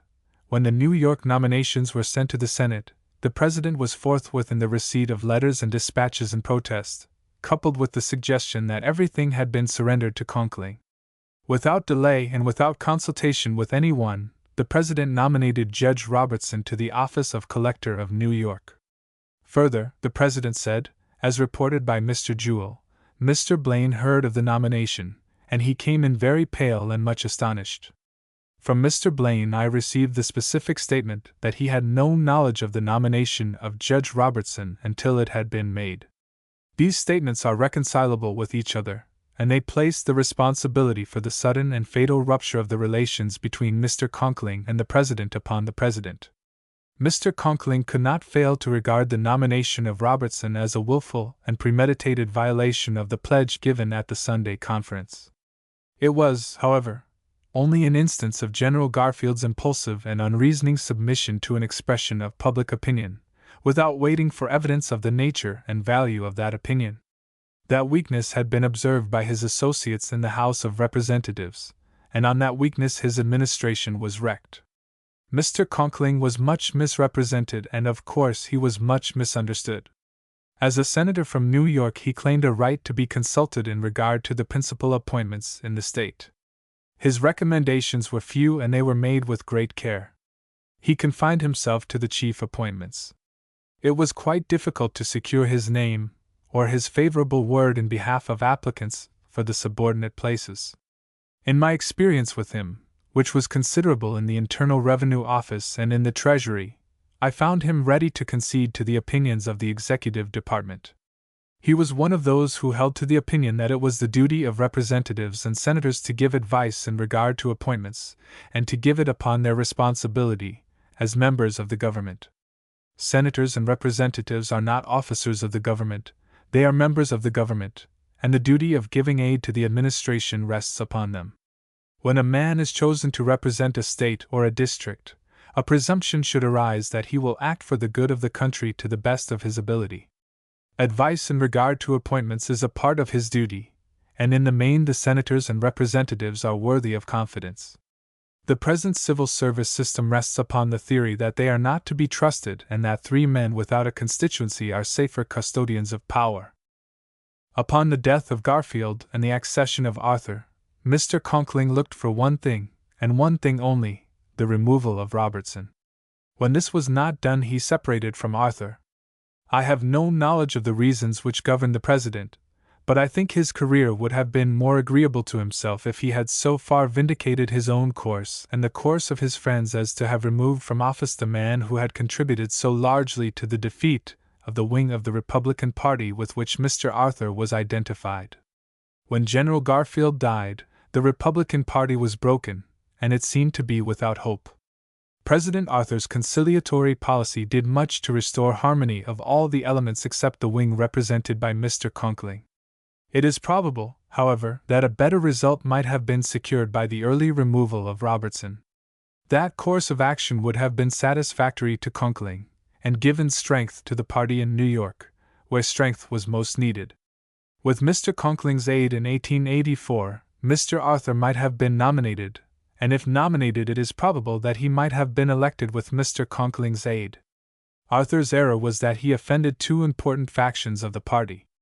By retaining Robertson, he alienated Conkling, and by the removal of Blaine, he alienated him and his friends. Hence, in 1884, two elements of the party that were bitterly opposed to each other harmonized in their opposition to Arthur. Live from 1875 to 1895, the Hawaiian Treaty and Reciprocity. In January 1875, Mr. Fish negotiated a treaty with the representatives of the Hawaiian Islands by which there was to be a free exchange of specified products and manufactures. By the fourth article, the king agreed not to dispose of any port or harbor in his dominions or create a lien thereon in favor of any other government.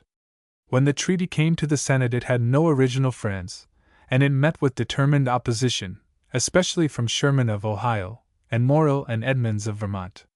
The reciprocity feature annoyed them, they fearing that it might be used as a precedent for reciprocity with Canada.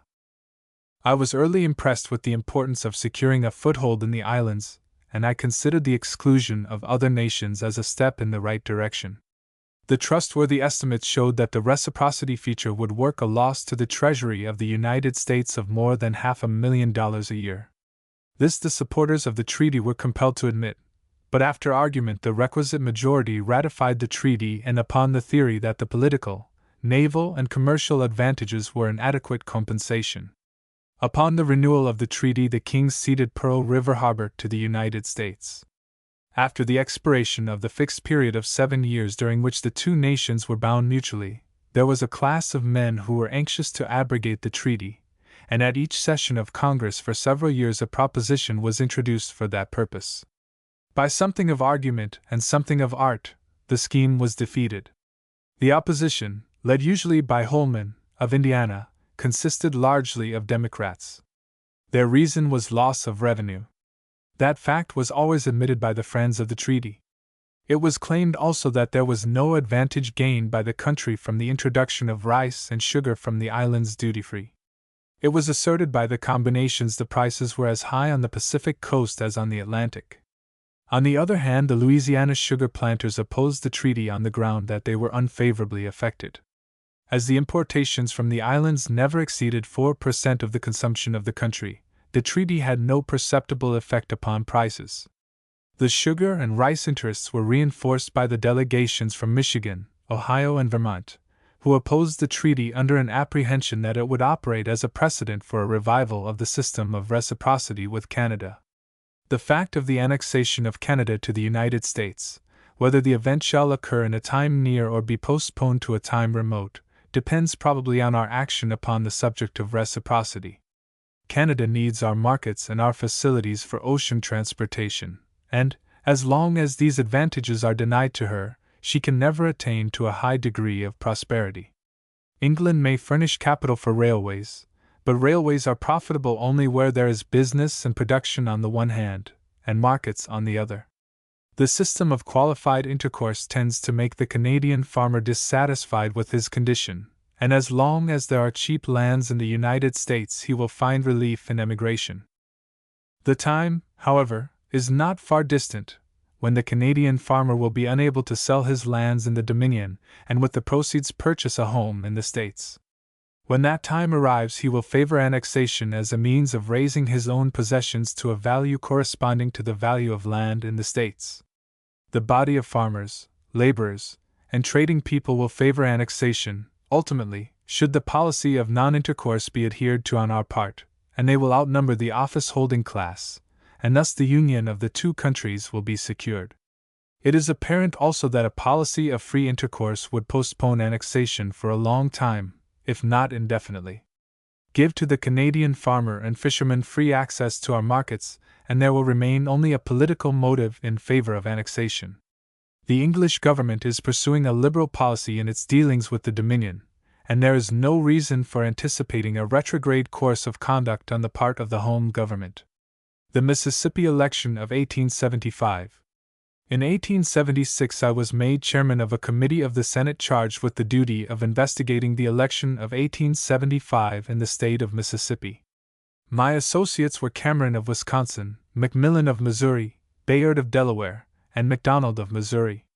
By the election of 1875 the Republican Party had been overthrown and the power of the Democratic Party established upon a basis which has continued firm until the present time. The question for investigation was this: was the election of 1875 an honest election? There was an agreement of opinion that there were riots, shootings, and massacres. On the side of the Democrats it was contended that these outrages had no political significance, that they were due to personal quarrels, and to uprisings of Negroes for the purpose of murdering the whites. The testimony was of the same character, and the conclusions of the two branches of the committee followed the lead of these conflicting theories and statements. For myself, I had no doubt that the election of 1875 was carried by the Democrats by a preconcerted plan of riots and assassinations. To me, the evidence seemed conclusive. The town of Aberdeen was the scene of murderous intimidation on the day of election, and at about 11 o'clock the Republicans left the polling place and abandoned the contest. One of the principal witnesses for the Democrats was General Reuben Davis, a cousin of Jefferson Davis. He had been a member of the 36th Congress, and he had resigned his seat to take part in the rebellion. He was a brigadier general in the service, but without distinction. He explained and excused all the transactions at Aberdeen, and with emphasis and adroitness he laid the responsibility upon the Republicans. Of certain things there was uncontradicted testimony. 1. That the Democrats placed a cannon near the voting place and trained it upon the window where the Republicans, mostly Negroes, were to vote, and that there was a caisson at the same place. 2. That there was a company of mounted men and armed cavalry upon the ground. 3. That guns were discharged in the vicinity of the voting place. 4. That at about 11 o'clock the sheriff of the county, a white man and a Republican, who had been a colonel in the rebel army, made a brief address to the Republican voters in which he said that there could be no election and advised them to go to their homes. This they did without delay. The sheriff locked himself in the jail, where he remained until the events of the day were ended. General Davis insisted that all these demonstrations of apparent hostility had no significance, that the artillerymen had no ammunition, that the cavalrymen were assembled for sport only, and that the discharge of muskets was made by boys and lawless persons, but without malice. In many parts of the state the canvass previous to the election was characterized by assassinations and midnight murders. But all were explained upon non-political grounds. In 1878 General Davis offered himself to the electors as a Democratic candidate for Congress. The convention nominated another person. He then entered the field as an independent candidate. He was defeated, or rather the Democrat was declared to have been elected. The Republicans had voted for Davis, and when the contest was decided by the returning board, Davis published a letter in which he charged upon the Democratic leaders the conduct which in 1876 he had explained and defended. After the election of General Harrison in 1888, General Davis appeared at Indianapolis as a Republican, and as such he had an interview with the President-elect. While I was conducting the investigation at Jackson, a stout Negro from the plantation sought an interview with me after he had been examined by the committee. He was a mulatto of unusual sense, but he was under a strong feeling in regard to the outrages that had been perpetrated upon the Negro race. Finally he said, "Had we not better take off the leaders? We can do it in a night." I said, "No, it would end in the sacrifice of the black population. It would be as wrong on your part as is their conduct towards you. Moreover, we intend to protect you, and in the end you will be placed on good ground."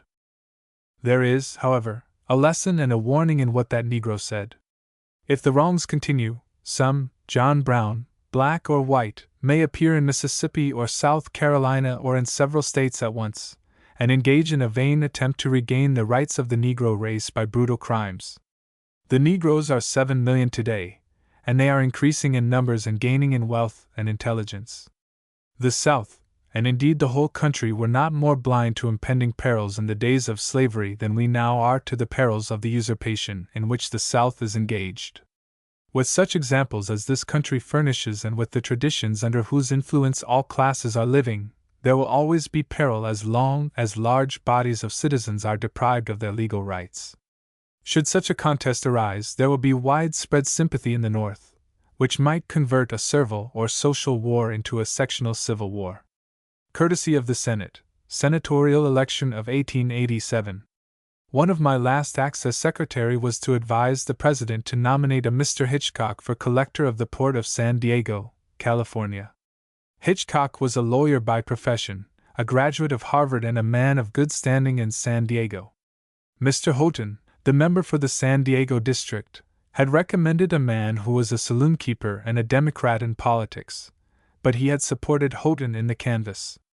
Houghton's request was supported by Senator Sargent. Upon the facts as then understood, the President nominated Hitchcock, and one of the first questions of interest to me was the action of the Senate upon the nomination of Hitchcock, which I supported. Sargent appealed to what was known as the courtesy of the Senate, a rule or custom which required senators of the same party to follow the lead of senators in the matter of nominations from the respective states. To this rule I objected. I refused to recognize it, and I said that I would never appeal to the courtesy of the Senate in any matter concerning the state of Massachusetts. Hitchcock was rejected. The President nominated Houghton's candidate. This action on my part was followed by consequences which may have prevented my re-election to the Senate.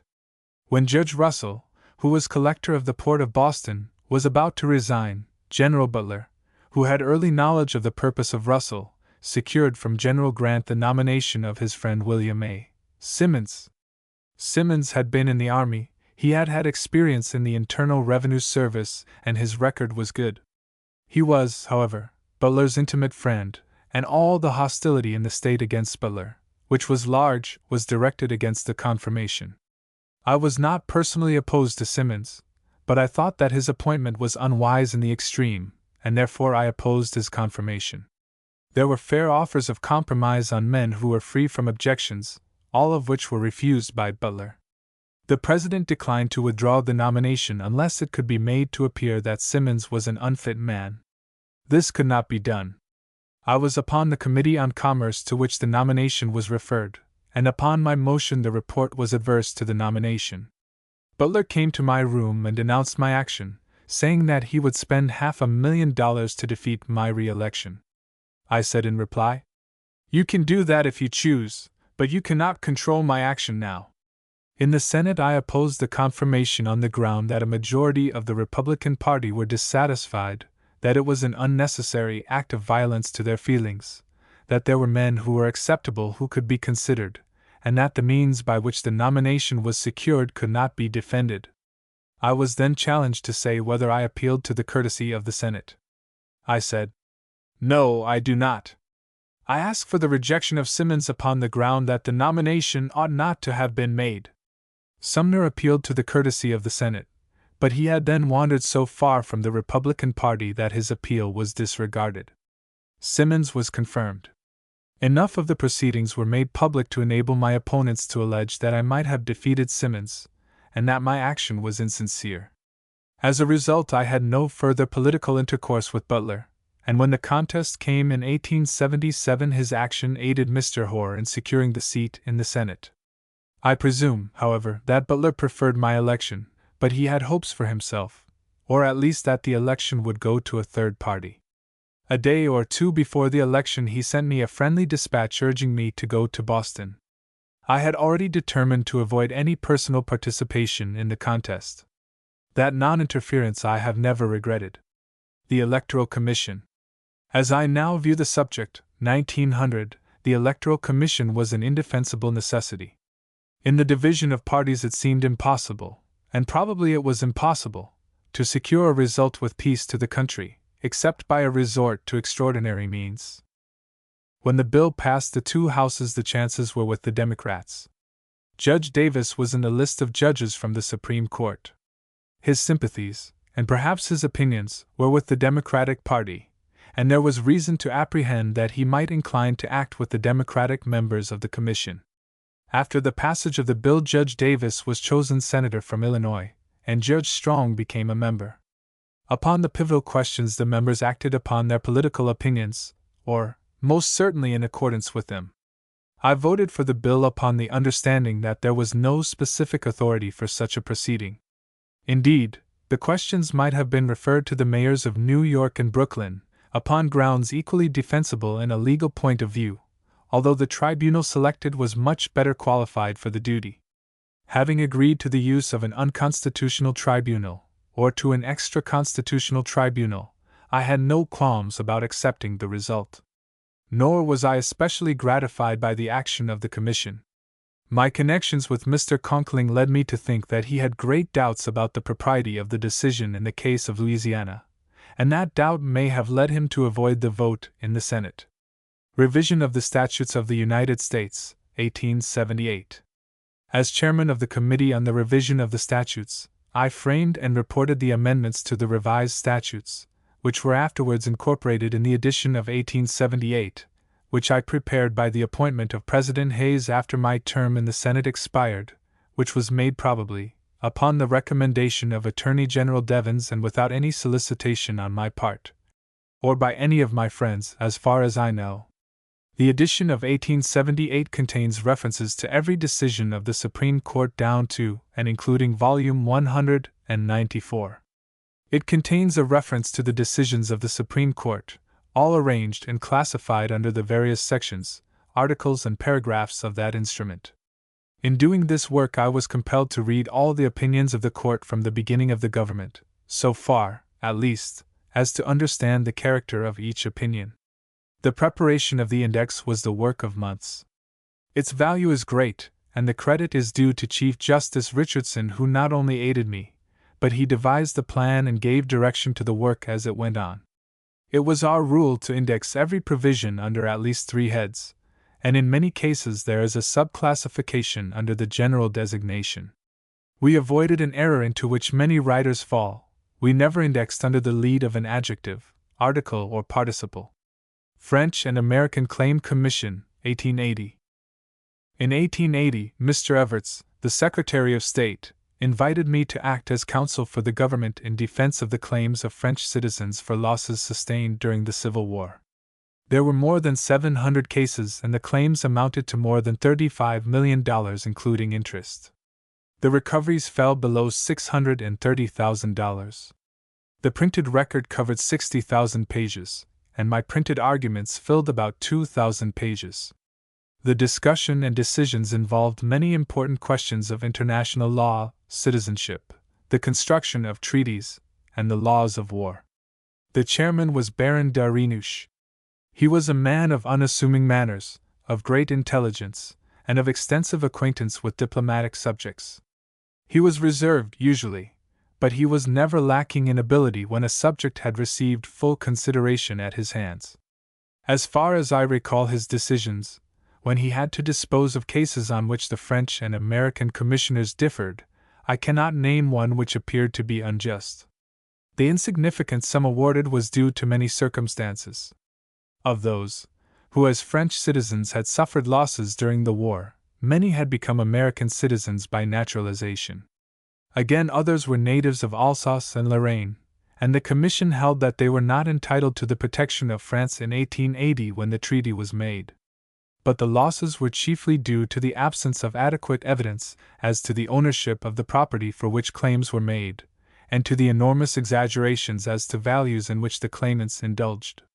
Courts-martial. Between the year 1880 and the year 1895 there were 5 general courts-martial held in the city of Washington, and I appeared for the defendants in 4 of them. I was also retained for the investigation of 2 cases of officers of the Navy who had been convicted by courts-martial, one of them held in the waters of China and the other on the coast of Brazil. The latter, the case of Reed, which may be found in Volume 100 of the United States Reports, became important as the first attempt by the Supreme Court to define and limit the jurisdiction of the civil tribunals over the proceedings of courts-martial. The courts consist of 13 officers of the service to which the accused may belong, and by a majority in number they are his seniors in rank, if the condition of the service will permit such a selection. A court thus constituted is an imposing tribunal, and in dignity of appearance not inferior to the Supreme Court of the United States. The members are well instructed in the requirements of the service, but their knowledge of the science of law, especially in its technicalities, is limited. It is the theory of the system that the judge advocate will be an impartial advisor of the court, and that he will protect the accused against any irregular proceeding and especially protect him against the admission of any testimony that would be excluded in an ordinary court of law. In fact, however, the judge advocate becomes the attorney of the government, especially when the accused has the aid of counsel. His advice to the court becomes the rule of the court.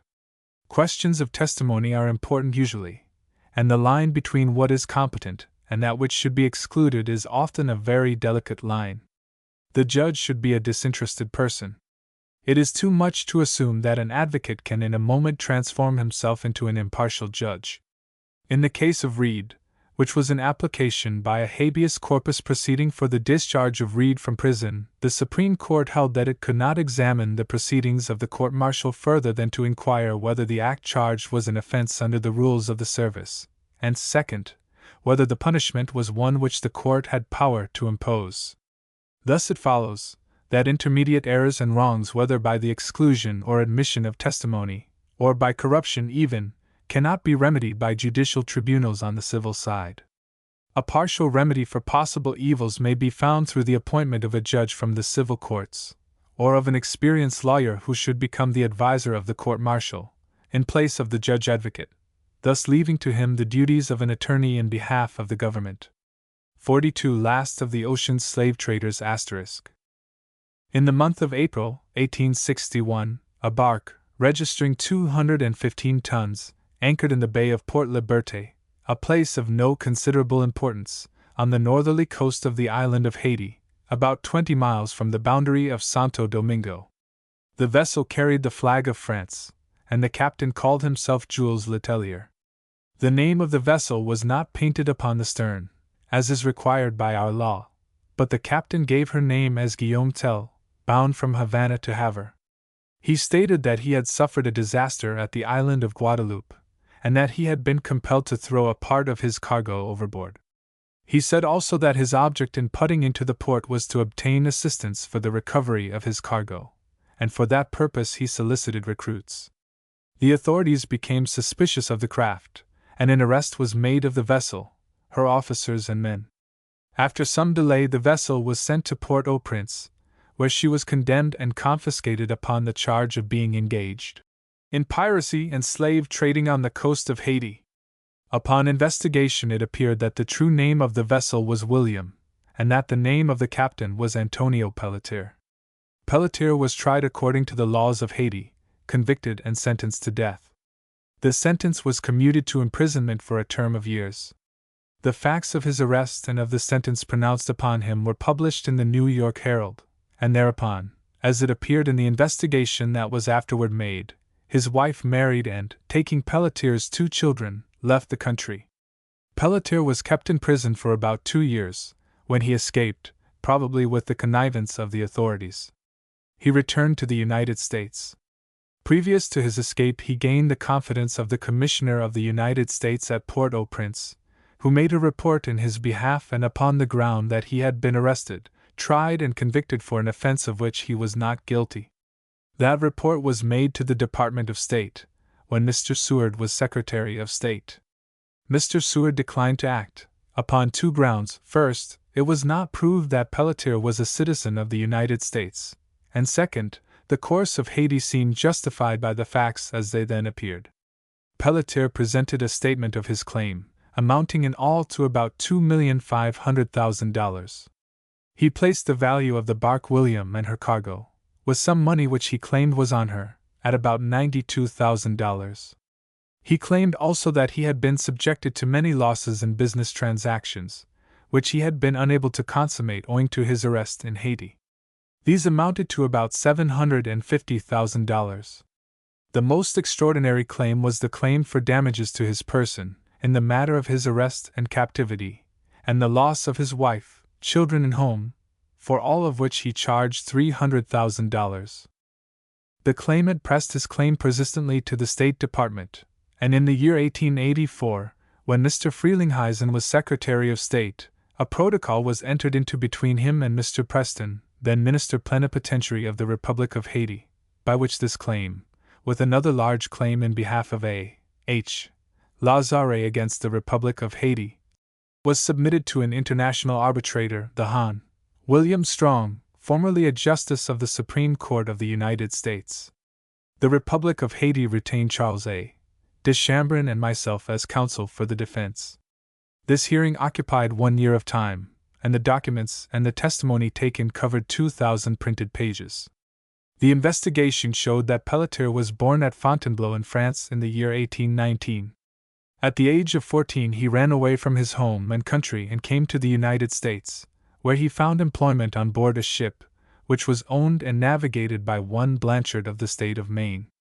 From about the year 1835 to the year 1850, Pelletier was employed upon shipboard in various menial capacities, until finally he became master of several small vessels, which were employed on short voyages in the Caribbean Sea and on the coast of South America.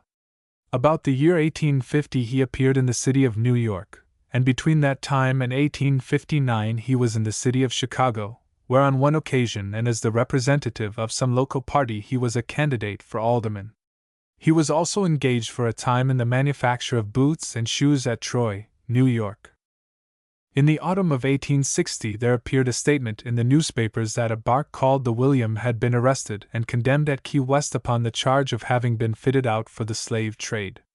Guided by that notice, Pelletier went to Havana, and employed an agent to go to Key West and to purchase the bark. The purchase was made at a cost of $1,504. In Pelletier's statement of his claim, he asserted that he paid something over $10,000 for the vessel. From Key West the vessel was sent to Mobile in charge of a man named Thomas Collar, who became Pelletier's mate, but who was known on the vessel as Samuel Gurdon. At Mobile the William was fitted out for the voyage under the direction and apparent ownership of a firm in that city known as Delaunay, Rice and Company, of which Pelletier claimed to be a member and proprietor to the extent of $50,000, the patrimony which he had received upon the death of his father. The vessel was freighted with lumber, and was cleared for Carthagena, New Granada, in October. She arrived at that port late in November. The investigation showed that a portion of the lumber was placed upon the deck when there was space below where it might have been stored.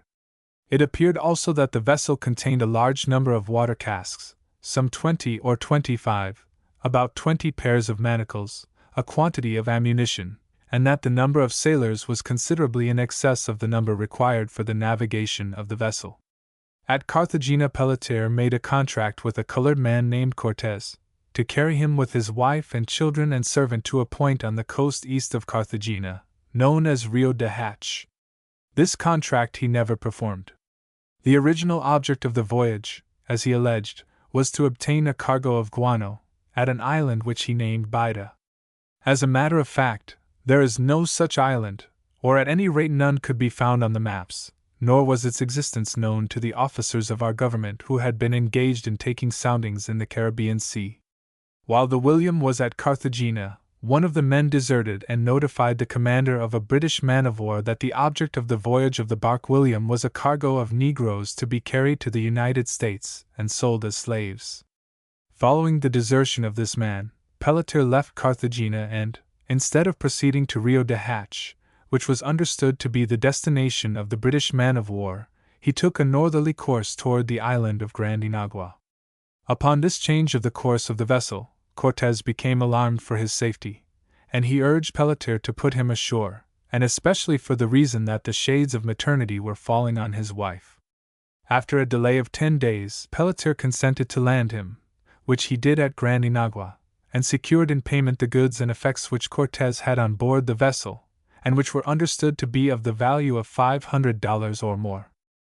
In the month of January 1861, Pelletier arrived in the harbor of Port-au-Prince, Haiti, where he was accused of being engaged in a slave-trading expedition by 5 of his men whom he had landed and caused to be put in prison on the charge of insubordination. The authorities were so well convinced of the unlawful character of the expedition that they ordered Pelletier to leave without delay. He was conveyed out of the harbor by an armed vessel, and upon the understanding that he was to sail for New Orleans. As a matter of fact, however, he employed the months following, until April, in expeditions among the islands of the Caribbean Sea. In the course of the investigation, Pelletier appeared on the stand as a witness. In a series of questions which I put to him, I asked for the names of the vessels which he had commanded, previous to the voyage of the William. Among others he mentioned the Ardennes, which was an American ship, registered. It turned out upon further investigation that that ship was fitted out by him at Jacksonville in the year 1859, and cleared for the Canary Islands. Her cargo consisted of rum, sugar, cigars, and tobacco. From the admission of Pelletier it appeared that he never reached the Canary Islands, but made the coast of Africa, near the mouth of the Congo River.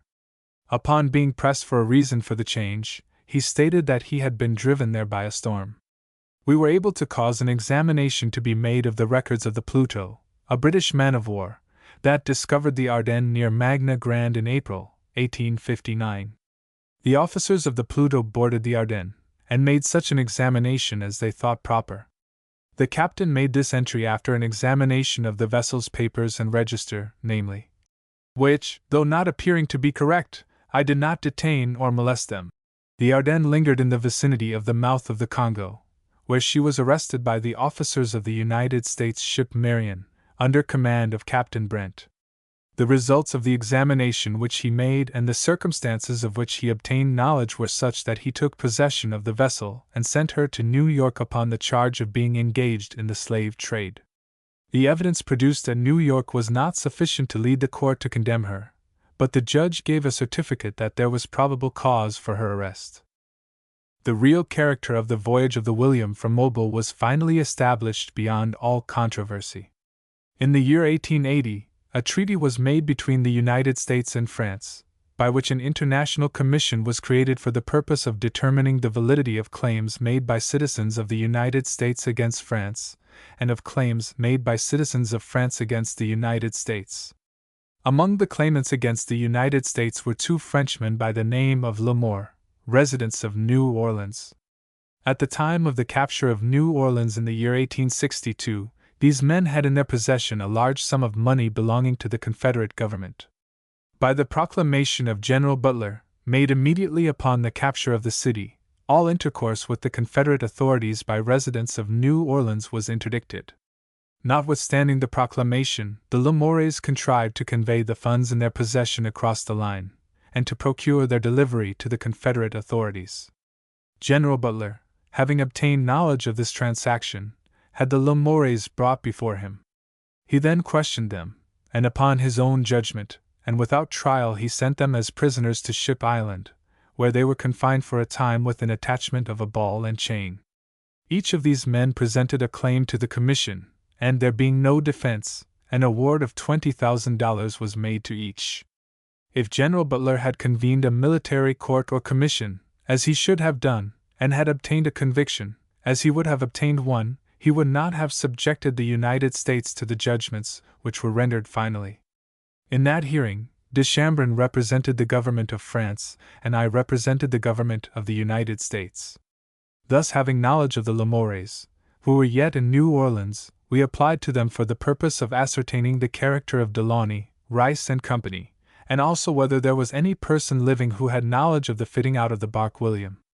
They found a man by the name of Louis Moses, who had been a resident of New Orleans since the year 1852, and who was well acquainted with the house of Delaunay, Rice and Company, having transacted business for it, and who was himself concerned in the fitting out of the bark William. He had indeed invested, in one form or another, the sum of $15,000 in the enterprise, of which he had evidence in writing. He stated that the object of the voyage was to obtain a cargo of Negroes in some of the islands of the Caribbean Sea, and to bring them to a desert island on the west bank of the Mississippi, near the mainland of Louisiana. In fine, that there was no purpose to obtain a cargo of guano.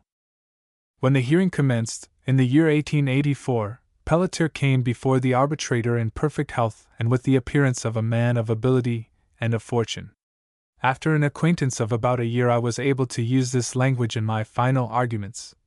It is a singular circumstance that Captain Pelletier has not produced an original paper or document in support of his claim. He is 60 years of age or more. He is a man not deficient in intellectual capacity, whatever else may be said of him. He is endowed by nature with ability for large and honest undertakings. He claims to have had an extensive business experience, to have been the possessor of large wealth, to have been trusted in fiduciary ways, and he comes here and claims compensation for a great outrage, as he alleges, upon his person and his rights, and yet he has not produced a paper that has the signature of any being, living or dead, by which he can sustain the claim he makes. What is his answer in regard to the absence of papers? It is that they were on board the bark William. According to the best information we can obtain, that bark was not less than 12 or 15 years of age. We know that it did not much exceed 200 tons burden. It was bound on a voyage into tempestuous seas, and leaving behind him wealth, as he says, to be measured by the million, he embarks on that vessel with all his papers, including title deeds, articles of copartnership, powers of attorney, and preliminary accounts relating to unsettled affairs. He is a member of the House of Delaunay, Rice and Company, in which he had deposited his patrimony to the extent of $50,000, and he carries away on that frail bark all evidence of his investment in that firm. He had, he said, a partnership agreement. He had accounts of profits that had been rendered from time to time, and all are gone. He had a dear wife and 2 children, for whose loss he now demands large compensation, and yet he carried away the evidence of which their right to his estate would have depended, in case of his death. The statement may be true, but in the nature of things it is not probable. That we may believe a statement of that sort, evidence is required, not from one man unknown, not from one man impeached, but from many men of reputable standing in society. It is not to be believed that a man who had been engaged in transactions measured by hundreds of thousands of dollars through a period of 10 years should take every evidence of those transactions on board a vessel of hardly more than 200 tons burden, manned by a crew composed of highbinders, as he has described them, and sail to foreign lands over tempestuous seas, upon the poor pretext of procuring guano for the plantations of Louisiana, and this, as he says, when war was imminent. In my argument to the arbitrator I attempted to trace the voyage of the Ardennes and the voyage of the William with as much minuteness as seemed to me to be wise under the circumstances, and for the sole purpose of establishing the charge that Pelletier was engaged in the slave trade. The character of the voyage of the Ardennes was important in view of the rule of law that, in the trial of a person charged with the crime of slave trading, evidence is admissible which tends to prove that the accused had been engaged in similar undertakings at about the same time. My argument occupied the business hours of 2 sessions of the court. At the opening of the court Pelletier appeared, took a seat, and remained during the first 30 or 40 minutes of my argument, when he disappeared.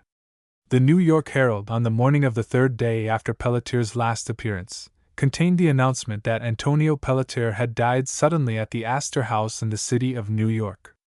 The hearing proceeded, and on the 30th day of June, 1885, Mr. Justice Strong filed his opinion in the Department of State.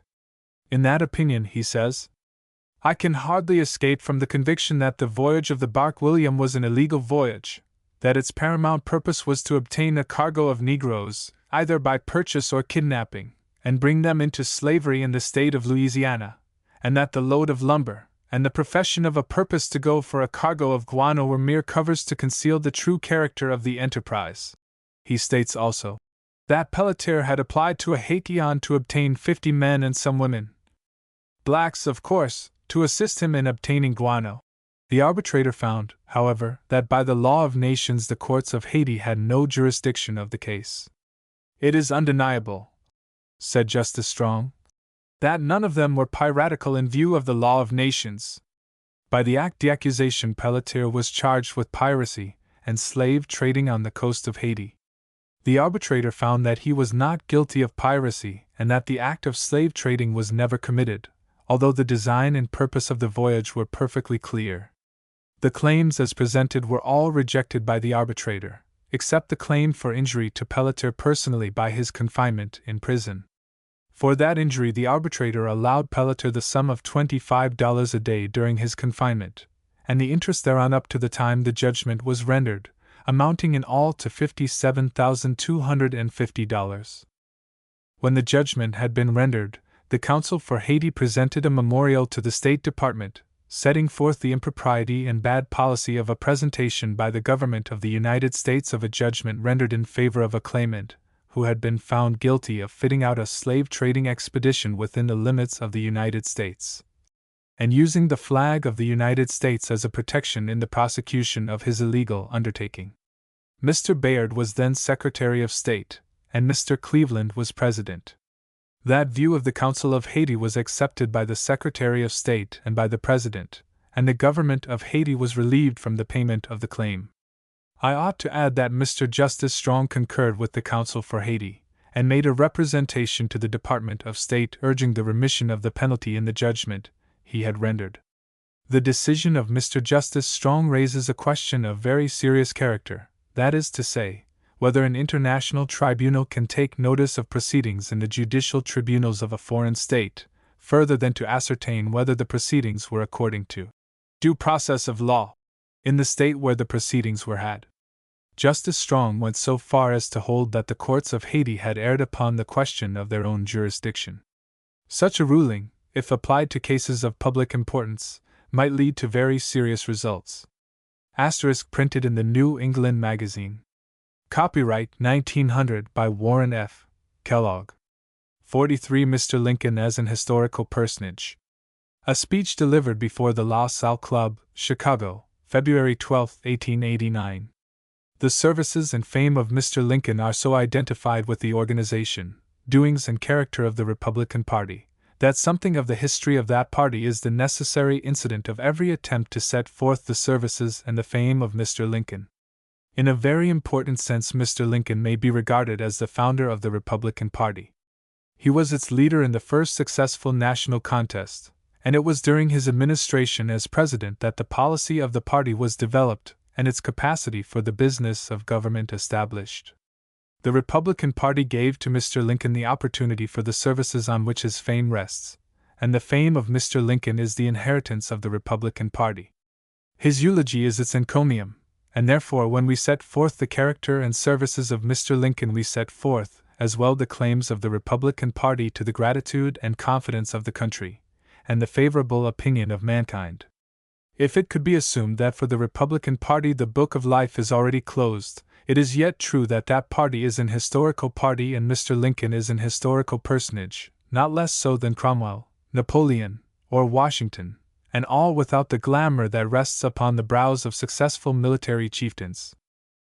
Of Mr. Lincoln's predecessors in the presidential office, two only, Washington and Jefferson, can be regarded as historical persons in a large view of history. The author of the Declaration of Independence is so identified with the history of the country that that history cannot outlast his name and fame. As the author of that declaration and as the exponent of new and advanced ideas of government, Jefferson was elected to the presidency, but his administrations, excepting only the acquisition of Louisiana, were not marked by distinguished ability, nor were they attended or followed by results which have commanded the favorable opinion of succeeding generations. Washington had no competitors. The gratitude of his countrymen rebuked all rivalries. He was born to the presidency by a vote quite unanimous, and he was supported in the discharge of his duties by a confidence not limited by the boundaries of the Republic. It is only a moderate exaggeration to say that when Mr. Lincoln was nominated for the presidency, he was an unknown man. He had performed no important public service. His election was not due to personal popularity, nor to the strength of the party that he represented, but to the divisions among his opponents. In 1862, when 11 hostile states were not represented in the government, the weakness of the administration was such that only a bare majority of the House of Representatives was secured after a vigorous and aggressive campaign on the part of the Republican Party. Thus do the circumstances and incidents of the formative period in Mr. Lincoln's career illustrate and adorn the events that distinguished the man, the party, and the country. I am quite conscious that in our attempt to give Mr. Lincoln a conspicuous place in the ranks of historical personages, we are to encounter a large and intelligent public opinion which claims that distance in time and even distance in space are the necessary conditions of a wise and permanent decision. The representatives of that opinion maintain that contemporaries are too near the object of vision, that to them a comprehensive view is impossible, and that the successive generations of one's countrymen may be influenced by inherited passions, or by transmitted traditions. Some of us were Mr. Lincoln's contemporaries, and one and all we are his countrymen, and in advance we accept joyfully any qualifications of our opinions that may be made in other lands or by other ages, if qualifying facts shall be disclosed hereafter. But nearness of observation, and a knowledge of the events with which Mr. Lincoln's public life was identified, may have given to his associates and co-workers opportunities for a sound judgment that were not possessed by contemporary critics and historians of other lands, and that the students of future times will be unable to command. The recent practical improvements in the art of printing, the telegraph and the railway, have furnished to mankind the means of reaching safe conclusions in all matters of importance, including biography and history, with a celerity and certainty which to former ages were unknown. In these 25 years, since the death of Mr. Lincoln, there has been a wonderful exposition of the events and circumstances of the stupendous contest in which he was the leading figure, and all that knowledge is now consummated on the pages of Nicolay and Hay's complete and trustworthy history. Of the minor incidents of Mr. Lincoln's career, time and research will disclose many facts not now known, which may lend coloring to a character whose main features, however, cannot be changed by time nor criticism. The nature of Mr. Lincoln's services we can comprehend, but their value will be more clearly realized and more highly appreciated by posterity. As to the nature of those services, the judgment of his own generation is final, it can never be reversed. Indeed, it may be asserted of historical personages generally, that the judgment of contemporaries is never reversed. Attempts have been made to reverse the judgment of contemporaries, in the cases of Judas Iscariot, of Henry VIII, and of Shakespeare, and I venture the assertion that all these attempts have failed, most signally. In our own country there have been no reversals. Modifications of opinions there have been, growth in some cases, decrease in others, but absolute change in none. The country has grown towards Hamilton and away from Jefferson. They are, however, as they were at the beginning of the last century, the representatives of antagonistic ideas in government, but their common patriotism is as yet unchallenged. It is the fate of those who take an active part in public affairs, to be misjudged during their lives, but death softens the asperities of political and religious controversies and tempers the judgment of those who survive. Franklin, Washington, Jackson, Clay, and Webster are to this generation what they were to the survivors of the respective generations to which they belong. Mr. Calhoun has suffered by the attempt to make a practical application of his ideas of government, but the nature and dangerous character of those ideas were as fully understood at the time of his death as they are at the present moment. I pass over as unworthy of serious consideration the detractions and attacks, sometimes thoughtless, and sometimes malicious, to which Mr. Lincoln was subject during his administration. He made explanations and replied to these detractions and attacks only when they seemed to put in peril the fortunes of the country, but when he made replies there were none found, either among his political friends or his political enemies, who were capable of making an adequate answer. Consult, as we may consult, his correspondence in regard to the transit of troops through Maryland, in regard to the invasion of Virginia, in case the city of Washington should be attacked or menaced from the right bank of the Potomac, in regard to the suspension of the privilege of the writ of habeas corpus, in regard to the arrest of Vallandigham, in regard to our foreign relations, and finally, consult his numerous papers in regard to the objects for which the war should be prosecuted, and the means, as well, by which it could be prosecuted. Consider, also, that this work was done by a man called to the head of an administration that had no predecessor, to the management of the affairs of a government distracted by civil war, its navy scattered, its treasury bankrupted, its foreign relations disturbed by a traditional and almost universal hostility to republican institutions. And all while he was threatened constantly by an adverse public judgment in that section of the country in which his hopes rested exclusively. And consider, also, that Mr. Lincoln had had little or no experience on the statesmanship side of his political career, that as an attorney and advocate he had dealt only with local and municipal laws, that he was separated by circumstances from a practical acquaintance with maritime and international jurisprudence. And yet consider further with what masterful force he rebuked timid or untrustworthy friends who would have abandoned the contest and consented to the independence of the seceding states, in the vain hope that time might aid in the recovery of that which by pusillanimity had been lost. With what serenity of manner he put aside the suggestion of Mr. Seward that war should be declared against France and Spain as a means of quieting domestic difficulties which were even then represented by contending armies. With what calmness of mind he laid aside Mr. Greeley's letter of despair and self-reproach of July 29, 1861, and proceeded with the preparation of his program of military operations from every base line of the armies of the Republic. With what skill and statesmanlike foresight he corrected Mr. Seward's letter to Mr. Adams in regard to the recognition by Great Britain of the belligerent character of the Confederate States. And finally, consider with what firmness and wisdom he annulled the proclamations of Fremont and Hunter, and assumed to himself exclusively the right and the power to deal with the subject of slavery in the rebellious states. In what other time, to what other ruler have questions of such importance been presented, and under circumstances so difficult? And to what other ruler can we assign the ability to have met and to have managed successfully all the difficult problems of the Civil War?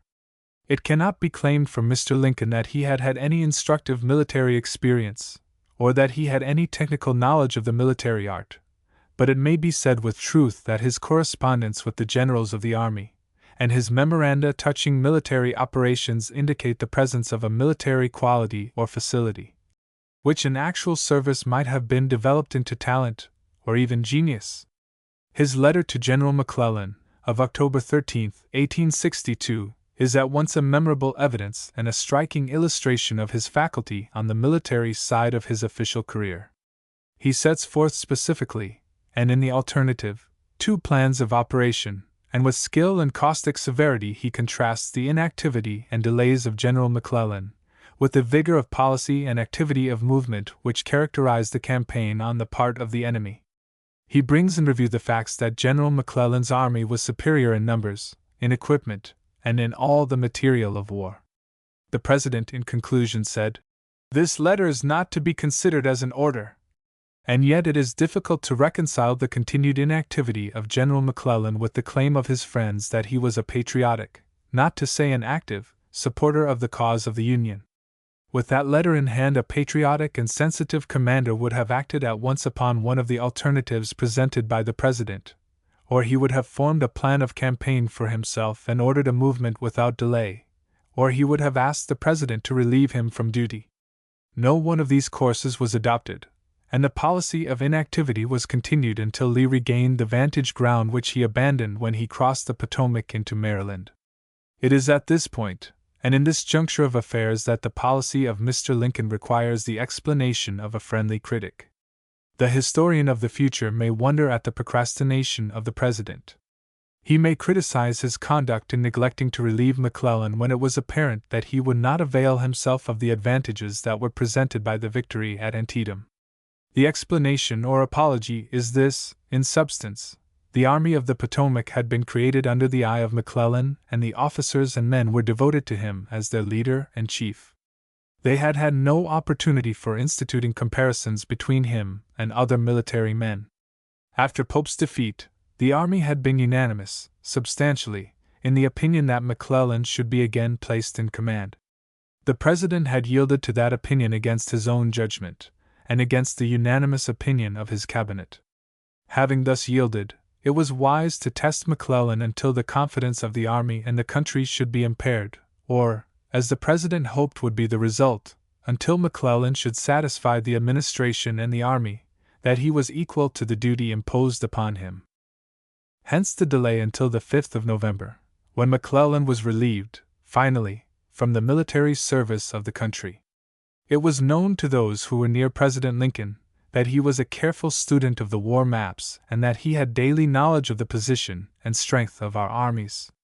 I recall the incident of meeting President Lincoln on the steps of the Executive Mansion at about 11 o'clock in the evening of the day when the news had but just reached Washington that Grant had crossed the Black River and that the army was in the rear of Vicksburg. The President was returning from the War Office with a copy of the dispatch in his hand. I said, "Mr. President, have you any news?" He said in reply, "Come in, and I will tell you." After reading the dispatch, The President turned to his maps and traced the line of Grant's movements as he then understood and comprehended those movements. That night the President became cheerful, his voice took on a new tone, a tone of relief, of exhilaration, and it was evident that his faith in our ultimate success had been changed into absolute confidence. In the dark days of 1862 he had never despaired of the Republic. When others faltered, he was undismayed. He put aside the suggestion of Mr. Seward that he should surrender the chief prerogative of his office. He rebuked the suggestion of General Hooker that he should declare himself dictator, and he treated with silent contempt the advice of General McClellan, from Harrison's Landing, in July, 1862, that the President should put himself at the head of the army with a general in command, on whom he could rely, and thus assume the dictatorship of the Republic. He asserted for himself every prerogative that the laws and the Constitution conferred upon him, and he declined to assume any power not warranted by the title of office which he held. He was resolute in his purpose to perform every duty that devolved upon him, but he declared that the responsibility of preserving the government rested upon the people. Of the officers who successively were at the head of the Army of the Potomac, none ever possessed his entire confidence, until General Grant assumed that command, in person. His letter to General Grant when he entered upon the campaign of the Wilderness contains conclusive evidence that his confidence was given to that officer, without reservation. Turning again to the civil side of his administration, consider the steps by which he led the country up to the point where it was willing to accept the abolition of slavery in the states engaged in the rebellion.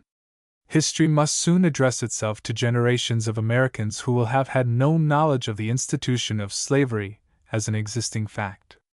Indeed, at the present moment, more than 2/3 of the population of the United States have no memory of the time when slavery was the dominating force in the politics of the country, when it was interwoven in the daily domestic life of the inhabitants of 15 states, when it muzzled the press, perverted the scriptures, compelled the pulpit to become its apologist, and when successive generations of statesmen were brought down on an equality of servitude before an irresponsible and untitled oligarchy. As early as 1839, Mr. Clay estimated the value of the slaves at $1,200,000,000, and upon the same basis, their value in 1860 exceeded $2 billion.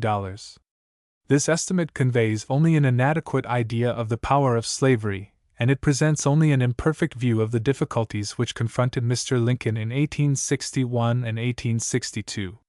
Delaware, Maryland, West Virginia, Kentucky and Missouri were slave states, and all of them, with the exception of Delaware, were hesitating between secession and the cause of the Union. They were in favor of the Union, if slavery could be saved with the Union, but it was doubtful in all the year 1861 whether those states could be held to the Lincoln government, as it was derisively called, if the abolition of slavery were a recognized part of our public policy. Nor is this even yet a full statement of the difficulties which confronted Mr. Lincoln. With varying degrees of intensity, the Democratic Party of the North sympathized with the South in its attempts to dissolve the Union. During the entire period of the war, New York, Ohio, and Indiana were divided states, and Indiana was only kept in line by the active and desperate fidelity of Oliver P. Morton. In the presence of these difficulties, Mr. Lincoln recommended the purchase of all the slaves in the states not in rebellion. Then he suggested the deportation of the manumitted slaves and the free blacks to Central America, and for this purpose an appropriation was made. Then came the proposition to give pecuniary aid to states that might voluntarily make provision for the abolition of slavery, and then came, finally, the Statute of July, 1862, by which slaves captured, and the slaves of all persons engaged in the rebellion were declared to be free. It is not probable that Mr. Lincoln entertained the opinion that these measures, one or all, would secure the complete abolition of slavery, but they gave to the slave holders of the border states an opportunity to obtain compensation for the loss of their slaves, and the pendency of these propositions occupied the attention of the country while the formative processes were going on, which matured finally in the opinion that slavery and the Union could no longer coexist. In the same time, the country arrived at the conclusion that separation and continuous peace were impossible. The alternative was this: slavery, a division of territory, and a condition of permanent hostility on the one side, and on the other, a union of states, domestic peace, a government of imperial power, with equality of citizenship in the states and inequality of states in the Union. Thus his measures, which were at once measures of expediency and of delay, prepared the public mind to receive his monitory proclamation of September 1862. In that time the border states had come to realize the fact that the Negroes were no longer valuable as property, and they therefore accepted emancipation as a means of ending the controversy. To the Republicans of the North, the proclamation was a welcome message. To the Democrats it was a result which they had predicted, and against which they had in vain protested. But the controversy would not have ended with the war. Slavery existed in the states that had not participated in the rebellion, and the legality of the Emancipation Proclamation might be drawn in question in the courts. One thing more was wanted: an amendment to the Constitution abolishing slavery everywhere within the jurisdiction of the government. This was secured after a protracted struggle, and the result was due in a preeminent degree to the personal and official influence of Mr. Lincoln. In one phrase it may be said that every power of his office was exerted to secure the passage, in the 38th Congress, of the resolution, by which the proposed amendment was submitted to the states. Mr. Lincoln did not live to see the consummation of his great undertaking, in the cause of freedom, but the work of ratification by the states was accelerated by his death, and on the 18th day of December, 1865, Mr. Seward, then Secretary of State of the United States, made proclamation that the amendment had been ratified by 27 of the 36 states then composing the Union, and that slavery and involuntary servitude were from that time and forever forth impossible within our limits. Such was then the universal opinion in all America. It was our example that wrought the abolition of slavery in Brazil, and in colonies of Spain and Portugal. It has led to the extermination of the transatlantic slave trade, and it was an inspiration to the nations of Europe in their effort to destroy the traffic in human beings on the continent of Africa. There is an aspect of Mr. Lincoln's career which must attract general attention and command universal sympathy. His loneliness in his office and in the performance of his duties is deeply pathetic. It is true that Congress accepted and endorsed his measures as they were presented from time to time, but there were bitter complaints on account of his delays on the slavery question, and not infrequently doubts were expressed as to the sincerity of his avowed opinions. There were little intrigues in Congress, and personal aspirations in the cabinet in regard to the succession of the commanders of the Army of the Potomac from McDowell to Meade. Each and all had failed to win victories, or they had failed to secure the reasonable advantages of victories won. There were divisions in the cabinet which were aggravated by personal rivalries. On one occasion, leading Republican members of Congress engaged in a movement for a change in the cabinet, a movement which was without a precedent and wholly destitute of justification under our system of government. His want of faith in his cabinet was shown in his preliminary statement, when he proceeded to read the Proclamation of Emancipation.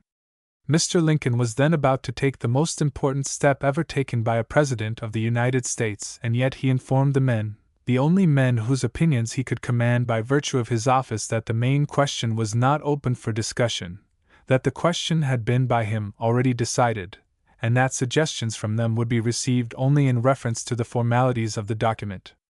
It may be the truth, and our estimation of Mr. Lincoln would not be lowered, if, indeed, it was shown to be the truth, that he chose to act upon his own judgment in a matter of the supremest gravity, and in which, from the nature of the case, the sole responsibility was upon him.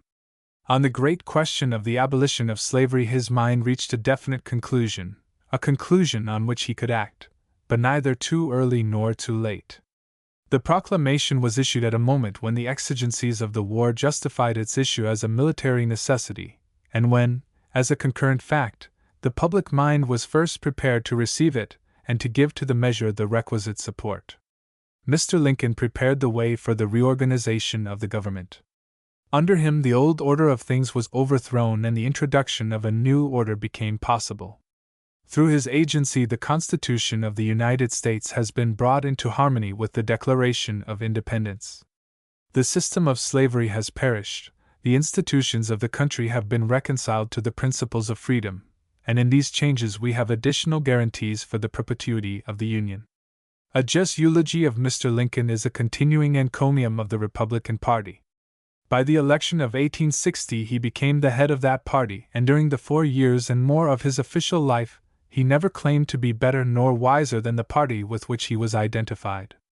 From first to last he had the full confidence of the army and of the masses of the voters in the Republican Party, and of that confidence Mr. Lincoln was always assured. Hence he was able to meet the aspirations of rivals and the censures of the disappointed with a good degree of composure. To the honor of the masses of the Republican Party it can be said that they never faltered in their devotion to the President, and in that devotion and in the fidelity of the President to the principles of the party were the foundations laid on which the greatness of the country rests. The measure of gratitude due to Mr. Lincoln and to the Republican Party may be estimated by a comparison of the condition of the country when he accepted power in March 1861, with its condition in 1885, and in 1893, when we yielded the administration to the successors of the men who had well nigh wrecked the government in a former generation. The Republican Party found the Union a mass of sand, it left it a structure of granite.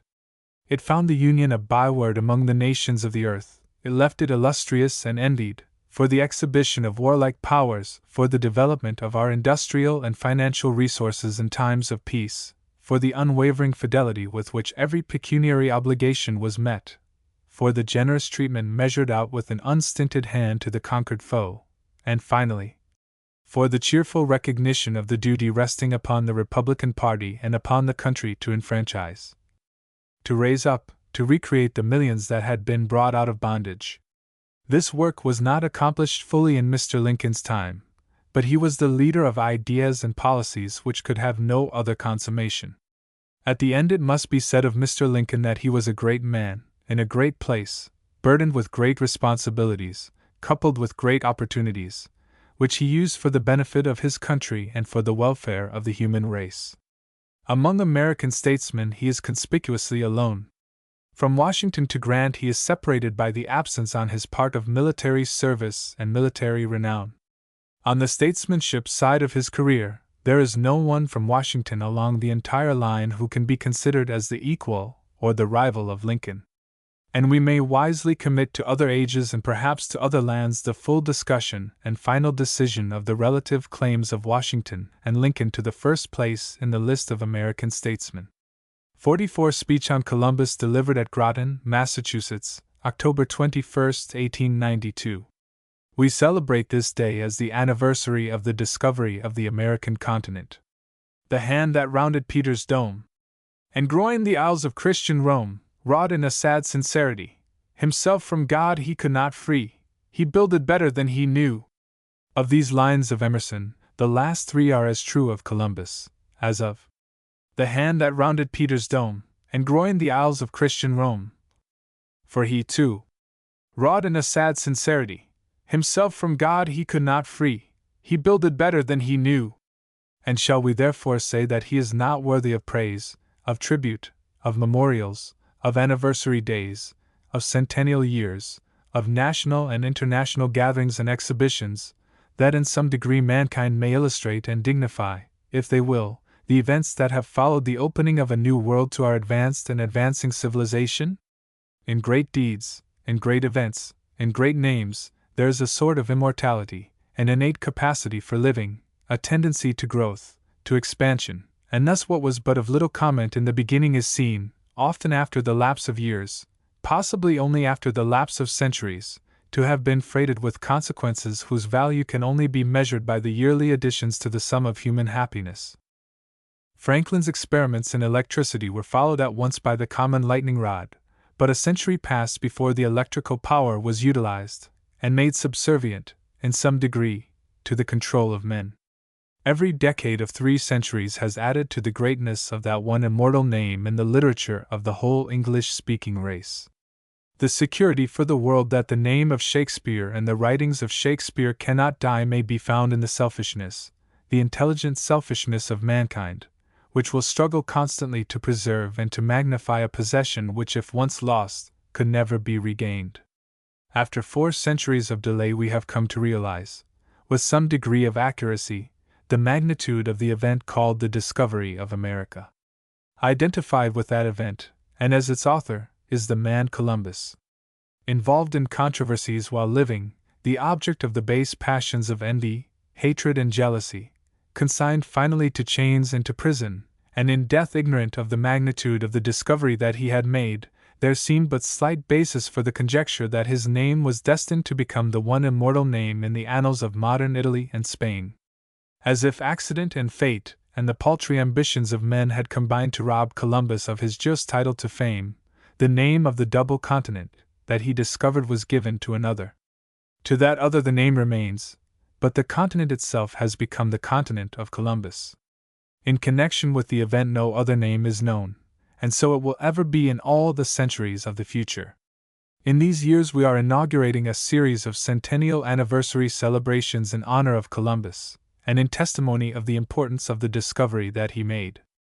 This we do as the greatest of the states that have arisen on the continent that he discovered, and I delay what I have to say of Columbus and of the discovery that I may express my regret, and the reasons for my regret, that the celebration and the ceremonies have not been made distinctively and exclusively national. In this I do not disparage, on the other hand I exalt the public spirit, the capacity for large undertakings, the will and the courage of the city and the citizens of Chicago in assuming burdens and responsibilities from which any other city on this continent would have shrunk. My point is this: if the people and government of the United States were of the opinion that the discovery of a continent in which one of the great governments of the world has found an abiding place, was worthy of a centennial celebration, then the conduct of the celebration ought not to have been left to the care of any community less than the whole. Nor is it an unworthy thought that something of dignity would have been added to the celebration if the nations of the earth could have been invited to the capital which bears the name of the discoverer of the continent, and the founder of the Republic. There are occasions which confer greatness upon an orator. Such are revolutionary periods, the overthrow of states, radical changes in a long-settled public policy, struggles for power, empire, dominion. These and kindred exigencies in the affairs of men and states seem to create, or at least to furnish opportunity and scope for, statesmen, orators, poets, and soldiers. This peaceful ceremony in peaceful times, of which we now speak, will not produce orators like Patrick Henry and James Otis at the opening of our revolutionary struggle, like Mirabeau in France, or Cicero in Rome, pleading for a dying republic, or Demosthenes in Athens contending hopelessly against the domination of one supreme will.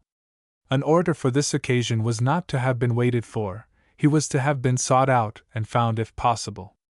If Webster were living and in the fullness of his powers, the country might have looked to him for an oration that would have so linked itself with the anniversary that it would have been recognized in every succeeding centennial observance. Turning from this thought, which at best can only serve as a standard to which our hopes aspire, I venture the remark that there is not one of our countrymen who, by the studies of his life, by the philosophical qualities of his mind, by the possession in some large measure of that Miltonian power of imagination which Webster exhibited, is qualified for the supreme task which I have thus imperfectly outlined. For one day the rumor was voiced that Castilla of Spain had been invited to deliver the oration at the more formal opening of the exhibition in May next. That rumor has not been affirmed nor denied, but from the delay, we cannot hope that its verification is now possible. Historical knowledge, due to long and laborious studies, and the spirit of historical inquiry, are not often found in the same person, combined with argumentative power and the quality of imagination stimulated by an emotional nature. From what we know of Emilio Castilla of Spain, it may be said that he possesses this rare combination in a degree beyond any other living man. In the year 1856, when he was only 24 years of age, he was appointed, after a competitive contest, to the chair of philosophy and history in the University of Madrid. During his professorship, in addition to other work, he delivered lectures on the history of civilization. The political disturbances, in which as a Republican he had taken an active part, led to his exile for 4 years, but upon his return to Spain he resumed his place in the university. In 1873 he was Prime Minister during the brief existence of the Republic. Of his published works, the best known in this country is the volume entitled Old Rome and New Italy. At present he is a member of the Cortes, where he gives support to the government in its measures of administration without yielding his political principles or endorsing the monarchical system. If this country were to pass beyond its own limits in the selection of an orator, then, without question, Spain has the first, and indeed, the only claim to consideration. Spain furnished the means for the expedition, and the world is indebted to her enlightened patronage for the discovery. It may be assumed, reasonably, that Castilla would have brought from the archives of Spain fresh information in regard to the motives of Ferdinand and Isabella, trustworthy statements as to the character and conduct of Pinzon, the ally of Columbus, and at the end he might have been able to prove or disprove the theory that Columbus had knowledge of the existence of this continent, or that he had or had not reasons for believing that land in the West had been visited by Scandinavian voyagers in the 10th century. As I pass to some more direct observations upon Columbus and the voyage of 1492, and to the expression of some thoughts as to the future of the country, I wish to say that I limit my criticism to our representative men, whose estimate of the importance of the anniversary was quite inadequate. They failed to see its connection with the past, its relations to what now is, and more important than all else, they failed to realize that this celebration is the first of a long line of centennial celebrations, each one of which will mark the close of one epoch and the beginning of another. I cannot imagine that in 100 years this anniversary, in its organization and conduct, will be thought worthy of imitation. Let us imagine, or rather indulge the hope, that then all the states of the South and the North, from the Arctic seas to Patagonia, will be united in a national and international celebration in recognition of an event that has increased twofold the possibilities, comfort, and happiness of the human race. Passing from these criticisms, at once and finally, it is yet true that in this centennial celebration the two Americas, Southern Europe and the Catholic churches throughout the world are united as one people, and for the moment differences in religion and diversities of race are forgotten. Italy was the birthplace of Columbus. Spain, after long years of doubt and vexatious delays, lent its patronage to the scheme of the adventurer, as he was called, and the Church, of which Columbus was a devoted, and perhaps a devout disciple, bestowed its blessing upon those who staked their lives or their fortunes in the undertaking. It is not probable that Columbus looked to that posthumous fame of which he is now the subject. His vision and his hopes extended not beyond the possession of new lands where he might rule as a potentate and enjoy power, where Spain might found an empire, and where the Church might establish its authority over millions of new converts. Spain gained new empires, and maintained her rule over them for 3 centuries and more. The Church enlarged its power by the acquisition of half a continent, in which its ecclesiastical authority remains, even to the close of the 19th century. For a moment, and but for a moment in the annals of time, Columbus was permitted to realize the dream of his life. After a brief period, however, instead of place, power, gratitude, wealth, he was subjected to chains, and consigned to prison. Of the 3 great parties to the undertaking, Columbus alone seemed to have been unsuccessful, but at the end of 4 centuries he reappears as the one personage to whom the gratitude of mankind is due for the discovery of the New World. Nor do we enter into any inquiry as to the manner of man that Columbus was on the moral side of his character. We know that he was an enthusiast, that he was richly endowed with the practical virtues of patience, of perseverance, of continuing fortitude under difficulties, and we know that neither Spain, nor the Church, nor Pinzon the shipbuilder and capitalist, nor all of them together would have made the discovery when it was made. To Columbus they were essential, but without Columbus they were nothing. To the wide domain of history may be left the inquiry as to the truth of his visit to Iceland in the preceding decade, his knowledge of the expeditions of the Scandinavian voyagers to Greenland and the coasts of New England in the 10th and 11th centuries, and his theories or beliefs concerning the spherical figure of the earth. Whatever might have happened previous to the voyage from Palos, and whatever might have been the extent of Columbus' knowledge, the discovery of America for the purposes of settlement and civilization was made by Columbus himself at 8 o'clock in the evening of October 11th, O.S., when he saw the shimmer of fire on the island of San Salvador. That fact being established, the fact of the existence of land nearby was established also. The sight of land at 3 o'clock next morning was not the discovery. It was evidence only of the reality of the discovery made by Columbus the evening before. In these 400 years, the empires that Spain founded in the New World have slipped from her grasp. The Church has lost its temporal power, but the fame of Columbus has spread more and more widely, and his claims to the gratitude of mankind have been recognized more generally. At the end of each coming century, and for many centuries, no one can foresay how many, millions on millions in the Americas and in Europe will unite in rendering tribute of praise to the enthusiast and adventurer whose limited ambitions for himself were never realized, but who opened to mankind the opportunity to found states freed from the domination of the Church and churches freed from the domination of the state. We do not deceive ourselves when we claim for the United States the first place among the states on this continent. We are the first of American states in population, in wealth, in our system of public instruction, in our means of professional and technical education, in the application of science to the practical purposes of life, and finally, in experience and success in the business of government. It should not be forgotten by any of us, nor should the fact be overlooked or neglected by the young that these results have been gained by the labors and sacrifices of our ancestors, and we should realize that the task of preserving what has been won is the task that is imposed upon the generations as they succeed each other in the great drama of national life. Vain and useless are all conjectures as to the future. The coming century must bring great changes, equal, possibly, to those that have occurred since 1792. At that time our territory did not extend beyond the Mississippi River, our population was hardly 4 million, our national revenues were less than $4 million annually. Manufacturing industries had not gained a footing, for agricultural products there was no market, the trade in slaves from Africa was guaranteed in the Constitution. The 13 states had not outgrown the disintegrating influence of the Confederation, the Post Office Department was not organized, and the national government was not respected for its power, justice, or beneficence, of which the mass of people knew nothing. In this century our territory has been enlarged fourfold. Our population is 18 times as great as it was in 1792, our revenues have been multiplied by 100, and the convertible wealth of the people has been increased in a greater ratio even. The railway, the telegraphic, the telephonic systems have been created. The dream of Shakespeare has been realized. We have put a girdle round about the earth in 40 minutes. More than all else, and as the culmination of all else, we have demonstrated the practicability of a government of the people, by the people, and for the people.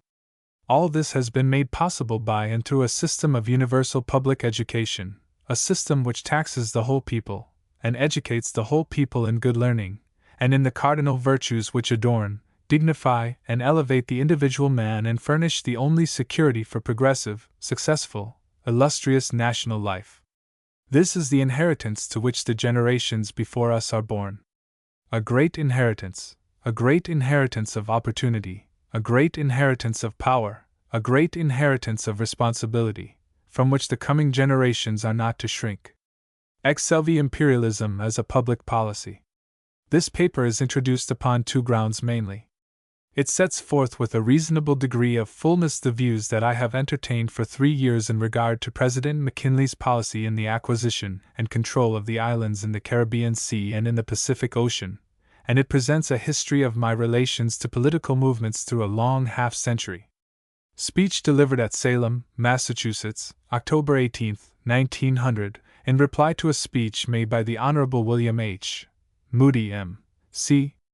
A truthful statement that I have been inconsistent in the opinions that I have held and advocated upon questions of public concern, would not disturb me by day, nor consign me to sleepless nights. It is now 60 years since I first held public office by the votes of my fellow citizens. In that long period of time my opinions have undergone many changes. When I have had occasion to address my fellow citizens upon public questions I have not reviewed my previous sayings through fear that some critic might arraign me for inconsistency. I have considered only my present duty in relation to the questions immediately before me. In the first 10 or 15 years of my manhood I accepted political economy as a cosmopolitan science, and free trade as a wise policy for every country. My views in favor of free trade for the United States are set forth in printed articles, which are now accessible. They are at the service of the critics and of the advocates of free trade. Consistency is not always a virtue, and inconsistency is not always a vice. Even courts of justice change their rulings and holdings when they find themselves in error. The Supreme Court of the United States has reversed its first decision in the cases that have arisen under the Confiscation Acts of 1862, and in other cases the court has qualified its opinions from time to time. This authority is valuable as proving or as tending to prove that inconsistencies in opinion may be consistent with integrity of purpose. An attempt to change the issue while the trial is going on is not infrequently the weak device of misguided advocates who happen to be charged with the care of weak cases. It is now 20 years or more since I appeared before Judge Endicott of your city in a cause between a trustee and the Sestry K. Trust. The counsel for the trustee, in an argument of considerable length, proceeded to demonstrate the unwisdom, the incapacity, indeed, of my administration of the Treasury Department. I made no attempt to meet the new issue, and the judge gave no opinion upon it. I made an effort to satisfy the judge that the trustee was withholding money that belonged to my clients, and Judge Endicott so held. My opponent had an opportunity to argue an issue that was not before the court, and his client was doomed to lose his case.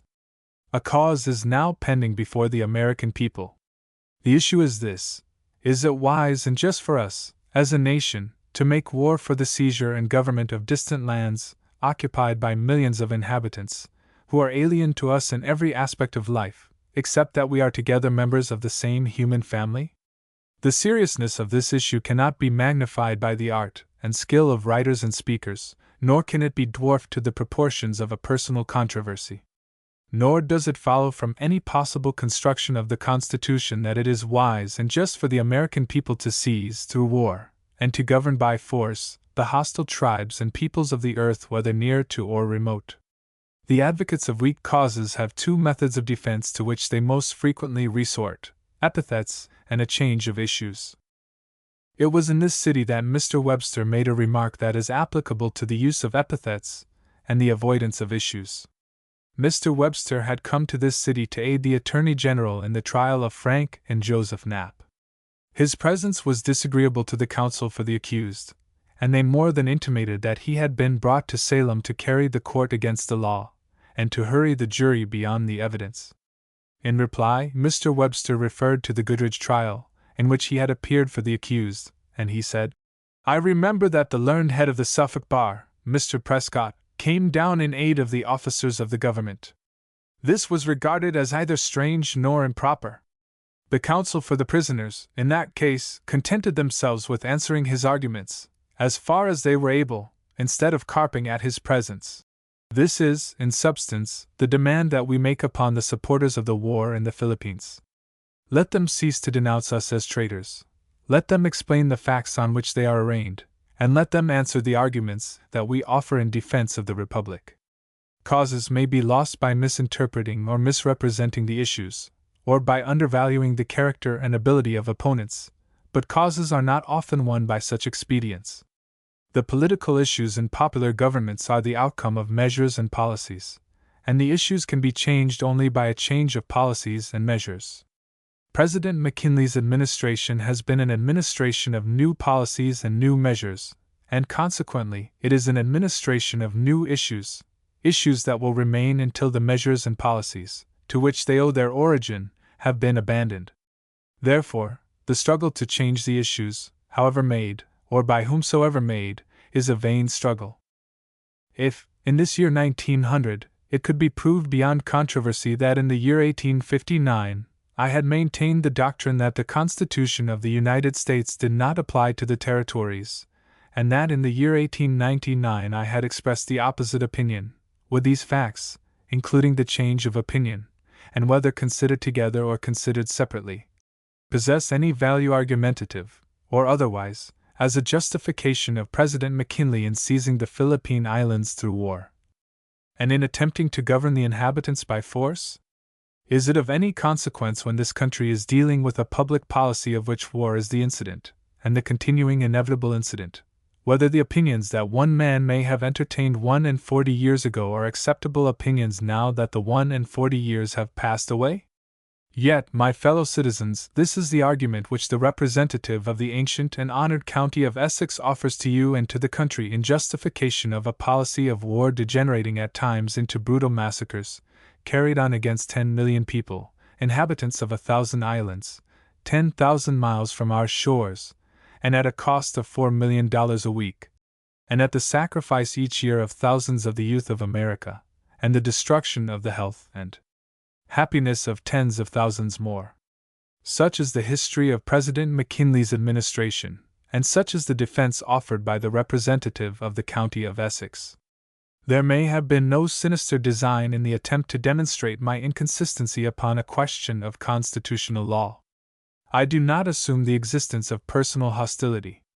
An end would be answered if you and others could be induced to believe that in 1859 I had so construed the Constitution as to justify President McKinley in governing the Philippine Islands as though the Constitution of the United States did not exist.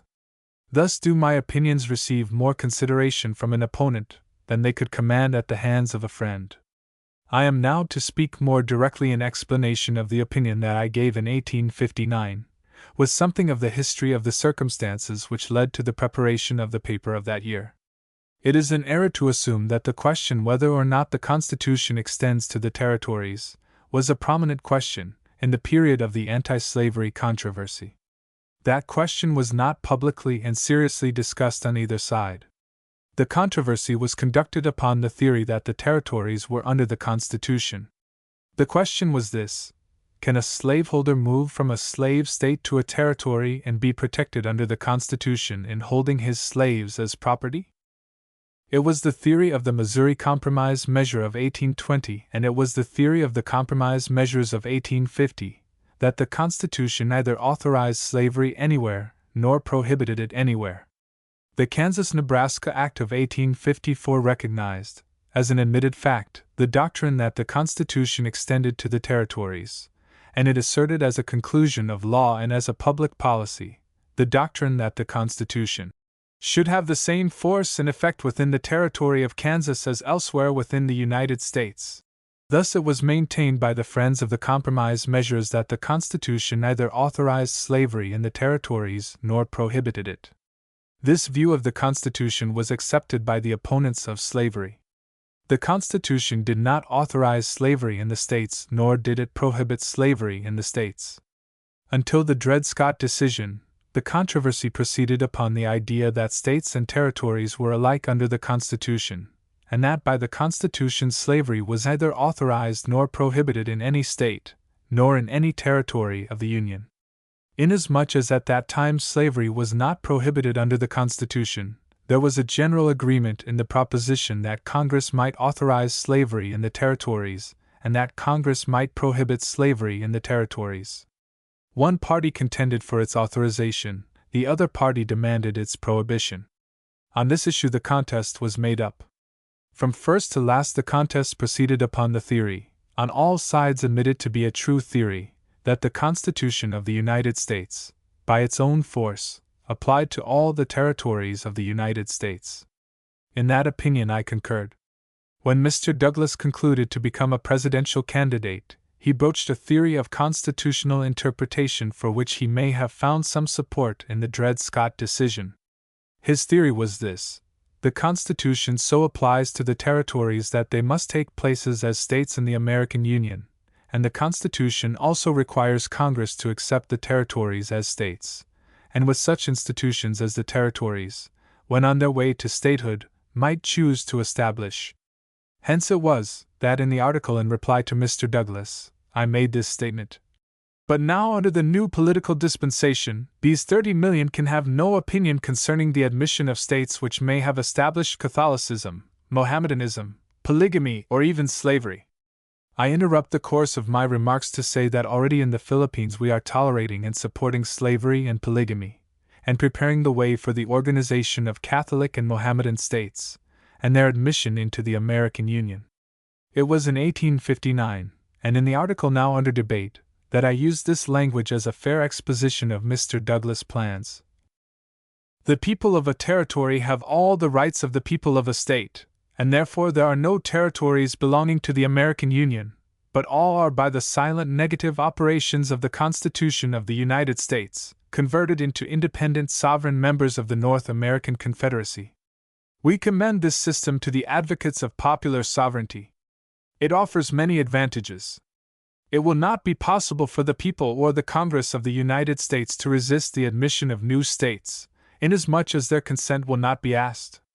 It avoids all unpleasant issues. It provides for new slave states. It disposes of Utah.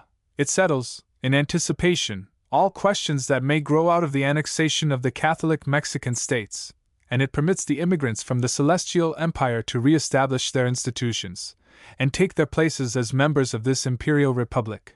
This statement of Mr. Douglas' policy in the interest of slavery is not a faraway prophecy of the doings under President McKinley's administration. I have reached a point in this discussion when this remark may be justified. No impartial reader of my article of 1859 can fail to discover that the discussion did not involve the question now raised. The issue was this: are the territories bound by the Constitution to become states in the American Union against the judgment of the people, and are the existing states bound to accept a new state, and that without regard to its institutions? This was the theory of Mr. Douglas, and it was a theory designed to provide a certain way for the increase of slave states. My argument was aimed at that policy. At the end of my article there is a summary by propositions which contains declarations that were outside of the controversy with Mr. Douglas. One of these has been quoted, and quoted in error as evidence of my inconsistency. I read the proposition: the Constitution of the United States may be extended over a territory by the treaty of annexation, or by a law of Congress, in which case it has only the authority of the law, but the Constitution by the force of its own provisions is limited to the people and the states of the American Union. In this general proposition there are several minor and distinct propositions. 1.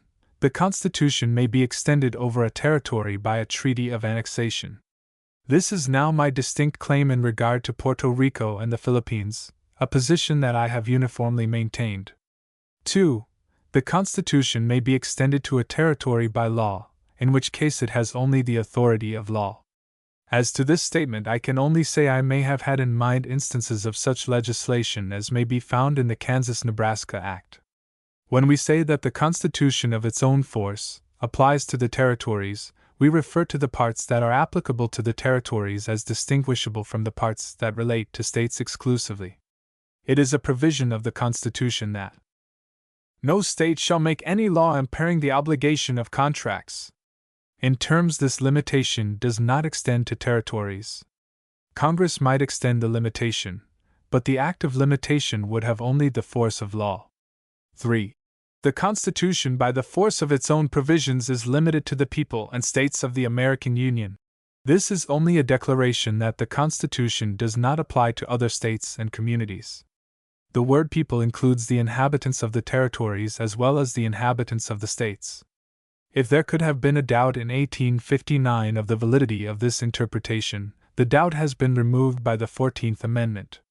The inhabitants of territories are thereby made citizens of the United States, are brought within the jurisdiction of the Constitution, and as citizens they are put upon an equality with the citizens of the states.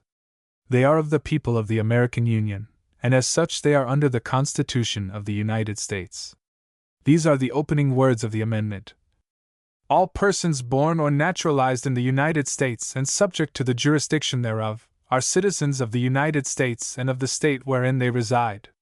We have no subject classes in America excepting only such as have been created, temporarily, as I trust, in Puerto Rico and the Philippine Islands, by the policy of President McKinley, and all in violation of the 13th Amendment to the Constitution, which reads thus: neither slavery nor involuntary servitude, except as a punishment for crime whereof the party shall have been duly convicted, shall exist within the United States, or any place subject to their jurisdiction. President McKinley claimed jurisdiction over the Philippine Islands, and consequently the inhabitants are entitled to the benign protection of this provision of the Constitution. There cannot be any form of involuntary servitude imposed upon any American citizen without a violation of this fundamental law.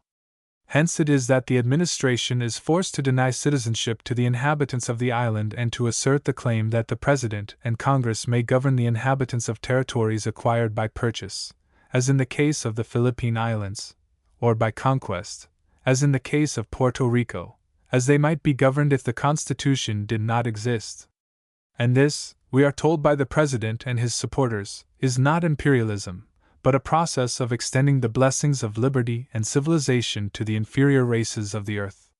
The claim of the President is the assertion of a right in Congress to establish a system of peonage, or even of slavery in Alaska, Hawaii, and the rest.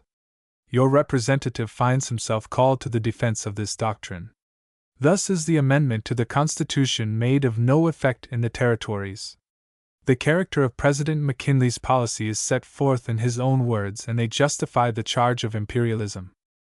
In his speech of acceptance, he said, "The Philippines are ours, and American authority must be supreme throughout the archipelago.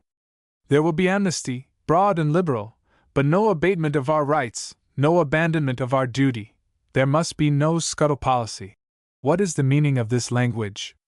Is it not an assertion of absolute, unconditional, permanent supremacy over the millions of the islands? Imperialism is not a word merely. It is a public policy. The President denounces imperialism, and with emphasis he declares that we are all Republicans in America. None of us are imperialists.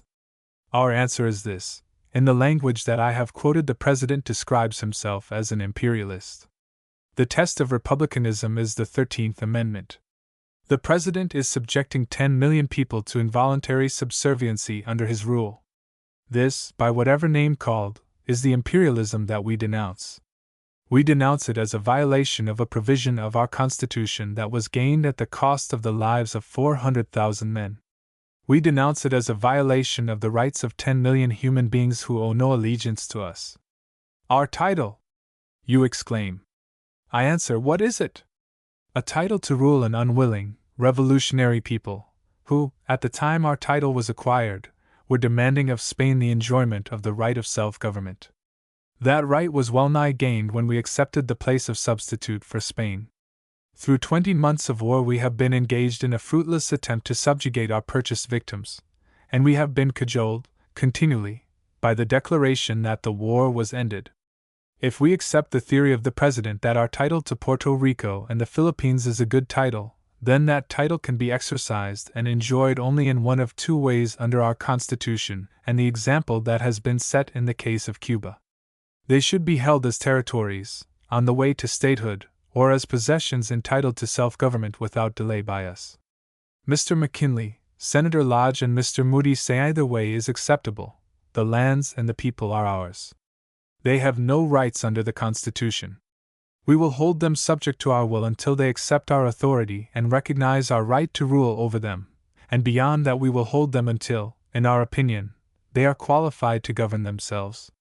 The doctrine of imperialism is again set forth in the President's letter of acceptance of September 8.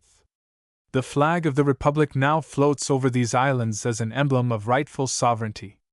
Will the Republic stay and dispense to their inhabitants the blessings of liberty, education, and free institutions, or steal away, leaving them to anarchy or imperialism? Thus the President is engaged in dispensing liberty to conquered peoples instead of allowing them to enjoy liberty as a birthright. He is dispensing to them such education as he thinks they ought to have, instead of allowing them to decide for themselves as to the education which may be agreeable or useful for them. He dictates for them the free institutions, which in his opinion are best adapted to their condition, instead of allowing them the freedom to choose their own institutions. Thus the President assumes authority to furnish systems of education and institutions of government by force, denying to the people all freedom of action for themselves, and thereupon he declares that empire has been expelled from Puerto Rico and the Philippines. Can the President show wherein his policy, in principle, differs from the policy of Spain? Spain was engaged in war to compel the Filipinos to accept Spanish institutions of education and liberty. We are attempting through war to compel the Filipinos to accept American institutions of education and liberty. It is not an answer to say, what may be true, that American ideas and systems of education are superior to Spanish ideas and systems. In each case there is compulsion. In each case there is a denial of freedom. In each case there is the same exercise of power. In each case there is the same demand for a subservient class. In each case there is gross, undisguised imperialism. The difference is to the advantage of Spain. Spain was consistent. Her policy was a policy of imperialism, a policy of centuries. America was a republic. Self-government was at the basis of all her institutions. It was a prominent feature of her history. Our accusation against President McKinley is this: he turned away from the history of America, he disdained our traditions, and he reversed the policy of a century. Mark the consequences of the change. In other days we sympathized with Greece in its struggle for self-government. We denounced the suppression of liberty in Hungary, and in the opening years of this century we welcomed the provinces of Central and South America as they emerged, one by one, from a condition of imperial vassalage, and took their places in the galaxy of republican states. If in this year 1900, America had sent forth one word of official cheer to the states of South Africa, the act would have been an act of self-abasement that would have invited the contempt of all mankind. When we charge imperialism upon the administration, this question is put exultingly: where is the crown? I answer from history. England waited a century, after the conquests by Clive and Hastings, for a Beaconsfield to crown Britain's Queen, Empress of the Indies. The crown is but a bauble. Empire means vast armies employed in ignominious service, burdensome taxation at home, and ruthless maladministration of affairs abroad. In 2 short years of imperialism, these evils have ceased to be imaginative merely, and they have taken a place among the unwelcome realities of our national life. Before I close this discourse, I shall return to the subject that I have now introduced to your attention, and for the purpose of asking you to foster and preserve the quality of consistency in the history of the county of Essex. Mr. Moody introduced 2 topics to the Essex Club of which I am to take notice. They concern me personally, but there is an aspect of one of them that may merit public attention. With a kindliness of spirit that I could not have anticipated, Mr. Moody attributes my failure to continue in the opinions that he claims were entertained by me in 1859 to the infirmities incident to advancing years. He thus raises a question that I am not competent to discuss. I pass it by. I trust that Mr. Moody may live to the age of 82 years, that his experience may be more fortunate than the fate that he attributes to me, and that at that advanced period of his life his ability to interpret the constitution of his country will not be less than it now is. The speech of Mr. Moody, as it appears in the transcript of August 30th, closes with this sentence: he at least might spare the epithets to the party that has showered upon him every honor within its gift, except the presidency. If I have applied any disparaging epithet to the Republican party, my error is due to my ignorance of the meaning of the word. The quotations which Mr. Moody has made from my speech at the Cooper Institute contain a declaration in 2 forms of expression, which may have led Mr. Moody to charge me with the use of epithets. I find nothing else on which this allegation can be founded. I reproduce the quotations. President McKinley and his imperialistic supporters through 2 steps in an argument have deduced an erroneous conclusion from admitted truths. 1. Our government in common with other sovereignties has a right to acquire territory. 2. That right carries with it the right to govern territory so acquired. From these propositions they deduce the false conclusion that Congress may indulge a full and free discretion in the government of the territories so acquired. Herein is the error, and herein is the usurpation. Again, we have the right to acquire territory, and we have the right to govern all territory acquired, but we must govern it under the Constitution, and in the exercise of those powers, and those only, which have been conferred upon Congress by the Constitution. Any attempt further is a criminal usurpation. In the first quotation I make the charge that President McKinley, in his attempt to govern the Philippine Islands as though the Constitution did not apply to them, was exercising powers not granted to him by virtue of his office. The President is the creature of the Constitution, and his jurisdiction is measured and limited by the jurisdiction of the Constitution. When the President asserts that the Philippine Islands are not under the Constitution, he admits that the Philippine Islands are not within his jurisdiction. If, on the other hand, the islands are within his jurisdiction, it follows that his right of jurisdiction over them must have come from the presence of the Constitution itself. Let there be no misunderstanding upon one point. I claim that the Philippine Islands are under the Constitution and that the President may exercise in and over the islands whatever powers the Constitution and the laws may have placed in his hands. I claim further that as a right on the part of the Filipinos, and as a policy of justice and wisdom on our part, we should relinquish our title, whatever it may be, and allow the Filipinos to enter upon the work of governing themselves. The President sets up the doctrine that the islands are not under the Constitution, and that they may be governed by him outside of all constitutional restraints. This is the usurpation that I have charged upon him, but not upon the Republican Party of former days. Upon the basis specified the charge remains. It is not an epithet. Let the charge be answered, or otherwise let the President and the supporters of his policy abandon the doctrine that we can seize, hold and govern communities and peoples who are not within the jurisdiction of our Constitution, and who, consequently, are not subject to our laws. I have said that the President and his supporters are imperialists. If the word is descriptive of a policy, then the word is not an epithet. In the passage that I have quoted from the speech of Mr. Moody, he charges me, in fact, if not in form of words, with a violation of my obligations to the Republican Party, and upon the ground that the party has showered upon me every honor in its gift except the presidency. The consideration that I have received from the Republican Party merits acknowledgment, and that I accord without reserve, but it cannot exact subserviency from me. On public grounds I ask this question: are those who may hold office under the leadership of a party to be held by party discipline to the support of measures and policies which they condemn? Freedom of opinion and freedom of speech are of more value than public office. The movement for the reform of the civil service is, in its best aspect, but an attempt to rescue the body of office holders from the tyranny and discipline of party and of party leaders. Thus much upon public grounds, but for myself, I shall not seek protection under a general policy. Never for a moment from my early years did I entertain the thought that I would enter public life, or that I would continue in public life, as a pursuit or as a profession.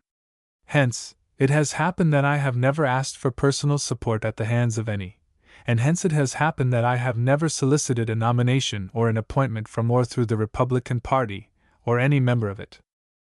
In 1860, a majority of the delegates to the Congressional Convention in my district favored my nomination, but not through any effort by me. I attended the convention and placed in nomination Mr. Train, who had been in Congress one term.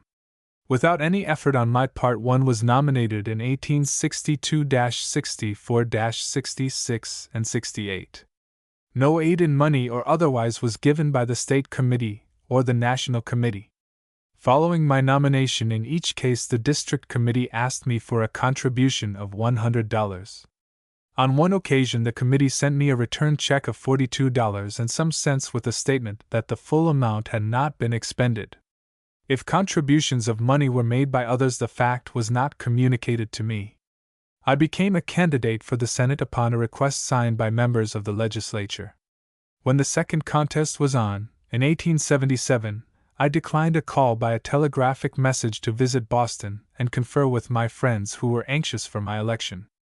I was a member of the Peace Congress of 1861, and I received several other appointments from Governor Andrew, but without solicitation by me.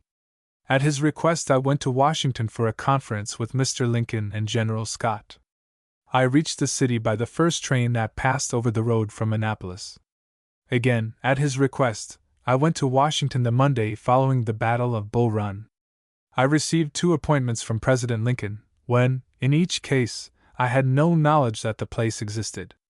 From General Grant I received the offer of the Interior Department, and then of the Treasury Department, both of which I declined.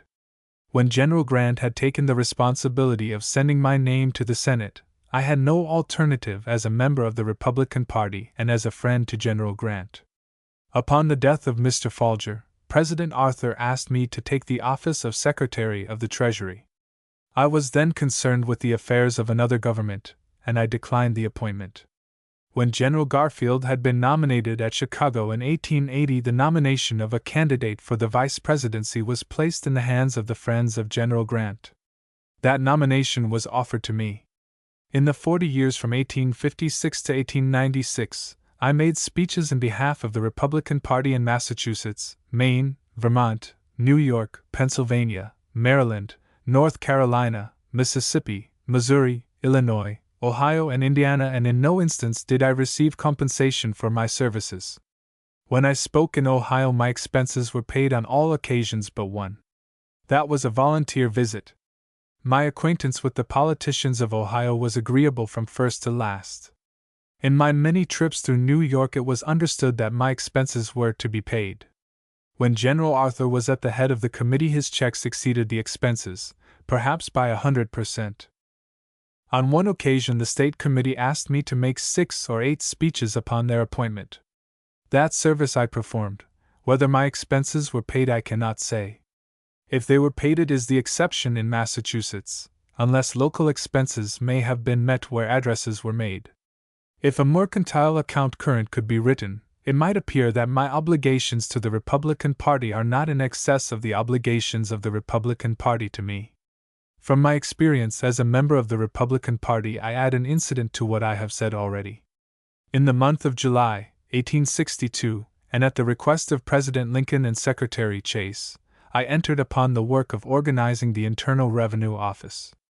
That work was continued without the interruption of Sabbaths or evenings, with a few exceptions only, till March 1863, when, as was said by Mr. Chase, the office was larger than the entire Treasury had been at any time previous to 1861. It was the largest branch of government ever organized in historical times and set in motion in a single year. The system remains undisturbed. Such changes only have been made as were required by changes in the laws. In the 38 years of its existence, the government has received through its agency the enormous sum of $5,500 million, being twice the amount of all the revenues of the government previous to 1860. I have thus devoted many minutes of your time to the questions raised by Mr. Moody. The nature and the extent of my obligations to the Republican Party and the question of my consistency in the construction that I have given to the Constitution of the United States are not matters of grave concern for you. They have come into the field of discussion through the agency of Mr. Moody. I come now to ask your attention to a view of your relations to passing events which concerns the county of Essex. Your county has a distinguished history, distinguished for its men and for its part in public affairs. Shall the history that you are now making be consistent with that which you have inherited and which you cherish? I mention one name only among your great names, and I bring before your minds one event only. In the order of time and in the order of events, the second most important paper in the annals of America is the Ordinance for the Government of the Territory of the United States northwest of the River Ohio. The chief value of that ordinance is in the 6th article, which is in these words: There shall be neither slavery nor involuntary servitude in the said territory, otherwise than in the punishment of crime, whereof the party shall have been duly convicted. By repeated decisions, the Supreme Court has held that the stipulations and terms of the ordinance remained in force after the adoption of the Constitution, unless a conflict should appear, and in such a case the ordinance would yield to the Constitution. As the article in regard to slavery was not controlled by the Constitution, the exclusion of slavery became the supreme and continuing law of the territories and states that were organized in the vast region covered by the Ordinance of 1787, and it may be assumed, fairly, that the character and power of those states made possible the extermination of the institution of slavery in all parts of the country. The parties to the Ordinance of 1787 may have builded better than they knew, but their work is one of the 4 great acts or events in the history of the Republic: the Declaration of Independence, the Ordinance of 1787, the Constitution, and the amendment abolishing the institution of slavery. Nathan Dane of the county of Essex was the author of the Ordinance of 1787, and he was a delegate in the Continental Congress from 1785 to 1788. Of all the eminent men that you have sent forth into the service of the state and the country, he must be accounted the chief, when we consider the value of his contribution, historically, and on the side of freedom and civilization. His fame is in your hands, and I have come to ask you to consider whether the policy of President McKinley in the Philippines is in harmony with the Ordinance of 1787 and the amendment to the Constitution of 1865. By the Ordinance of 1787, freedom and full right to self-government were made secure to the coming millions who were to occupy the states northwest of the River Ohio. By the amendment of 1865, freedom and equality in government were guaranteed to all and especially to the Negro race in America. Shall the avoidance of the amendment in states of this Union be tendered as a reason for a denial of equality and the right of self-government in the Philippine Islands? If the Negroes in America are entitled to freedom from a state of subserviency, are not the colored races in the Philippines entitled to freedom, and that whether they are under the Constitution or beyond its jurisdiction? You are called to a choice between the doctrines of Nathan Dane and Abraham Lincoln on one side and the doctrines and policy of President McKinley and his supporters on the other side. The point I make is this: the three propositions cannot stand together. Dane and Lincoln are in harmony. They guaranteed equality and self-government to all. President McKinley and his supporters demand subserviency of all who are not within the lines of the American seas. They assert supreme authority over their fellow men for an indefinite period of time, and they promise therewith good government. Here are the assertion of power and the promise of goodness that have attended the origin and movement of every despotism that has risen to curse mankind. That you may see, as in one view, the doctrines of Dane, Lincoln, and McKinley, I read again the records that they have made. There shall be neither slavery. The Philippines are ours, and nor involuntary servitude in the American authority must be said territory otherwise than in the prime throughout the archipelago. Punishment of crimes whereof there will be amnesty, broad and party shall have been duly liberal, but no abatement of our convicted. Nathan Dane writes, no abandonment of our duty. There must be no scuttle, neither slavery nor involuntary policy. William McKinley, servitude, except as a punishment for crime whereof the party shall, the flag of the Republic now have been duly convicted, shall floats over these islands as an exist within the United States, or emblem of rightful sovereignty. Any place subject to there will the Republic stay and jurisdiction. Abraham Lincoln, dispense to their inhabitants the blessings of liberty, education, and free institutions, or steal away leaving them to anarchy or imperialism? William McKinley, any slave in the archipelago of Holo shall have the right to purchase freedom by paying to the master the usual market price. Article 10 of the McKinley Treaty with the Sultan of the Sulu Isles. I leave three questions with you. Is a vote for President McKinley and his policy in the Philippine Islands a vote in harmony with the teachings and examples of Nathan Dane and Abraham Lincoln? Is the policy of President McKinley consistent with the history of the county of Essex? Shall your representatives stand for Nathan Dane and Abraham Lincoln and freedom, or for William McKinley and despotism? The end. Index omitted.